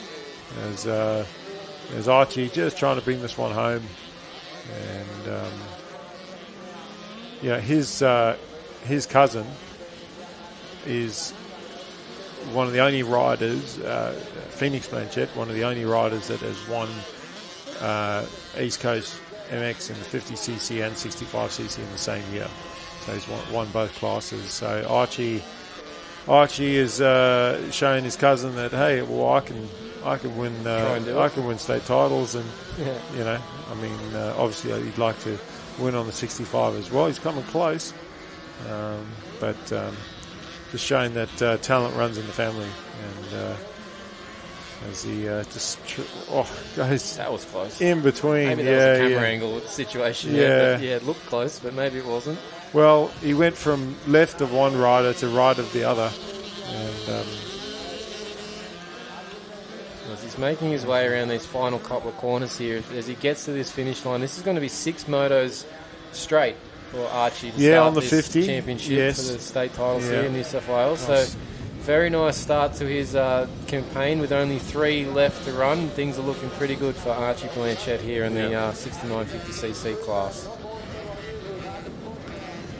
And Kirchen may have put himself in position to take second overall here if he can finish this one where he is.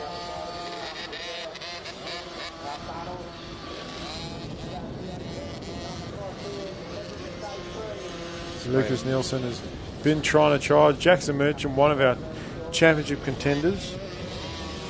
Here comes Kirchen now, just to pick up that second place in the moto. Followed closely by Nielsen, but he made a bit of a challenge there at the end. He did close that gap. I think that although Merchant's had a 5th and 6th position day all day today, he's probably still walking out of here second overall in points, looking at the points from round 1. So, as you said, driver's seat, Archie Blanchett. He's just got to keep, when I say keep it together, he's dominating. He should go to the final round and win all 3 races. You would think that would be the aim. That's the nicest way to win a championship, is to just to dominate.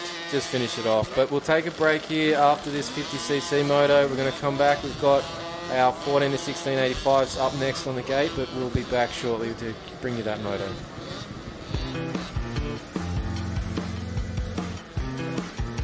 I just love beating the boys. It's a good feeling. I do love getting out there and mixing it up with the boys. I think it gives me a good buzz and adrenaline's flying, so...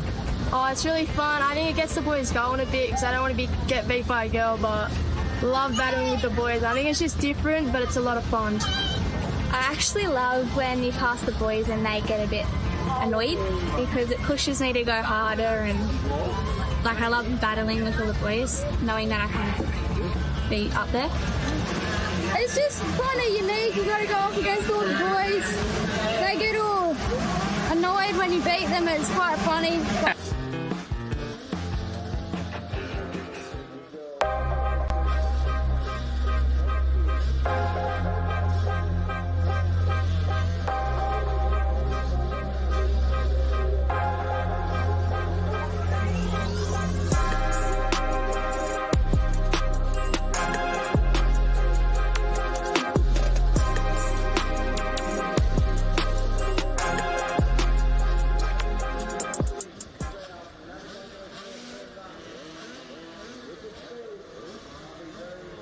Welcome back to our coverage of the New South Wales Motocross State Titles, Round 2 from Dubbo Dirt Bike Club.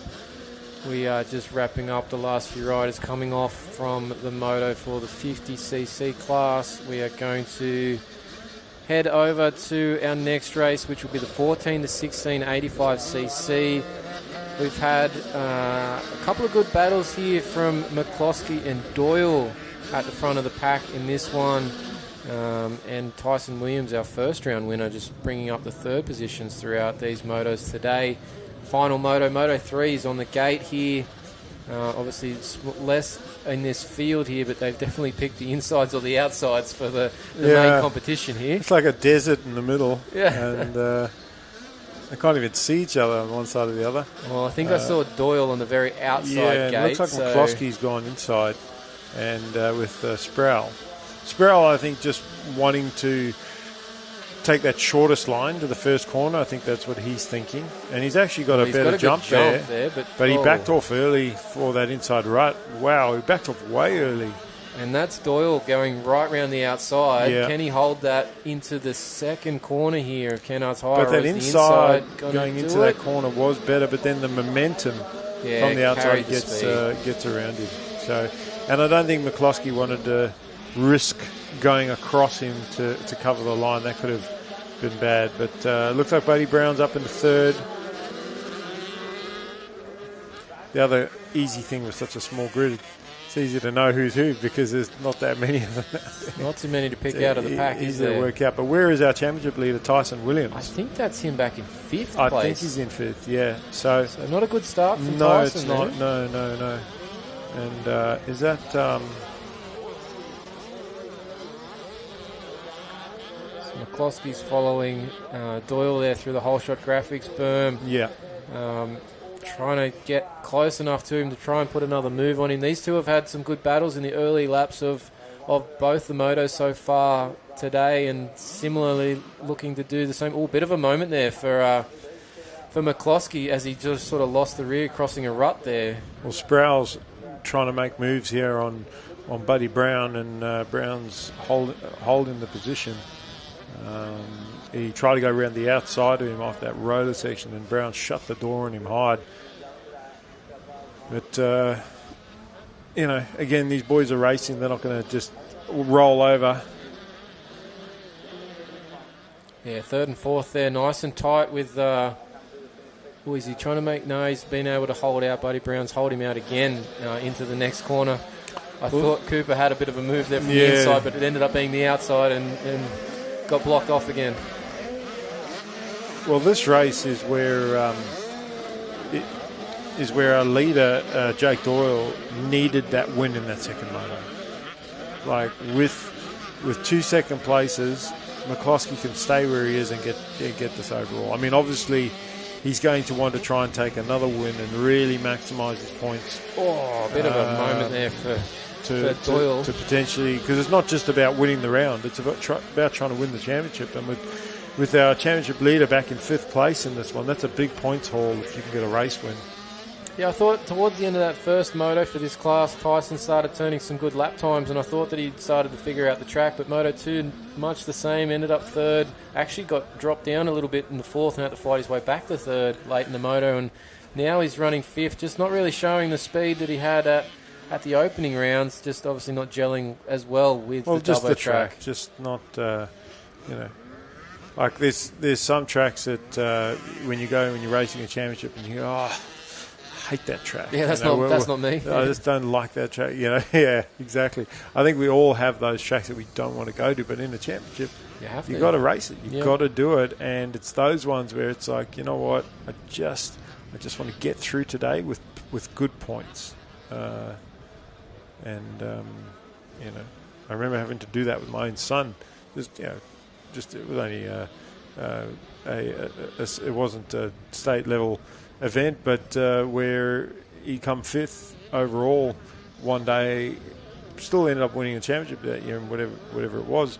But I said to him, you can't keep coming fifth. You can come fifth of this round. He'd never been there before. Mm-hmm. So I was actually okay with his finish, but and that's what Tyson's got to do today. He's just got to, don't want to DNF, just 3 reasonable finishes, take some points away, get back to Maitland, and then fight for it at the final round. Because if you're not feeling it and you push the issue, that's when you crash, and then you throw it all away anyway. So these front two have put on a race. As McCloskey, first couple laps, it kind of looked like, Doyle was going to run away, and maybe McCloskey was going to just let him, not so much let him have it, but settle for second and take the overall win. And he's just decided, okay, time to go. And now he's battling for the lead and trying to make it 3 out of 3 wins today. Yeah, I think he had a little bit of a mistake there on one of those laps we called earlier, and he's just sort of settled back in and had a couple of, 2 laps now of mistake-free running, so he's just sort of worked his way back up, which tells me that he's got more pace than Doyle currently, and probably looking to use it here in a second to try and make another move to get to the front, which, look, if he does get these 3 moto wins, that's going to help boost him up in the championship standings towards Tyson's title from the original he's going up round. The inside now. And Sproul, I've just seen sort of rolling around. I think he's sort of let this one go. So he's back in 5th, and Williams is challenging for 3rd place. So Tyson's probably heard us and gone, no, I'm not going to come 5th or 4th. I'm going to go for it and come 3rd. So he's gone after Buddy Brown. But I expect Jake Doyle to come under fire very soon. And he's going to need to keep this one going. As there's Williams, he's got around Brown. So Williams up to 3rd. And that's not a bad day. 3rd overall today. Great position for the series. And if he does win the championship, it'll be because of how he rode today. Yeah, look, Tyson's going to probably have to sit in that position because he's got about 11 seconds to the lead group. So a bit to make up here, and we're pretty much around that halfway point of this moto. So he just needs to focus on keeping that 3rd position, does Tyson Williams, and let the 2 out front battle it out and see what happens between those 2. But at least Tyson's salvaged. It's not even salvaged. He's just got good points this weekend. Yeah, that's exactly right. And Doyle, he's responded. Like McCloskey put it on him hard. The last couple of laps, he's been right there. And, this is what I would have liked to see from Doyle in that 2nd moto. Because then this would mean overall win today. But still, getting a race win, he's going to be happy with that, especially that he's held off the guy that's actually won the other 2 races. And these guys are so close in points that it's really only a 3-point gain for McCloskey on Doyle going into the final round. And they would come into this race tying points. So all to play for as Doyle comes by And no, not lost that board yet, so still a bit of time to go. But just having a little reprieve from the sun glare here. Yeah, it's gone behind a cloud. I've had to refocus. It's good for the riders probably to get a little bit of adjustment time here, but once it pokes back out in a second, it'll probably make things difficult make again. Things worse, yeah. No, I actually lost sight of the leaders on the track when that happened.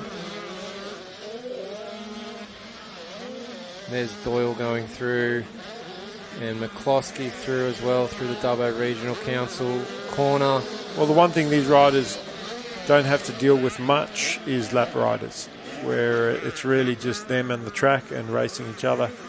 Obviously, there is a couple lap riders to get around, like Drew Cochrane and Sienna Cyprian have been lapped. Now, that third and fourth place position, as much as we talked about Tyson getting to third, Buddy Brown's not letting him have it all his own way. He's not that far off him in terms of time and speed, just maintaining that just behind him there. So one little mistake from Tyson and he'll have Buddy all over him.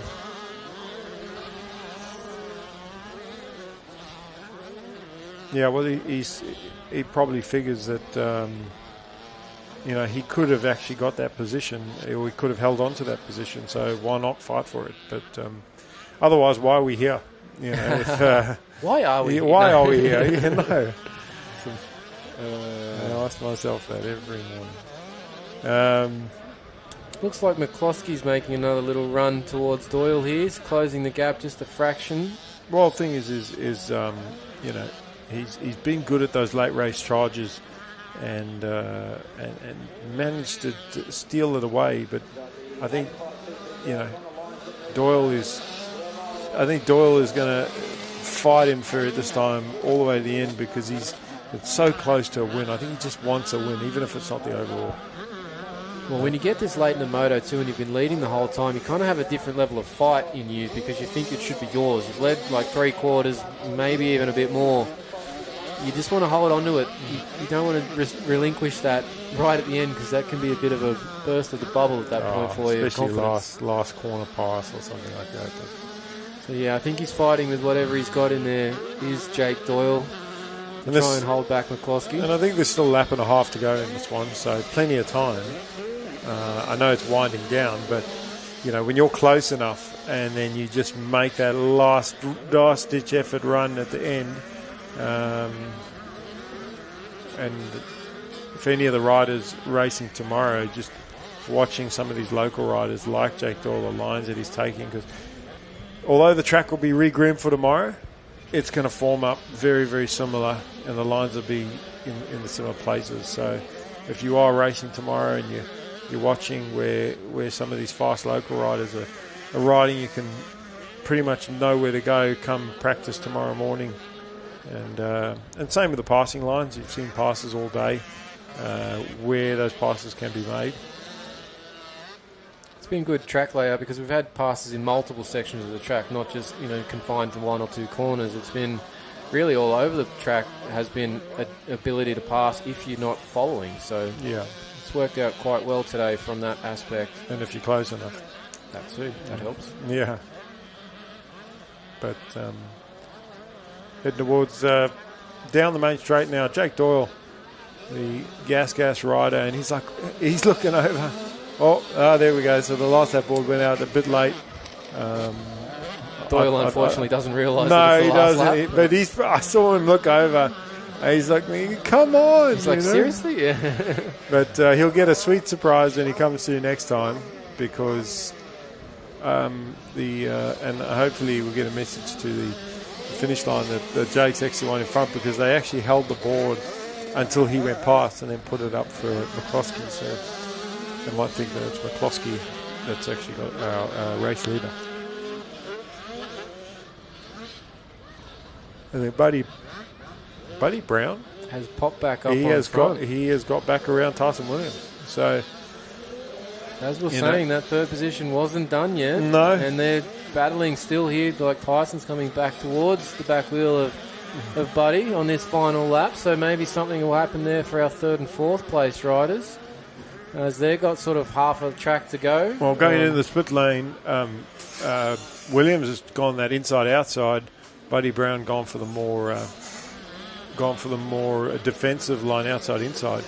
And as they head into the back section, because Doyle looks like he's got the lead under control, but it's that fight for third, and they're also not that far off the leaders either.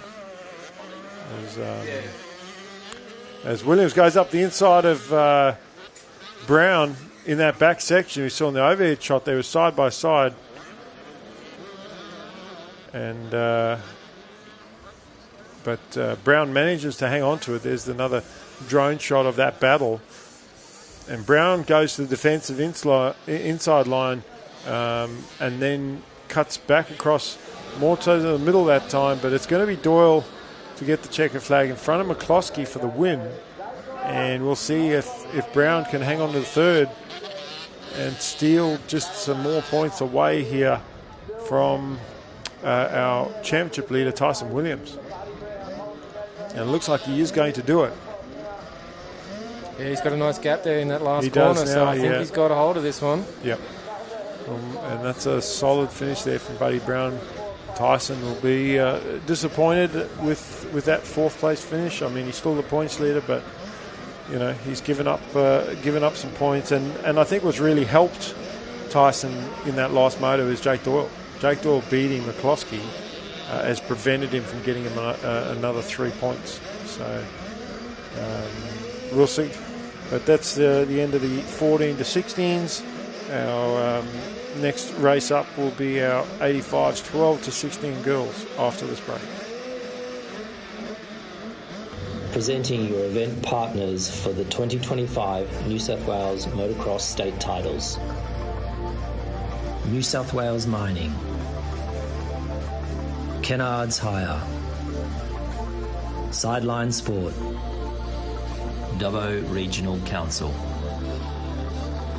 National Motorcycle Alliance.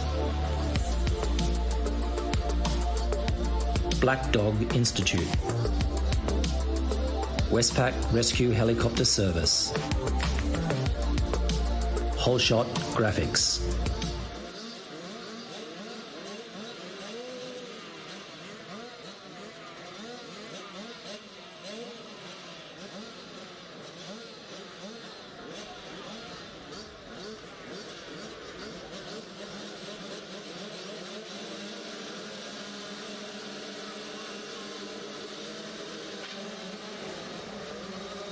Now 12 to 16 girls, and you can see from the drone shot that riders either choosing the very right or the very left, but not the middle. So just an insight for riders tomorrow on their gate choices.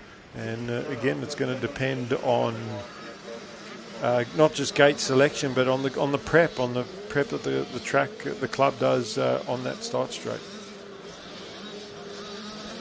No surprise there. Eliza Dennis with the whole shot, and Ada Harris sliding into second place, staying relatively close to her for now. Mia Cameron up into third.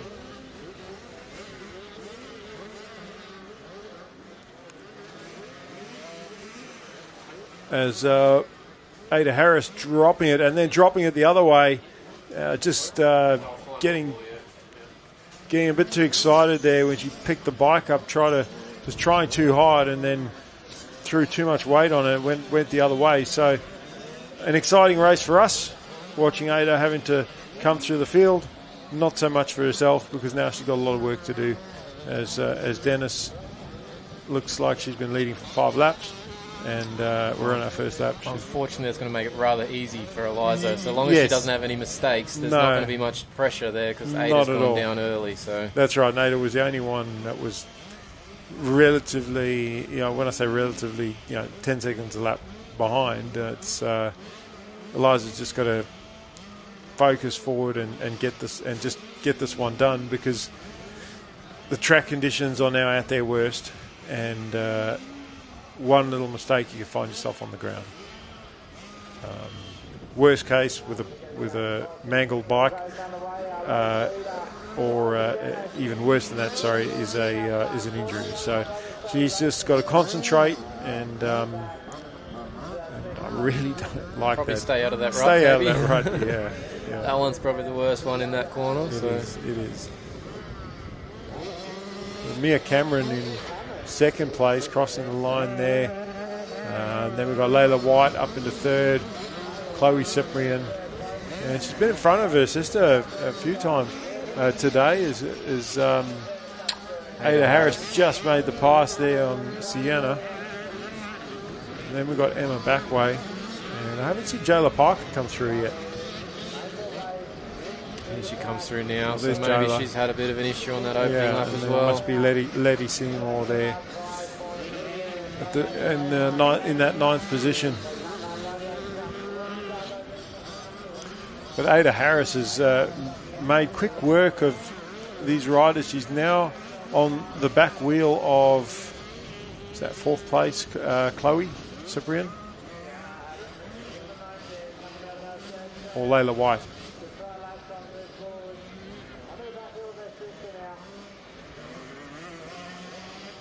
Liza just showing how much track she's got between her and second place there with this drone shot. She's making her way through that New South Wales mining corner, and she's got two full sections. Yeah, I was just going to say that. That's a massive gap that she's established. Unfortunately, due to probably in part Ada going down there, but this is the second lap. Yeah, lap 2. Yep. Potentially that gap's going to only get worse. Well, look, she lapped all the way to fourth place last race, so it'd be interesting to see. Is that Ada that's made her way through there already up to, what's that, third place already? Yeah, I think so. Ada's moving her well through the field early. And I'm still got to get a bit to make up to catch Mia Cameron. So, well, from memory, Mia was state champion last year. Can't remember if it was in the 85 class or the junior girls class, but and she rode the 85, well, call it a 105 in the 125 class last year. So, just more comfortable on the smaller machine where most of the girls step up to the 125. a bit of a rough ride there for Eliza Dennis and those acceleration bumps. Yeah, they bike just sort of stopped there in a second, didn't it? And just sort of spat back at her. Have some kidney pain later after that one. Yeah. Most riders don't wear a kidney belt anymore. I still do. I actually used to get cramps if I rode without it, stomach cramps. So. But I'm just soft.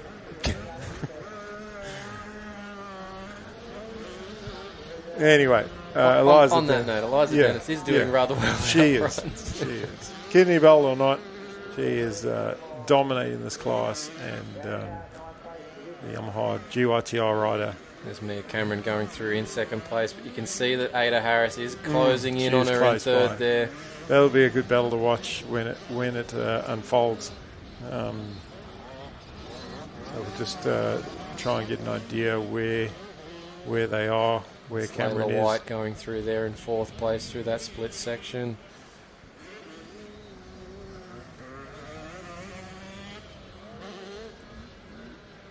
Just watching our second and third place riders here, using the track to get through. Ada Harris is gaining on her slowly towards Mia Cameron there, using some alternate lines, trying to find a faster way to get there. Well, I think Mia is rejuvenated with, some motivation here because she holds second, and she's finished. I think she's finished third in her previous two races. So she's opportunity here to finish in front of Ada, and I think if Ada gets in front of her, she's going to run away. But that's if she gets in front, and we've probably only got a couple more laps to go. Ada goes to the inside through that rutted turn, as you see on the overhead. Unfortunately, has to slop back behind. We've had another fall there for Ada Harris. She's just thrown it away with that rut. I'd say she's got the wheel out of it. And just in the shadows. I think she's gone from the sun to the shadow and then just lost sight of the rut with the front wheel. She's trying to kick it over to get it going. Now she's trying to find neutral. And there goes third place, I think. Well, fourth, now third. So I dare say that's going to give Layla White Mia Cameron definitely the second place in this moto. Chloe Cyprian's gone by as well as she continues to try and kick that bike over, and it just won't get going.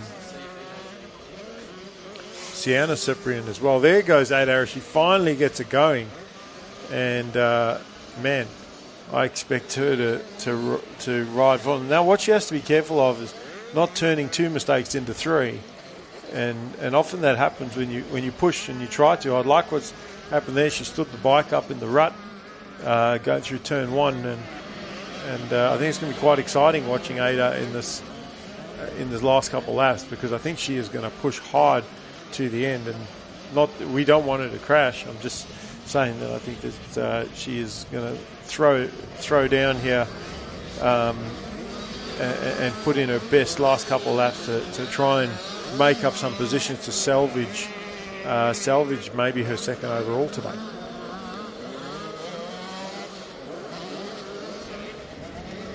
Just curious to watch. I'm just keeping an eye on the timing as Eliza is going around into that Kennard tyre corner. Wanting to see when our second place rider, Mia Cameron, goes over and see what sort of gap that Eliza has actually got in this race, because it is massive at this point in time.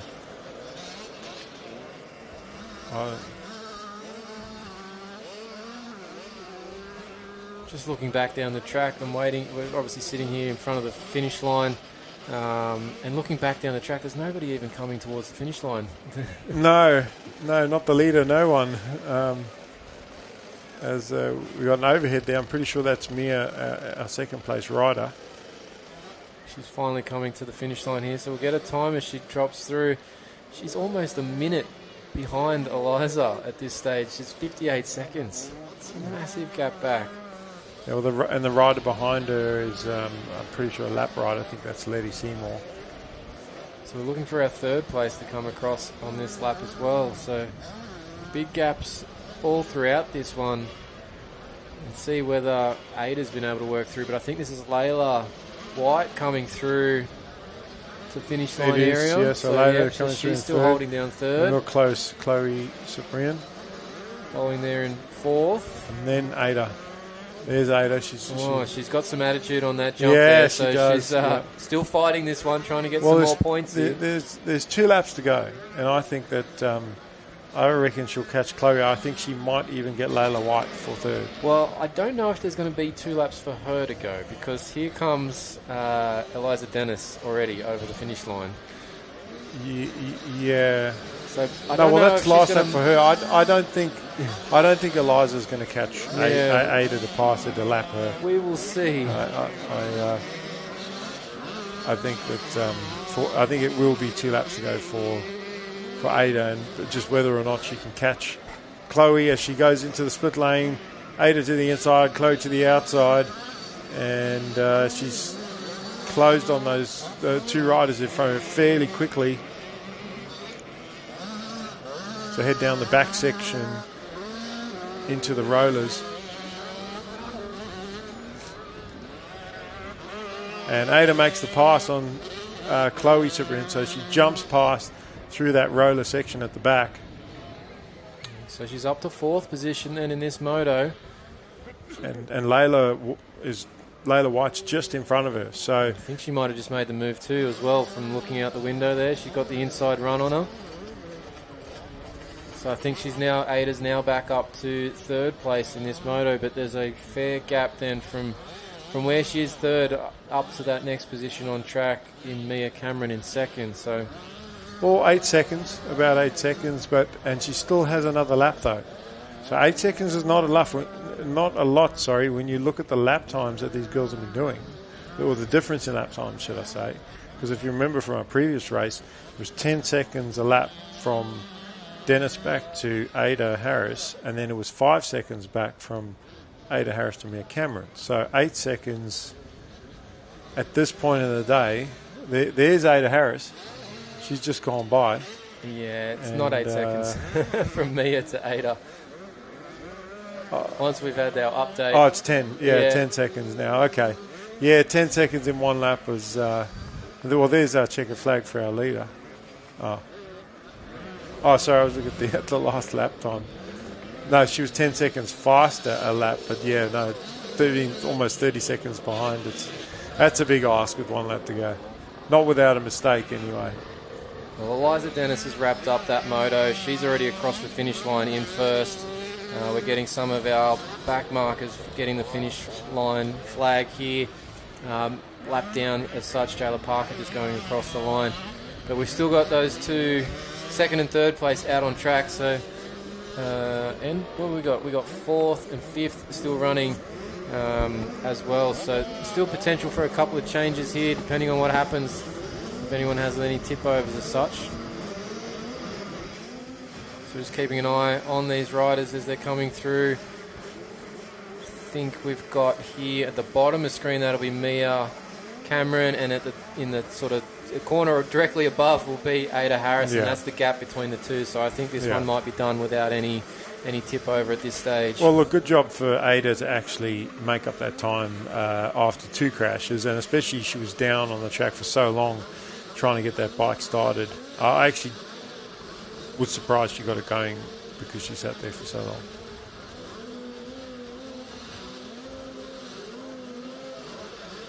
And that'll be the end of this one. We'll take a short break and we'll go back with the 65s, 10 to 12s.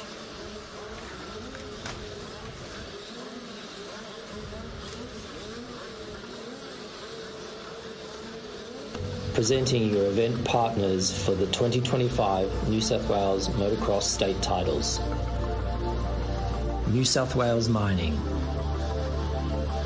Kennards Hire, Sideline Sport, Dubbo Regional Council,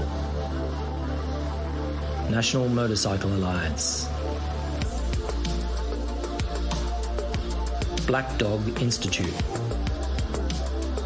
Westpac Rescue Helicopter Service, Whole Shot Graphics. Here we go. 65s, 10 to 12, second last motor of the day. Outside, inside gate options again at play, but I think the inside one just might have won out in this case. Once we can see down, the inside one definitely won out in this instance, but I'm not sure who it is. I think it might be, is that Blade Regan? I think so. Out front there. Not sure who was in second there at this point, but those long shadows and that light. Here we go, the 280. It is 280. Yeah, Sprowley's in that second place. And Maxi Harris up into third. Ryder Matafiglio nearly tucked the front in that right-hander Dubbo City Council corner, but managed to keep going. So, not sure where Archie Black is. I didn't see him in the top 5.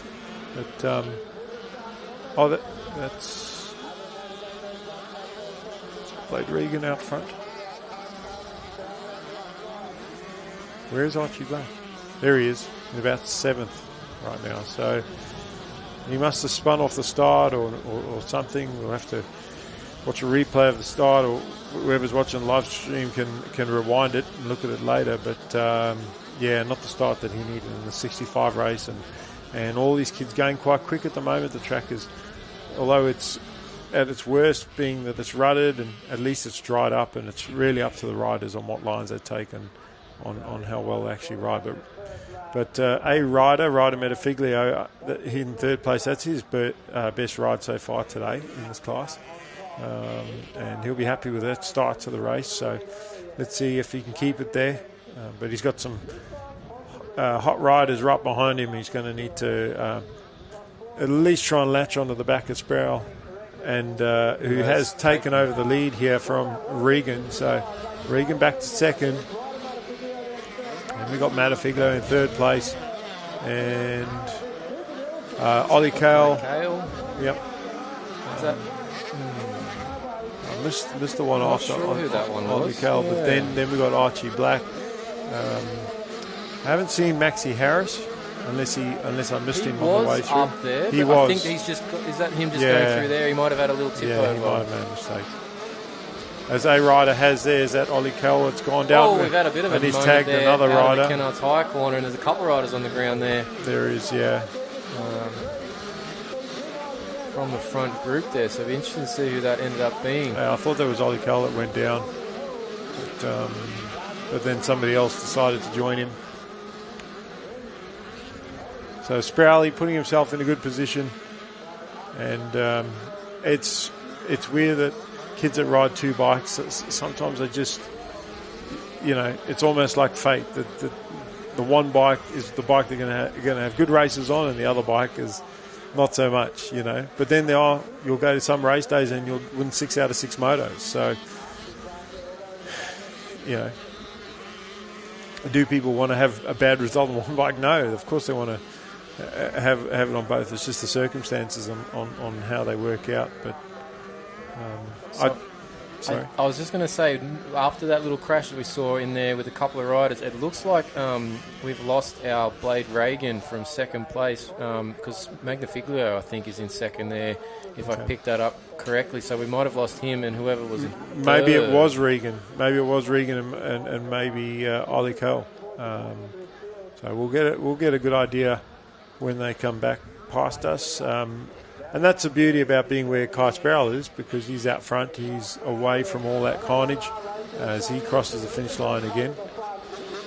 There's Matafiglio, so it must have been Regan that went down, and then he tagged somebody else on the way through. So there's Archie Black coming through in third now, so he's moved forward, so he avoided that accident. Yeah, he's inherited a position. And is that the 41? 41. Well, I've seen Hudson Francis just go through. Could be Cooper Nilsson. He's one of the Queensland riders on 41. I haven't seen him when there's timing updates around, but I haven't seen him all day. So, but it could very well be because your Queensland riders you go pretty good. Put it this way, your A-grade riders that go and ride, but it is Cooper Nilsson. It's Cooper Nilsson, and he's in front of his fellow Queenslander Hudson Francis. But your riders that go and ride interstate are generally your top kids, same as any New South Wales riders that go to Queensland or Victoria looking for extra competition. So that's why we didn't recognise him, because we're not used to seeing some of these riders, some of these numbers. But so Sproul, already into the lap traffic, and looks like does it look like there's less riders in the class? I feel like there's a few that have, there's 3 that have got marked down as DNSs, so I feel like, we have lost a little bit here.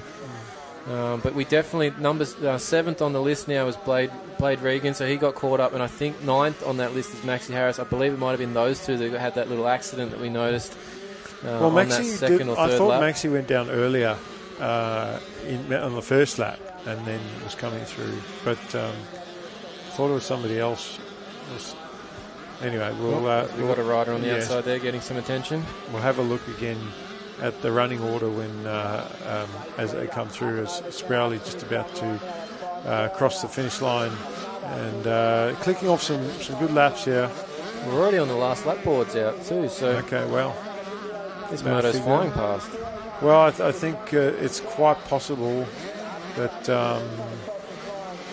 I definitely think the other rider that went down was Ollie Cole, because he's back in 10th. True, he's there as well, so maybe he was part of it. Yeah, I think Regan went down and Cole tagged him, and then Maxi went down on the first lap, and that's why he's so far behind and making his way through. But I think also possibly the officials have shortened the day, which is why I think we're already on the last lap board. These last couple of motos, I think they've cut them to 4 laps. So the sun is getting very angled here. As it drops down lower, it's getting quite hard to see. And the riders will tell the officials that. They probably would have been sitting on the start line saying, guys, we can't see.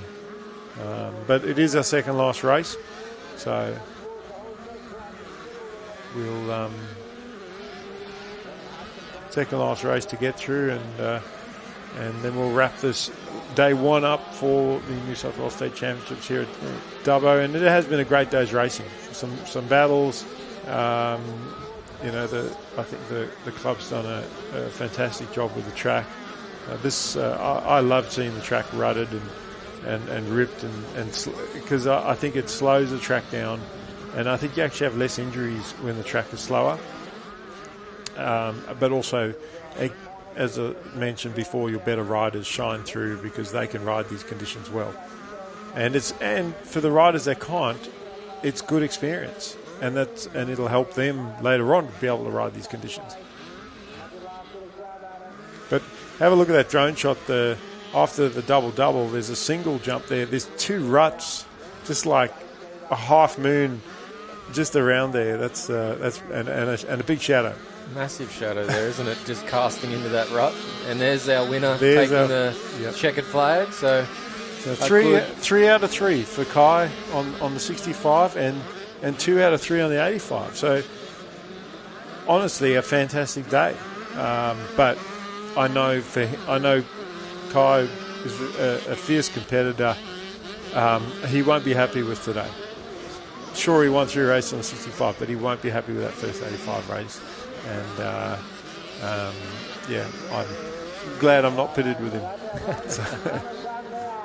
But Archie Black, solid ride there to finish where he did, and so I think Ryder Magfigure grabs the second place and there, he did, he? yeah. Ryder coming in second in front of Archie Black. So Ryder's best finish for the day, and he did that from a good start. Finally, he just hasn't been able to put the starts together. Cooper Nielsen and Hudson Francis are Queensland riders, 4th and 5th. And then Regan, who managed to catch up after that early fall, back up into 6th place. So 1 more to go. 7 to 10 65s up next. And we'll go to a short break and be back. I studied business and commerce at uni. After graduating, I joined the New South Wales mining industry.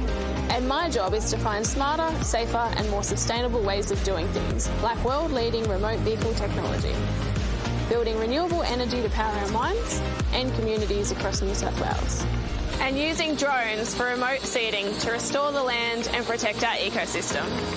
Because in New South Wales, we mine responsibly for today and tomorrow.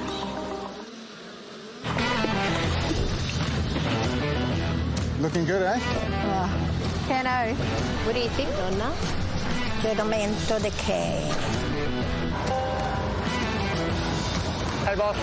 Cannot sorted. All good? Canos. From big jobs to even bigger jobs. Get the Keno feeling. Keno.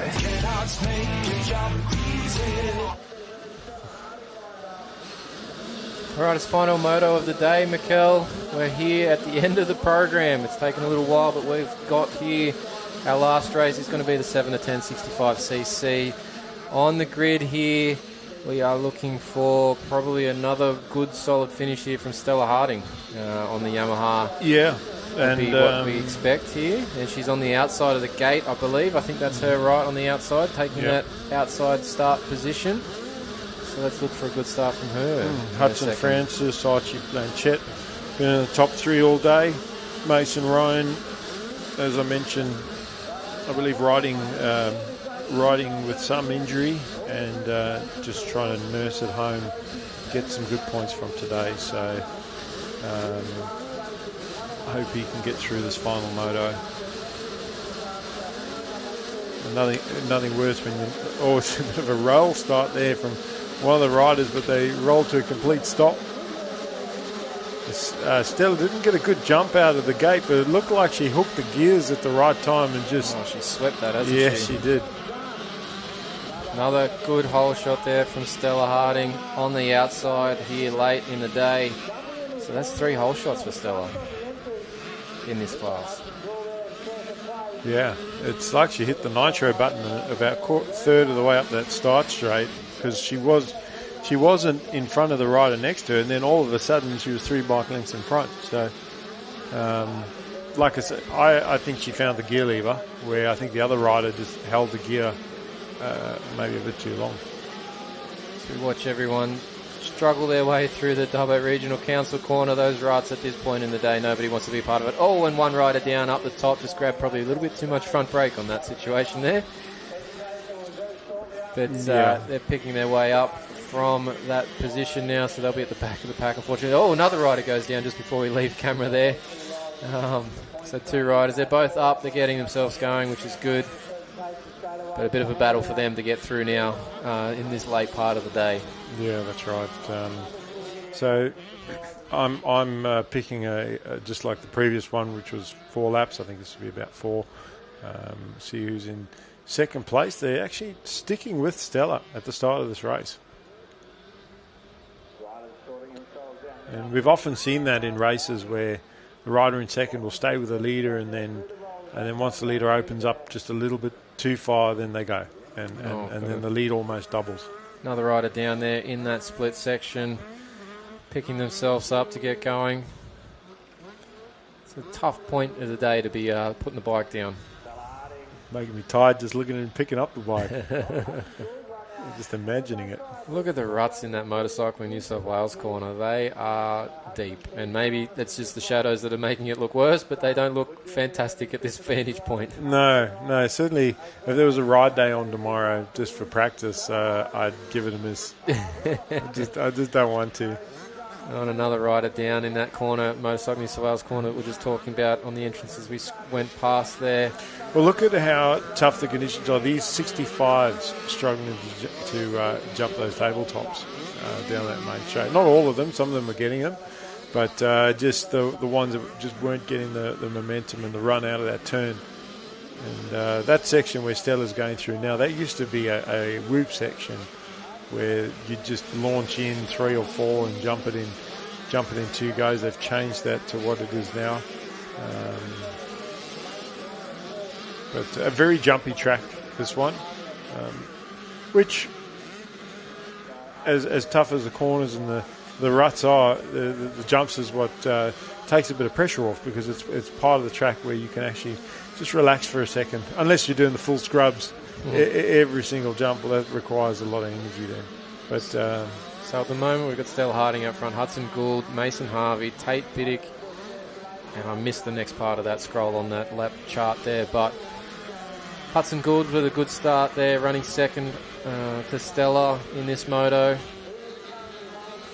Yeah, well, interesting to see where Archie Blanchette ended up at the start of this race, but that might have been actually.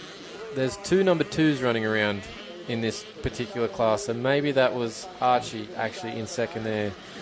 It's been confusing me all day when I look at the charts here for the rider numbers. So yeah, well, at the moment it's Tate Biddick. Blanchette's a couple positions further back behind Mason. There we go.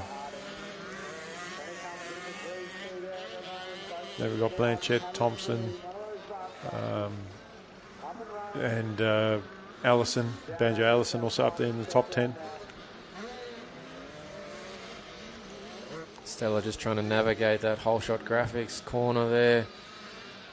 Just picking away around this track, trying to do it smoothly with all these ruts is quite difficult for her, but she's making it work at this point.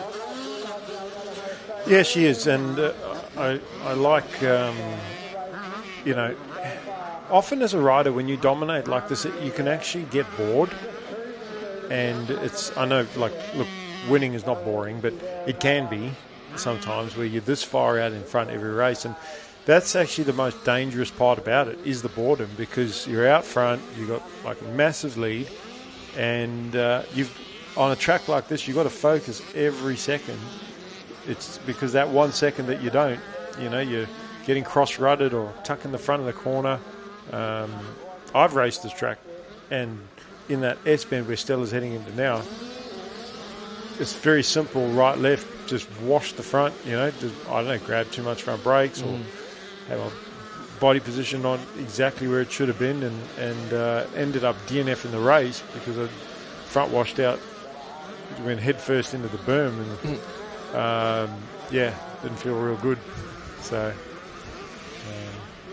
it can happen quickly, and at any point in the day it can happen. But now at this point where, last moto, sun's right down low, you're probably the tightest, the track's definitely the worst it's going to be.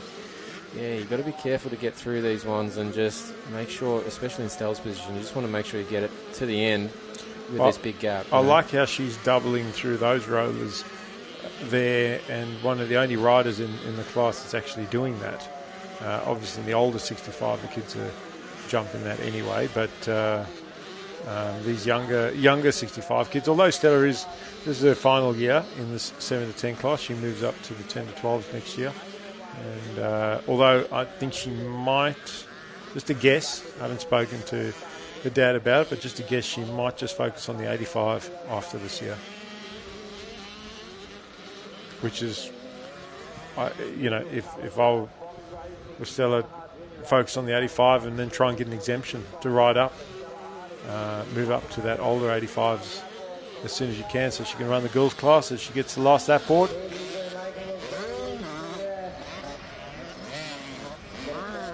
She is running at least 5 seconds a lap quicker than the ride in front.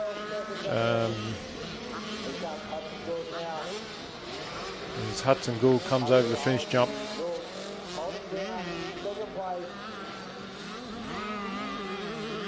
And that'll probably secure second overall for Hudson.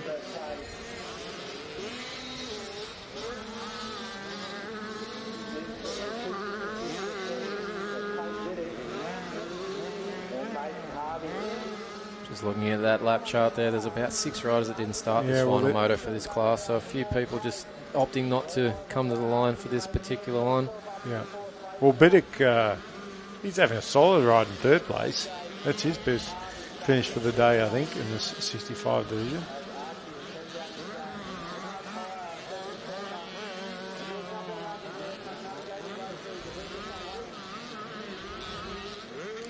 And what's hard for some of these riders, because you get points back to 20th position, should I say. Any of these riders that finish outside of that, that's hard. You know, you come and race and then finish 21st. It's Oh, rider just tipping over as we're flying past with the drone there. But we are on the last lap, so I dare say Eliza's not going to be Stella is not going to be too far from wrong one in the class. Just it happens. Minute. It's so easy. She's going to be coming towards this finish here in a couple of corners, so she's going to have another a good day here. So there's going to be 3 moto wins for the day.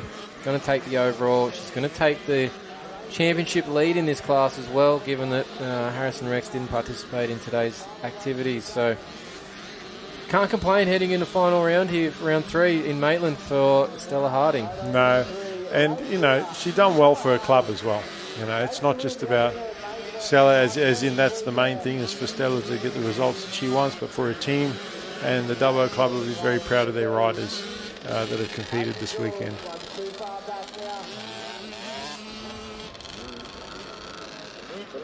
So just looking for our second place rider here in the 272 of Hudson Gould, which there he is there, should be coming through. A little bit of style with a no-footer there, I think it was, if I could see correctly through the sunlight. I'm in a great spot. Got the beam just blocking it out for you. Yeah, lovely. I've had the sun all day, thank you very much. So I'm enjoying my position right now.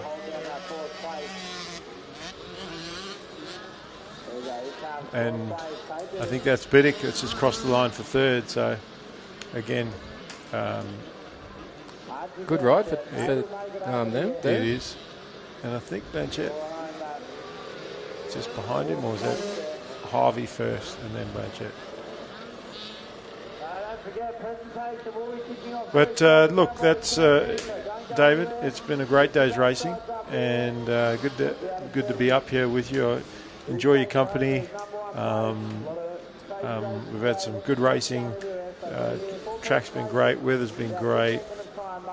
Talking to people in the pits, haven't heard a bad word from everyone. Everyone's pretty happy with the race day. Thank you to our partners, and we're looking forward to day 2 of the New South Wales State Championships here at Dubbo Dirt Bike Club. I know I am, and we'll be back up early tomorrow morning, 8 o'clock, I believe. We are on the live stream, so we look forward to seeing you then. Thanks a lot, David. We'll pick this all up in the morning. Yeah, appreciate it, Mikel. We'll have mostly senior classes on tomorrow, so looking forward to having that.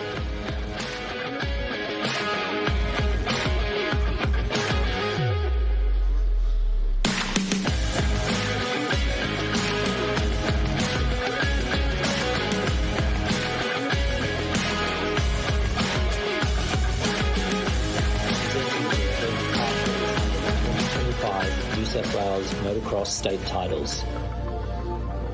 New South Wales Mining. Kennards Hire. Sideline Sport. Dubbo Regional Council. National Motorcycle Alliance. Black Dog Institute. Westpac Rescue Helicopter Service. Whole Shot Graphics.